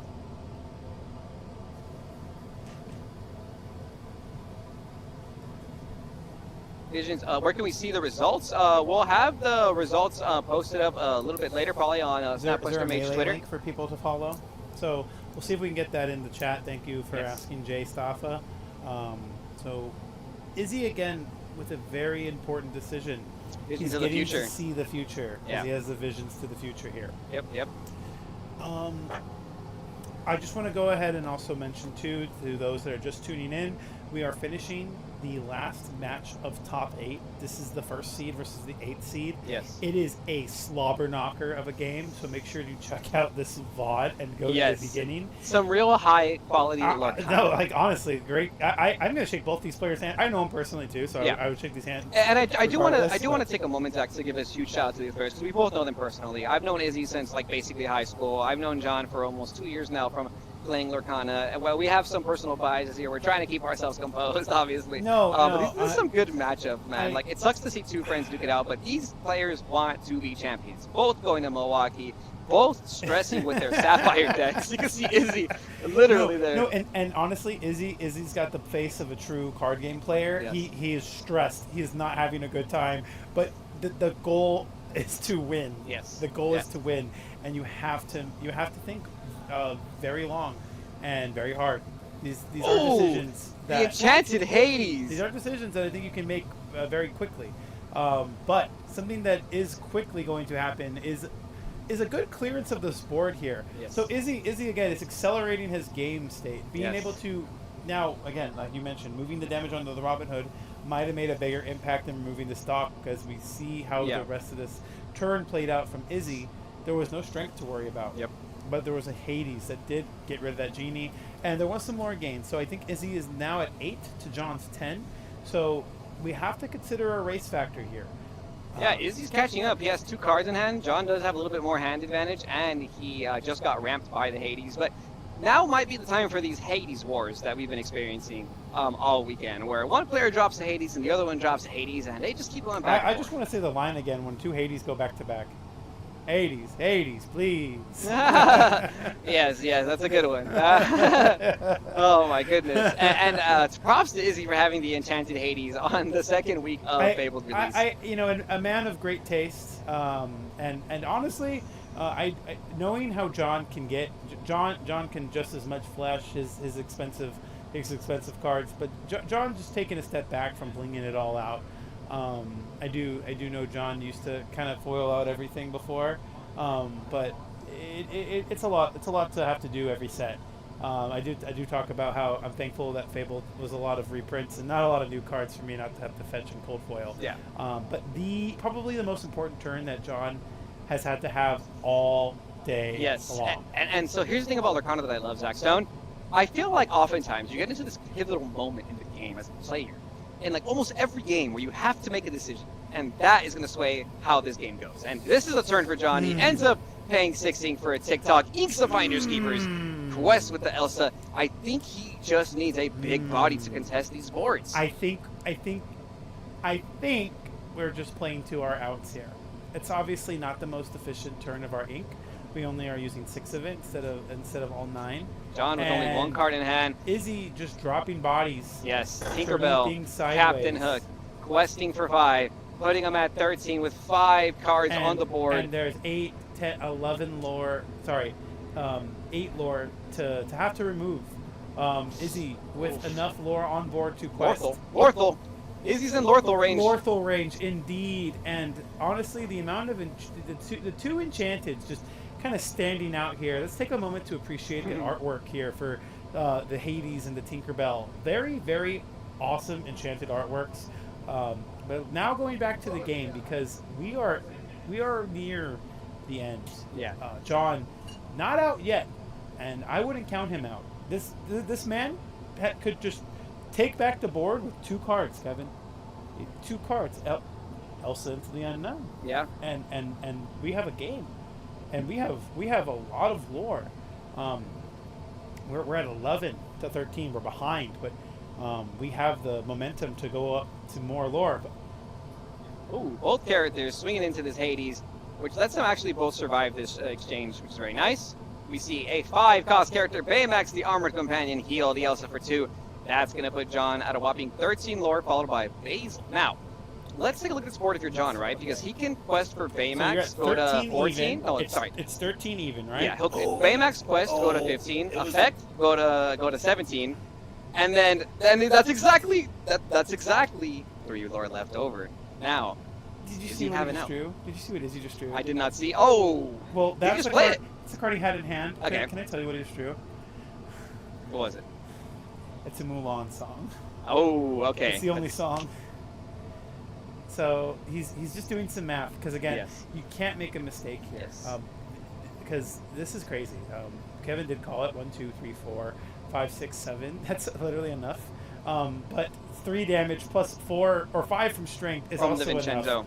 enough. That's 1, 2, 3, 4, 5, 6, going up to 19. Oh. If Izzy didn't have any way to remove anything, John won next Yeah, turn. no, Izzy needed a removal. Like, But if there he was had no an removal there, intent. John would have won. So drawing strength was more of an assurance, more like a guarantee. And John just having 1 card to draw, it's hypnotic strength. There's no way it's enough. It's not enough. Like, There's you no need to way. Hades the Vincenzo automatically. Hook clears. Yeah, I just don't see it. You can't do it all. You would need 10 ink and go Hades into the unknown somehow. John's playing with 1 card in hand. And that's going to be a That's fist it. bump. John concedes. Izzy making his way an to the top amazing 4 match. with Sapphire Steel. Not Oof. something that we expected from most players, honestly, if you ask me. Huge congrats to both players. John, awesome run. You know, it was looking like it was down to the wire of who drew the outs in that scenario. Both great players. I don't know if there was many misplays necessarily made in that game. Personally, I feel like a lot of the decision making was better than decisions I was thinking of.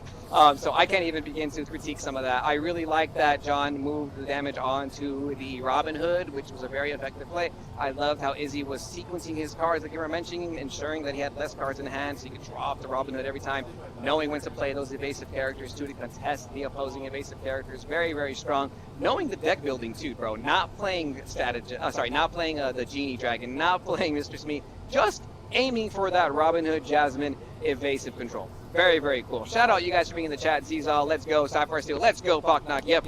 It's been a crazy day. Something I want to just kind of go over this a little bit. I do believe that this game was won by deck building. Yes. I think Izzy built his deck very appropriately.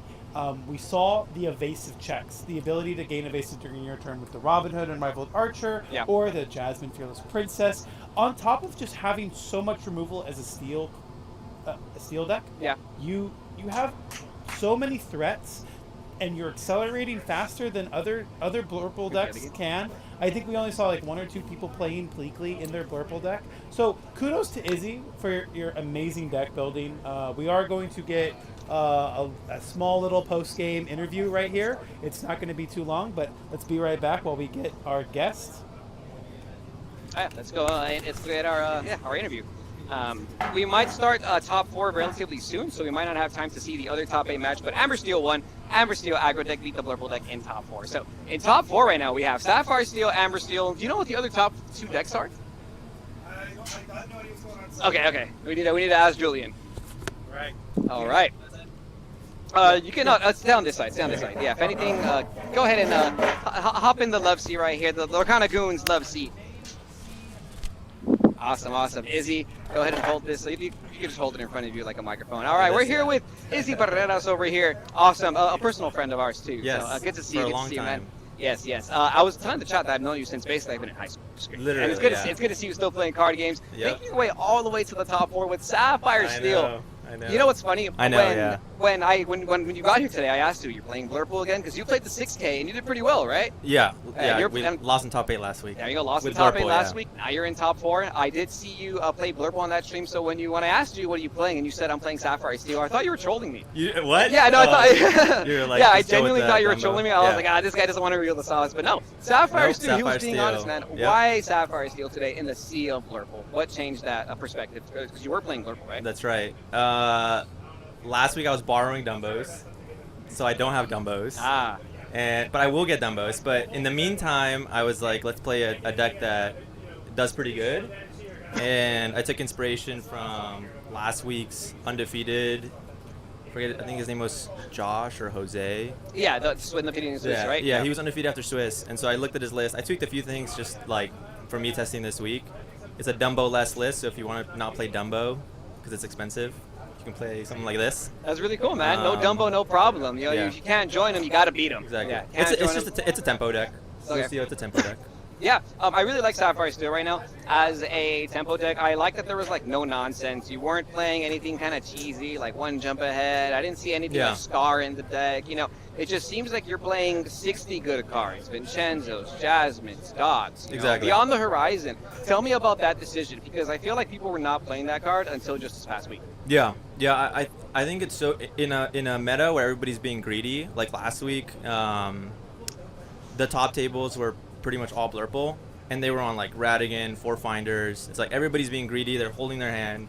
Like I want, in Blue Steel, that was actually one of the changes I made. I put in 3 Horizon. He was on 2.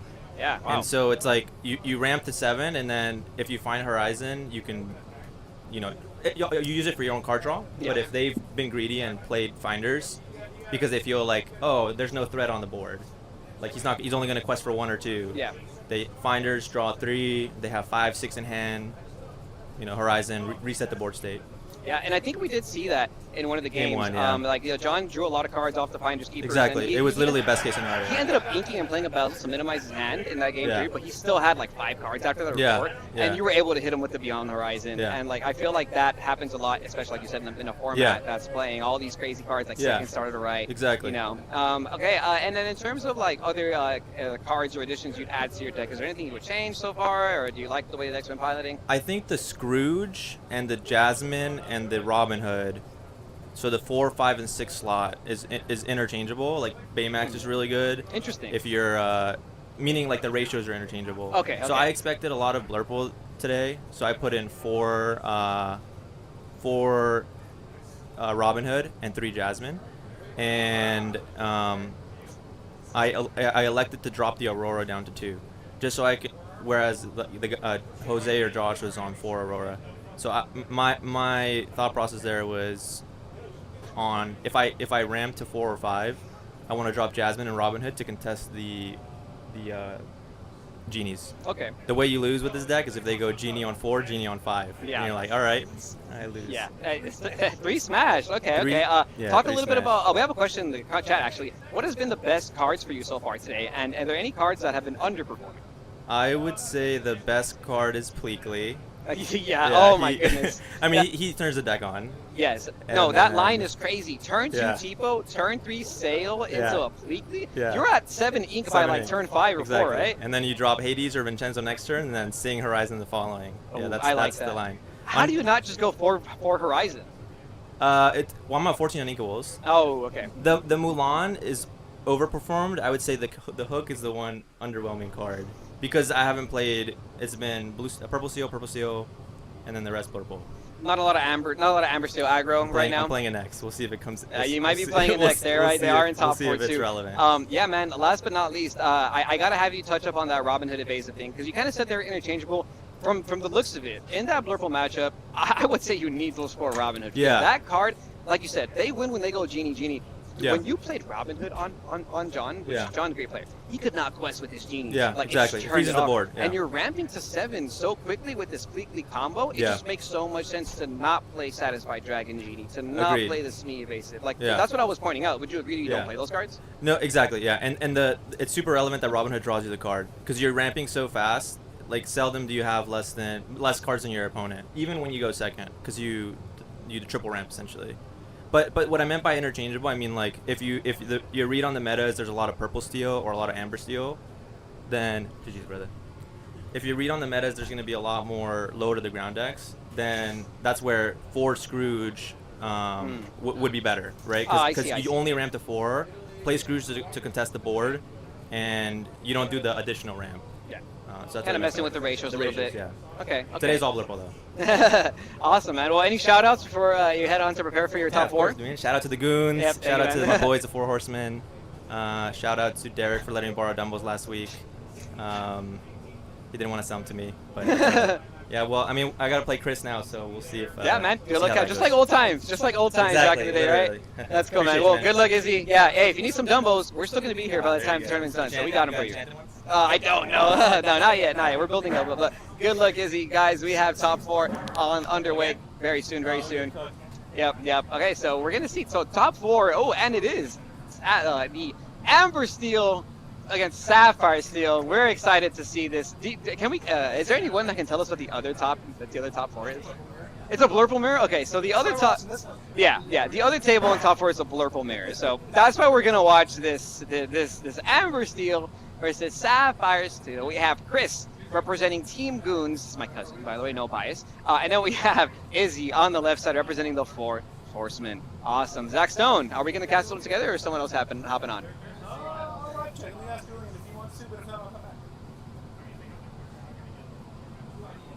This is very exciting. I am so happy to see players that I know personally in the top end of this tournament. It's always so cool to see like the homies do well, and it's always reassuring because I play just as many card games as these guys, and I always got to remind myself that I can do it too. I can be a champion too, and if you're watching from home, just know that you can also be a champion of the Lorcana game.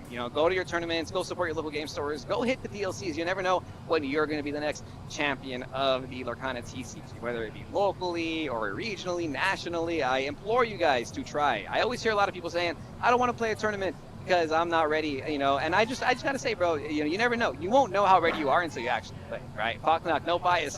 Yeah, no bias. So we're about to get ready. We're waiting for the other players, but so far, what was that? Oh, we're gonna take a quick 2-minute break. I'm gonna go run to the restroom. Stay tuned, my Lorcana Goons. 2-minute break. 2-minute break.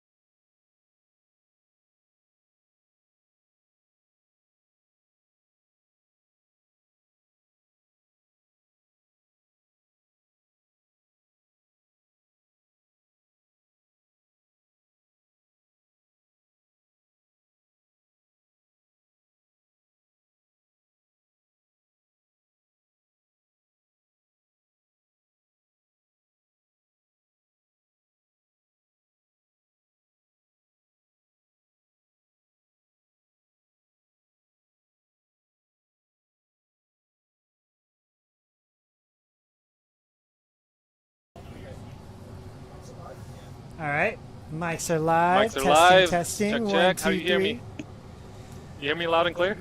Yep. Okay, cool. What is up, Illumineers? Welcome to the semifinal round of San Diego's Enchanted Celebration. We got a spicy top 4 match ahead of us. We also have a new caster on board. Yep. Hello. My name is Cloud. I go by Cloud in the community. Got knocked out 9th, but I'm happy to be here. Bubbled. Yeah. Oh yeah. But right now we have Izzy on Blue Steel Okay. and Chris on Amber Steel. Who's on the play? That's a question of the format, huh? Yeah. So right now I'm It looking. says Chris is C4, right? So I guess he's on the play. He'll definitely be on the Okay. play. Yeah. I mean, unless he wants to go second first.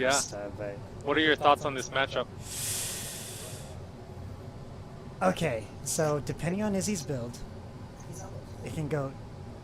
Depending on if he can find his tempo removal via like strength or like smash, this can possibly be okay. I also don't know if he's on Basil Okay. or any of the 1-drops. Yeah. But he just inked turn 1 and Chris played Aurora, so this is gonna look like it's about to hurt. Quest with the Aurora activated the effect. And guess which princess is coming out, Cloud? I would guess it's going to be Tiana, but we'll see if he has it Chat, in hand. real quick. Wait, which princess is coming out? There it is. Oh, there's the Tiana. And look, Cloud's wife just popped in the chat. Hi, Christy. Hello, Christy. Amazing. All right. It's a pretty strong start for Amber Steel here, right? Yeah, So, very, very strong. It's What do you Tiana. think? What do you think is going through Izzy's mind right now? Like, how is he going to get himself out of this situation?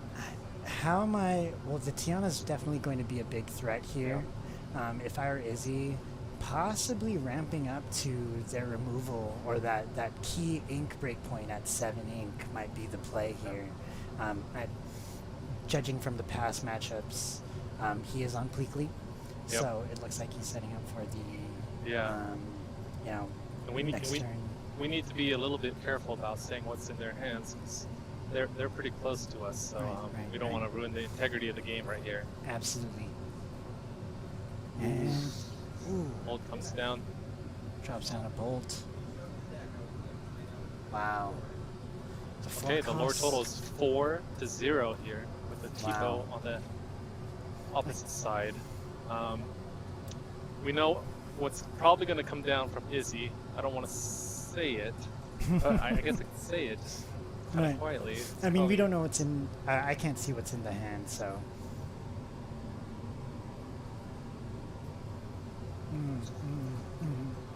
Okay. Yeah, let's. Oh snaps! Is he just counting on board right now? How much lore there is? 7 Izzy. lore on board. Izzy with a tough ink decision for sure.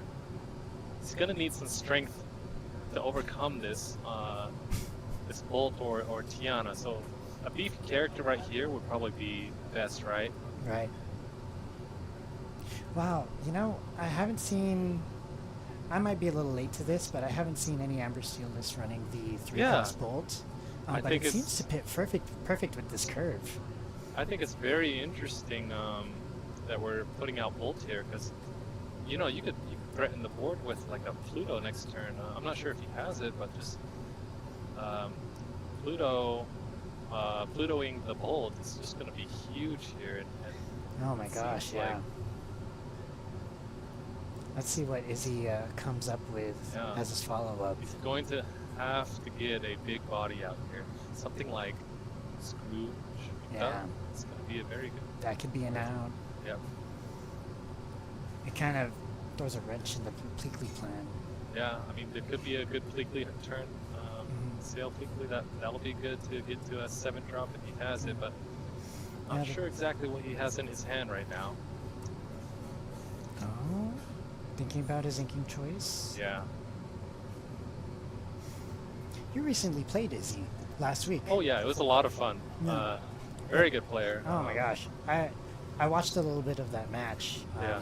It was very high level Blurple. Now he's on Blue Steel, which is. Oh yeah. I think is a sleeper pick of the format. I think so too.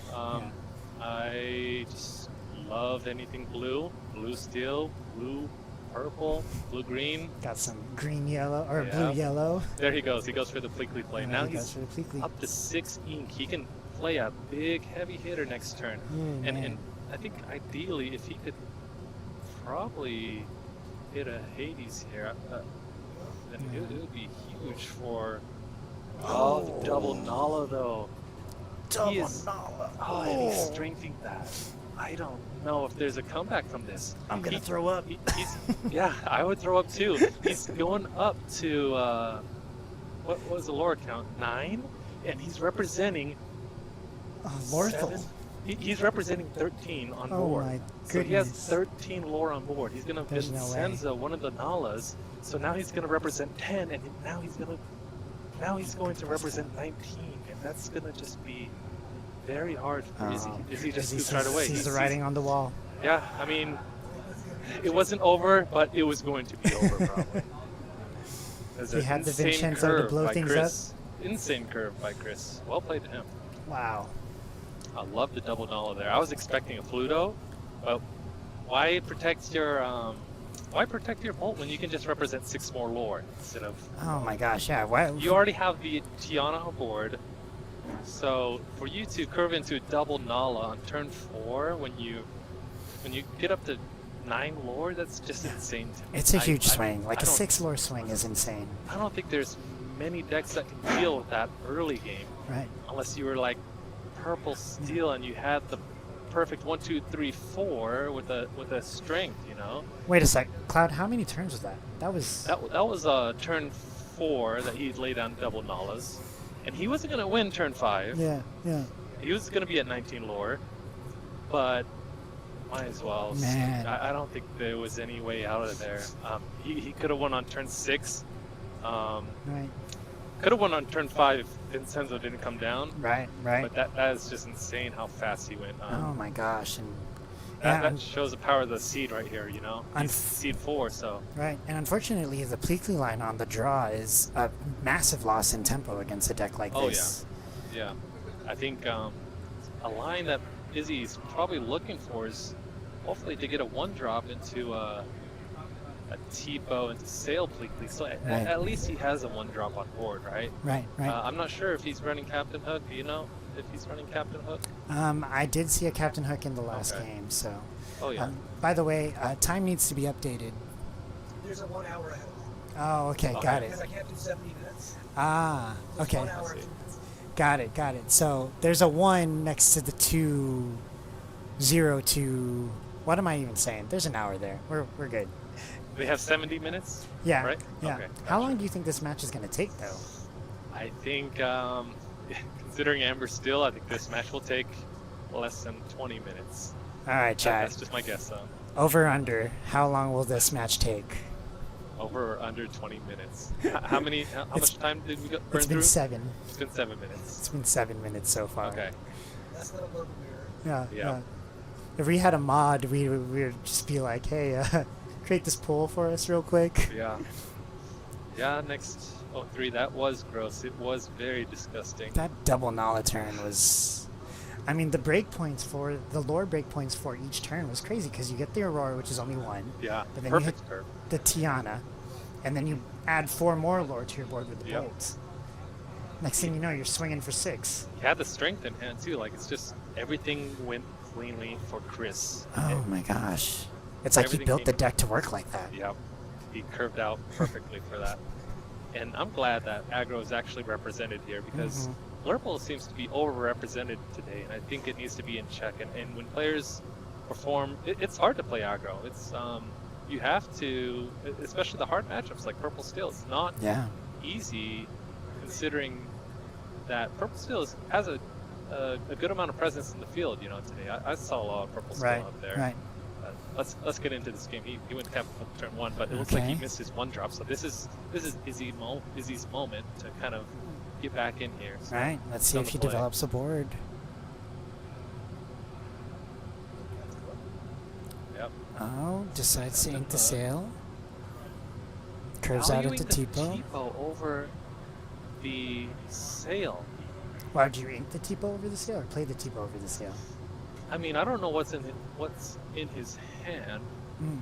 but personally, I think keeping the I mean, sail is a little bit more important, Yeah. especially here on the play. You only have 3 cards in hand now. Yeah. So let's see what he decides to do with this.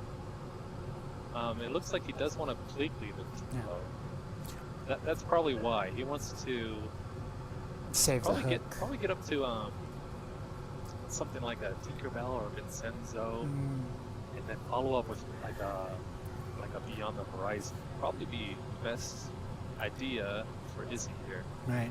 That's what he exactly does. He Bleakley's Tipo, puts that in the Inkbell, and he's having a little bit of a difficult decision, deciding if he wants ink right now. And this is what can happen with these high unink count decks. It seems like Izzy is trying to prioritize the board by playing the Tipo and then into the Bleakley. So for sure, it seems to be like a good idea. Oh. And there's the princess. Yep. There's Inking Tiana. and Tinkerbell is just, it feels like that's not what you want to do on your 5 ink turn. Right. But that should indicate something to Chris that, oh, he's inking and Tinkerbell. That means something. Ooh, He plays a dock, yep. and it looks like he did brick a little bit, so Right. he had the Beyond the Horizon. 2 extra cards in hand.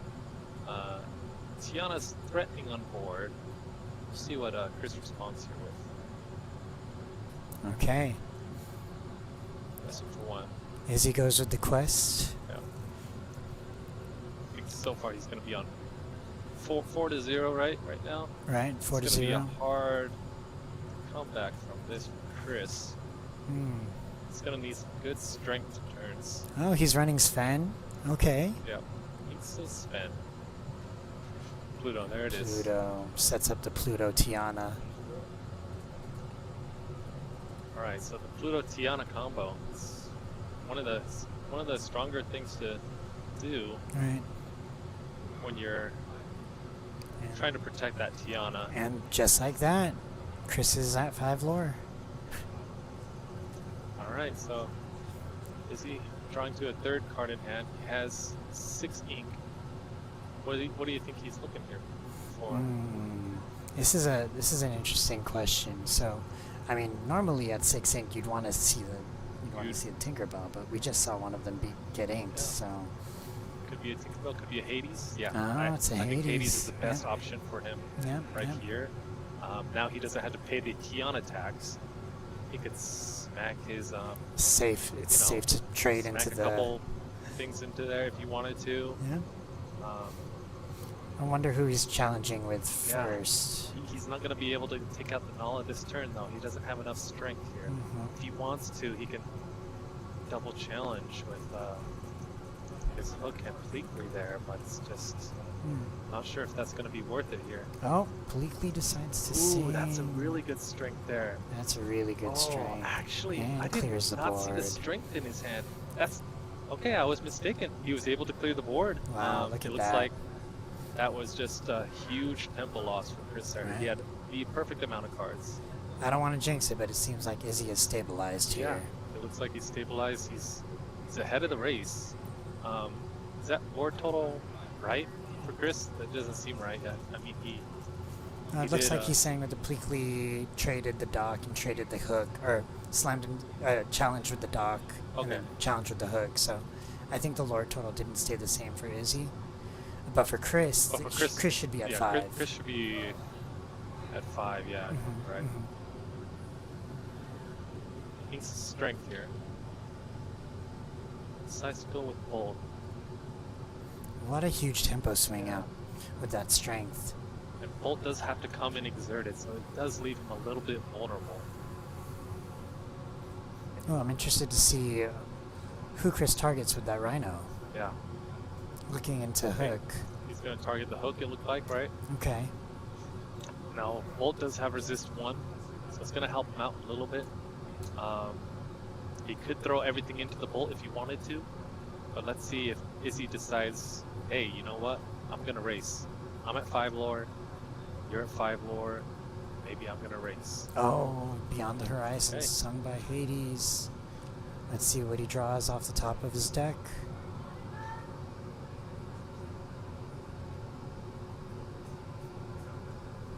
Yeah, I'm not too sure. If I was in this position, I don't know if I could race Amber Steel. Yeah, looks like he's looking for the answers here. Well, he does have some very good options.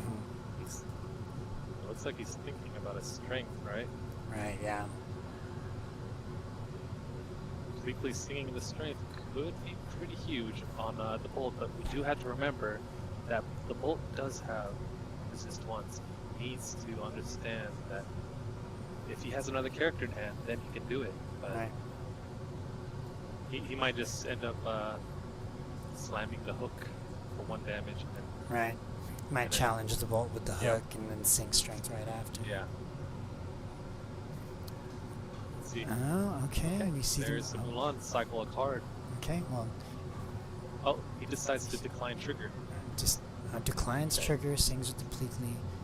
That gets when you see that happening, that indicates that the last card in Izzy's hand Pretty good. is probably pretty good. Yeah. So yeah.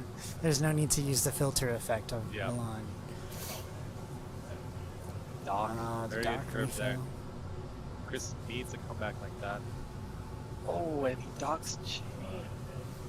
The chain dock. This is exactly what Chris needs to try to get back into this game, but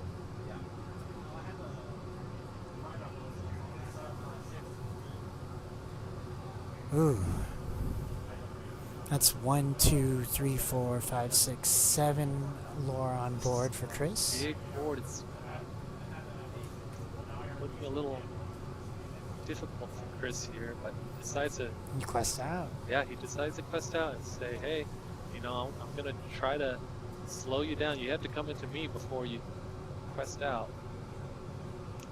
These visions, they're searching for answers and getting rid of key targets like the Tiana, getting rid of the Bolt with the string. Wow. Yeah, these visions are huge.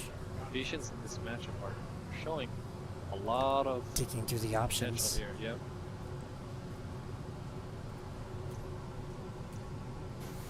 All right, Cloud, if you were in Izzy's position, what would you be looking for right now?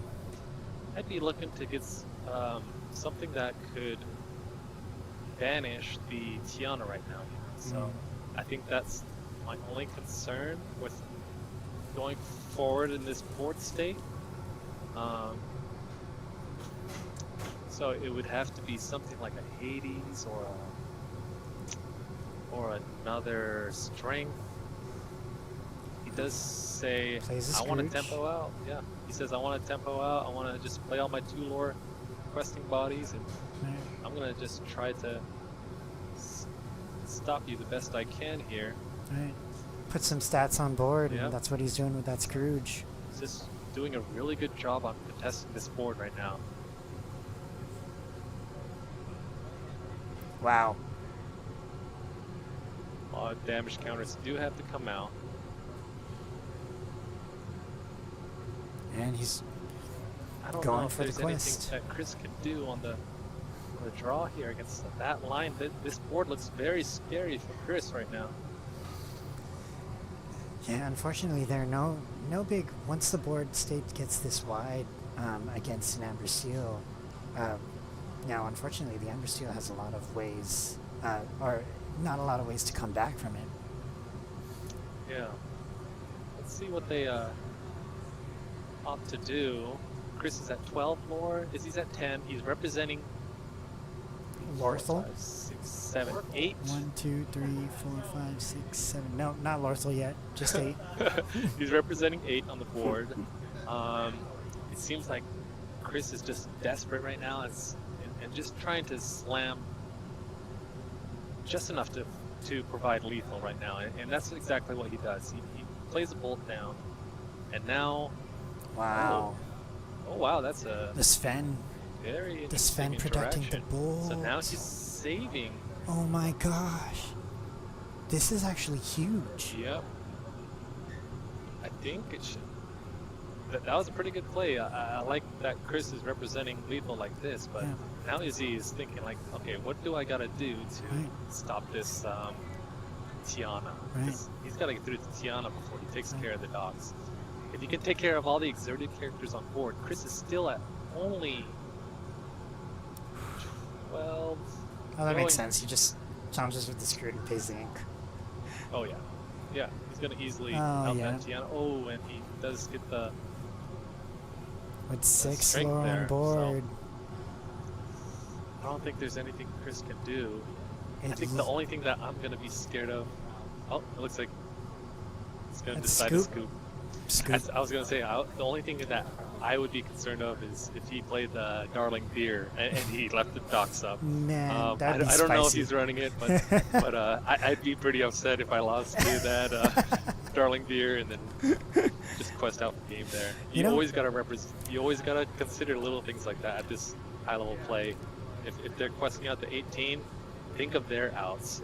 Kind of work backwards, right? So, Right. But great games from them. Yeah, it was also pretty insane how after that like massive tempo swing by Izzy, Chris was still able to threaten Lorthal. Yeah, it is interesting. Like on the draw as an aggro player, it's not a whole lot of options that you could do other than slam a lot of bodies. But Chris says, you know what? Answer me. Do you have the smash? Do you have the Hades? And I like that strategy. It can be a little rough if you don't win the dice roll, but Chris, I mean, he's in the position to say like, I'm gonna take risk on the draw. Yeah. I'm gonna make sure I get a high seed. I'm gonna take risk on the draw. I'm just gonna play stuff like Bolt. Right. Hopefully you can answer that if I'm on the draw. Right. Just slamming bodies, demanding answers. Right, and I think that's the correct way to play. It's very high level. Yep. Also, like, there's a lot of discourse this format where, you do have an advantage on the play, but even on the draw, like, no matchup is 100% zero. True. Right, you can always still win whether your opponent misses two cost ramp or they miss a 1-drop. Yep. So it's always important to play it out and take risks when you need to, especially when you're at a disadvantage. And this is something that Chris is demonstrating right there. Oh yeah. Shout out to Elvis in the chat right now. Oh yeah. These casters are studs. What are studs? Can you elaborate, Elvis? Like studs. So it's usually a 2x4 that's used to prop up a wall, and you can like nail things into it. I guess Perfect. we're, Sorry, that was me. Perfect. I don't know if you guys heard Matt there. I think the mic should be able to pick him up. Matt's been doing a lot of work for the stream behind the scenes. Let's go, Matt. A lot of or work. Snapquester Mage. This stream wouldn't have been possible without Matt, and Matt is truly carrying the stream right now. He doesn't get enough credit, and I think I'm very appreciative of him and you, of course, for being the thank face you, of Cloud. this. But just Matt, you already get enough credit. I feel like you're the face of this tournament, and that's awesome. Nah. But Matt over here, he needs more credit for what he does because he's doing the guy in the production, chair. the logistics. People don't give enough props to that man. Yeah, absolutely. Yep. This stream wouldn't be possible if it wasn't for Matt.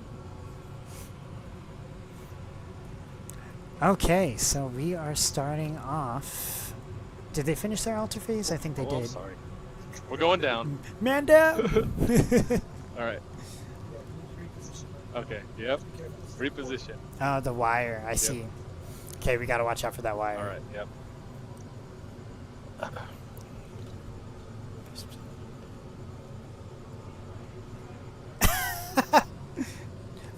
I think that's Brock based on the username that I'm seeing. Next, you're awesome. Is that Brock in the chat? Yeah, I think it is. It is. You were Guy? playing him today, right? Yeah. Yeah, Brock's a cool guy, man. he's great. Always Great good games person. when I play Brock. Yeah. Really, really high level stuff. Which DLC did you win this at? Tell that story. DLC Seattle. Okay, the so story. Matt's asking which DLC I won this Cindy at, and that would be DLC Seattle.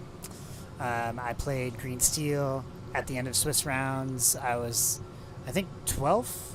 I ranked 6-0 I think my record was like 602. No, that's not right. 621. No, 612. My record was 612. End of Seattle. Unfortunately, I didn't get past top 64. I Still ran an into, amazing run, man. Yeah. It just feels bad when you run into a matchup. That's okay. By the way, the deck list that I ran into was super spicy. It ran like the Beast and the Mystical Bell and the Mystic Rose Lantern. Awesome. Yeah. Anyways, it was designed to counter green steel. But enough about me. Let's go into the match. Well, let's see this. So Daisy. Oh, the Daisy comes down opening. Turn 1. Into the Prince. Doesn't not play the bodyguard. bodyguard. He doesn't need to worry right now. It's kind of interesting because that's fishy to me. I think that makes sense. These early game high level aggro decks really consider a lot of thought right now. Yeah. And playing the Prince upright when there's a Mulan on the opposite side of field, it kind of makes sense, right? Because you want to put some partial damage on Daisy, and then Prince can protect it a little bit more. So Izzy's gonna need to have to get a really good turn 2 here to respond. That's such a heads-up play as well. It I mean, is. it's free damage pretty much. And the Mulan goes down because that's the only character that he can challenge right now. So there's partial damage on the Daisy. I mean, of course there's no Rapunzel, but it just seems so not the ideal line to. What a heads-up play. Yeah, I really like leaving the Prince upright. Yeah. So fun fact, next was my only loss that tournament. Oh, I'm cool. only seeing it because he's putting it in the chat, but That's yeah, awesome. man, that's where I met him. Really cool guy. Yeah. Whooped my ass. Oh, that's all. Whooped my arse. Whooped his butt.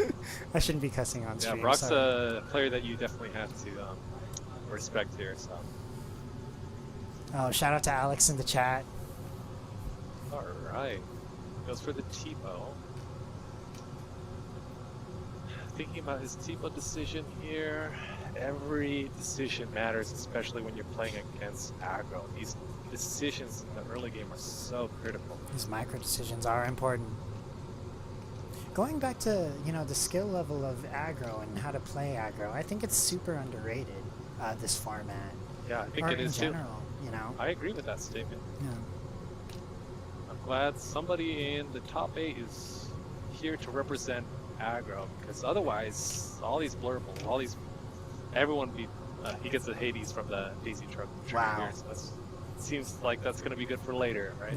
Yeah. But all these blurbles are starting to build a little bit more greedy, and as the meta evolves, it just seems like you need to have someone to put those decks in check. Right. I really like that Chris is doing this build for this tournament. So. Right. It seems like if Chris makes it through, he's very poised to perform well in the next match as well. Yep. Do we know who? I guess the other match is going on at the same time. The other match We is a don't know. Blurple mirror. So. Okay, so it's gonna be Blurple against whoever takes it here, I guess. Let's play Mulan. Let's see what he filters. He's getting a lot of card draw from Daisies. He doesn't gotta worry about this card's a dog. So that's what I'm saying. He doesn't gotta worry about card draw since Daisy is fueling him.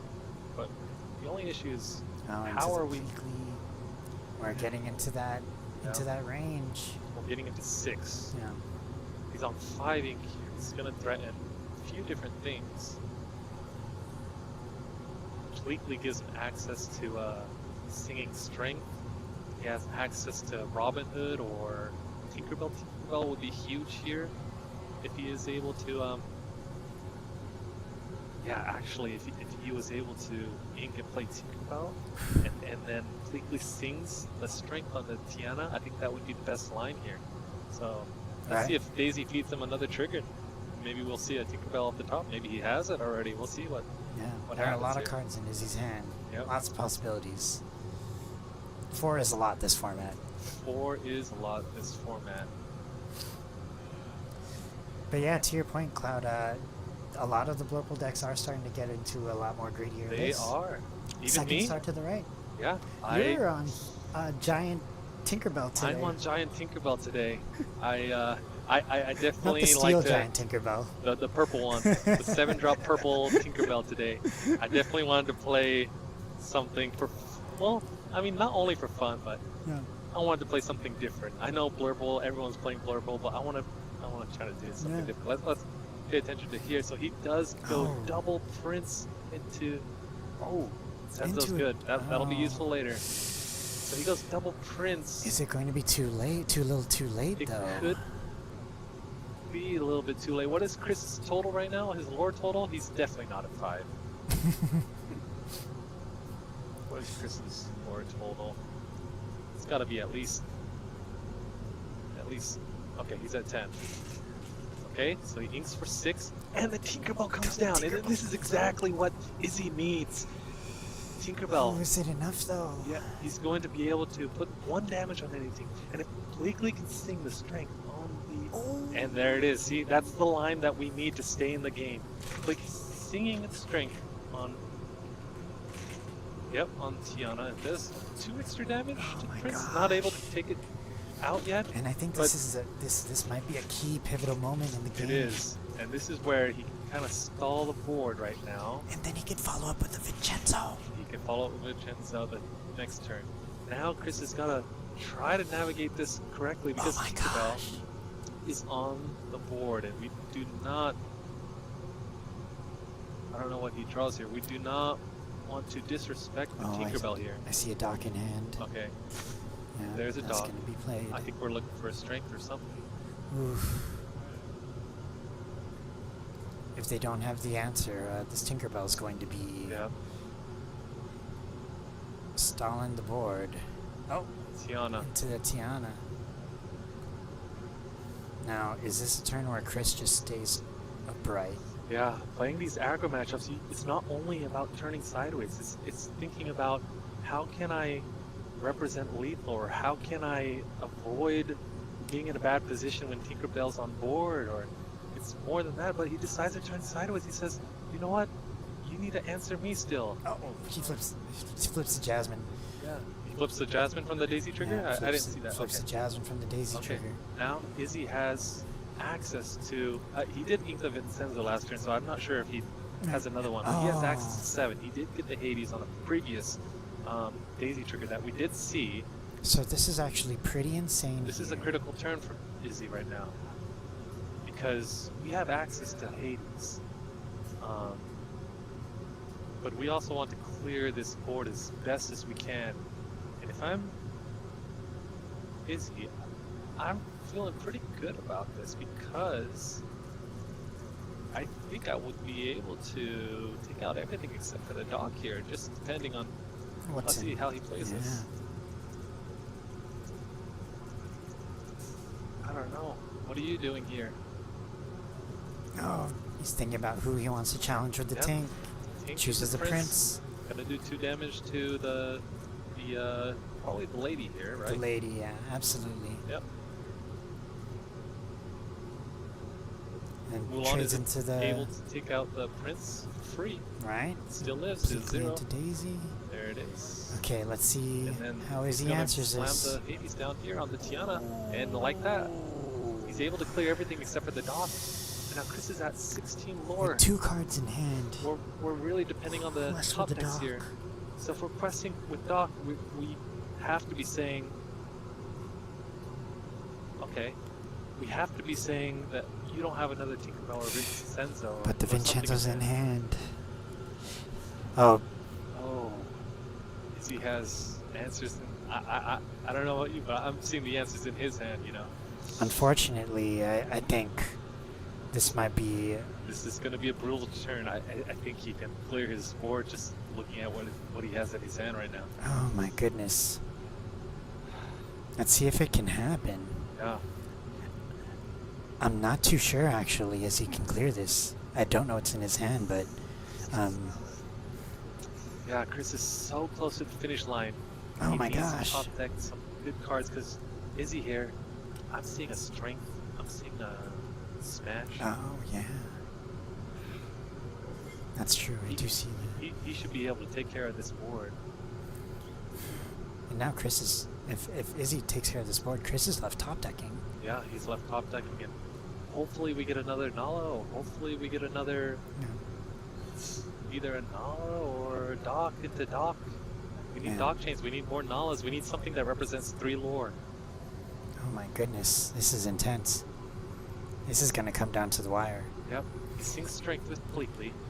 Also, something to note as well, Izzy's spending his entire turn answering Chris's board, but not questing.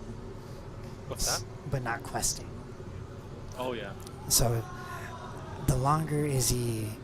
Still at 0 lore. Yeah, the longer Izzy takes to get to 20, the more opportunity Chris has to find something that quest for 3 or present Lorthal on board. Yeah. So Izzy's gonna need like 2 or 3 big swings here for lore. He has the board control for sure, but Ooh, plays the dark. Draws, no discards. trigger from the dog. No trigger. Oh, he's telegraphing the... Okay. Telegraphing the strength. No trigger from the dog usually indicates Something's really good in their hand. Yeah, usually indicates that, oh, I have another dog or I have a Oh. beyond. And there he is, singing Duh. beyond. Oh, and answer after answer.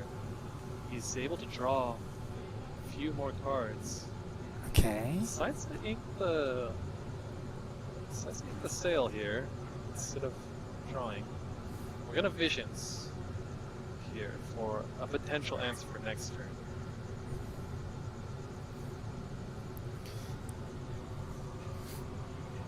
Alright, considering the other line Izzy could have taken, instead of singing Beyond the Horizon with the Hades, what do you think about just questing with the Hades? Like, what were the drawbacks and what were, like, I guess the opportunity costs between the 2 moves?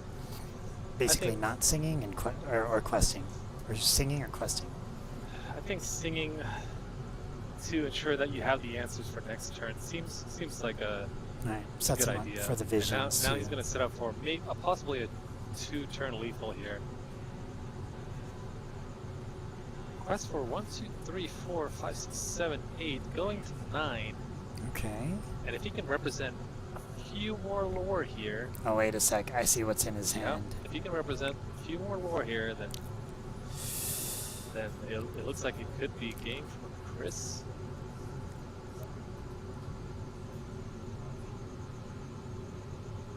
This is insane. Izzy's doing the math in his head. He's What saying, a- like, I don't like the Vincenzo the...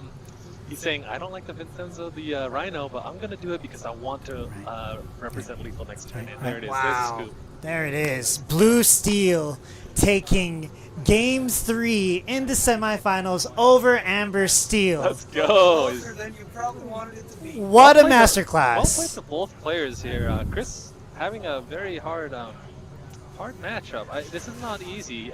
Izzy has access to all these answers, especially with Vision of the Future, finding all your smashes, your strengths, your Vincenzos, your Hades, answer after answer. And that's exactly what he needed to get across the finish line. And Chris even played that spectacularly, presenting Lorthal after Lorthal. Even in games where he was on the draw, like it seemed like he was always in the game, whether it's keeping his characters upright or not upright. It was very impressive by Chris, actually. Very amazing. For those in the chat, and you're looking to play these decks, Blue Steel or Amber Steel, this is pretty much one of the best sets to study for set 9 at this moment. Obviously, you know, they're going to be running into a lot of Blurple. I'd study their matches as well. Man, but this sets up the finals to be Blue Steel versus Blurple. That is a good finals. I like to see control versus control. Yeah. And do we know who took the other Blurple? I think it's still going on. Just Okay. Oh, it did. Let's see. Okay, got it. Okay. Got it. By the way, chat, the match lasted longer than 20 minutes, so Yeah. you owe us money. I was wrong. I was wrong. We'll play to both players here in the semifinals, so we'll be heading to a Blurple versus Blue Steel. It should be a good one. Oh my gosh, that's really exciting. I'm just You know what though? I know we've just finished the set. I'm still not over that game one. Oh yeah, that was crazy. That was an insane curve by Aurora, Chris. Tiana, Bolts, double Nala. I was expecting a Pluto, but the double Nala was the worst. Oh my gosh, yeah. At least Pluto quest for one. Yeah, exactly. It says I'm gonna represent 6 more on the board. Oh my gosh. But was really, really fun matchup. It just goes to show, like, you know, I really wish these decks kind of made it to the finals because if we've seen, I'm interested to see what their path looked like on the way to the semis because if they played a lot of Blurple, chat, if you're looking to counter Blurple decks, Talk to Chris. Talk to Chris if Yeah. you want to get a good heads up on Blurple right now. Yeah. These Blurples are not getting in check, and Yeah. they're fighting against each other right now. And we need a middleman, and the middleman has to be Amber Steel. Yep. I'm just jumping in real quick here. I'm just pointing out that Izzy was the number 8 seed coming into the top 8. Yeah. So he had to is win. making work out of this. He is He making had to a win run, for everything sure. on the draw. On the draw against the higher seed. Yeah, that's well correct. played, Izzy. Correct. So I guess we know that Izzy's going to be on the draw again. Yeah, for absolutely. For the finals. So. You know what though? I'm excited to see how they perform. I'm personally, I mean, you know it, Cloud. I'm into Blue Steel. Oh yeah. I'm very big on Blue Steel this set. You are too. I'm just happy that it's a blue finals. You know that I'm a blue main. Oh yeah, you so are. A blue I'm main. happy that Sapphire. we're seeing Sapphire in the finals on both sides. Yeah, but I hope the Sapphire Steel. I mean, I might be biased, but I hope Sapphire Steel. Yeah, that's a little bias. No bias in I'm here. Okay. I'm tired of seeing These are Dumbos. top level players. Both deserve to be in the finals right now. Absolutely. And they took some pretty hard paths to be here. This is basically 9 rounds. Yeah, 9 rounds. It's not an easy day. It's a long day. That's basically day 1 of DLC. It is. The good news is top 4 still left for some good stuff. Oh Top yeah, 4. absolutely. Which, by the way, I should probably is the Blurple match done already? They're done, so they're ready for finals. Okay, so they're ready for finals. Okay, so we want to just take a quick breather. yeah, I'll go ahead and distribute prizing to them. Okay, Go go ahead and tell stream. Yeah. Take a quick breather. Come right back. All right. Everyone, give some love to Cloud. All right. Thank you, stream. Cloud, for hopping on the stream. Yeah, no problem. It was fun. Was this your casting debut? Yeah, but I mean, I've casted a few other games. This is my first Lorcana cast for sure. Wow.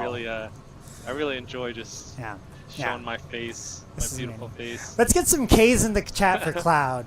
All right, KKK. Yeah. Just kidding, don't do that. Why not?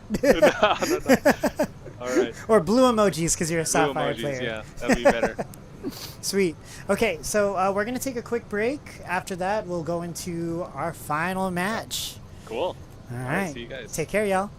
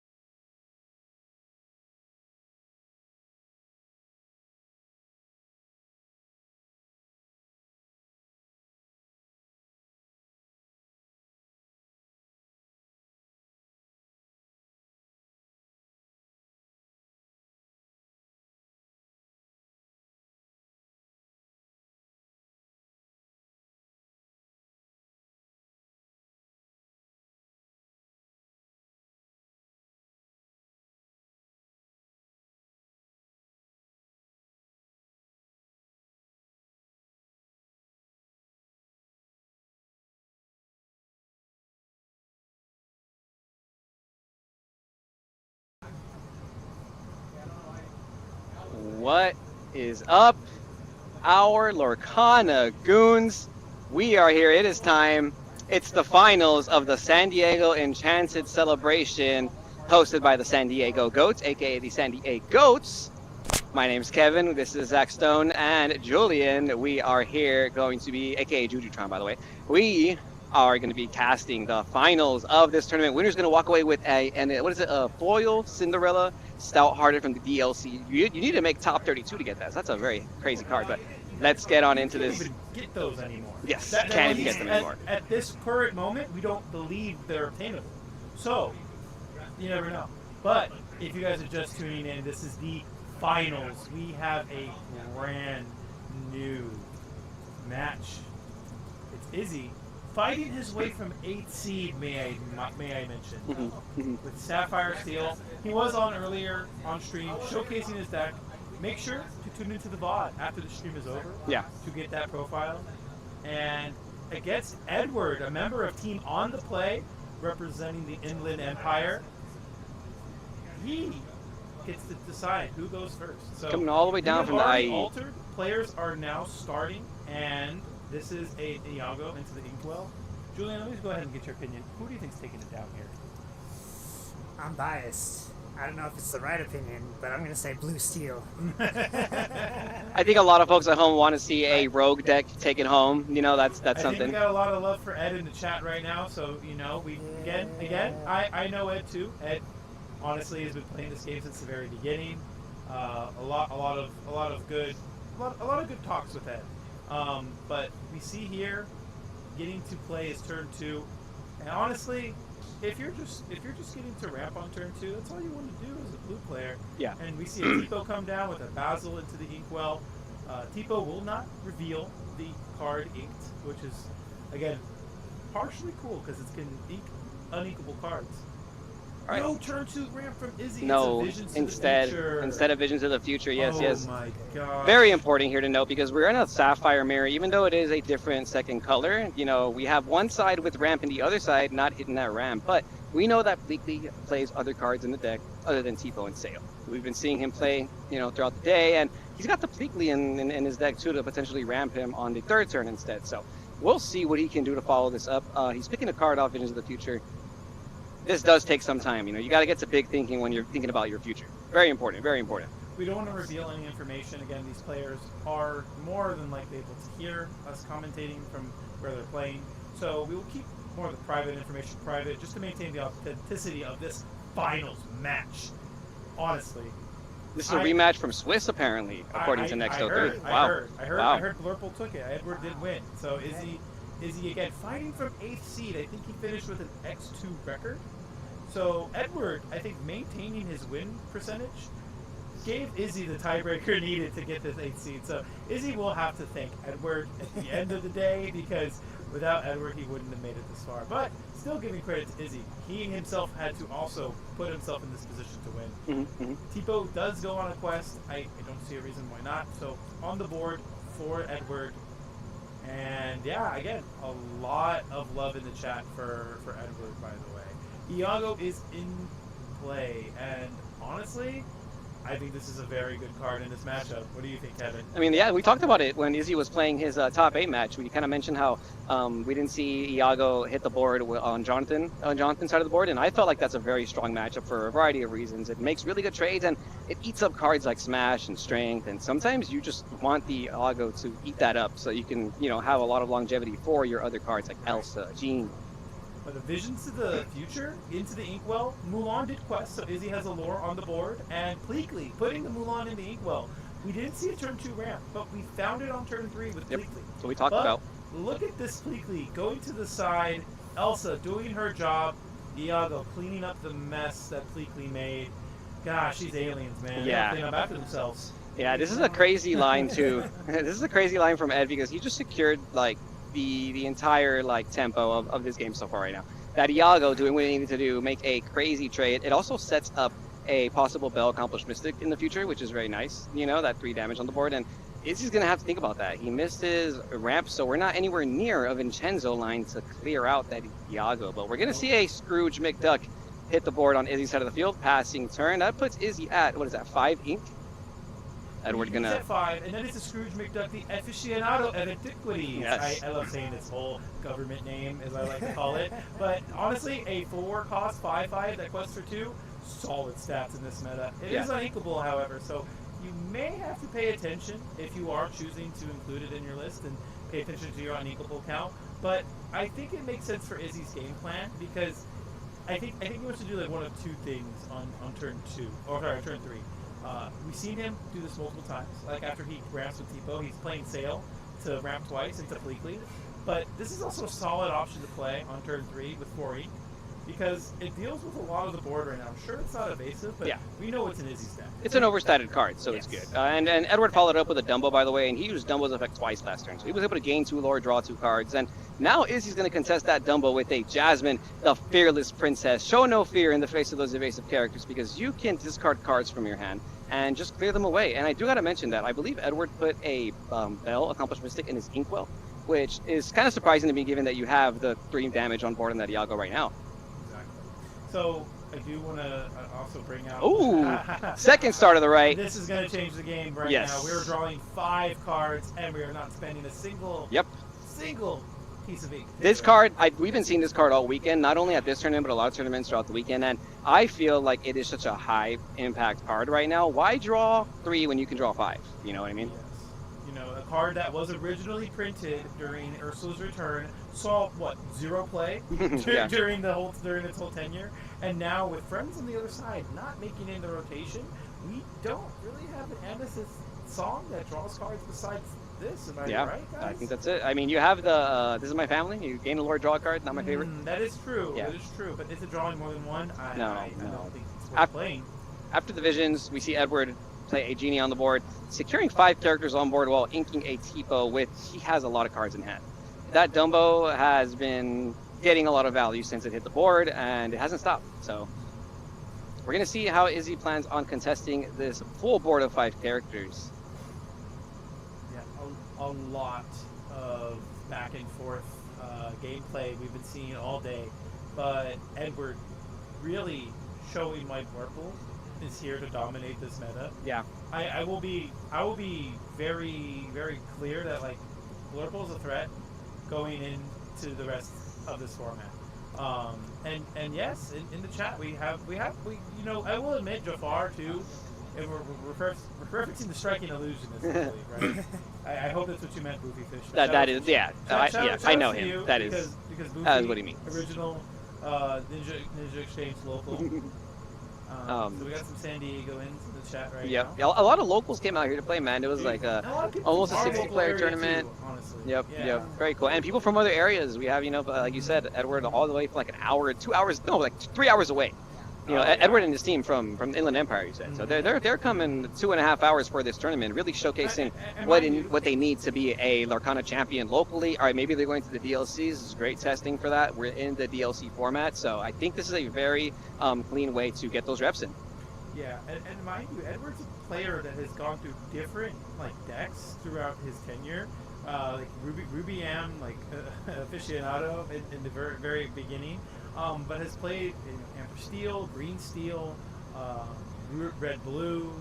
He's played so many different decks, and he's really kind of being able to showcase a lot of his play style here because he understands what to do almost at any point in the game from so far his decision making here. Yeah. He's getting to draw cards, he's progressing his game state, and on top of it all, he's got a lot of pressure. Yeah. Izzy right now dropping to Hades is what he needs to do to stop Edward from pushing the board. But interesting, Jasmine didn't quest. Why is that? I mean, I think you're playing, challenge. Oh, yeah, I don't know why you don't swing. Maybe you're kind of like putting your opponent on like a situation where you're making them quest before you, because you want to save that Jasmine, right? If he swings with it, then the Iago's going to be able to finish it off. However, I feel like you don't get the value off the Jasmine by not swinging, you know. And we are going to see a shift Elsa, the queen. Shift Elsa. I'm shocked. So again, shift Elsa. Spirit of Winter. Spirit of Winter. Shift Elsa does see the return. Again, first chapter cards are just the thing right now. Followed by an Into the Unknown. More like Into the Inkwell. Yes. And a second one. Another one. A second Into the Unknown by Edward. Double Into the Unknown. Dude, you literally combo that off with the Elsas. You turn them both sideways and they're both gone. That is amazing. It's crazy. It's crazy because look at Elsa just Very canon. on the little like icicle, just kind of like strutting her stuff. And don't forget, Spirit of Winter can quest for 3. Yep. Getting Edward to 8 now because Tipo just quested. And this is again what Blurple wants to do: pressure the board, force you to answer it, and do it over and over and over again. Yep. And draw 5 now. That is an and draw 5. And draw 5. Honestly, you know what I'm waiting for? I'm waiting for the day somebody's got like 4 cards in deck, and they're like, second star to the right, I choose you. Oh yeah, yeah. I'm waiting for that. I am, Julian. It's a good moment. Here we see another song. It's a Strength of a Raging Fire on the Iago, which is a little rough right here because it does have 3 damage, already. So you kind of don't want to use, strength on a character that's already damaged. You probably want to finish it off. But Izzy's lacking some evasive power on his side of the board now that Elsa got rid of the Jasmine. See, Edward knew to take care of the cards that deal with his board. He knew that Jasmine, the Fearless Princess, was going to be a problem for the rest of the game. And he took care of it with Into the Unknown. He said, sure, have your ink. Do your best. Because I'm going to maintain the board, and it's not going to matter anymore. Yeah. And he got a lot of options from the second star to the right, too. So we see the diversity here, and honestly, I think Edward's going to have a really nice turn next turn. Izzy did his best. He drew cards. He played characters. But Edward's got a shot now, and he's got a Genie and an Elsa in play. What can he do? He has like 1 million cards in hand. Dude, yeah, I know. He's sitting on like 5 cards, and there's a lot of gaps. Yeah, like it's some power. It's some power, definitely. There's a bunch of ink on the Blurple side with a bunch of cards in hand. Looks like we're going to be spending a 7 ink for our favorite leader of the underworld, Hades, the Infernal Schemer, going to be targeting one of Izzy's characters to put it right into the inkwell.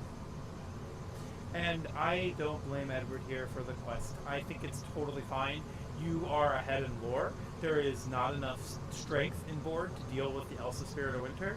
And honestly, the worst thing that could happen, right, is like a big body like a Tinkerbell or Vincenzo coming down. Yeah. I don't even think you care. You're going to go up to like 17 next turn. You probably got enough cards in your hand to just put enough lore on play. There's a point in time where you have to recognize, as the aggressor, when to turn cards sideways. Edward recognizes that right now, and here he is, just taking over the game. Yep. So, Sail the Azurite Sea by Izzy, giving him a draw. Then 7 ink. Vincenzo Santorini gonna deal 3 damage into that Elsa. Hades gonna swing into the Elsa to finish it off, leaving 5 damage counters on that Hades. I don't see it making a difference though. Look, The dock? And he's drawing 2. So Yeah. If you are going to make a difference, it's by drawing 2 more cards. Yes. That was. I think if Izzy does claw his way back, it is with that type of line, and he has to be able to consistently find these lines though, because Edward just has a lot of ink and a lot of bombs on the clapback. We're about to see it. I think we all saw what he drew. Yes. Yes. So unwillingly so, and this game is just coming down to who has it, and you better have it. Yeah. And both players seem to have it. This is a lot of back and forth, but from the very beginning, Izzy was playing from behind, and he has just not been able to maintain any sort of board advantage or able to come back from it. And Edward's still got a lot of tempo. There's a lot of lore in play. There's no way to deal with this Genie that's going to keep questing for 2 right now. Ooh. And Madam Mim Elephant coming down to bounce back. And Genie to draw and then a card. Genie in the same turn. 8 ink spent, and you ended up with 2 extra cards in your hand. We're going to ink the Tipo. Pass. And he passes. And so let me do some math here. 1, 2, 3, 4, 5. I think we gained 2 lore to go up to 15, right? So that's enough to win the game next turn. Mind you, there is no evasive threats. There's 4 strength, 4 willpower, 7 willpower. I don't think there's much in Izzy's deck that can deal with all this willpower. It's a lot. Like, I think he needs to see like Tinkerbell after Tinkerbell, etc., etc. It needs to be that.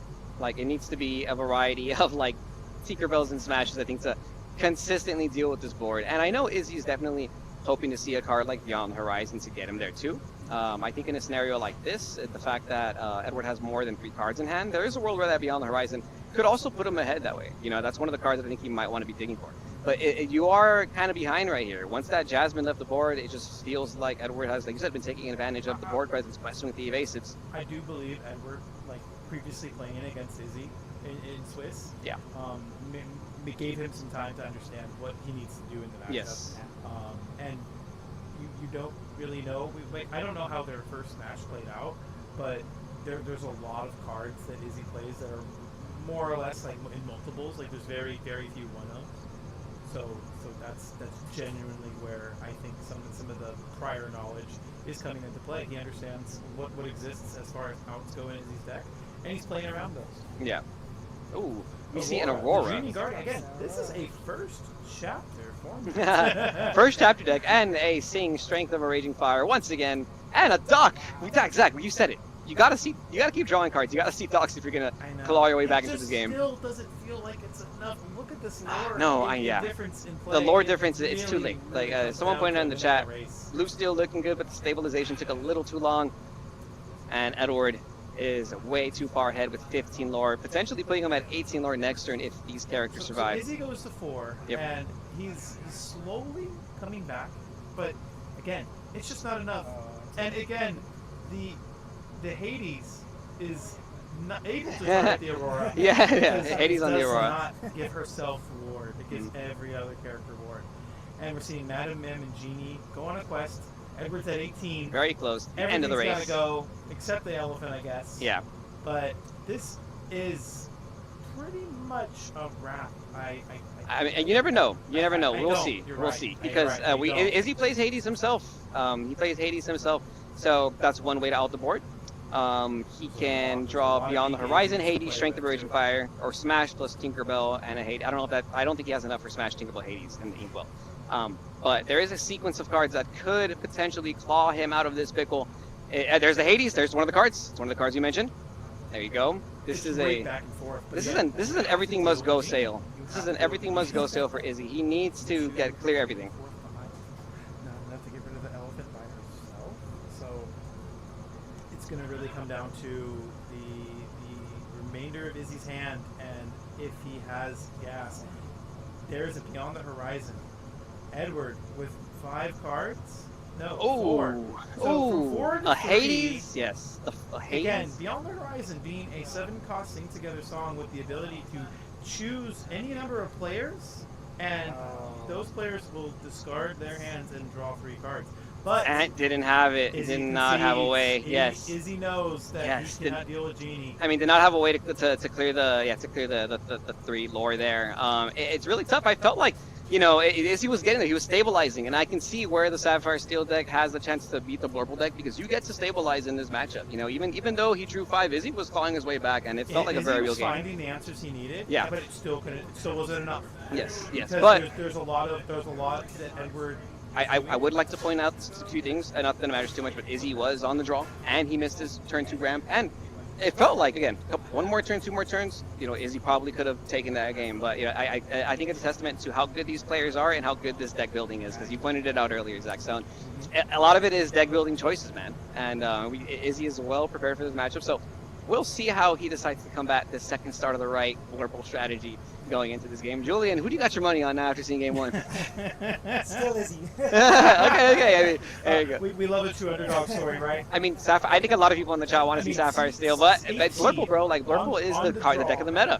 The rest of the tournament, and mind you, I think Izzy lost game 1 last round. Yeah, he did. He did. And then he clawed his way back. I mean, I don't count Izzy out. Huge shout out to everyone in the chat, by the way. Sorry, I gotta acknowledge Panderic, Quest, Shadow, Zaw, Hawknock, Jay, Panderic. Yeah, you guys are all awesome for being here. Really appreciate everyone's watching. You guys. Shout out to everybody on production. Shout out to the judge staff. I do want to go ahead and plug for the final time of today's stream. Shout out to Up to You Cafe here in San Diego, California. Without them, keeping these lights on, keeping this place open, we wouldn't be able to bring you this awesome event. Up to you. Shout up out to you. Julian here. Up to you. On my right. Without Julian, aka Jujutron, I don't think this would have happened. As well as Snapquester Mage over here on production on the left. That's his hand. That's his right hand. But that's his face. And he's real. I promise you. We didn't make him up he's for not this shy. event. And yeah, let's get on to the altering stages. I think Yes. these players are Yes. ready. Game 2 And of the remember, finals. Winner's Izzy- walking Izzy's away. on the play, right? Izzy is on the play. Yes. I don't think you're going to choose to be on the draw game 2 when you're down. So, Izzy? 7 cards. Izzy just threw 7 back. Yeah, I mean, when you And gotta find the cards you Edward need. did the same. And it's looking. Oh, we like that. Yeah. Yeah, it's looking kind of crazy. It's looking like a crazy I matchup. don't know if you heard. He just said, if you don't have 2-mana wrap spells, you got to do what you got to do. I mean, yeah. It's a. Sorry, 2 ink. Yeah. If you yeah. That's right, Izzy. Stand up, Edward with some side commentary. We'd like to relay. If you don't got the 2 inks, the 2 ink ramp, you gotta do what you gotta do. But may I say one thing? When you understand the assignment, you gotta do it. You gotta do what you gotta do. Yep. So, respect to both these players for understanding their role and understanding their deck identity and what the deck's trying to do. But we're ready to begin. Vincenzo Santorini into the inkwell and Vincenzo Santorini. TikTok into the inkwell, and on the clock goes to Izzy. Quest, gaining a lore. I've seen some players not do this, like Quest on an empty board, and it's baffling. There's no rush characters that are on 2 cost, I don't think. You have to play around anything right now. Ink and It Aurora. doesn't even make sense. No turn to ramp. Once again, turn 2 with the visions of the future. Gotta find something here. My body hurts for him, man. I mean, yeah, it's a tough one. I mean, again, we mentioned this earlier. You in this blue mirror, you really want to see the turn 2 ramp. I do want to go ahead and mention that both these players are playing on Spellgrounds mats. It's something that I just noticed right now. Classy, very classy. Is he gonna add a card I love for the visions? aesthetics. These are very, very good. Spellgrounds sponsor us. Very good quality mats. And honestly, there's a lot of support for Ed in the chat. He's got his local players there ramping it up. So is that going to be in his turn? No, we have a visions on visions. I wonder what he'll pick. So there's a card that he chose to add. Again, players will be able to hear us. If you're just tuning in for game 2 of the finals, we have Edward on Sapphire Amethyst and Izzy on Sapphire Steel. Captain Hook quests again, putting Izzy at 2 lore. Put him at 2 lore. Taking advantage of this clear, this very empty board state. Yeah, I mean, Captain Hook kind of doing its job right now, Yeah. right? Just kind of questing while nothing else is out there. Stopping people from questing while he's out there. And then and weekly. putting him in the inkwell Yep. since we didn't see turn 2 ramp. Honestly, it doesn't feel that bad with Pleakley when you miss your turn 2 ramp, because when you play Pleakley, it seems like you can kind of just be fine. Yeah, I mean, Edward does not have a Pleakley in his deck, and instead he has to opt to a second Visions of the Future on his 3rd turn. No ramping for Edward, but we already have some ramp for Izzy. And that's the thing about Izzy's deck, is that while Edward is playing the Basil follow-up here, Izzy has more and more cards to get into that ramp situation, because we've seen the Pleakley, the Tipo, the Sail. We'll see what happens next. I'm very curious to see how this is going to play out. And Mulan, with 1 ink, lands on the board, draw, and discard a card.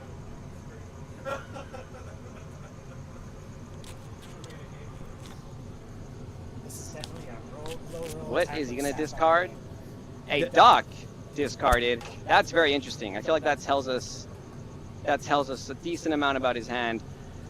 And then another Pleakley gonna move that Mulan into the inkwell, followed by inking a Visions of the Future. Izzy with 2 cards left in hand, gonna quest with that Pleakley, putting him at 3 lore. That Basil cannot clear Pleakley, but he can help out some other people. I got one thing to mention right now. Blurple looks like a very fair deck when it doesn't ramp on turn 2. Yes. It's so fair. Yes. It's When it doesn't ramp on turn 2, it is the fairest deck in the land. But let me know in the chat, guys, if any of the audio feels a little bit better sounding.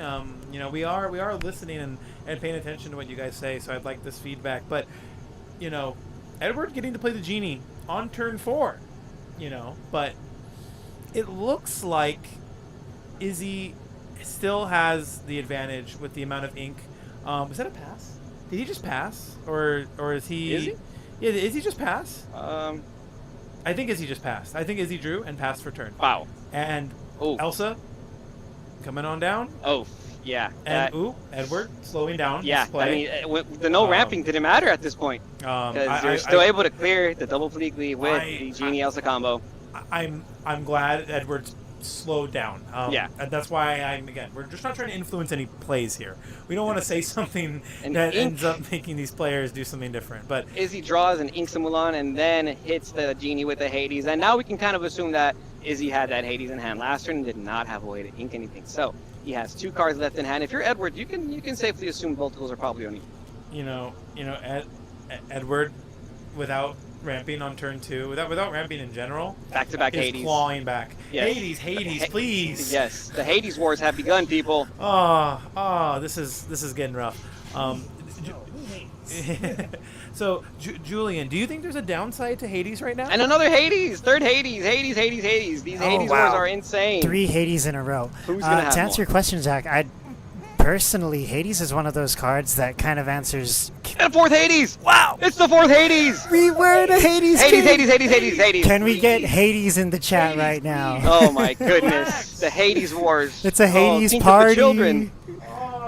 Think of the To children. answer your Wow. question, Zach, Hades is one of those cards that, kills 2 birds with 1 stone. You get to play a creature and develop your board while also answering one of your opponent's threats. One of the few things that can happen in this format. It also did ramp Izzy, which let him hardcast this Beyond the Horizon, and he has 4 ink left over to play this Scrooge. These cards are in the inkwell. These cards are in the inkwell. For sure. Yes. Very nice. A 5-cost spell on Edward's side of the board, gonna move 3 damage onto that Bleakley, removing it from the side of the field. Tipo and Rafiki to follow up that bell. This game, by far, is the battle of the fairest Sapphire decks I've seen in a while. This is the most interesting Blurple match. Sapphire match I've seen. Ed quested for 3 right there. Ed now has his 5 characters on board. We kind of saw this last time, but there's a lot less lore than last time. Let's start counting lore. We got 1, 2, 3, 4, 5, 6, 7. Yep. You start doing the math, guys. It's getting to the point where you have to answer the board or you will lose the game. Yes. You will lose the race. Yes. Another Hades. Oh my goodness.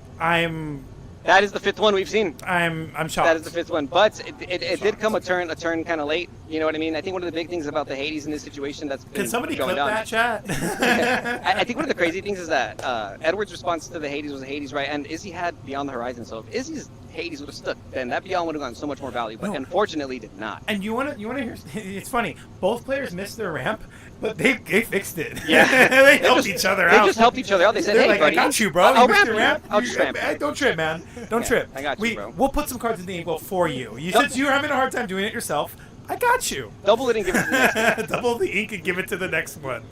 And now Rafiki wants to show up to the party, honestly. Oh. Into the ink. I got you, he says. Unknown. I got you, says Edward. Quest for 3. Another quest for the rest. Izzy on 2 cards. Edward on 0. Wow. We're playing at the top of our deck. Yes. This could be... It's still looking like anyone's game, in my opinion. 11 lore is not 20, so, we were and still...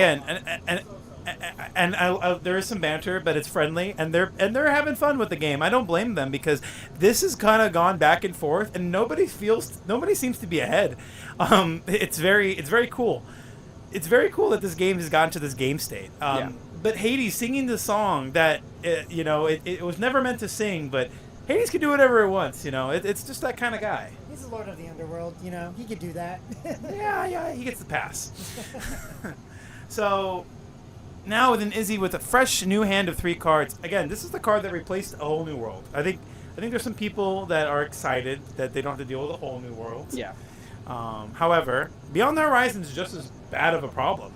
And you can get yourself into a lot of interesting scenarios. Like, imagine you Beyond the Horizon somebody for their hand, and then they just go to 3. Everyone drawing 5 cards, and we interviewed Izzy after his game top 8, and he said that's the reason why he enjoys the cards so much. Like, it lets you punish greedy players for trying to keep cards in their hand for combos, and I think that's very important right now. And that's something that you kind of learn from playing not just Lorcana, but a lot of variety of card games. And I think both these players have that experience, which is very telling right here, because they're thinking about their sequencing, they're optimizing their plays. I think Izzy's taking a while, but he has a lot of ink. And honestly, for anyone in the chat, can we get a Hades count? Oh my god, 6. That's the 6. I've been counting. That's the 6 Hades. That's the 6 Hades. Hades counter in the chat. There's 2 left in the game. There's 2 Hades left in this game, guys. There is 2 Hades left in this game. Izzy contemplating who he's going to choosing. Edward suggesting a Tipo. obviously that might be high impact, but I think Izzy has to think a little bit harder. Than just Honestly, at this point, they should roll a dice for it. All right, Let's all have right. some fun. This matchup is wild. Yes, honestly, if you're just tuning into the stream, this is game 2 of the finals, and you are missing a slobber knocker. Rewind that video, save that VOD. You got to see the Hades wars in this game. This you see 2 Hades on board. Well, there's 4 in each of these players' inkwells. I promise you. Yes. So it is getting down to the wire in this game 2. Izzy doing some quick maths. Again, great match overall. I'm glad to be able to honestly cast this match. It's very fun. It's very fun. Honestly, I love Lorcana, guys. I'm just gonna I can't love this game enough. But again, Izzy's thinking, which is valid while you're in the finals. But I think there's only 2 choices. He's thinking out loud too, which is awesome. Again, the banter is friendly amongst the players here. Just probably seen each other enough from other tournaments. Yeah, I mean, in general, I think when you're from Solka and you play this many card games, you get to know people who are on the scene. So.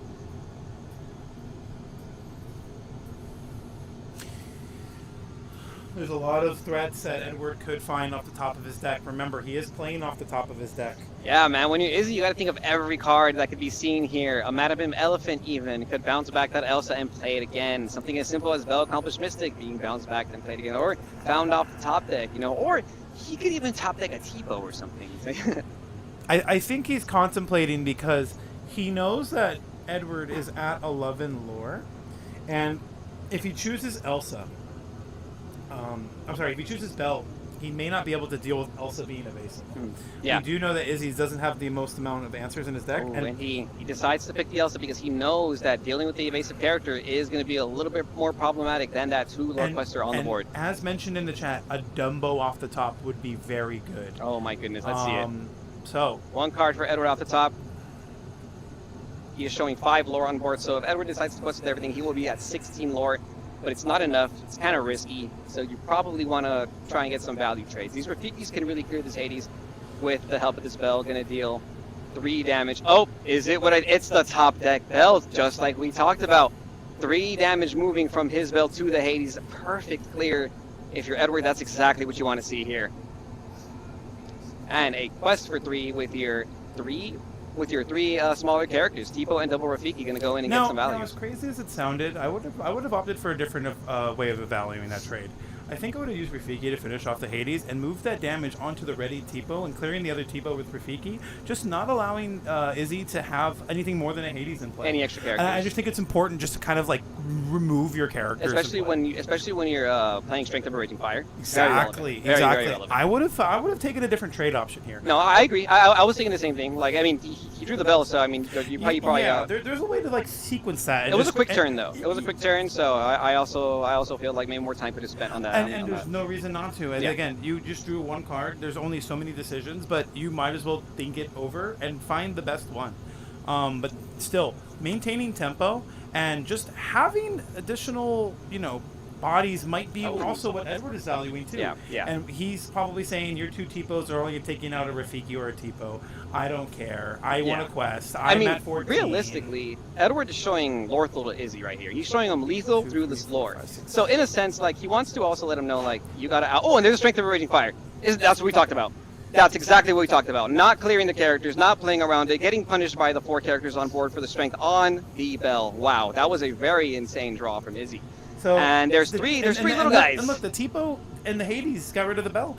Again, different decisions could have been made, and I understand that you are putting your opponent in a position to have to answer everything, but I don't know how correct that is. Again, Edward knows what's in his deck. I don't know what's in Edward's deck. He could be playing to more of his answers here. Let's see the next draw. And a Hades off the top. That's the 7th Hades, ladies and gents, folks of all shapes. If you're watching the stream, that is the 7th Hades we've seen this game. Wow. That is just wild. Are we going to see the 8th in this game? So Edward goes up to 15 with a quest from Tipo. Yeah. And there is not enough lore in play to win the game next turn, but there is so much tempo And honestly, I think that's it, right? I can hear it in your voice, Zach. I can hear it in your voice that was a crazy top deck. Hey, when it's your day, it's your day. Honestly, I mean, these are both great players. These are both great players putting themselves in the positions to top deck these cards, and that's what matters. That is how you win at card games, I think, by telling yourself, if I draw this Bell into Hades line and I do these questing with the Tipo and the Rafikis to get as much lore as possible, I'm gonna win. And Edward has drawn the cards he needs to win. You got to set yourself up to win. Understanding the assignment and drawing Hades. I mean, yes, dude. Like sometimes lucky, but you're not gonna be lucky if you don't put yourself in those positions, people. It's true. Words of wisdom. It would be epic if we saw the 8th Hades, though. I'll be real. If we saw the 8th Hades in this game, that'd be wild. Oh my god. Sorry, they hit the 7th Hades, says Lorcana Adventures in the chat. They hit the 7th. Oh my goodness. Oh, what a day. Vincenzo Santorini. Will we see the last Hades? I 3 love damage. it. I love it. Okay, so 3 we're damage evaluating from the the Vincenzo. damage on the Hades. And it's a pass from Izzy. And that is it? No way. Almost. No way. Almost Is it Lorcal. Is it Hades? I mean, if it's no, I believe Ed might be. Oh, he no hard-casted. way! Get out of No, town! he could have sang it. The 7, No. 8, 9, Oh, 10. you can't say. You could have sang it, but nah. Sing it or get to 19. Sing it or get to 19. Zach. But nah. So you just draw 10. Just casually draw 10. Oh my It's crazy because gosh. he drew elephant, so he could have bounced back Hades, replay Hades. I mean, yeah, that would have. If you sing it right, but I don't think you want to sing there. I think you just want to tell your opponent. Questing, I think, I'm is a at little bit more 19. important. 19. You better Kill me. You better draw have Tinkerbell. everything. You better draw Tinkerbell. Yeah. And then you better get rid of everything else I play, or I win the game. And that's the end of the game. That's Edward it. gonna take it home with a second star to the right Oh off my gosh. the top of the That's deck. a match. But- That's an Bell and amazing. Hades second star. Those are some of the 3 craziest draws I've seen off the top of a Flurple deck. Congrats to Edward, team on the play, our San Diego Lorcana champion. Oh, the boy. Enchanted celebration. Oh boy. Awesome finals. 2 great players. That took a lot out of me just to watch. That took a lot out of me. That's a lot I out of me lost just to like watch. the styling in my hair throughout this whole experience. It was done earlier in the day, but I lost it all because of the amount of intensity going on in these games. No, yeah, that was. Oh, I loved it. That oh was my wild. god, the finals was chef's kiss. That was cool. I mean, it was only 2 games. Obviously, we'd love to see more Lorcana, but that was so much back and forth there, bro. Like, oh my gosh, like just two great players. 2 great players knowing what to do, when to do it, how to win, and oh my gosh, those top decks. I'm sorry for shaking the camera, guys. Those top decks well were deserved, crazy. honestly. Yes. But again, Honestly. oh my gosh, I love this game, man. Yes. that was so cool. Yeah, if we Edward's are down, going we to can go get ahead and a talk to him. post-match interview from the winner himself. So stay tuned to that. We're gonna go get him right now. We're doing it together, right? Yeah. Okay. You're gonna have to move the mic back and forth. so Yeah, you no, can I hear already me. know. Okay, for sure. Yeah. So honestly, guys, that was it. We saw Edward take it down with Amethyst Sapphire, the Lurple. That second game. Oh my goodness.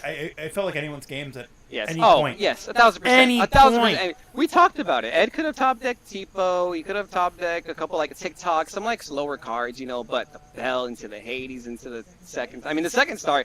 At that point, I honestly think that might have been just Winmore, right? But still. I think Edward obviously has to play the second star to the right on 10 with 10 ink. Yeah. I mean, you 'cause- draw it. You got 10 ink, right? Because obviously you still need to win the game. You can't just pass with it in your hand, obviously. And yeah, really showcasing Blurple. I do feel like some of the knowledge into the previous game that they had in their Swiss rounds could have had an impact in like Edward's decision making, even going down to the altar before cards were even put onto the board, before inking decisions are made. It really shows that a lot of the experience. Congrats, sir. Congrats. And again, we are going to have the winner show up for a post-game interview, and to be quite frank, I'm excited for it. So, give us just one more moment to bring up Edward Ramiro, aka a member of Team On the Play. Honestly, great game. Matt, do you have anything to say over there on the production side about this match? That was insanity. I mean, I'm trying to keep up with everything, and I feel like I blink and the match was over. I was expecting this to be like a long hour and a half drawn out slog. Right. But man, though it was just swing after swing after swing. Whew.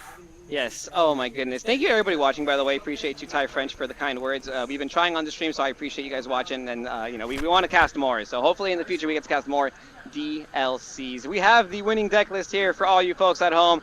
Edward, the winner of the San Diego Enchanted Celebration, with Blurple, playing 3 copies of Basil, 4 copies of Tipo, Dumbo, Genie, Madam Mim, the Elephant, Belle, Elsa, Hades, which we saw a lot of those, and Sail, Visions, and Into the Unknown. I don't think so. I don't think we see that many Hades. I don't know what you're talking about. Okay. Do you know if Edward's down for an interview or no? Edward, post-game interview, please. You down? Again, shout-outs to Edward and everyone on Team On The Play.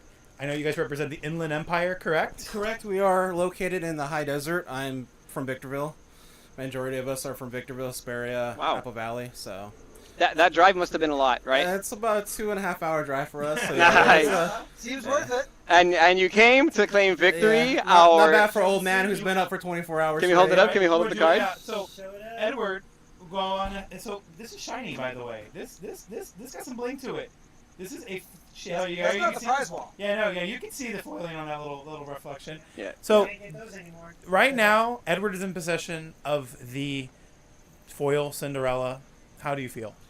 I feel great. I got to catch up to my teammate Nate. He's got 2 himself, so. Oh. So. Okay. Yeah, no, Nate crushes it. Nice. Yeah, I know what you're talking about. I wanted to ask, are we going to see you and your team at DLC Milwaukee? Not me, unfortunately, but I believe 4 of my teammates will be attending Milwaukee. Okay. So. Dude, get this guy a DLC ticket. Look at this tattoo Bro, yeah. he's got right there. Can we show the tattoo? Look at this tattoo. He is committed to Lorcana, everybody. Grab the camera. Look at this tattoo. He has the Lorcana symbol right there. It's got a story to it, but I won't share it today. You know, that's a little adult. Yeah, it's a little adult. It's not PG, but hey, you know, at the end of the day, we love this game, right? We have fun at our set champs. I think our subconscious knows we love this game at the very least, right? Oh, yeah. by far. That's really cool, though, man. I think we all share a very strong love for the game, so I'm really happy to see some strong players, some strong activity. I want to get into the game actually a little bit, though, because, oh my goodness, what a battle of the Hades, my God. So, you being the Blurple champion, does this happen often? Do you normally run through 7 Hades in one game? Well, I mean, when you have 3 copies of Second Star to the right, they just kind of come up, you know. Okay. How do you feel about that card, bro? Because I feel like that's been the talk of the. I feel like Second Star to the right is the talk of the town this weekend. I'm seeing it in a lot of lists in this tournament and other tournaments around the country and the world. Actually, how do you feel about it? It feels amazing. The tempo, like taking a turn off just to develop more board to go wide on opposing decks. It's just fantastic. I mean, I was on Finders Keepers until I seen No I'm Not's list last night. I saw that he swapped to Second Star on the right, and I decided last minute to do the same. Yeah. And boy, was I happy with the performance of that card today. Yeah. That card blew people out of the water. I think it's so good. I definitely agree. I honestly am shocked that you're playing 0 Finders Keepers, because I think a lot of people are doing like a combination of both. So that's kind of wild, you know. Aside from that card, are there any cards that you felt you didn't need in the deck, or any cards you want to add or take out? No, I mean the only card that feels situational is the Iago, but he does feel great towards the late game when hands are a little bit thin, and you know they've inked a few cards that can deal with them. So that's the only card I would consider even cutting down. So I did notice like some other Blurple players as well were including Visions of the Future into your deck list. So how did that one perform? We saw you play it turn 2 and you didn't have a 2-drop ramp. Not what you're trying to do as a Blurple player. So what is it there for? I mean, it's there for digging for answers when you need them. I mean, a couple of times, yeah, I had to play it on turn 2 because unfortunately I didn't hit the turn 2 ramp. So I decided that I needed to start setting up for a turn 5 play at the very least. So if I can hit a 2 ramp, play it on 3, and then still be able to play an Elsa on a little bit on curve to follow it up, I thought I'd be fine. But boy, was I wrong. I also think too, like, since you are on Second Star to the right, being able just to kind of dig for that card while you already have your board presence is probably what you want, right? You just want to find more cards to play more cards and win the game with more cards. Yeah, no doubt. Like I said, the card is just a great toolbox card. It gets you everywhere. It gets you deeper in the deck. It finds what you need. So we have a question in the chat. What made you remove some 1-drops? Because you only are on 3 Basel. Yeah, we're used to seeing like Royal Guards and stuff, by the way, in case you didn't know. From the chat. There's supposed to be Rafiki in there as well. Oh, okay, so Rafiki is in it. Okay, Yeah, so so it probably just didn't transfer over Yeah, it's correctly. 3 Rafiki. Okay, so there's 3 Rafiki, 3 Basel, so not 8 1-drops. So why Rafiki over something like the Royal Guard? I was back and forth on that. Royal Guard has been really good. It's just situational.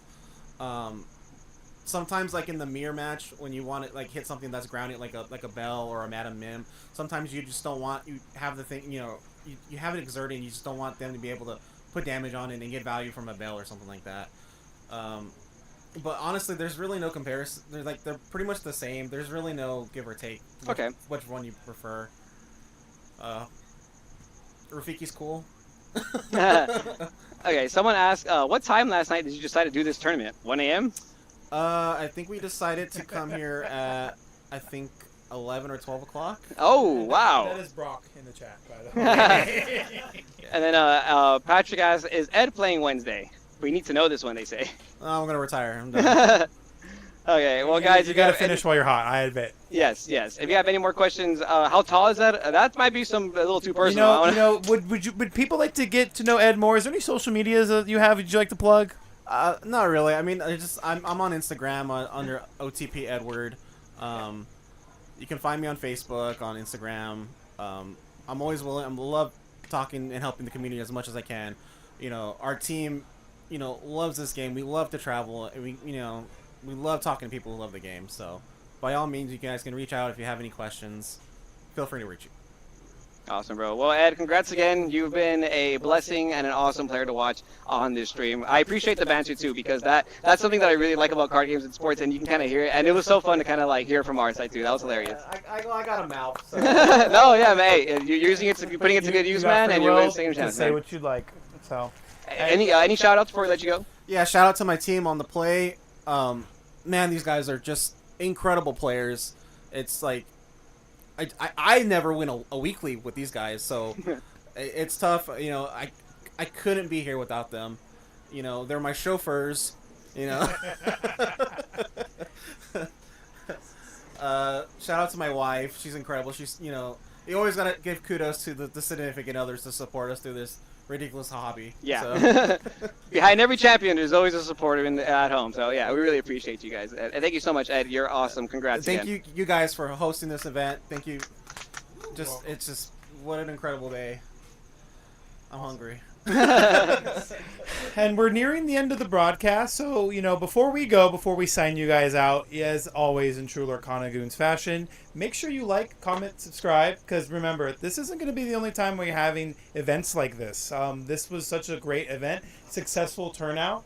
We want to give again a big thanks to Julian, aka Jujutron, Matt, aka Snapquester Mage, Up to You Cafe here in San Diego County, and to you guys, for watching the stream. Yes, thank you so much, everyone, for watching this stream. It was brought to you by all these wonderful people, wonderful players. Go support your local game store.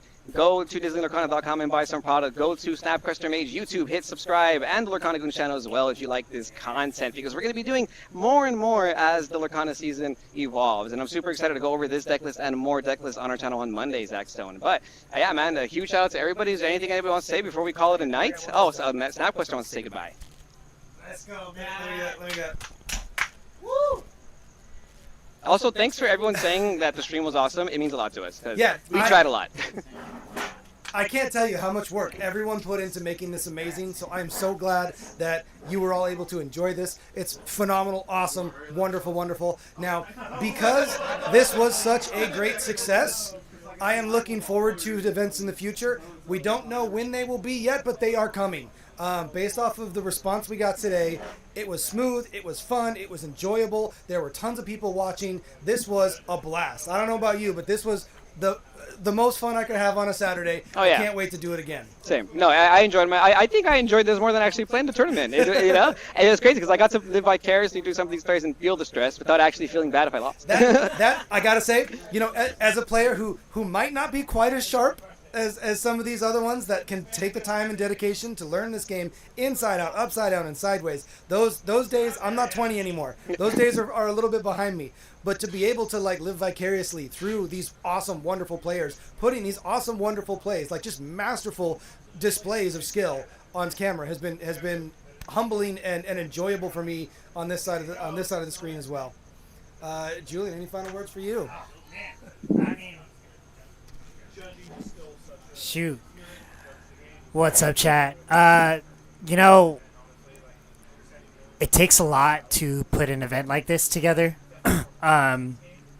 For those of you who are watching right now and really love Lorcana, you know, we haven't had that many events in the last couple of sets, and set 9 feels like a bit of a revival.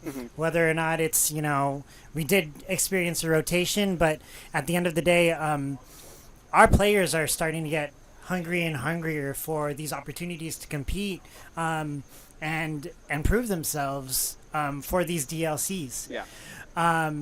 So, you know, with that being said, thank you to everyone that came out to support, whether you were a competitor, someone who just came to say hi, you know, someone who liked our social media posts, someone who's Twitch chat or YouTube chat. Like, if y'all are here, like, thank y'all for, like, you know, supporting the stream. Shout out Kevin? my mom. My mom's in the chat. Shout out my mom. Kevin's mom? What's up? Thank you for supporting the stream. Like, she don't even know how to play Lorcana. She texts me, I wish I knew how to play this game. And I'm like, I'll teach you. There we go. Yeah, but it was such a fun event, guys. Such a fun stream that even people who didn't know what was going on were able to enjoy it. So Right. very, very awesome energy, man. You guys are awesome. Can't wait to do this again. man, yeah, we definitely can't wait either. I cannot believe that we were able to hold this energy. I don't know if you guys, I mean, where we are in San Diego, it is just about 9 o'clock. I personally got here about 6:45 in the morning, and so it has been a very long day. And man, it feels like it went by in the blink of an eye. Yeah. It was a blast. So I'm going to be looking forward to. For those who are watching live, there will be VODs of this up on my channel, as well as individual rounds for anyone that missed it and don't want to scroll through. God, what is it? 10 hours that we're on right now. Yes. So that'll be up sometime in a couple days. But yeah, just great stuff, great times. Awesome. Well, we have a long drive for us to get back, so I do want to sign out and say once again, thank you so much for watching, everybody. Like, comment, and subscribe wherever you're watching from. This has been Lorcana Goons with Snapquester Mage and Jujutron. And once again, thanks for watching. If you're a Lorcana Goon and you like this content, hit those buttons in the support channel, and we'll see you Goons next time. Congrats to everybody who's been doing well this weekend in tournaments. Enjoy.